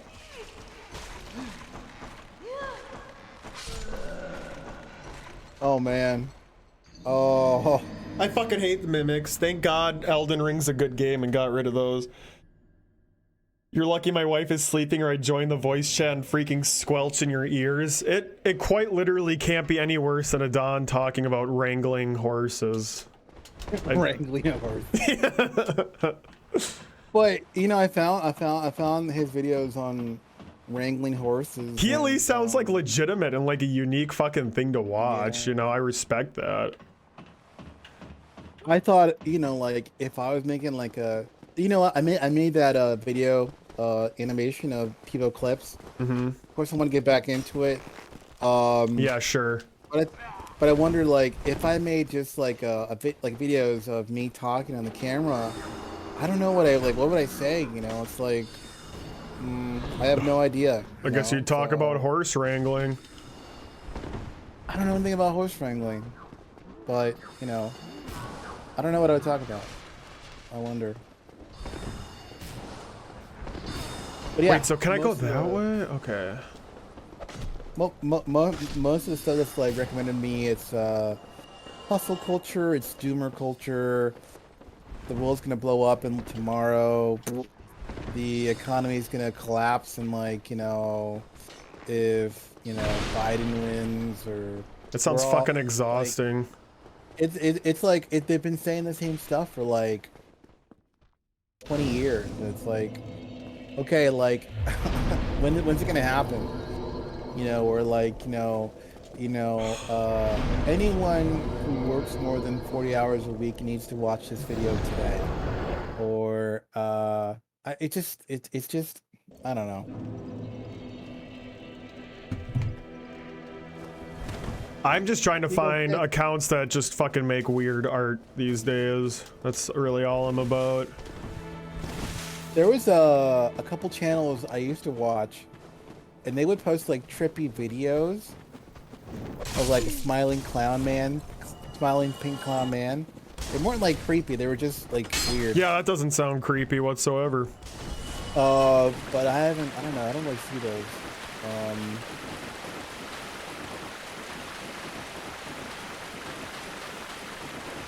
Dude, that schizo one that I posted. I saw that, yeah. That one, like, that fucking shook me. I think that is like some legitimate modern art. And I've been following that account for quite a while, and they always like change up their format of videos. Sometimes they just do a really fucking stupid funny one that's just for a laugh. Some of them are like more serious like that, and I think it's beautiful. Well, I shouldn't say beautiful, it's fucking horrifying, because I did kind of a deep dive into that specific video a bit. Because the account itself, like I said, they usually post primarily funny shitposty stuff, but last month they kind of were posting a lot of depressing stuff. So I watched that video and I'm like, holy shit, was that like their experience getting checked into like a hospital or something? Like, is this actually them infusing themselves into it? Turns out, someone asked them that in the comments and they responded saying, or actually no, someone asked, why is the ambulance and the TV show in the hospital room in Turkish? And the account responded saying, go on Pinterest and look up fake story, and they're all in Turkish. So I'm like, I have no idea what that means, but I'm going on Pinterest and looking up fake story. So if you look up fake story on Pinterest, there's a bunch of posts that show up that are like that, where it's like a point of view shot of someone like in a hospital with an IV hooked up, or someone in an ambulance, that kind of shit. And people post that stuff on Pinterest, and other people use those pictures to post on their own stories to get people to like reach out to them to ask if like they're okay and stuff. And finding that fucking out, like, that was already such a fucking kind of insane video to watch to begin with, but finding out that extra layer of it, it was like, what kind of fucking society do we have right now? Like, that this shit is just a thing, you know? Be right back. That fucker literally just sat here talking about wrangling horses for 20 minutes straight. And I started bringing up this topic and he just fucking bails. Jesus Christ. Kiko, I need you in the voice chat. We need to fucking kick a Don out of here. He ain't doing it for me anymore. He ain't doing it for me. Talk about how your hand is bigger than your face. Talk about how you wipe your ass, but it's just smeared shit up your crack instead. Okay, I'm not sure I want you in voice chat either. I think I just need to fucking beat this goddamn game and leave.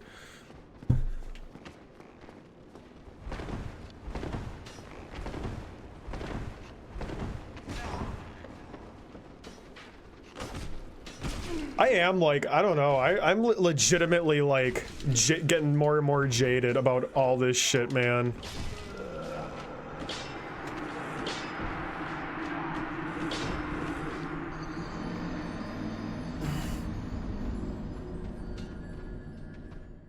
Just like how women can show their whole breast on Instagram as long as they're breastfeeding, but now these freaks are using real fake baby dolls pretending to... What the fuck?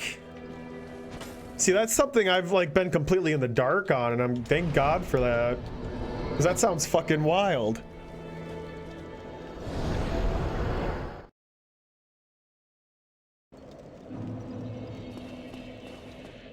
See, and it's like, don't get me wrong, I'm okay with like a woman breastfeeding in public. Like, you do what you need to do to fucking get your baby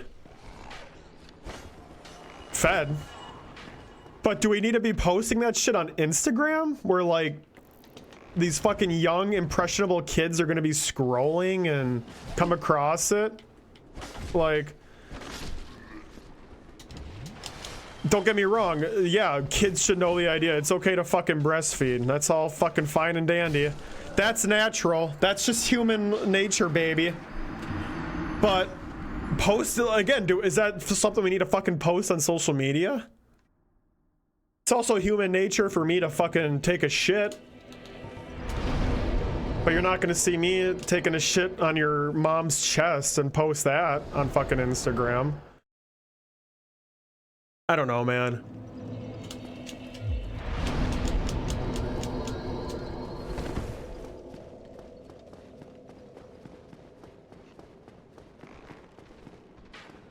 I really do. I really do sound boomer, but I truly miss what the internet was like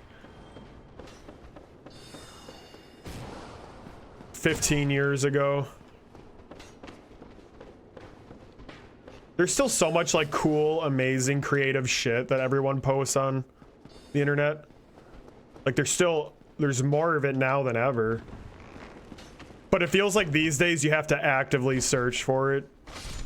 Whereas back in the day, that kind of just was the internet. Like you would go on and find these fucking cool, weird, random videos, because that's all the internet was.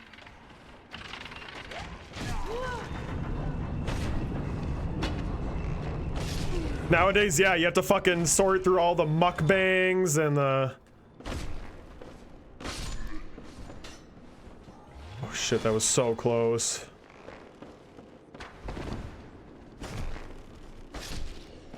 All the mukbangs and people fucking opening products.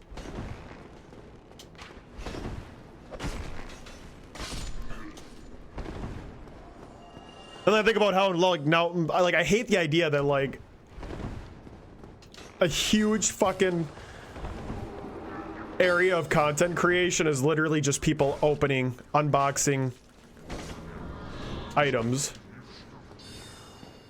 Like Apple products and shit.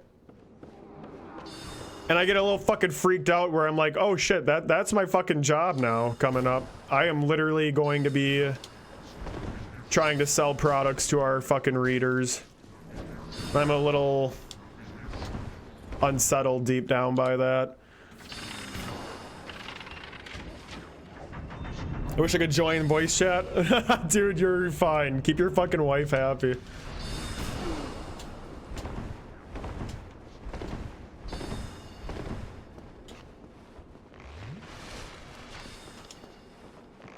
We're almost donezo with this fucking shitty ass game anyways. We have one more fucking fight here that could go to shit. And then the final fight, which that might take a little bit.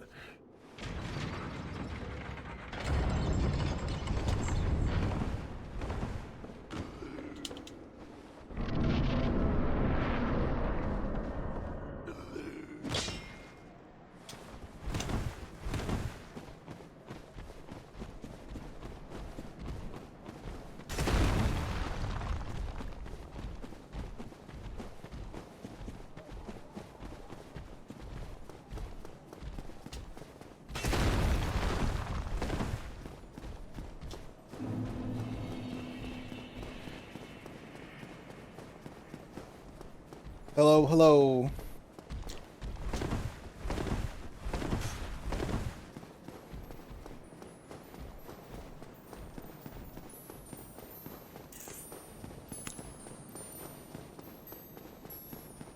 Butterfly.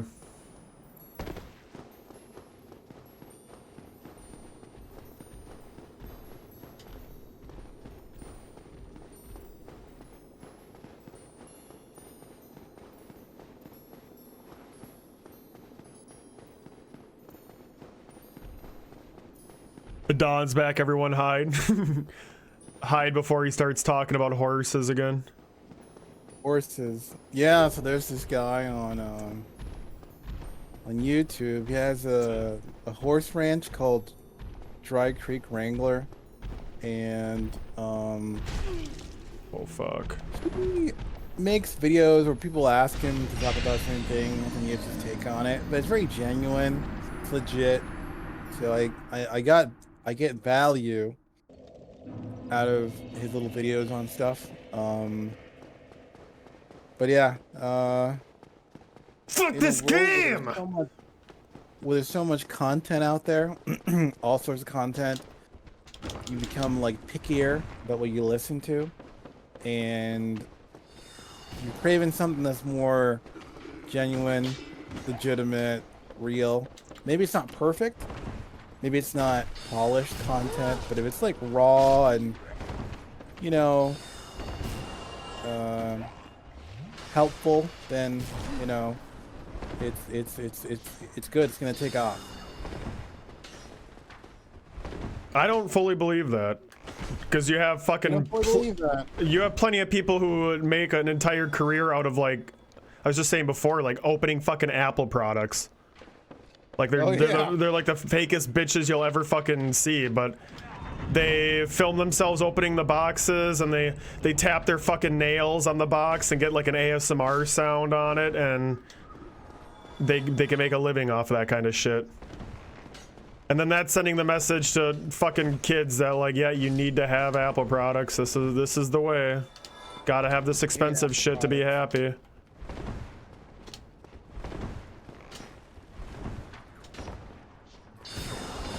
Dude, this fucking game is like really getting to me now.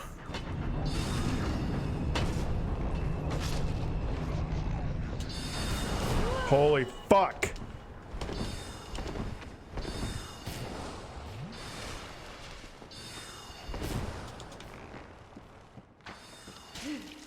Thanks. And the whole issue here is I forgot to pull this one fucking lever before, so that's why we had to redo that whole section. Because this actually opens the area from the bonfire. Whoopsie daisy, forgot to pull the lever. Did I do that? Whoopsie daisy. I need therapy. Where did I go wrong? When did my life take a turn to staying up past midnight to watch a Splufay stream? It's even worse when you realize the fact that I've played this fucking game like 3 times on stream already. I know. How did you beat this game last time? I remember, I think a year ago I gave you like $20 to play this game. Yeah. I did the. That was a fun one. I had the fucking big hammer for that one, and I just fucking I was naked the whole time so I could still fat roll. That was really fun. That fucking weapon was great. That might be like one of the most fun builds I've ever had. This build, on the other hand, has been absolutely fucking miserable. Until I got this axe. Now it's been better. Yeah. Yeah, who knew miracles? I think, look, so you're not going to do a miracle build for the other ones? Absolutely not. For Dark Souls 2, I don't know what actual class I'm going to do yet, but I'm going to, like, buy that rapier from the store in the beginning. Yeah, we'll definitely, like, look it up online and see, like, which one is better, because you don't want to get a build that's like sorcerer and then there's like no spells. Right, well that's exactly what fucking happened here. I mean, it's crazy. This build must have been a complete oversight on their end. Or they just assumed nobody was gonna be dumb enough to play it over cool shit like Night and Pyromancy. Dark Souls 3, I'm not too concerned about that one. Although I know that the build where you get the 2 twin blades, that's kind of the OP one.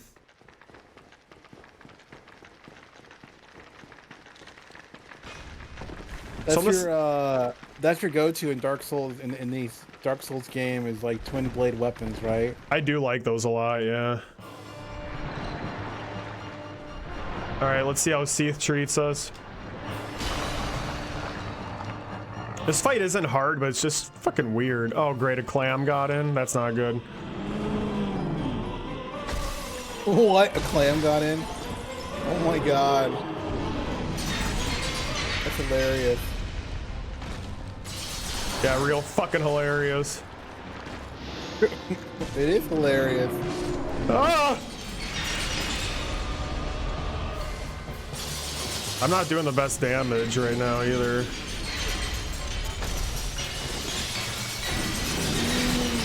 I think if you hit his tail, you can get the Moonlight Greatsword. Oh really? Is that where you get it from? I think so, yeah.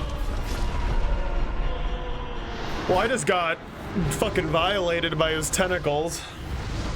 His tail, sorry. They're tentacles to me.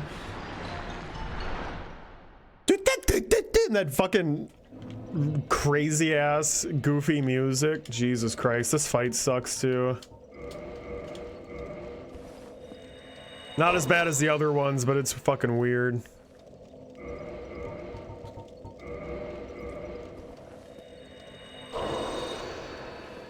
I do feel like I'm not doing as much damage as I could be. La la la la la la la la la la la la la la la la la la. Yeah, to get the Moonlight Greatsword, you're gonna cut off his middle tail, and then you get it. I imagine the level requirements for Moonlight Greatsword are fucking wild. Yeah, to wield it, you need 16 strength, 10 dexterity, and 28 intelligence. I'm too dumb for that. You just pissed so loud that it woke your wife up? Jesus, bro. Maybe you should try clenching a little more next time so it's not coming out as fast as a fucking bullet. Have you been married for a long time or just recently married?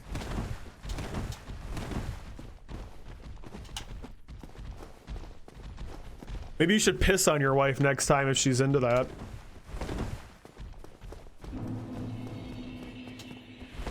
Don't tell her I said that.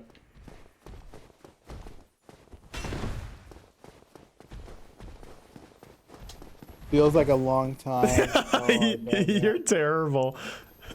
I bet. I bet.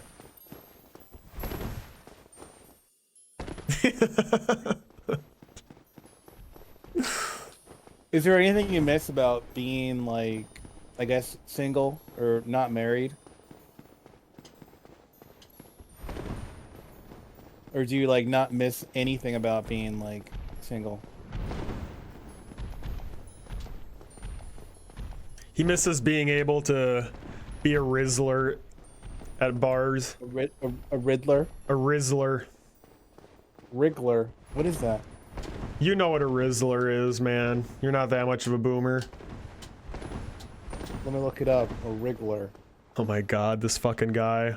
I'm getting sick of you too. I don't know if you're pissing me off more than Dark Souls is right now, but you two are neck and neck with each other.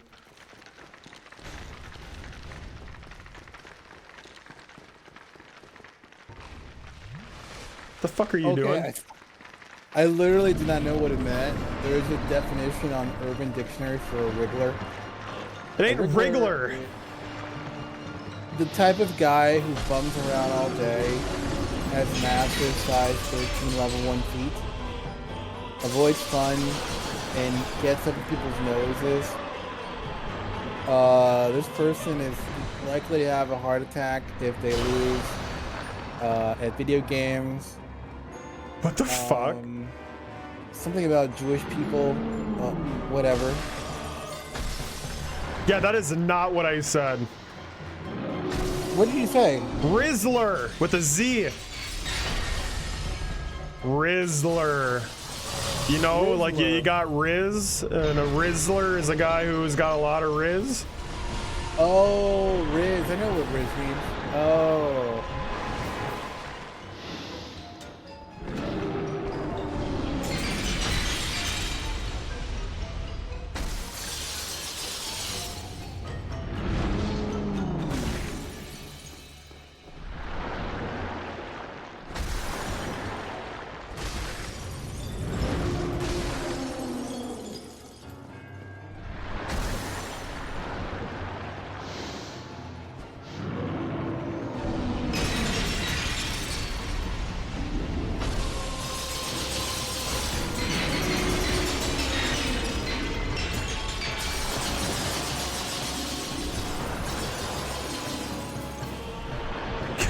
This is such a fucking weird fight.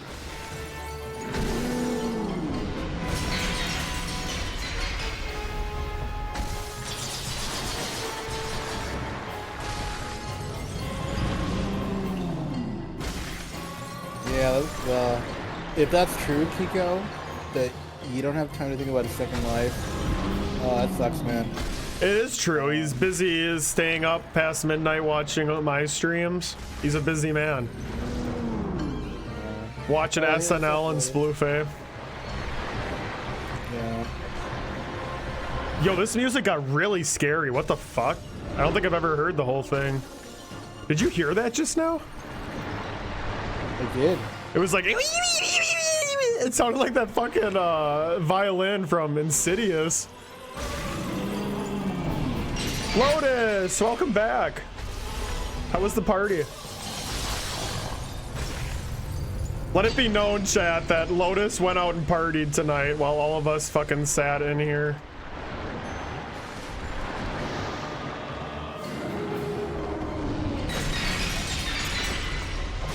We should all probably feel a little bad about that.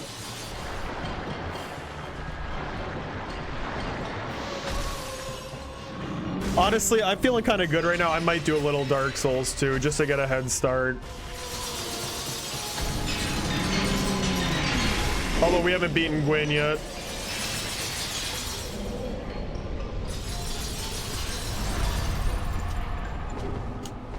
Bequeathed. Bequeathed. I've been bequeathed. That's when your wife sits on you and queefs in your face. It makes you smell it. Kiko knows what that's all about.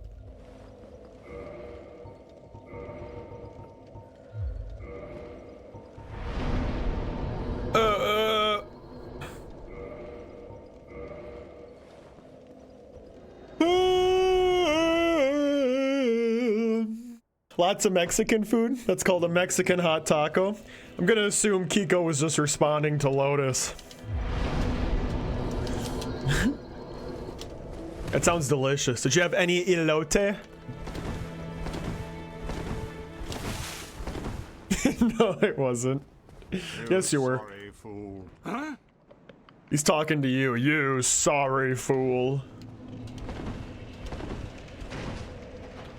Y'all are sorry fools beyond saving. Especially you, Adon. Especially me. All right, chat. This is it. I am really like not good at this Gwyn fight, so I don't know how this is gonna go. I should probably try to parry him. Okay, so you didn't fight the second Asylum demon? Nope. You did not fight Priscilla? Nope. Did not fight Gwendolyn? Nope. You did not fight the Gaping Dragon? Nope. I was trying not to fight Capra Demon either, and ended up doing that, and it was a complete fucking waste of time. But You did not fight the Moonlight Butterfly? nope. I skipped all that shit, and in an ideal world, I would have skipped even more. That is the cool part of this game, though, is like how much shit is actually optional. But unique, you know? Obviously, there's a lot of optional shit in Elden Ring, too, but it's stuff that you've probably seen elsewhere. I do like how these games have, like, actual unique bosses that can be totally missed. You didn't fight the Black Hydra? Nope. Didn't do any of the DLC either. You didn't fight the Butcher? I did. We did? Okay. We got the Lao Gemba. You gotta be fucking kidding me, bro. Oh my god. I really like that long pause, too. Fucking Christ, what a jank game. You didn't fight, yeah, Hydra, Butcher. I fucking fought the Butcher, you little cuck. That's how I got the Lao Gemba, remember? You didn't fight the cat in the forest, that giant cat in the forest? I never fucking fight that cat. You don't fight it, you just talk to it. I didn't fight the people outside of it. You didn't fight the giant rat? No. Nobody ever fucking fights that giant rat.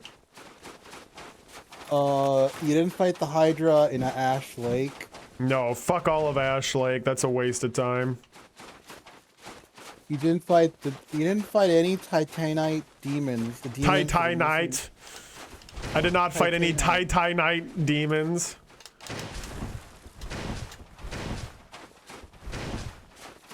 You didn't fight the red dragon. Nope. You didn't fight the undead dragon. Nope. The one that's like dead. I know, the one that pukes everywhere. The puke dragon. Mm-hmm. Yeah, I'm sure that you fight all this shit every time you fucking play the game, yeah? I do. And you didn't fight the... I do. It's like an ooze of souls called the Mass of Souls in Old Londo. In Old Londo, there's the Dark Wraith, and there's like this... Oh, like, yeah. It's like a soul oozy bub. I know what you're talking about. It's in like that, kind of like the shelter area where you're in like a little building right before the boss.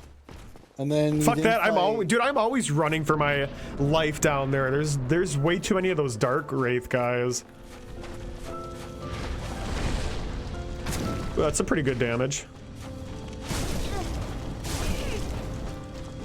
Same goes for him. All right, I'm gonna have to fucking parry him. Oh my god. I do like 250 damage per hit, so I'm feeling okay. And then you didn't fight Artorias. Fuck no. Sanctuary Guardian. The Dragon Calamite. You know what? Here's my controversial, my hot take. I think that Dark Souls 1 DLC actually fucking sucks. Like, I hate all those fights. Even Artorias. I really do. I feel like those fights would be totally fine in the other games, but you move way too slowly for those fucking guys to be jumping around like they do in Dark Souls 3. Especially Artorias. That guy fucking pisses me off. I can't comment on the dragon or whatever, Calamite, because I've never even bothered with him. But I do not like the DLC in this. Manus fucking sucks too. Oh my god, I hate that fight. Didn't fight the Cuck Daddy Goblin. That one hurts a little bit. I do wish I fought Cuck Daddy Goblin. If we had more time, I would have definitely fought Cuck Daddy Goblin. But we have two more games. Goblin? Cuck Daddy Goblin.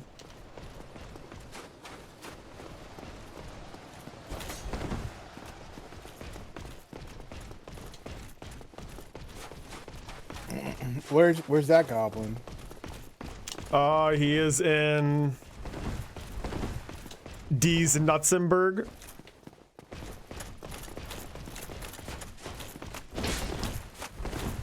It's a secret area.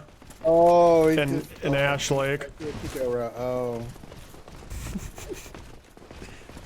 You don't know about Cuck Daddy Goblin?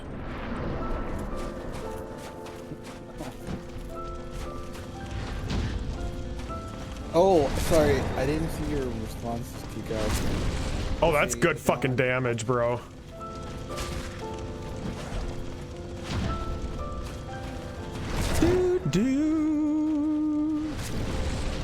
How old do I want to be when I get married? I don't know, man. I mean, Adon's a bachelor for life. Yeah, probably. So, my sister was de facto married all but in name. Damn. And she split up. My brother was engaged with someone for 5 years, and then he split up, broke up the engagement. My parents divorced. My best friend got a divorce. I think one of my aunts got divorced. Another aunt never got married, but she had kids with like 4 different men, and it didn't work out. I don't know. I'm just kind of. You don't say.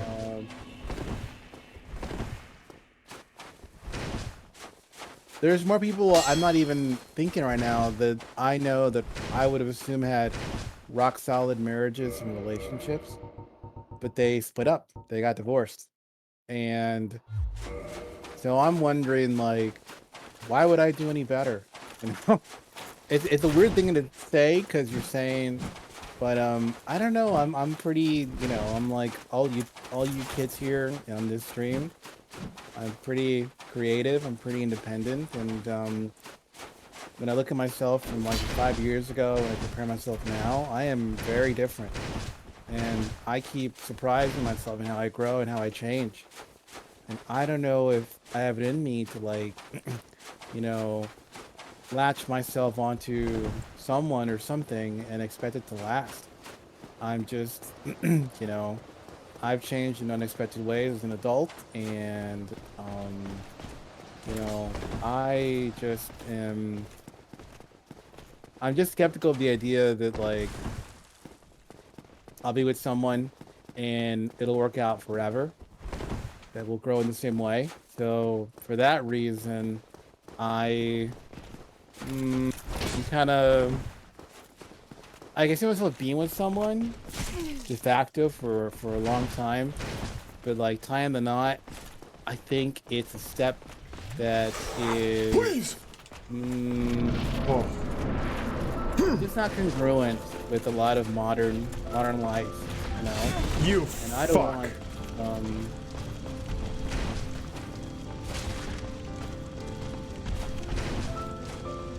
I just wouldn't want to put myself or someone else in a situation where they're locked into something and they feel they can't get out of it. If I'm with someone and they just don't want to be in the relationship anymore, I'd want them. I would encourage them to walk away. But wow, you sound like a great fucking guy. no, I mean, well, would you want someone to, like, you're with someone and, you know, this is not you in your 20s. You're probably, you know, this is you like when you're like older.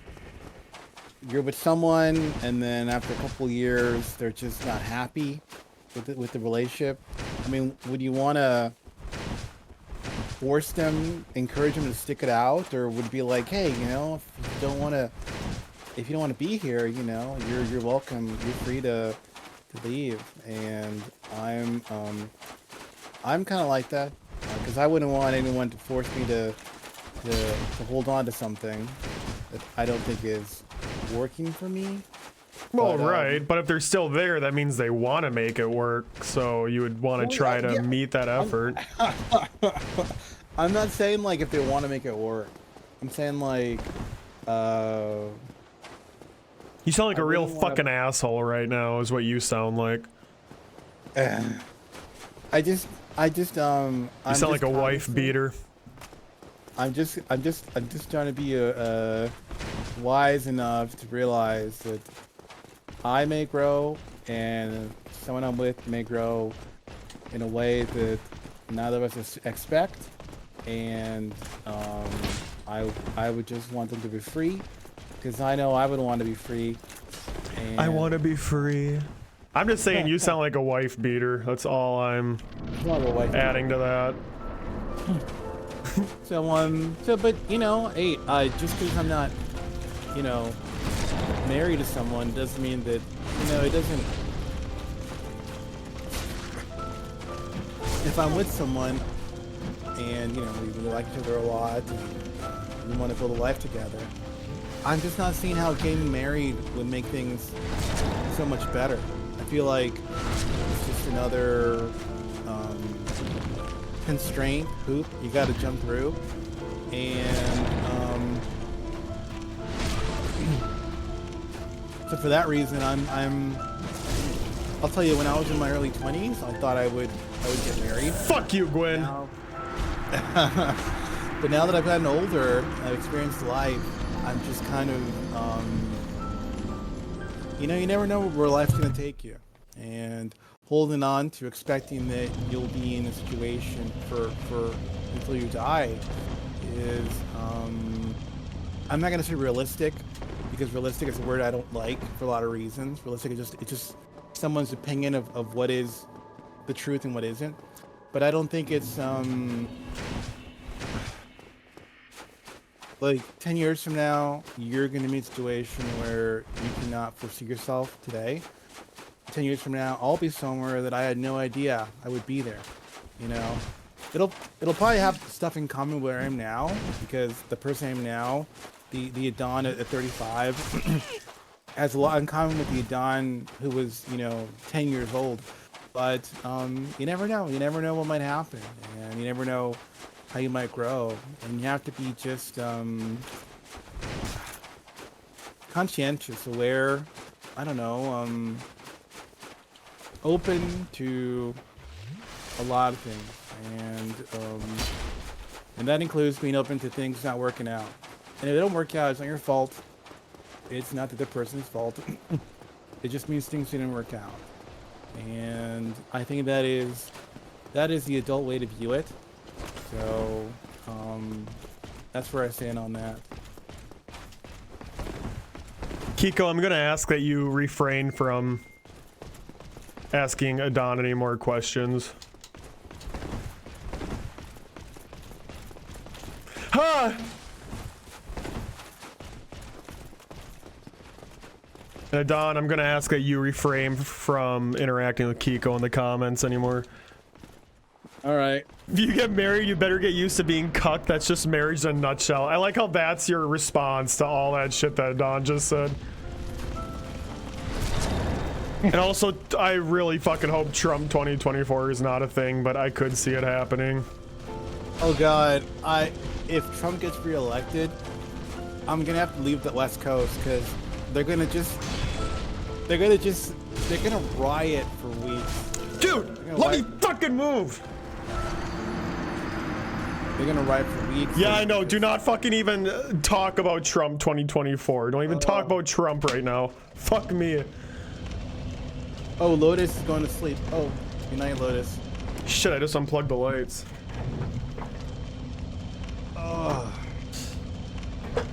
How do you usually parry, Gwen?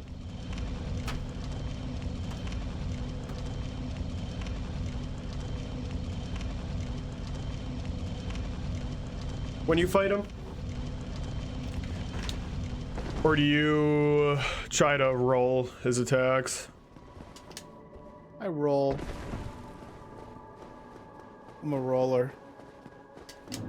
I usually am too, but I cannot fucking roll with Gwen. I always just fucking parry. I suck at parrying him too. You know, there's like a in the middle of that battle ground with Gwen, there's like a piece of rock in the middle. That's what I had to fucking use for that last playthrough with the big boy hammer, because parrying was not an option. See, and that's just a fucking thing. I mean, really, retroactively, man.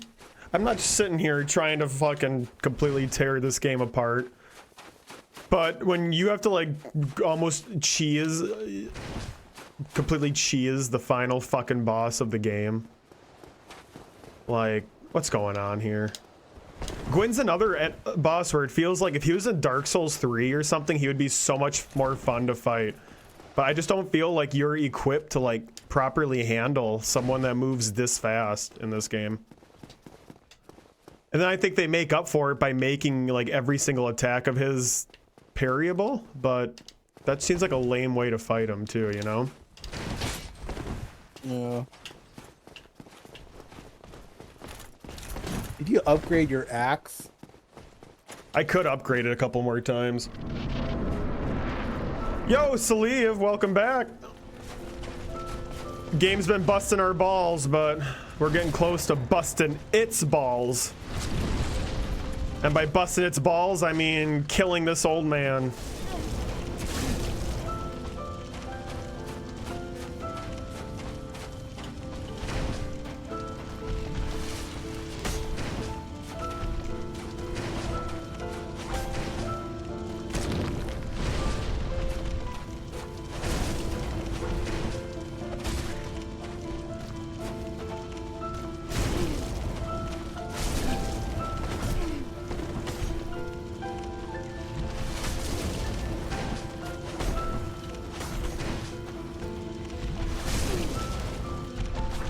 Dude, you can fuck right off.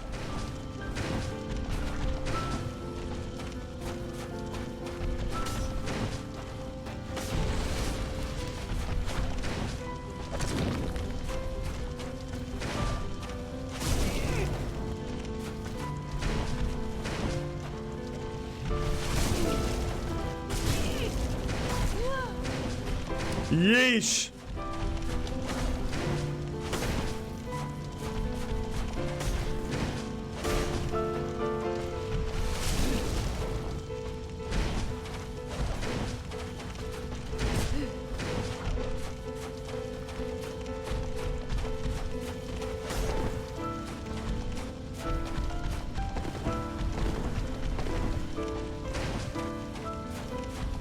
He doesn't even know what the fuck to do anymore.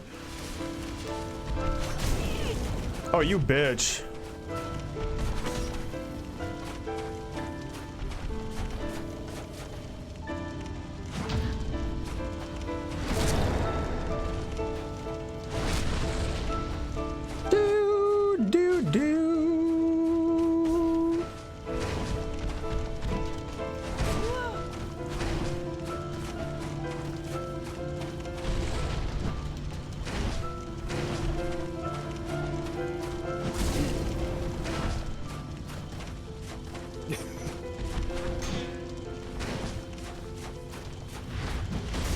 Oh, fuck that. Oh, I guess that's the one move you can't fucking parry. Excuse me. Use the rock, Luke. Use the rock.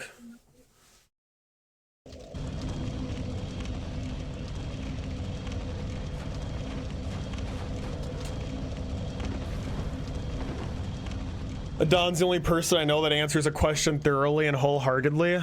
You appreciate that? Yeah. I appreciate people who can give Spark Notes versions.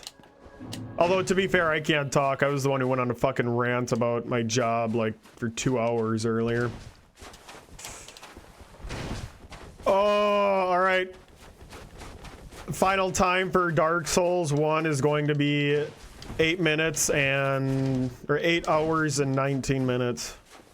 8 hours and 20 minutes. 8 hours and 21 minutes.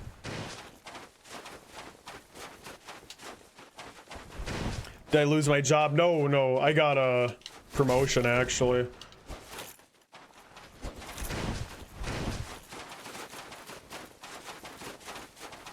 Starting Monday.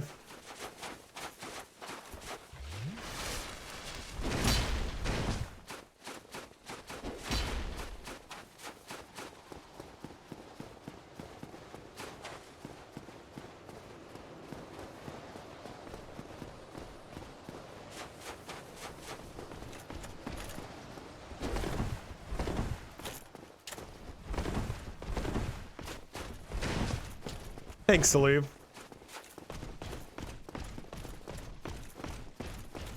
The guy who drinks ranch got a promotion. No, Splufay didn't get a promotion. Dylan did.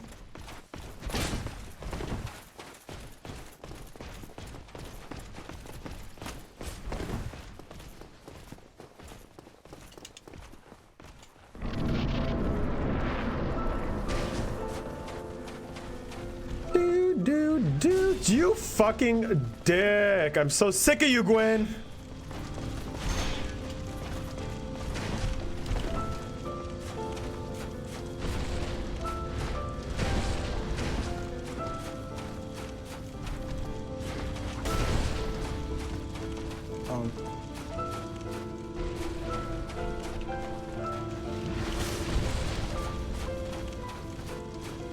Where's my rock?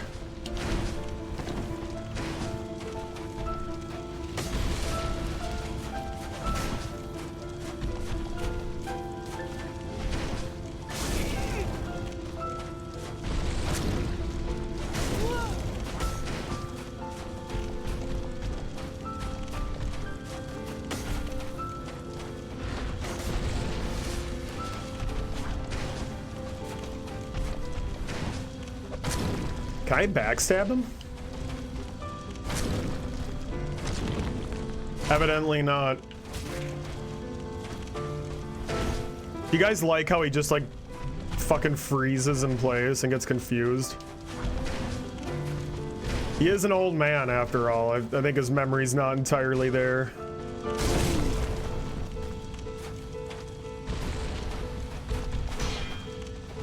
I gotta stop trying to fucking parry. Parrying's just fucking me over. Promoted to power bottom? Dude, that's what I do best.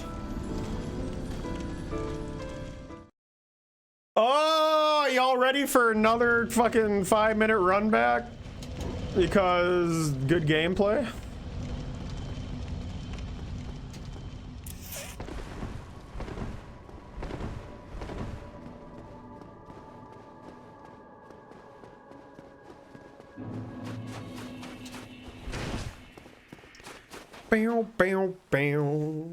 So, miracle build.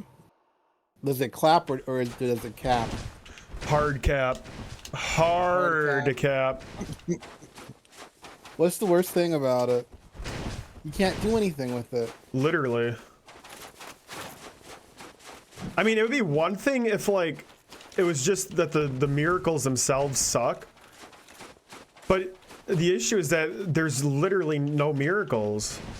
Unless you do, like, some of those fucking random covenants and stuff. But even then, you do all that effort just for one spell. Yeah. Like it's just baffling to me, the progression of how you get that one guy right away at Firelink Shrine. Yeah, he's already there and selling you shit. And you go to that whole trouble of the storyline with his lady friend. And then when you finally fucking get her to sell you miracles, she's selling you the exact same shit that he does, but just with a couple more added. Like it's just, that's baffling to me. What if the guy's name Petrus, and then she's Rhea? So that sounds about right. Petrus. So yeah, fucking miracles that were clearly an worst build ever. Yeah, and very half-baked in this game during development.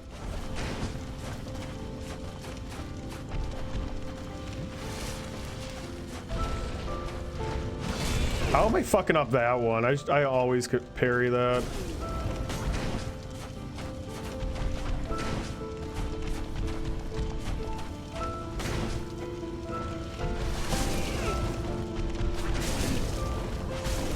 Jesus Christ. What is annoying, it's like I literally did jump like what, 20 fucking levels into Faith, and what do I get to show for it? I get a fucking slow ass healing spell that I don't even use. It sure would be nice to get like a fucking cool holy buff, or maybe just a cool magic spell or something.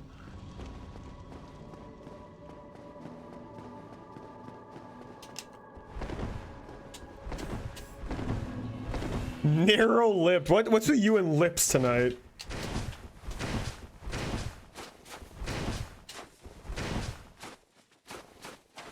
First you talk about how your tongue's too big for your lips, and now you're fucking coming at my narrow lips? Nah, man. Seated fat-free DSD FDA FC red as THX Nah, man, TF fuck IXK you. was okay THX in X2 dog. Oh, this run back, bro. Oh my god, dude. I literally, like, I have half a inclination to fucking skip Dark Souls 2, because Dark Souls 2 has even worse run backs. Because you can't actually run from the fucking enemies. They will, like, attack you going through those fog gates. Fuck me. Nah, we'll still do Dark Souls 2. We gotta see it through.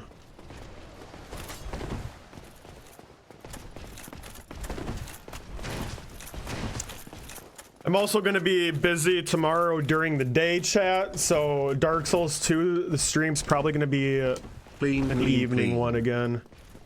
And definitely not fucking going as late as I am tonight. I don't think that's going to be completed in one stream.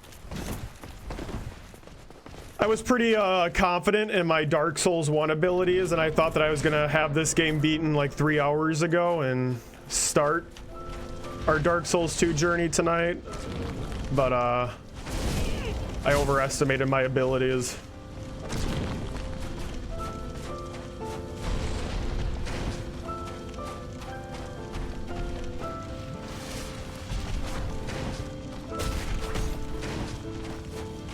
I overestimated my abilities and underestimated how much clerics suck in this game.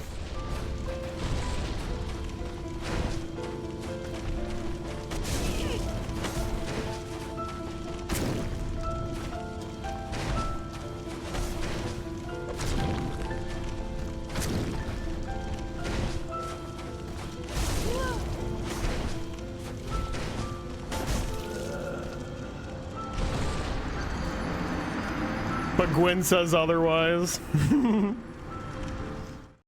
Gwen does say otherwise. Nah, honestly, it was Smo and Ornstein that fucking bodied this run tonight. I knew that those two were gonna give me grief, but that was when the shittiness of the cleric build really began to reveal itself. Things definitely got better once I switched my weapon to this axe, but oh god, was it ugly.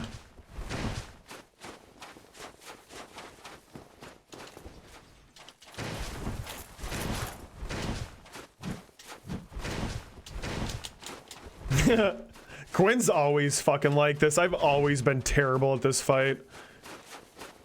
My main strategy has always been to get Havel's armor and then just fucking tank all of his attacks and parry the shit out of him.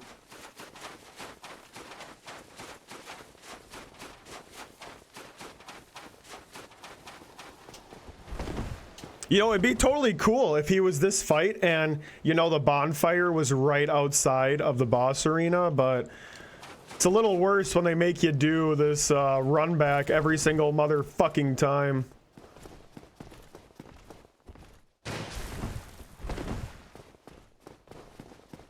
Remember when Splufay streamed on YouTube? Nope. Dude, that's the meta these days. Like, the few streamers that I watch on Twitch, they're always streaming on YouTube at the same time. Some of them stream on TikTok too at the same time. That's the Twitch meta, man. Nobody can grow anymore because anyone who's gonna fucking use Twitch has already made an account.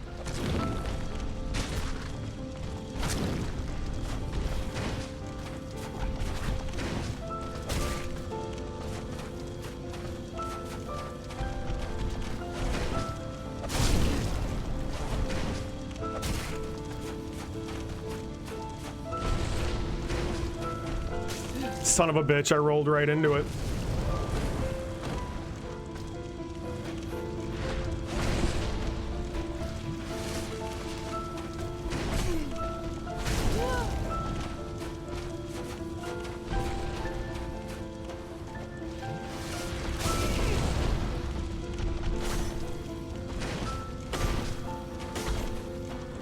Do, do, do, do, do.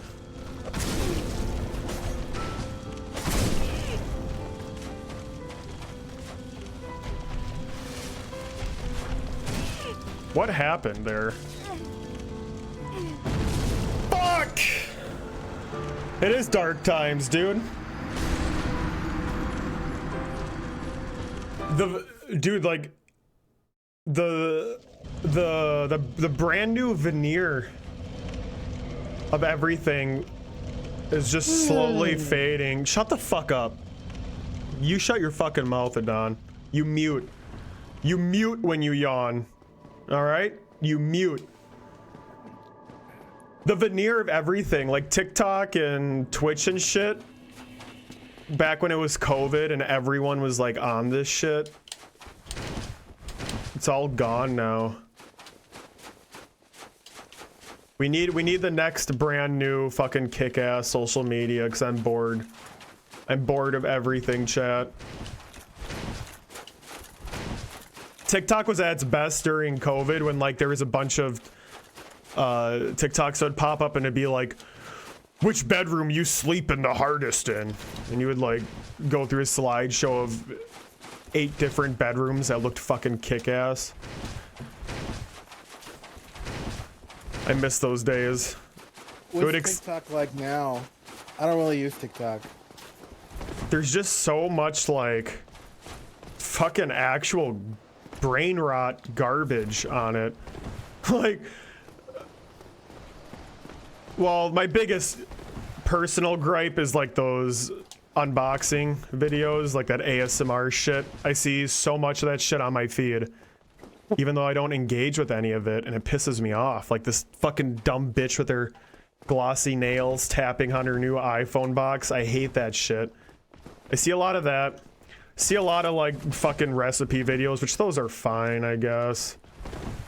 I see a shit ton of videos where it'll be like the Family Guy clip or Rick and Morty clip playing in the bottom half of the screen, and then the top half is some iPhone game. God. Yeah, that shit is actually everywhere. Actually, the one I'm getting right now is Sopranos.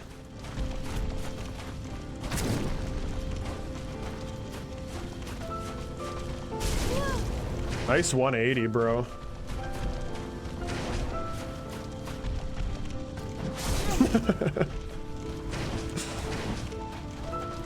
I'm gonna parry this fuck. It's gonna happen.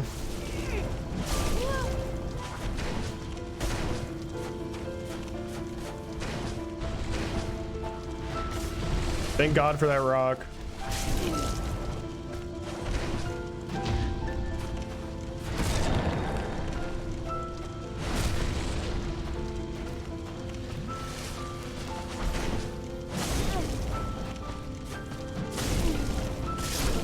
I disagree. So your wife doesn't punch you in the back of the skull anymore since I'm on Twitch? She's cool with me again? That's nice of her.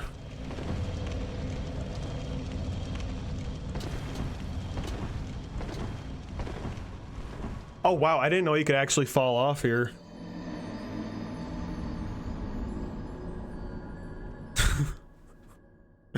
Just falling into the white abyss.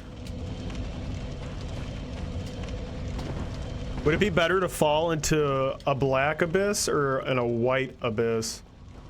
Sorry to make it about color this late at night, but we have nothing else to talk about.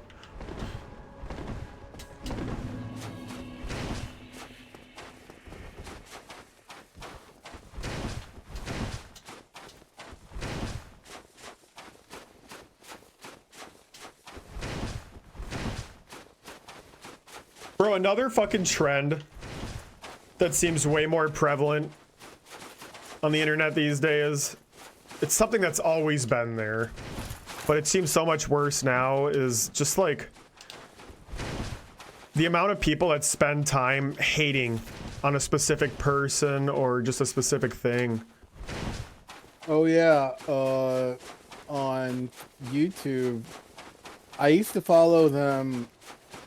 So you'd have like, so YouTube has all these small-time streamers that have their own little communities. It was like, you know, technology or art or gaming. Gaming was a big one. And like, you had these other YouTubers that would like give you a breakdown of drama with them. Like if they got fired from a job, they were charged with something. iDubbbz? Like, kind of, yeah. Fuck. But it seems like it just went on steroids, and there's people that make a living just, I don't know, trying to like give you an analysis of some issues, some snafus, some problem some other famous YouTuber had, and that's all they offer. I blame iDubbbz and Keemstar specifically for that problem. Oh, I was gonna say Keemstar actually. That guy is older than me, and he just tries to like start make almost like, well, I guess it's his job in a way. So he's incentivized to like create these great content like that kind of is incendiary about other YouTubers. Sometimes it's interesting, but it's just well, him specifically. He kind of sucks. He's kind of lame. He just tries to like, I don't know. It's like, it's not sketchy. It's pretty clear. It's just what's a good word for it? It's just like pathetic. It's all he has to offer, man. It's fucking sad. Grimy, yeah. I've heard that like. I don't watch any of them, but I'm hearing that it's even happening with like some of the big name Twitch streamers like Hassan, and I think Hassan and Destiny have been beefing back and forth a lot. I keep seeing it because live stream fails pops up on my Reddit, so I see like these out of context clips of them throwing shade at each other. And I don't know if it's true or not, or if it's like a meme. I think it's because of that. I followed. Well, I started watching that Hassan guy. That Hassan guy. Lately, they're just about the Israel-Palestine thing, and I think Destiny is pro-Israel and Hassan is pro-Palestine. So they're just. You have to wonder how much of that is authentic, because it seems like. No, well, that's what I was gonna say. People like on Reddit keep saying that like, oh, viewership's down again. Time to like start some fucking drama. Like, they. Holy shit, that is fucking loud. Oh my god. That was a great one. Thank you, Al. I know, it's like they're Thank you for 22 months, man. There's no value in these little streamer drama things. Sometimes there is. Like the Chris Chan thing. Okay, that's not even drama. That's just a whole fucking shit show and a half. And that's, dude, that's another thing too that kind of depresses me, and I participate in it too on TikTok. There's a couple of lol cows on TikTok that I've been following, and I'm slowly watching their downfall. And it's fucked up, because then I do make it even worse, and I go on like the subreddits, and dude, the people who like fucking dedicate their time and effort to like trolling these people it's like so depraved, man. These people actually have no fucking life, and they spend their entire like waking existence just hating on this one fucking person and going out of their way to make that person's life worse. There's that woman who like catfished honey-potted Christian and that's the whole reason he got arrested, because she made him like racist video. Al, I'm gonna have to boost your audio in just a sec, because I can't hear shit. Yeah. Don't worry, I'll get my ass kicked in like 30 seconds.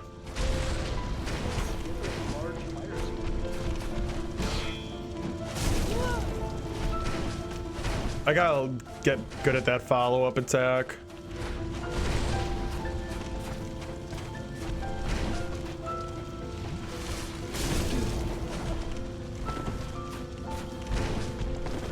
Blum, blum, blum, blum, blum. Okay, I'm gonna open the window. It's getting hot in here. I don't know, my room's getting really hot. You having a hot flash? No, the weather here has been getting really warm, and the landlord keeps the heater running. Like, it'll get fixed in like a week, but I'm getting kind of like, I had to leave the window open yesterday just to go to sleep. The heater wasn't even on. It was just warm in my room. I don't know.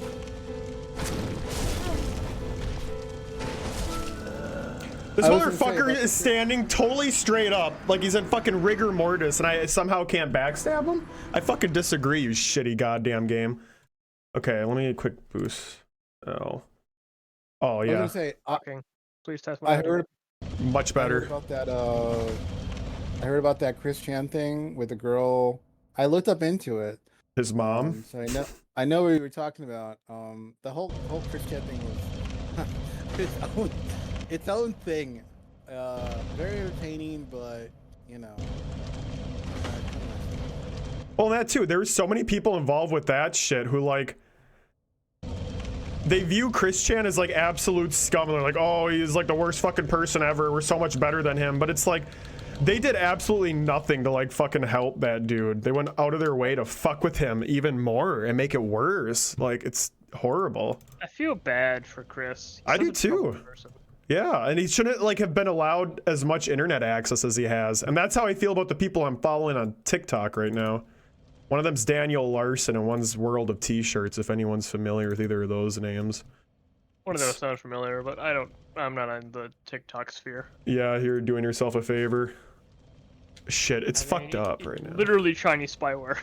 It's not even like a psyop conspiracy bullshit. It is actually Chinese spyware. Yeah, but it's like every fucking social media spyware for something, you know? May as well give it to China over Mark Zuckerberg for once. I'm not rage quitting. The fucking window got all fucked up. I'm going back in.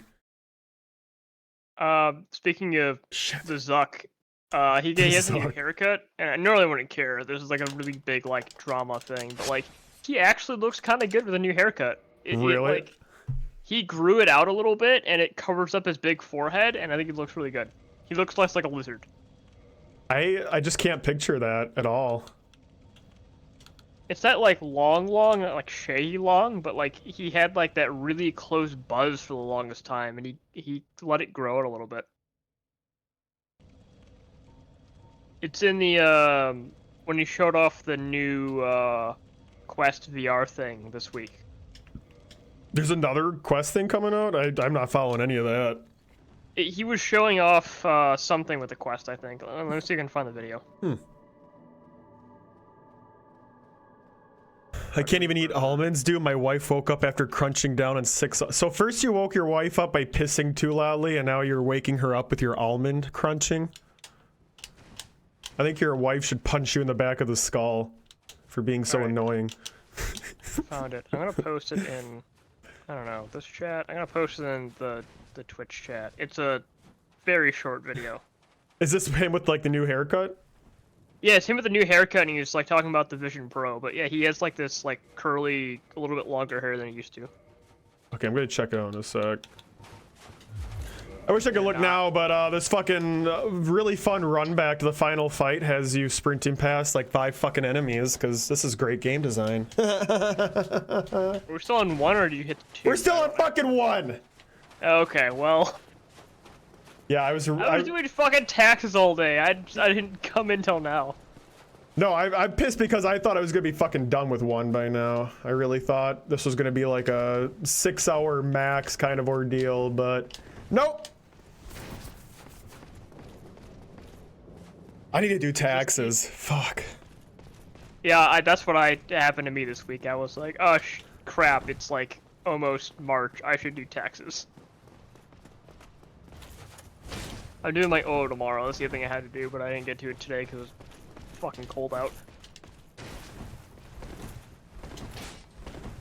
I'm so mad. It was like 50 earlier this week, and now it's freezing again. Fucking snowing, yeah. Well, this is, you know, actual February weather now, so I can't be too upset, but I agree.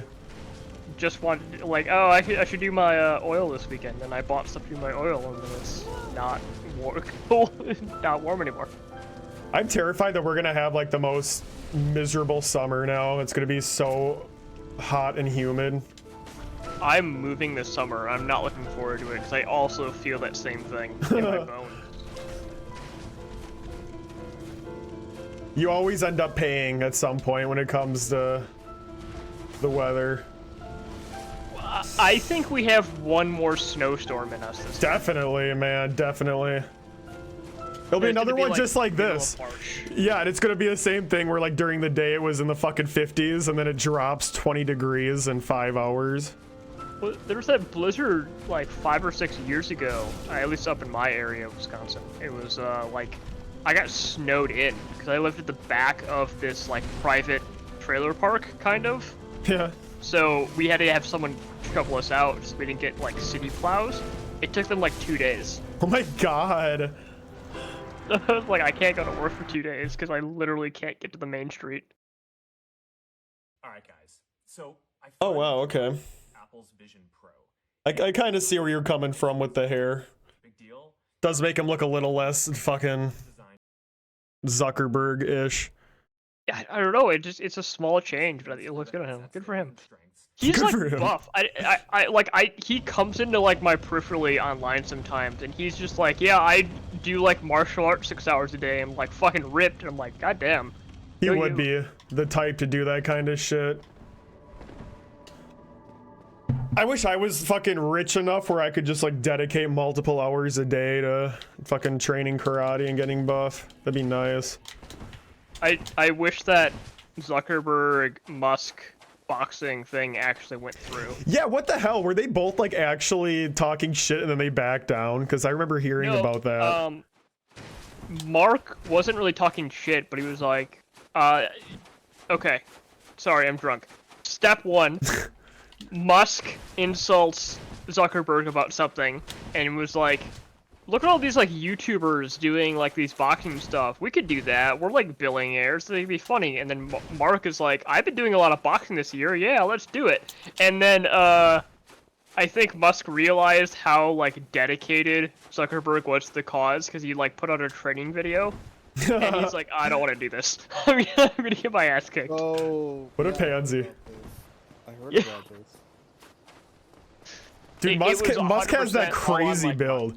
Musk has that crazy fucking build. If you guys have ever seen the picture of him without his shirt on that yacht.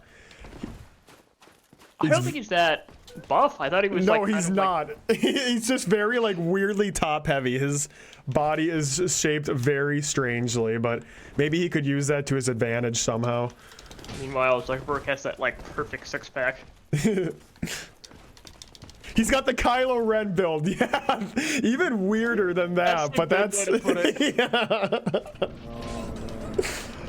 I actually was reading, so they came out with a biography of Elon Musk, the same guy who did a biography on Steve Jobs.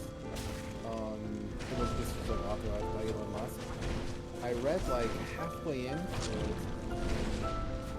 I think the second half was just,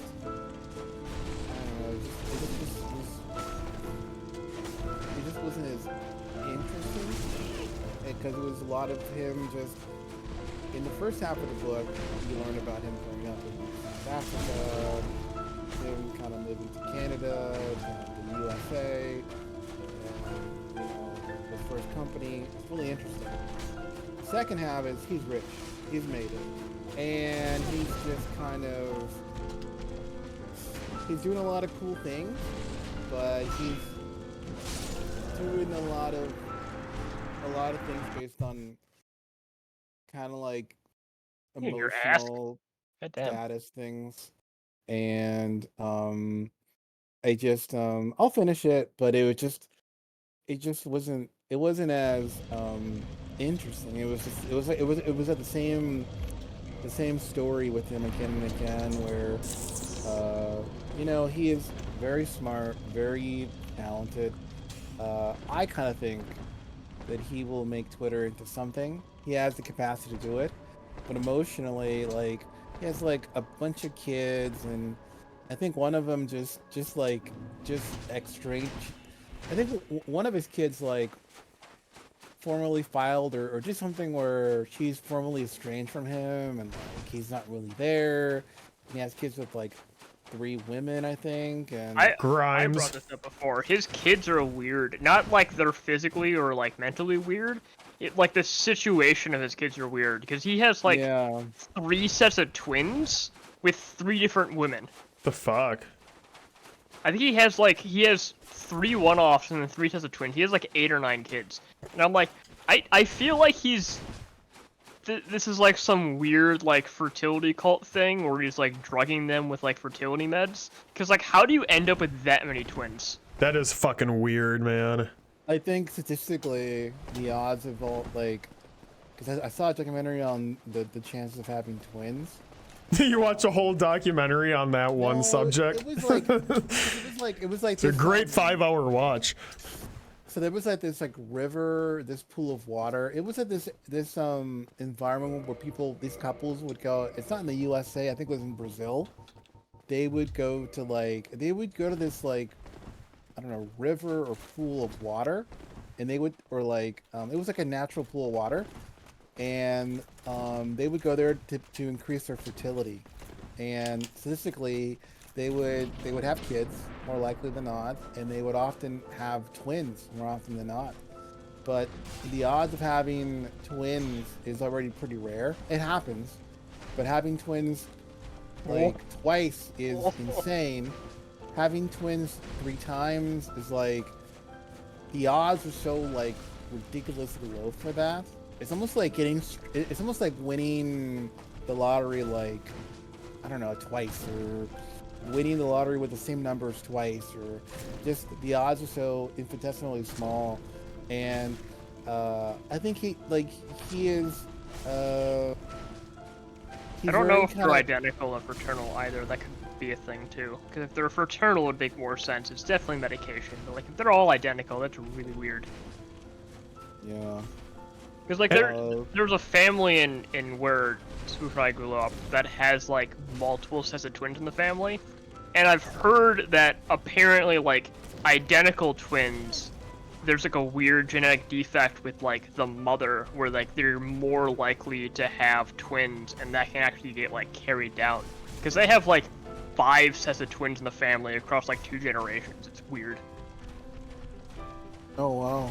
Does he ever like spend time with his kids? Holy shit, wombo combo. Fuck me.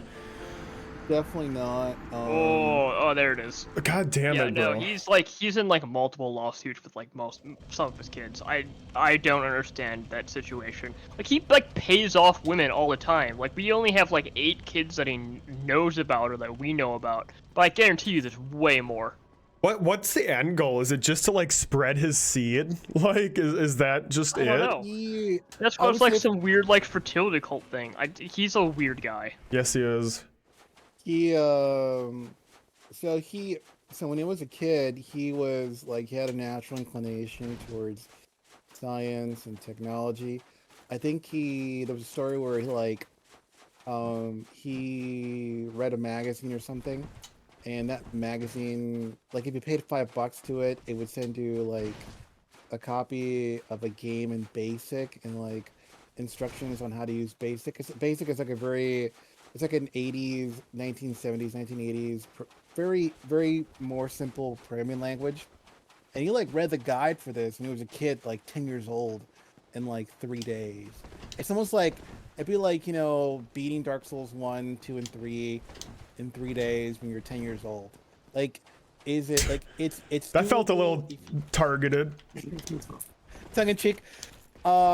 I guess like he has the stuff he's really interested in, he can really go like throw himself into it.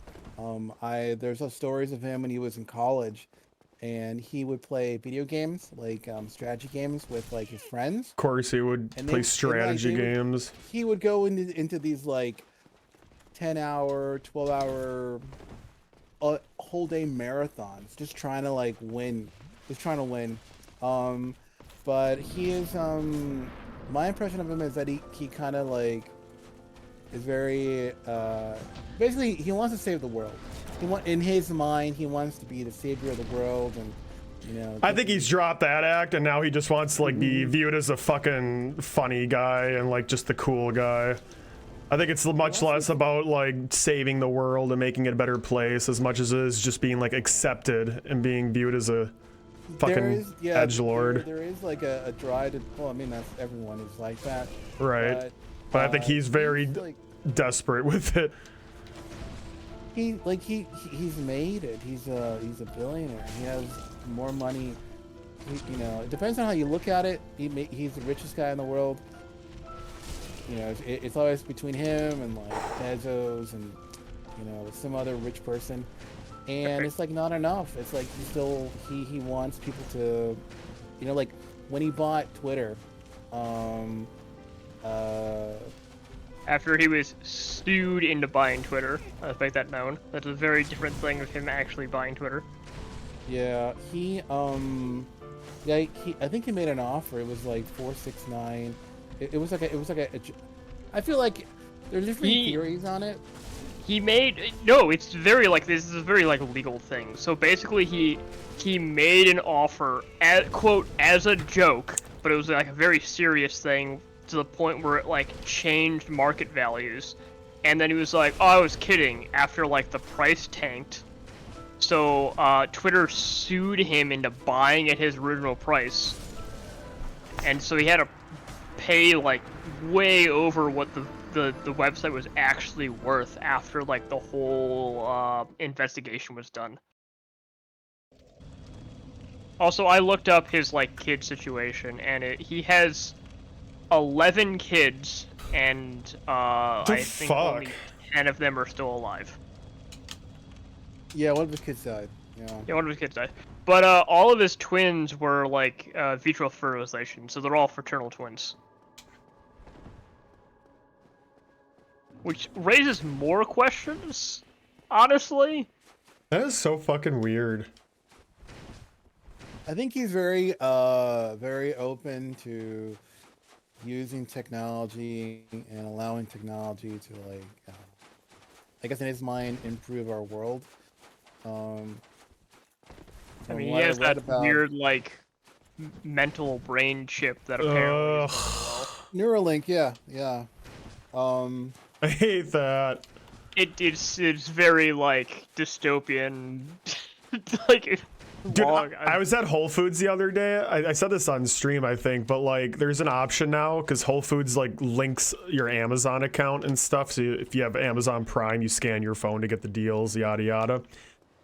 There's an option now where instead of paying with your card, you can scan your fucking palm on this machine, and it links your palm reading to your Amazon account, and you can just pay that way. Like, that's weird. What the motherfuck, dude? I don't like that. I know, it's like that's just such a horribly dystopian thing to just have so casually out there, you know? Like, I asked the person how many people use this thing, and he said a couple people a week scan their palms.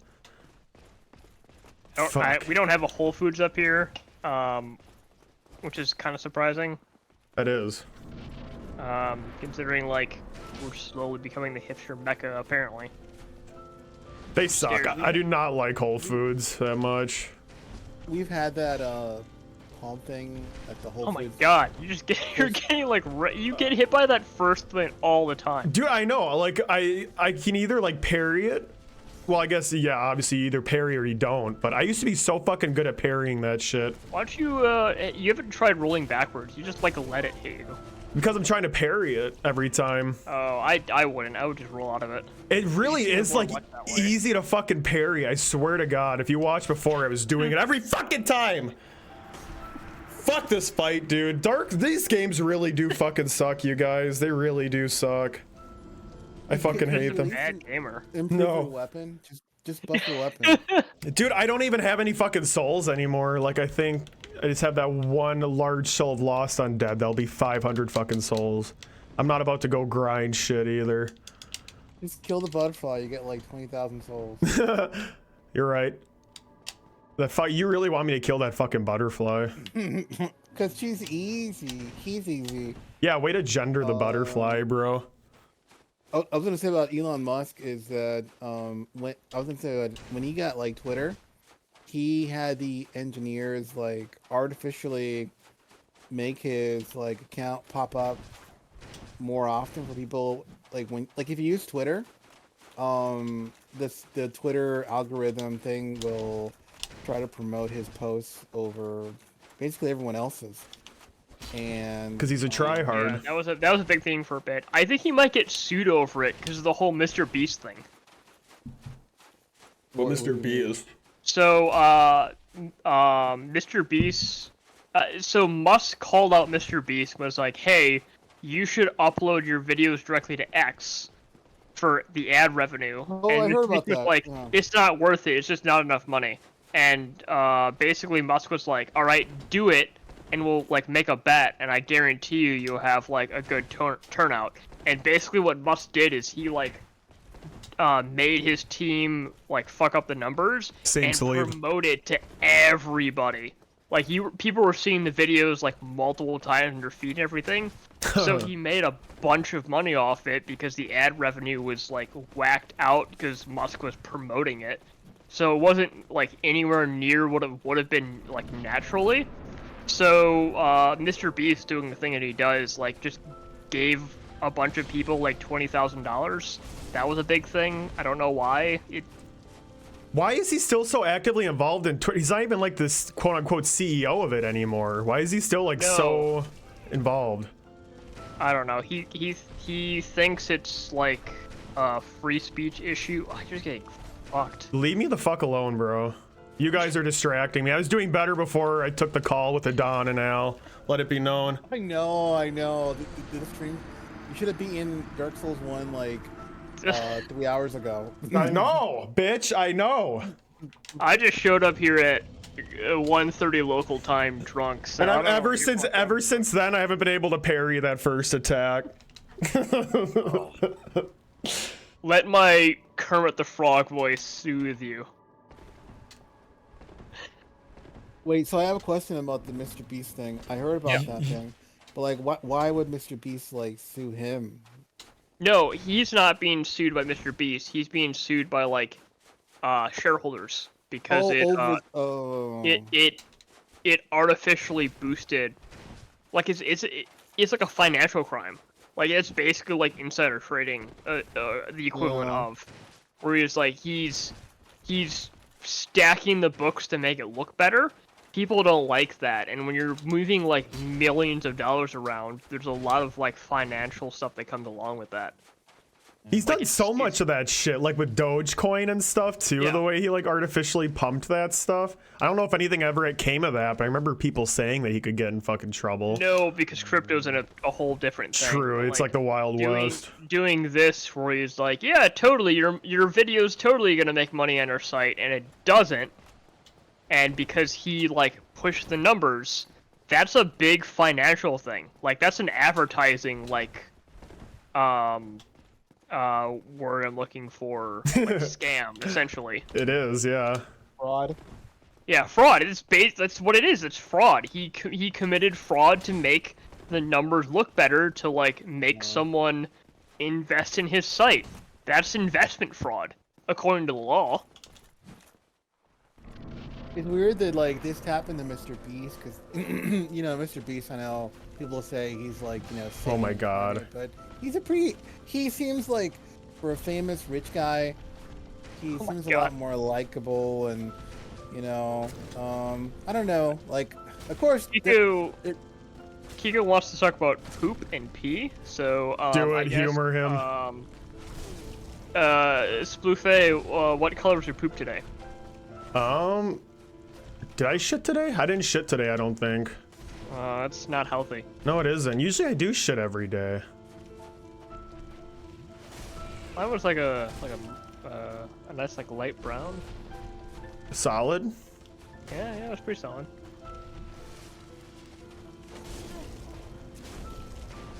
There you go, Kiko. Next question. Where's the laugh track? Steinfeld laugh track .love? I don't know. Ding ding ding ding ding ding ding. Fuck you! Oh, he just like...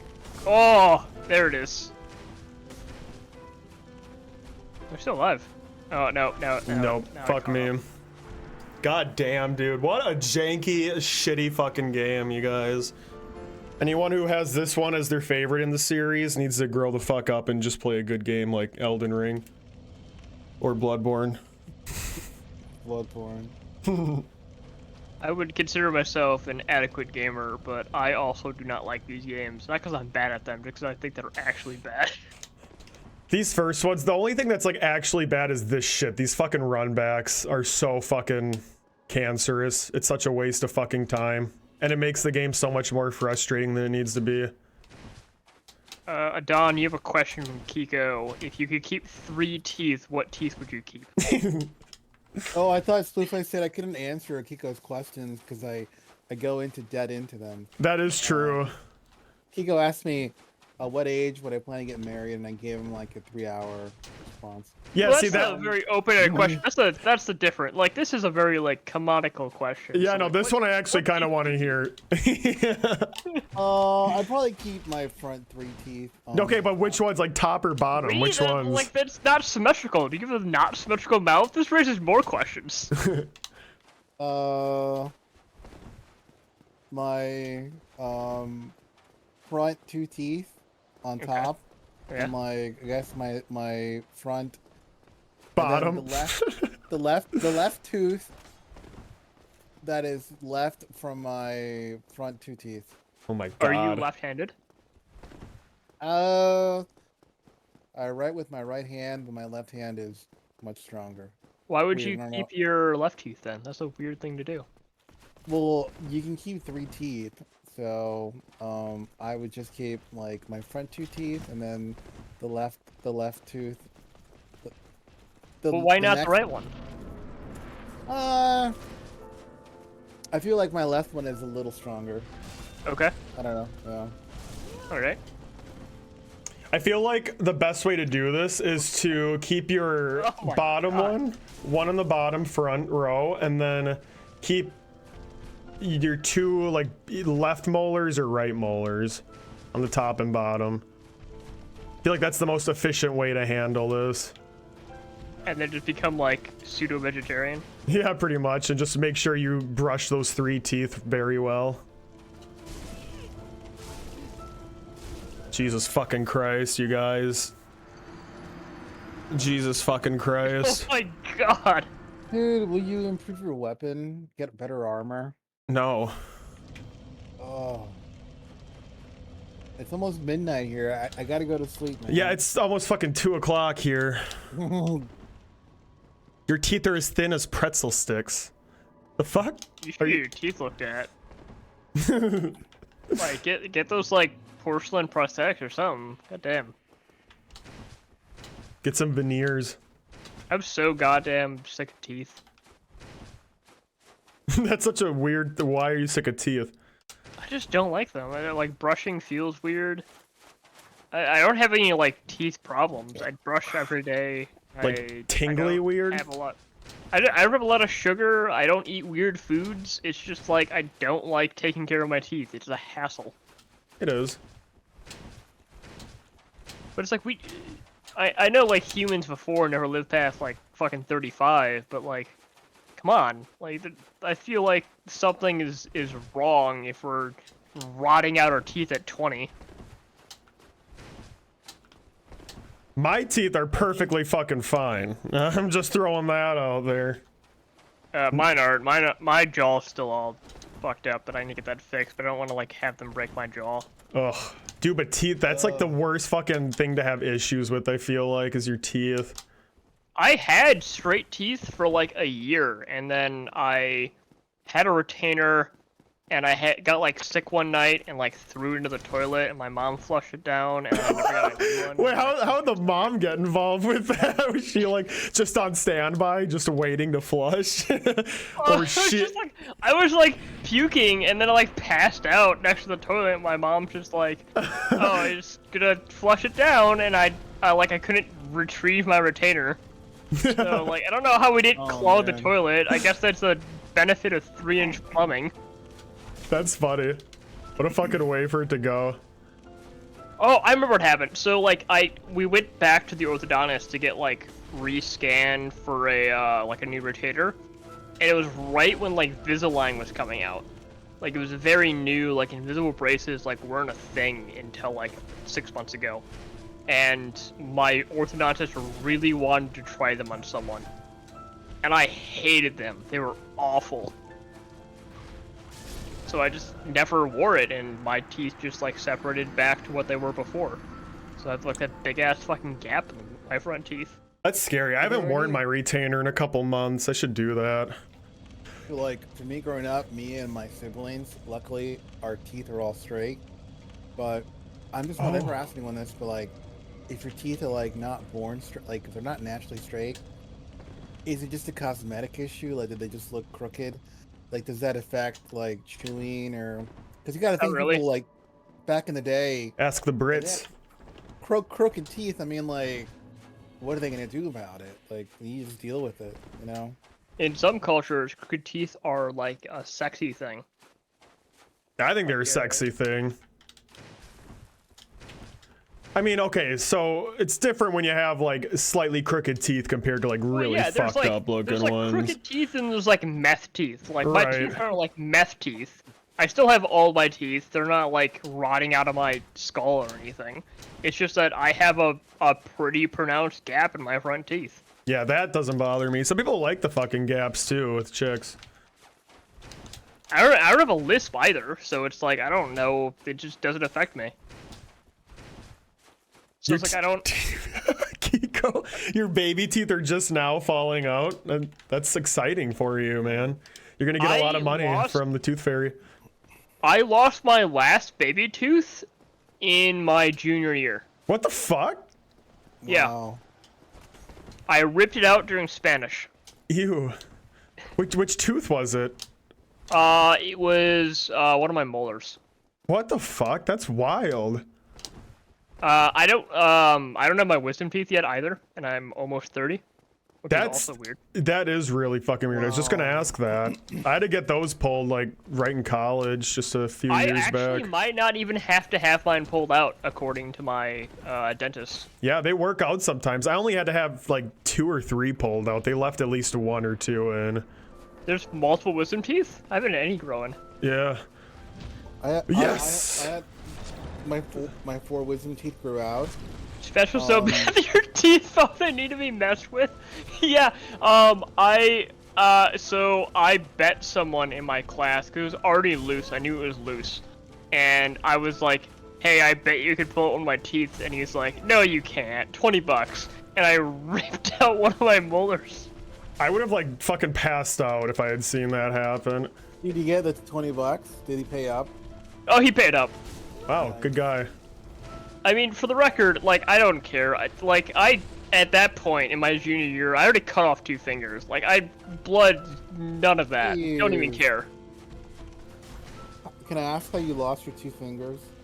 I have them reattached. I have full movement, but yeah, I cut between my middle and my index finger down to my wrist and cut off my thumb and my index on my right hand. It was a freshman shop class. I was like a month into my freshman year, and my woodshop teacher was like, "We're all gonna use the compound miter box," and I was like, "I don't want to use the compound miter box. I'm scared." And he's like, "You're fine," and I cut off 2 fingers because I hit a knot. So like the compound miter box, you pull it towards you, down, and forward. So I was pushing forward, hit a knot, and was still pushing. So I hit a guard and then cut off my 2 fingers. You had them reattached, right? Yeah, I have a couple plates in my hand. So I have plates. Yeah, like titanium plates. Jesus. Like, just for your holding my fingers? bones together. Yeah, I have one on my thumb and one on my hand. I shouldn't have talked. I shouldn't have fucking talked. God damn it. You almost had him. Splufay, will you stop fooling around? Just beat him already. Yeah, okay, you're right. It's not funny anymore. Now I'll get serious. Oh.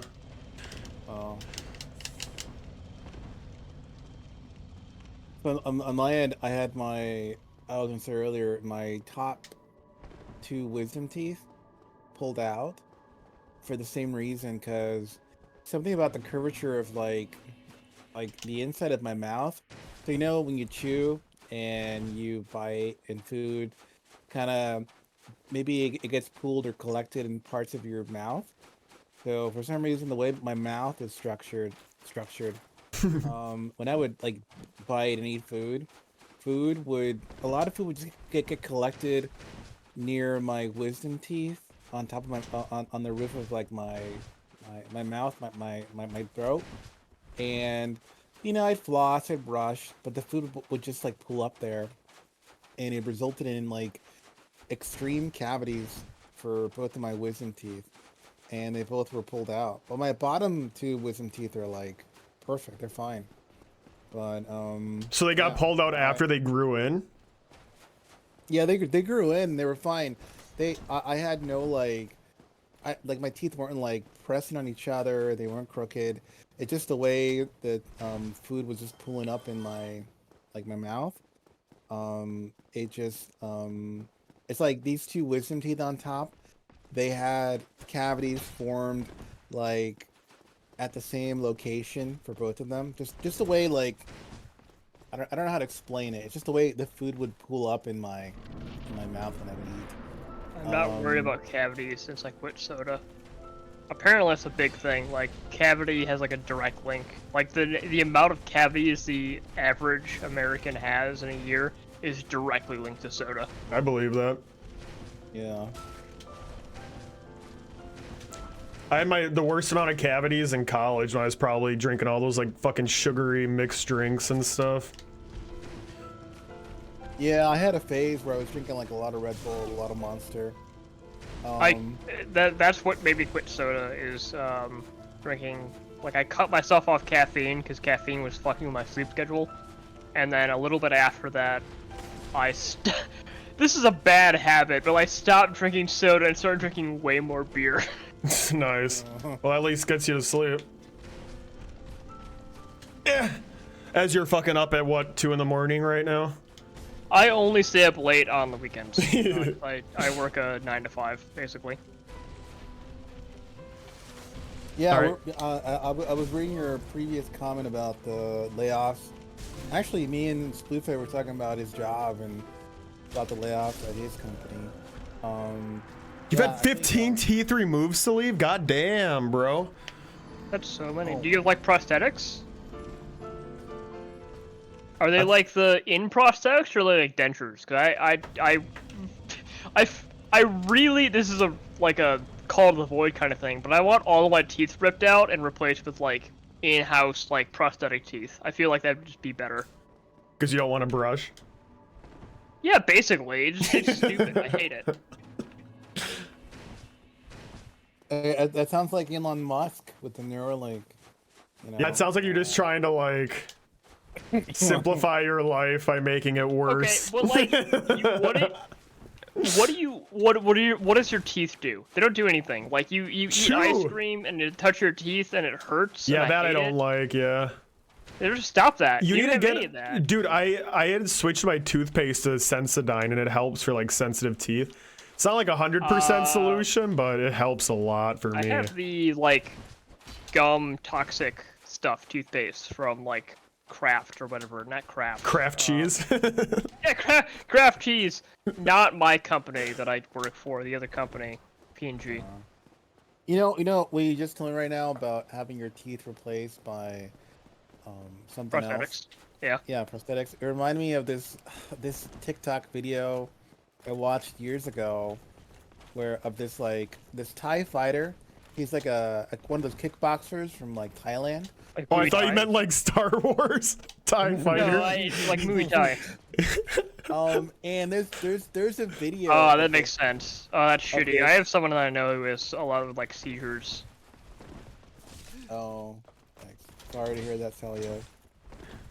I was gonna say I watched years ago this video of this Thai kickboxer who was kicking down a telephone pole with like the shins of one of his legs, and it's because he had like titanium prosthetics on his leg. The pole the telephone pole, it's not like our telephone pole. It's like a lot thinner. But yeah. He just beat it to a pulp with his shins. He kicked it. And I was like, how is that possible? The fuck? Well, he's not using his real bones. He's using, he's got something in, prosthetic, something in his leg. And it was cool, but it was also kind of like scary. I was like, man, you got this like piece of, prosthetic bone that's you can break down a telephone pole. Once you get to the point where like arms are gonna have a bunch of gadgets and shit in them, I'll happily chop off my arm to have it replaced with multi-purpose robo arm with all the gadgets included. USB charging port attached to my arm. There's an episode in Futurama where it kind of talks about this very issue. I think Hermes. Yeah, where he replaces his body with all the robot pieces. I fucking love that one. Robot pieces, and I think there's a scene like where he's kind of getting intimate with his partner, and like they almost like say that like he got his penis replaced by a prosthetic too. Yeah, well they show like the visual of like that little red dot moving down there. Yeah, it was funny. That really is kind of a crazy thing to think about though, because like it really became like an addiction for him where he kept replacing these pieces, and then it got to a point where he literally replaced his brain and just became like an entirely different robot, and then like his other body just got like recreated in like a shitty secondhand fashion by Zoidberg. That's a big thing in like the cyberpunk universe. That's the whole point of like cyberpsychosis. Yeah, Cyberpunk gets into that kind of shit too. People turn into machines turn into people.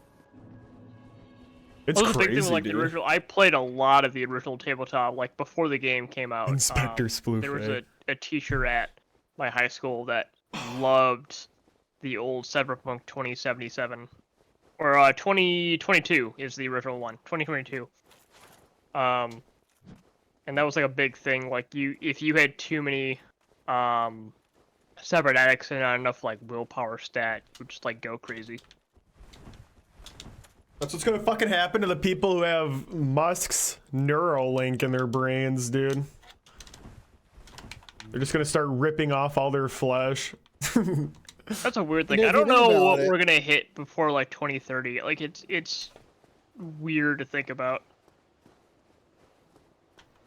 If you think about it, I think almost everyone in the world has some piece of metal in their body, like through their teeth. Or I think mostly... And microplastics. Don't forget the microplastics. Yeah, microplastics. But I think I would say almost most people have some piece of metal in their body, and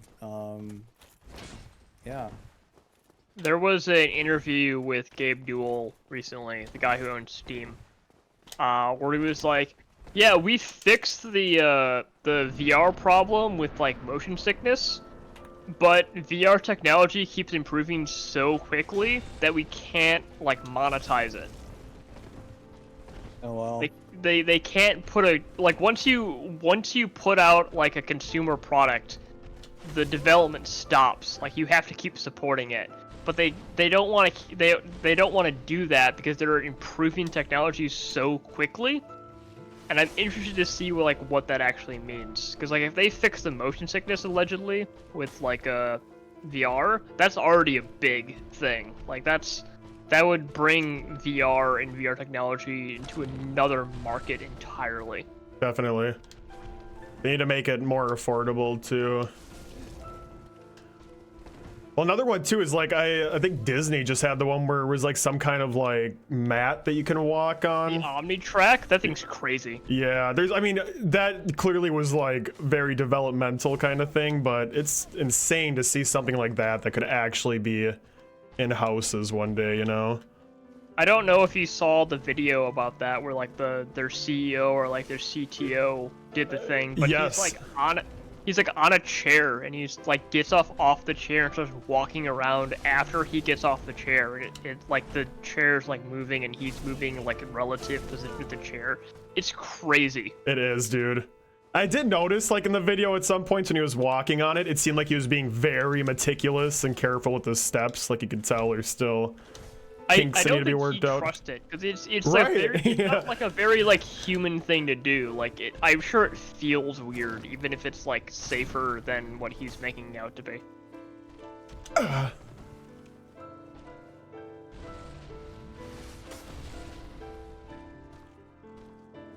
We'll be quiet. He's in sage mode. It's not happening. I'm not feeling it on this one. I believe.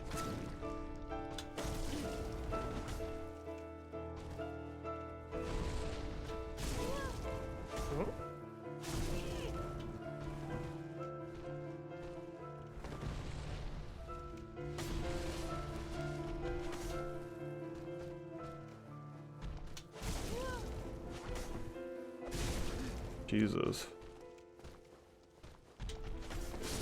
That was, I mean, my fault for using the rock, but fuck me. It's over. Oh, there it goes. Microplastics, the brand of condoms the that's brand of Splufay. condoms that you buy. Fuck you, man. That's not what I need to be hearing right now. You got the size below the Japanese size condoms. I'm starting to see the insides of my eyelids. Yeah, well, get acquainted to them, Kiko. We're here.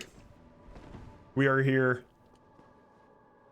I'm very awake. It is 2 in the morning. I just opened this can of Leinenkugel. Jesus. Very, very Wisconsin night. Did you like get off work today, Al? No, I don't work weekends.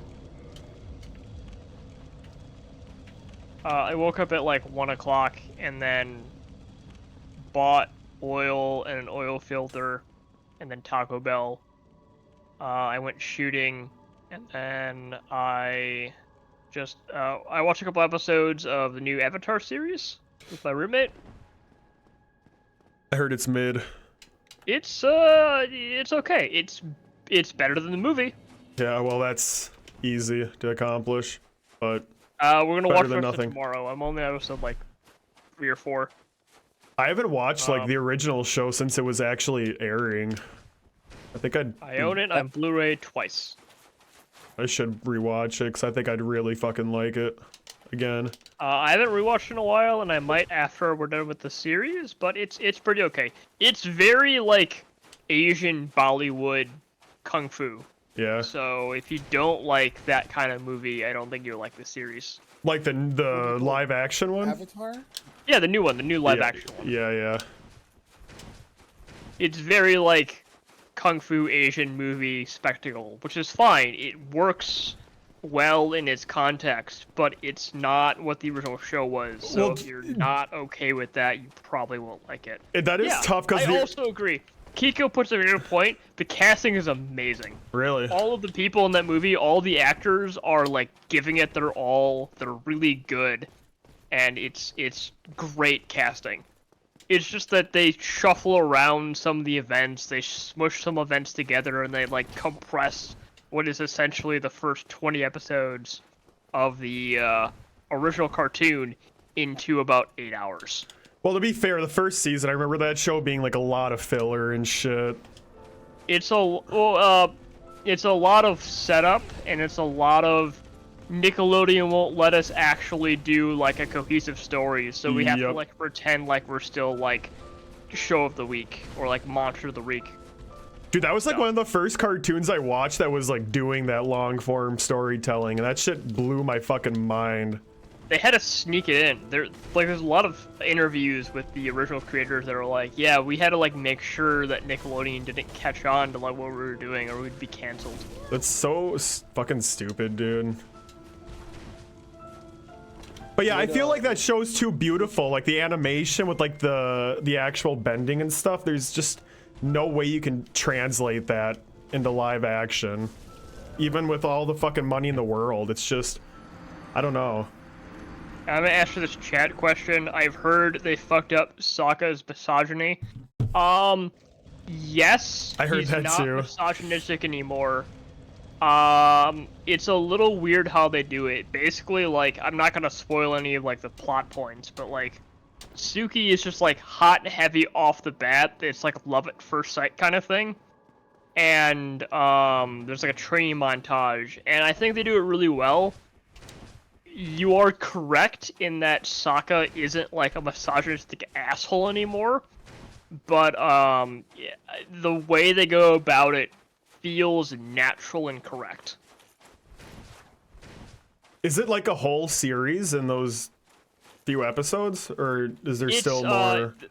The first season, so there's 8 episodes out, and it's supposed to be all of book 1. Okay.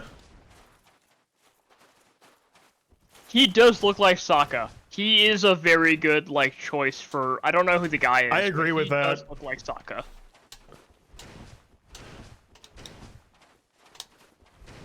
Katara was one of my first like fucking crushes as a kid, so I was a little disappointed by her casting, but I was holding some pretty unrealistic standards to it, I think. There are some like top grade mutton chops in the show, which I'm very excited about, because that's what the original show had, was like top knots and mutton chops.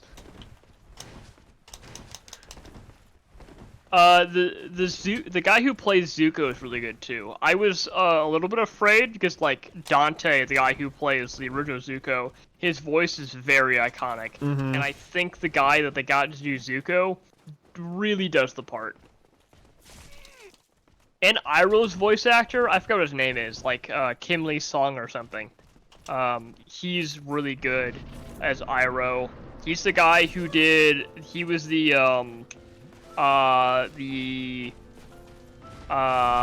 gas station clerk in Fresh Off the Boat.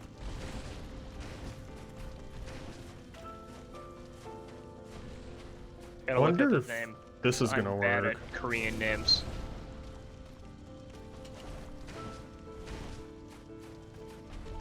Who is your voice actor? Just give me. It is Paul Sung Hung Lee. That's what it is.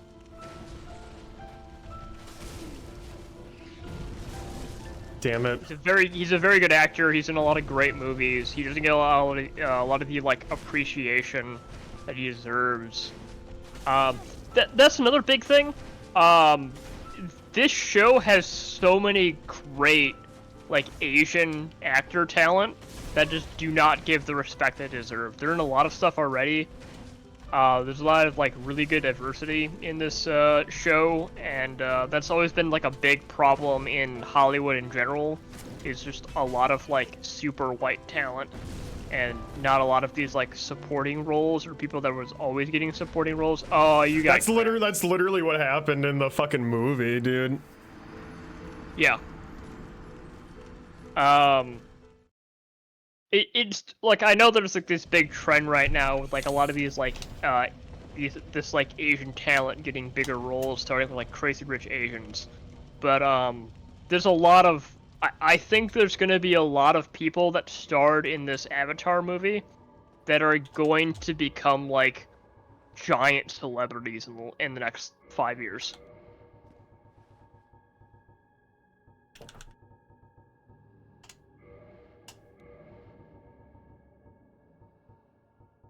Also, the costume design in the show is really good so far. I like it. It's very a lot of it looks really good on camera, which is a little hard to do. All right, Splufay. I think I'm gonna hit the hay, man. No, you gotta stick through with it, Adon. You've been on this battle for like an hour, man. I'm. Dude, Smoke and Ornstein took us 2 hours. Come on. I know, but that was like 4 o'clock. Yeah. It's freaking midnight. It's 2 o'clock for us, man. It's even worse here. And yeah, fucking Kiko too. I think it's 2 o'clock for Kiko as well right now. Kiko pulls up, except for Aang not being a good actor.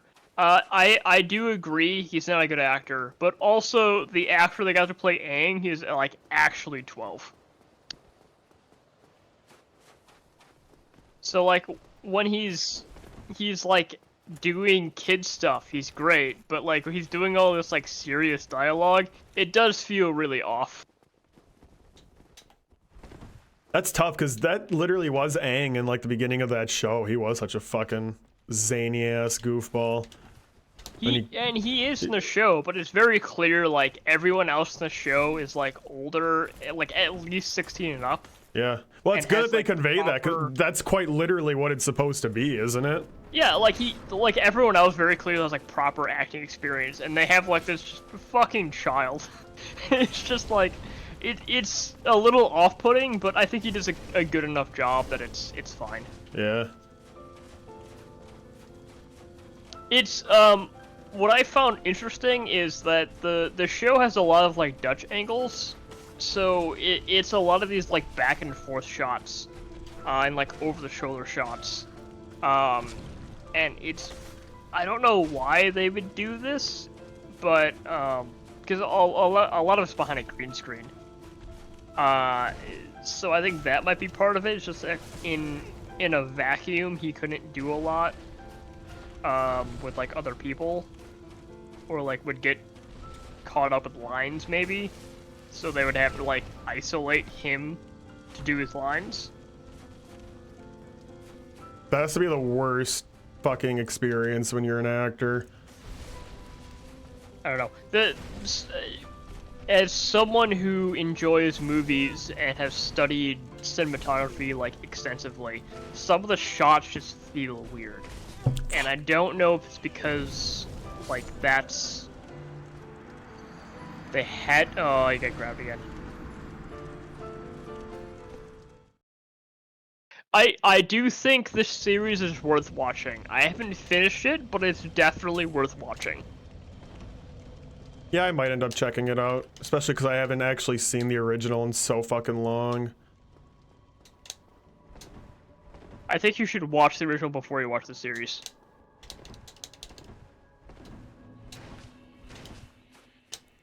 I just remember, like, as a kid, I couldn't even tell you what the episode was. I want to say it was like a season finale because it was fucking huge. Maybe like season 2 finale. It was a 2-parter. There was like some showdown with that lightning girl. I think it was at Ba Sing Se or whatever. And that, again, I was watching that shit as a fucking kid, and I was like just so fucking blown away that was on Nickelodeon of all things. I felt like I was like an adult watching art. It was crazy. The series on Netflix is kind of dark. Like, it's definitely like a higher age rating than the original series was meant to be. Yeah. It's more in line with, like, the sequel series, Legend of Korra, because, like, they'll just, like, burn people alive. Like, there's a section where, like, the Fire Lord, like, burns a dozen people with, without even, like, thinking. You just, like, set them on fire.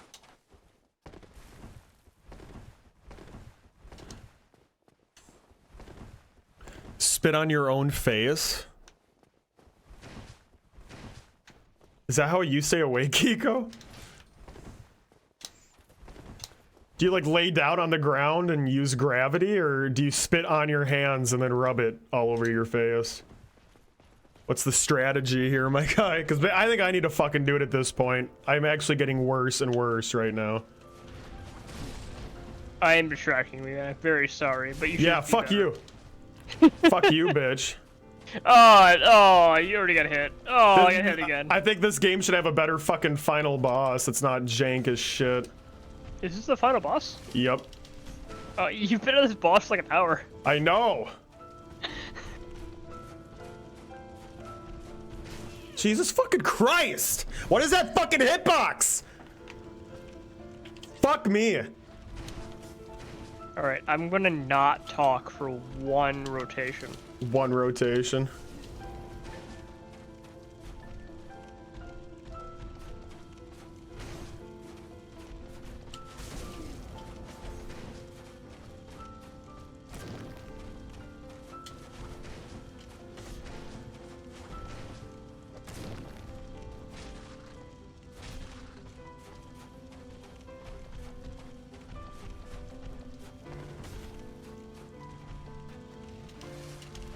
I like how you just see his head peeking around the corner like a fucking dog. Down,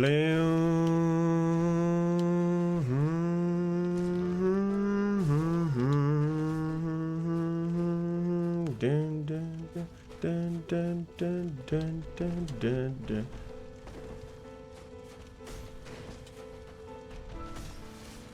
Dun, dun, dun, dun, dun, dun, dun, dun. I gotta like just fucking, I keep trying to roll around him with that grab. I gotta roll away. Oh, that's a big hitbox. It is. It's very jank. I don't like it. Nice side profile for all y'all.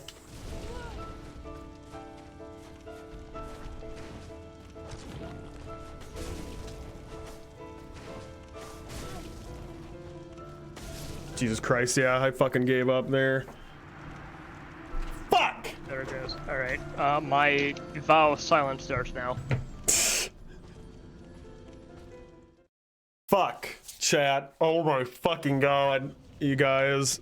I really thought Dark Souls was gonna take like 5 hours tonight. I'm horrified for Dark Souls 2 and 3. But at least now we know not to go with a cleric build.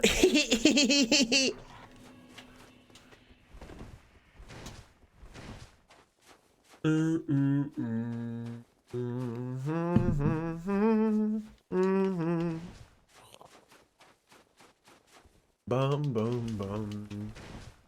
Bum bum bum bum bum. Boom. Oh my god. And literally probably fucking half the time spent, okay, if we want to be realistic, like 20% of the time on this fight right now has just been spent running back to it. 20%, maybe 30.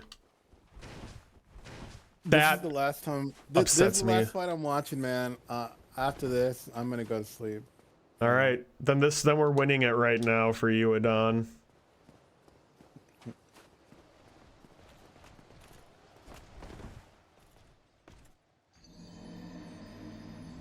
Okay. All right, man. That was it. All right. I gotta That go was to a sleep. roll. My god, man. You rolled. You. That was on purpose. That was. Yeah, that was on fucking. If there's one thing I want to do right now, it's prolong this experience. Just roll into oblivion. I want to do that in real fucking live. Just dodge roll off a giant bridge. All right, dude. I gotta go. But happy birthday and happy. It's not my birthday. He's lying, chat. It's not my birthday. It's your birthday on Monday. You said it's your birthday. On Monday, yeah. Yeah, on Monday. I'm gonna try to stream again tonight, so save your birthday wishes, okay? But I do appreciate it, thank you. I got an interview on Monday, so I can't skip tomorrow. I gotta prep. I'm not gonna, dude, I have my new fucking job on Monday. You think I'm gonna fucking stay up till 3 in the morning playing Dark Souls 2? No, not when I fucking work. Not a new job, but a new promotion at the job, so kind of like a new role entirely. But that starts Monday, so yeah, I'm not fucking gonna be staying up until 3 in the morning playing Dark Souls 2 the day before the new job. But I am gonna try to stream for a few hours again tonight. I hate how I say tonight. That makes me feel weird. But thanks for hanging out, Adon. I appreciate you, man. Thanks for keeping chat entertained during the dark moments. And by chat, I mean Kiko. It's a lot of work to talk to that much time. You run out of things to think of, and it's work. Yeah, now imagine playing this shitty fucking 15-year-old game on top of it. Yeah.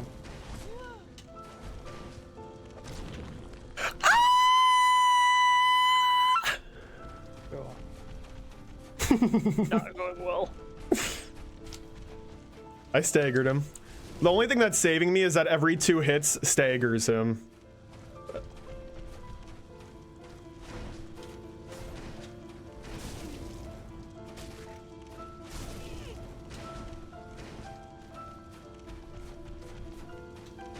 Fuck you! Oh my god, dude, Adon, before you go, is there actually like any fucking strat to this shit that I can use? I think his weakness is fire, if I recall. Let me take a look. He uses fire and he's weak to fire? That's fucking stupid. You know what? This is crazy, but I kind of want to see how my Morning Star does. I wonder if he bleeds.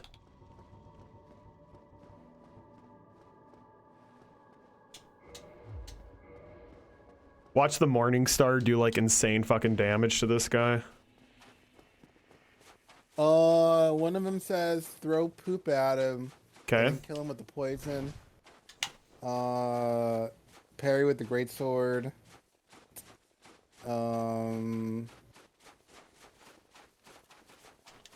Sorry, I wasn't trying to like get you to look this shit up. I didn't know if you knew anything off the top of your head. I'm not trying to keep you from going to sleep right now, my guy. Yeah, just throw poop at him, honestly. All right. That might be the easiest thing to do. Just fucking shit myself and smear it in his old man face. And alternatively, you can just put wear a bunch of armor. That's how I usually beat this fight. I usually fucking put on Havel's armor and then just parry the shit out of him so I can tank all the attacks. I might fucking do that, even though it's the real... Yeah, I'm gonna go fucking do that. I'm gonna go fucking do that. Oh, I see you fell. Okay. I'm gonna go fucking do that. We're gonna go get some armor. We're changing the strat, chat. What's the quickest way? This way. Oh! We got this.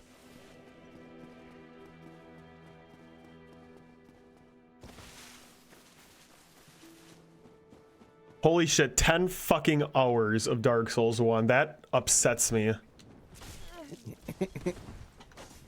I literally thought it'd be 5 hours. Look at this shitty Western game, only with 10 hours of content. Yeah, right. I don't believe you, Kiko. I don't believe you. I would like to believe that, but I don't.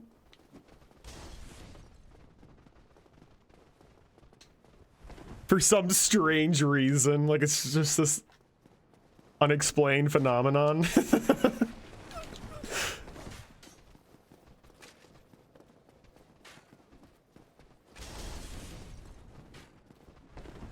Dun dun dun. Dun dun dun dun dun.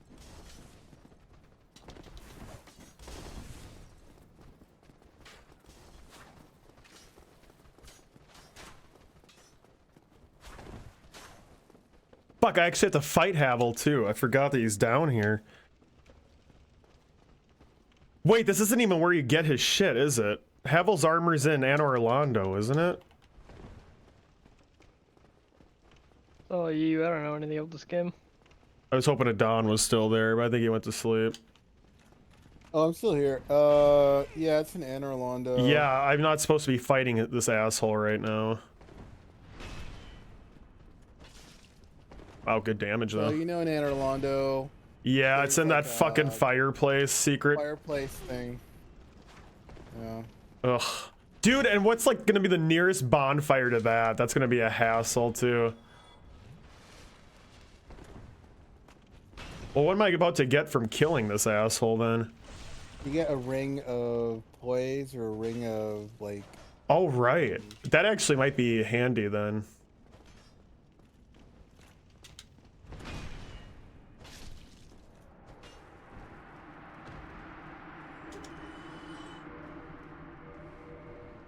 Havel's ring. Fuck. Fuck! Alright.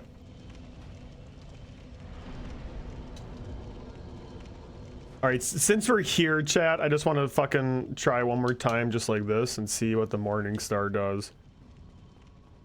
Morning Star, this could do more damage to him. We'll see. This fucking fails, then we're gonna go get the armor and cheese our way through this shit fight. Because they just couldn't be bothered to make a good final boss for this game, I guess. You almost had him like I think like an hour ago. I did, dude. I was doing so much fucking better at the beginning. It's like that. Much better. It's that classic like Dark Souls degradation where like you just keep getting whooped by a boss and you do worse and worse. Yeah. That's the worst fucking feeling. No, the worst feeling is when that happens, then you have to run 20 minutes back to the fucking fight. That's the worst feeling, actually. Hike up your Fruit of the Looms till they're touching your freaking navel and tell me you don't feel more awake. If we get that desperate, I'll do it.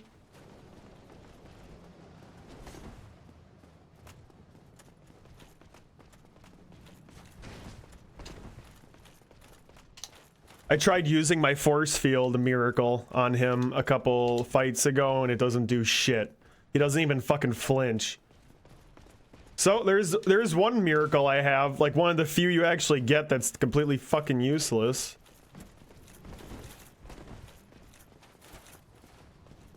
Dun dun dun. At least the music's good.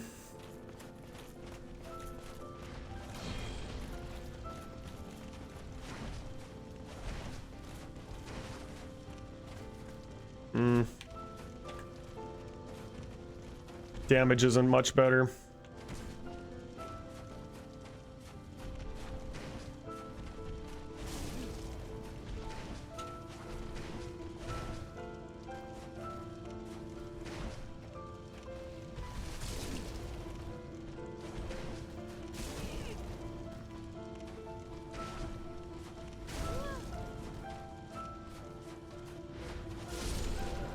We're gonna go get the armor.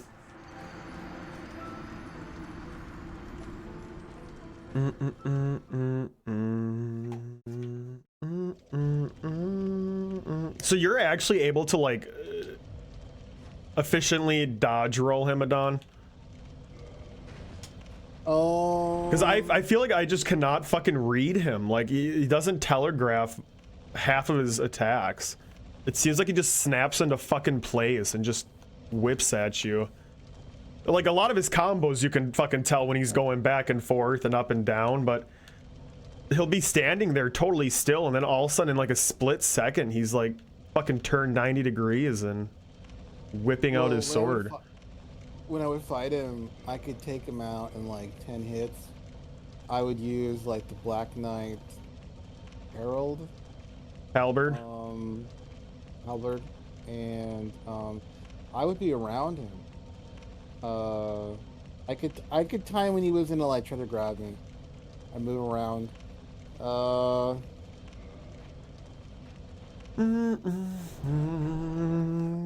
you're using the fucking Black Knight Halberd. That is easy mode for this game. I kind of wish I would have just fucking done that build.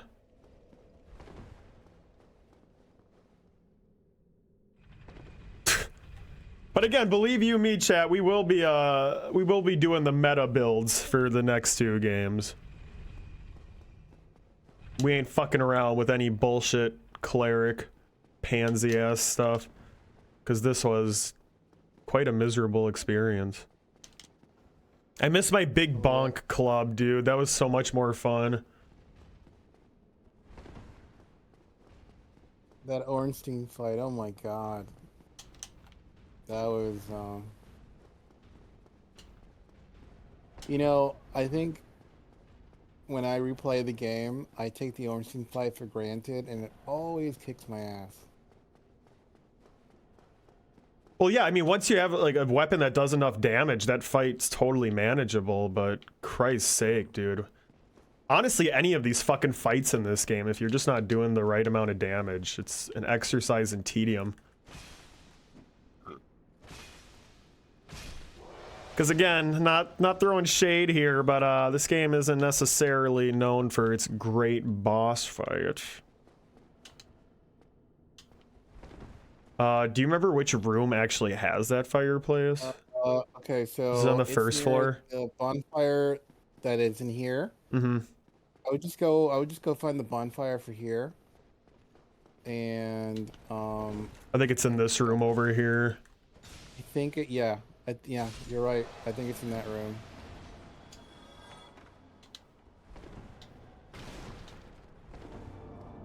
Yup. Roll into it. There's a I mimic think down here, there's right? a mimic in one of those, so Yep. I would hit them. I think there's a mimic, yeah. You could tell with like the position of the chains, right? I think this is the mimic right here. Oh, I never even thought of that. Wow.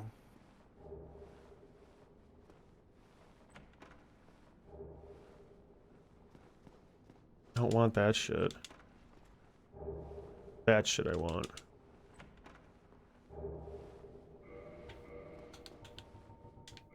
You're not gonna kill the mimic? No. Not worth it. So how bad is it gonna be? I'm probably just gonna change outside the boss arena when we get there. Yeah, I'm still medium rolling at least. No, that's a fat roll for sure. My tiny little fucking head sticking out. Alright, chat, now it's time to fucking win. The most horrific thing that could happen right now is I still like get my ass kicked repeatedly. I will fucking cry, chat. Then I can clip it and then forever encapsulate you as a bad gamer. You can post it on live stream fails and it'll be the top fucking result. Dun, dun, dun. Then the next clip that gets posted on there is me and my girlfriend Janice making out. That was a weird stream. I don't know what I was expecting that stream. That was a weird stream, even for you. I had fun. I like how the foot tracks on these like hills. It looks so janky. Yeah, his feet look broken. Yeah, it's like when you go on those weird edges and stuff. Okay. So, it's still very likely that I'm gonna fucking die a few times here, chat, but I'm gonna be able to tank a lot more damage from this asshole. And the idea is gonna be less trying to avoid him and more just spamming the parries, doing damage, and then healing when I can.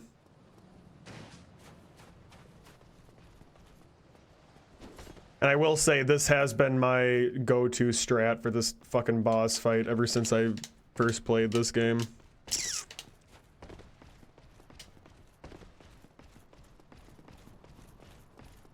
Do do do do do do do do. If I can even fucking make it in the front door. Which might not happen.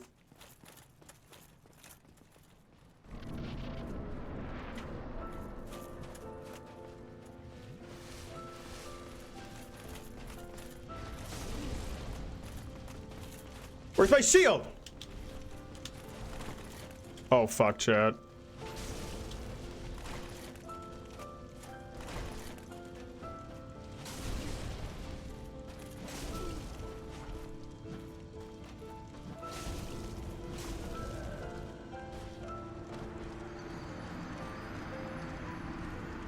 Alright, I am gonna go to sleep now, man. No, 1 second, one more. Seriously, Don, one more.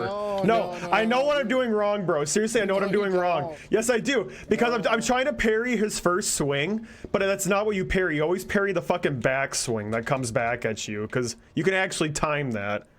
I keep trying to like panic press at first, but I need to be methodical about it. I got this right now. Just you watch. We're gonna come in at under 10 hours on Dark Souls 1.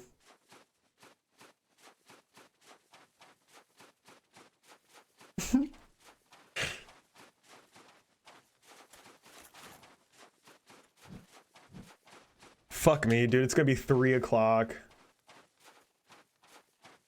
I hate this game.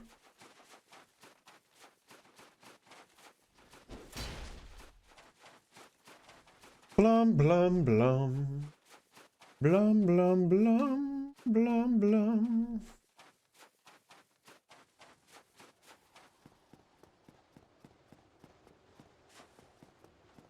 His bare feet should not be making that fucking noise. This is a really shitty game, dude.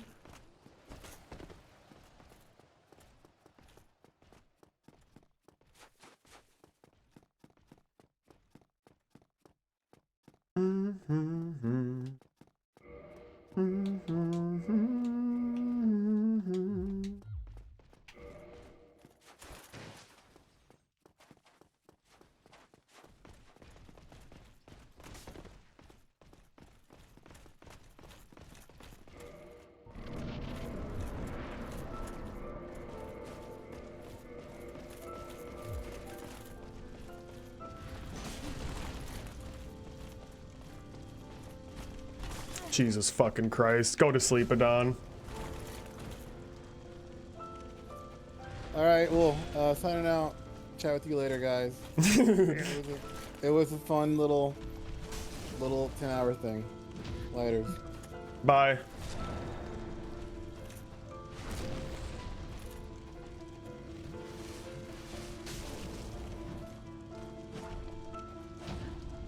See, it's the backhand, chat. It's the backhand that you gotta do.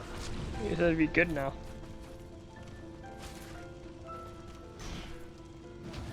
Yeah, I feel like Adon was kind of dragging me down, you know?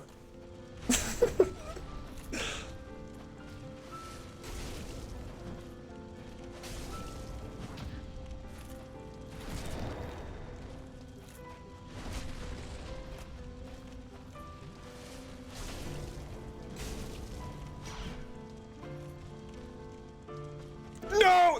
That's probably gonna kill me, though. Alright, we got this, though, chat. You see the strat. You see it happening. We're gonna perfect it on the next one.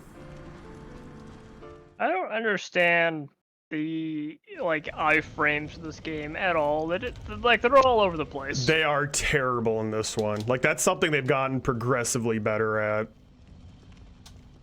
But this one in Dark Souls 2 is the worst because there's literally a skill in the game that you level up to give your character iframes, but they never actually like fucking explain that to you.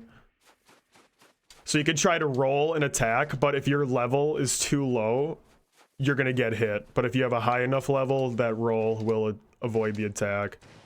That's jank. It's terrible, dude. It's terrible. That's why if anyone ever tries to like fucking say with a straight face that any of these games are perfect, they're so fucking brain dead.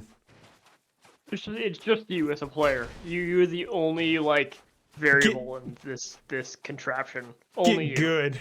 Get good. And then by getting good, they mean getting Havel's armor and just fucking cheesing the fight like this. It's so dumb.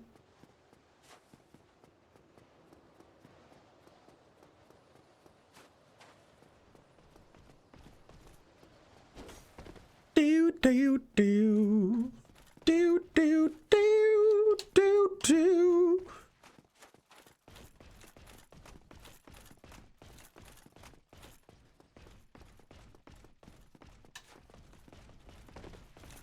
Shit, I almost died reading Kiko's comment about shitty underwear. I saw on Reddit if you flip the... Oh my god, now it says incoming ad break. I still can't read it.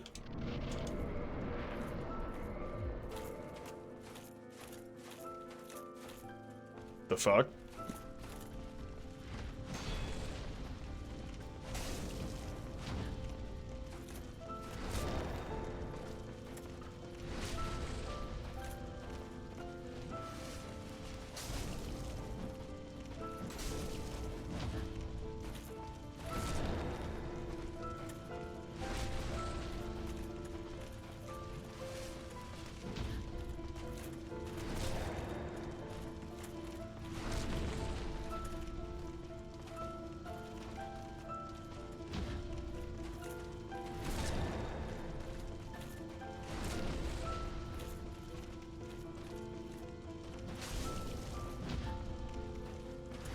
Bum bum bum bum bum.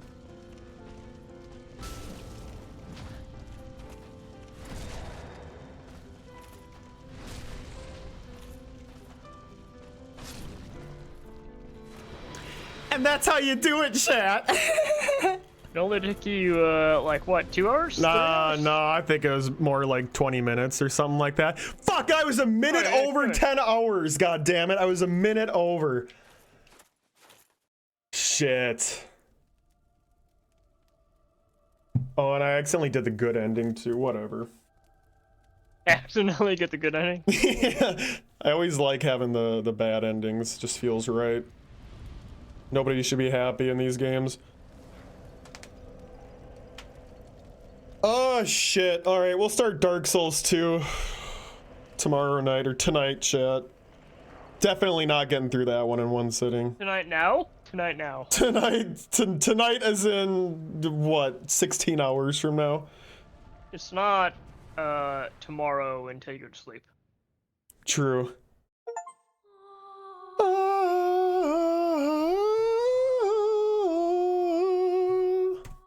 Bro, what the hell are you still doing up? It's just as late for you as it is for me. I don't know. I don't have to do taxes and, not taxes. I'm doing my O tomorrow at like noon, and then, I don't know, noon else tomorrow. Chill Sunday? I'll figure it out. What? Chill Sunday? Chill Sunday, yeah. I think I'm going to like museum tomorrow, the art museum and the public museum downtown. I'm pretty hyped for that. Oh, I gotta pick up beer tomorrow.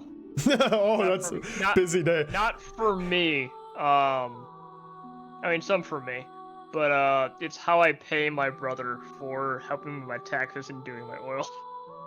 That's a good trade-off, I think.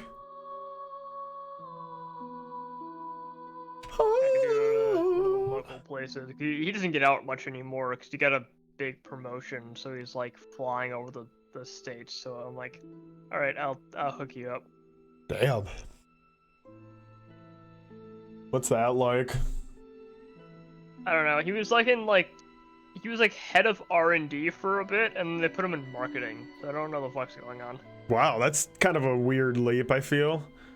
Yeah, that's what I said. He's like, I don't know, making more money. Yeah, that's what it's all about.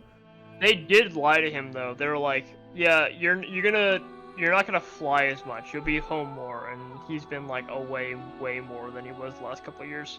That's shitty. Yeah, my sister, who's my blood sister, he's the in-law. My blood sister is not happy about it. Yeah, no shit, especially if they like weren't honest about that up front. That's really shitty. Yeah. My sister is in a job like that too, where she does a bunch of traveling, but she doesn't mind it. She actually likes it. I mean, your sister doesn't have 4 kids. Yeah, that Jesus Christ. Yeah, that's kind of insane. Holy fuck. She doesn't even have a pet. No pet. The couch. Alright. I'm gonna fucking let this nice music play out, but I'm peacing out, so thanks for hanging out, y'all. If anyone's still awake outside of Al, thank you for joining us tonight as well. It was a pleasure, man. I know. A little late. I should be on earlier tomorrow, and we'll see what happens. Yeah, don't make your day around me, because I don't fucking know what time I'm going live, but it probably won't be till later. That's fine. I'll stay up all I can. But good experiencing your 10-hour speed run. Fuck you! The best part is that we're still not done either, dude. We still have 2 fucking games, and these 2 games I'm way less familiar with, so this could actually be like a real shit show, but we'll cross that bridge when we get there. Peace out, y'all.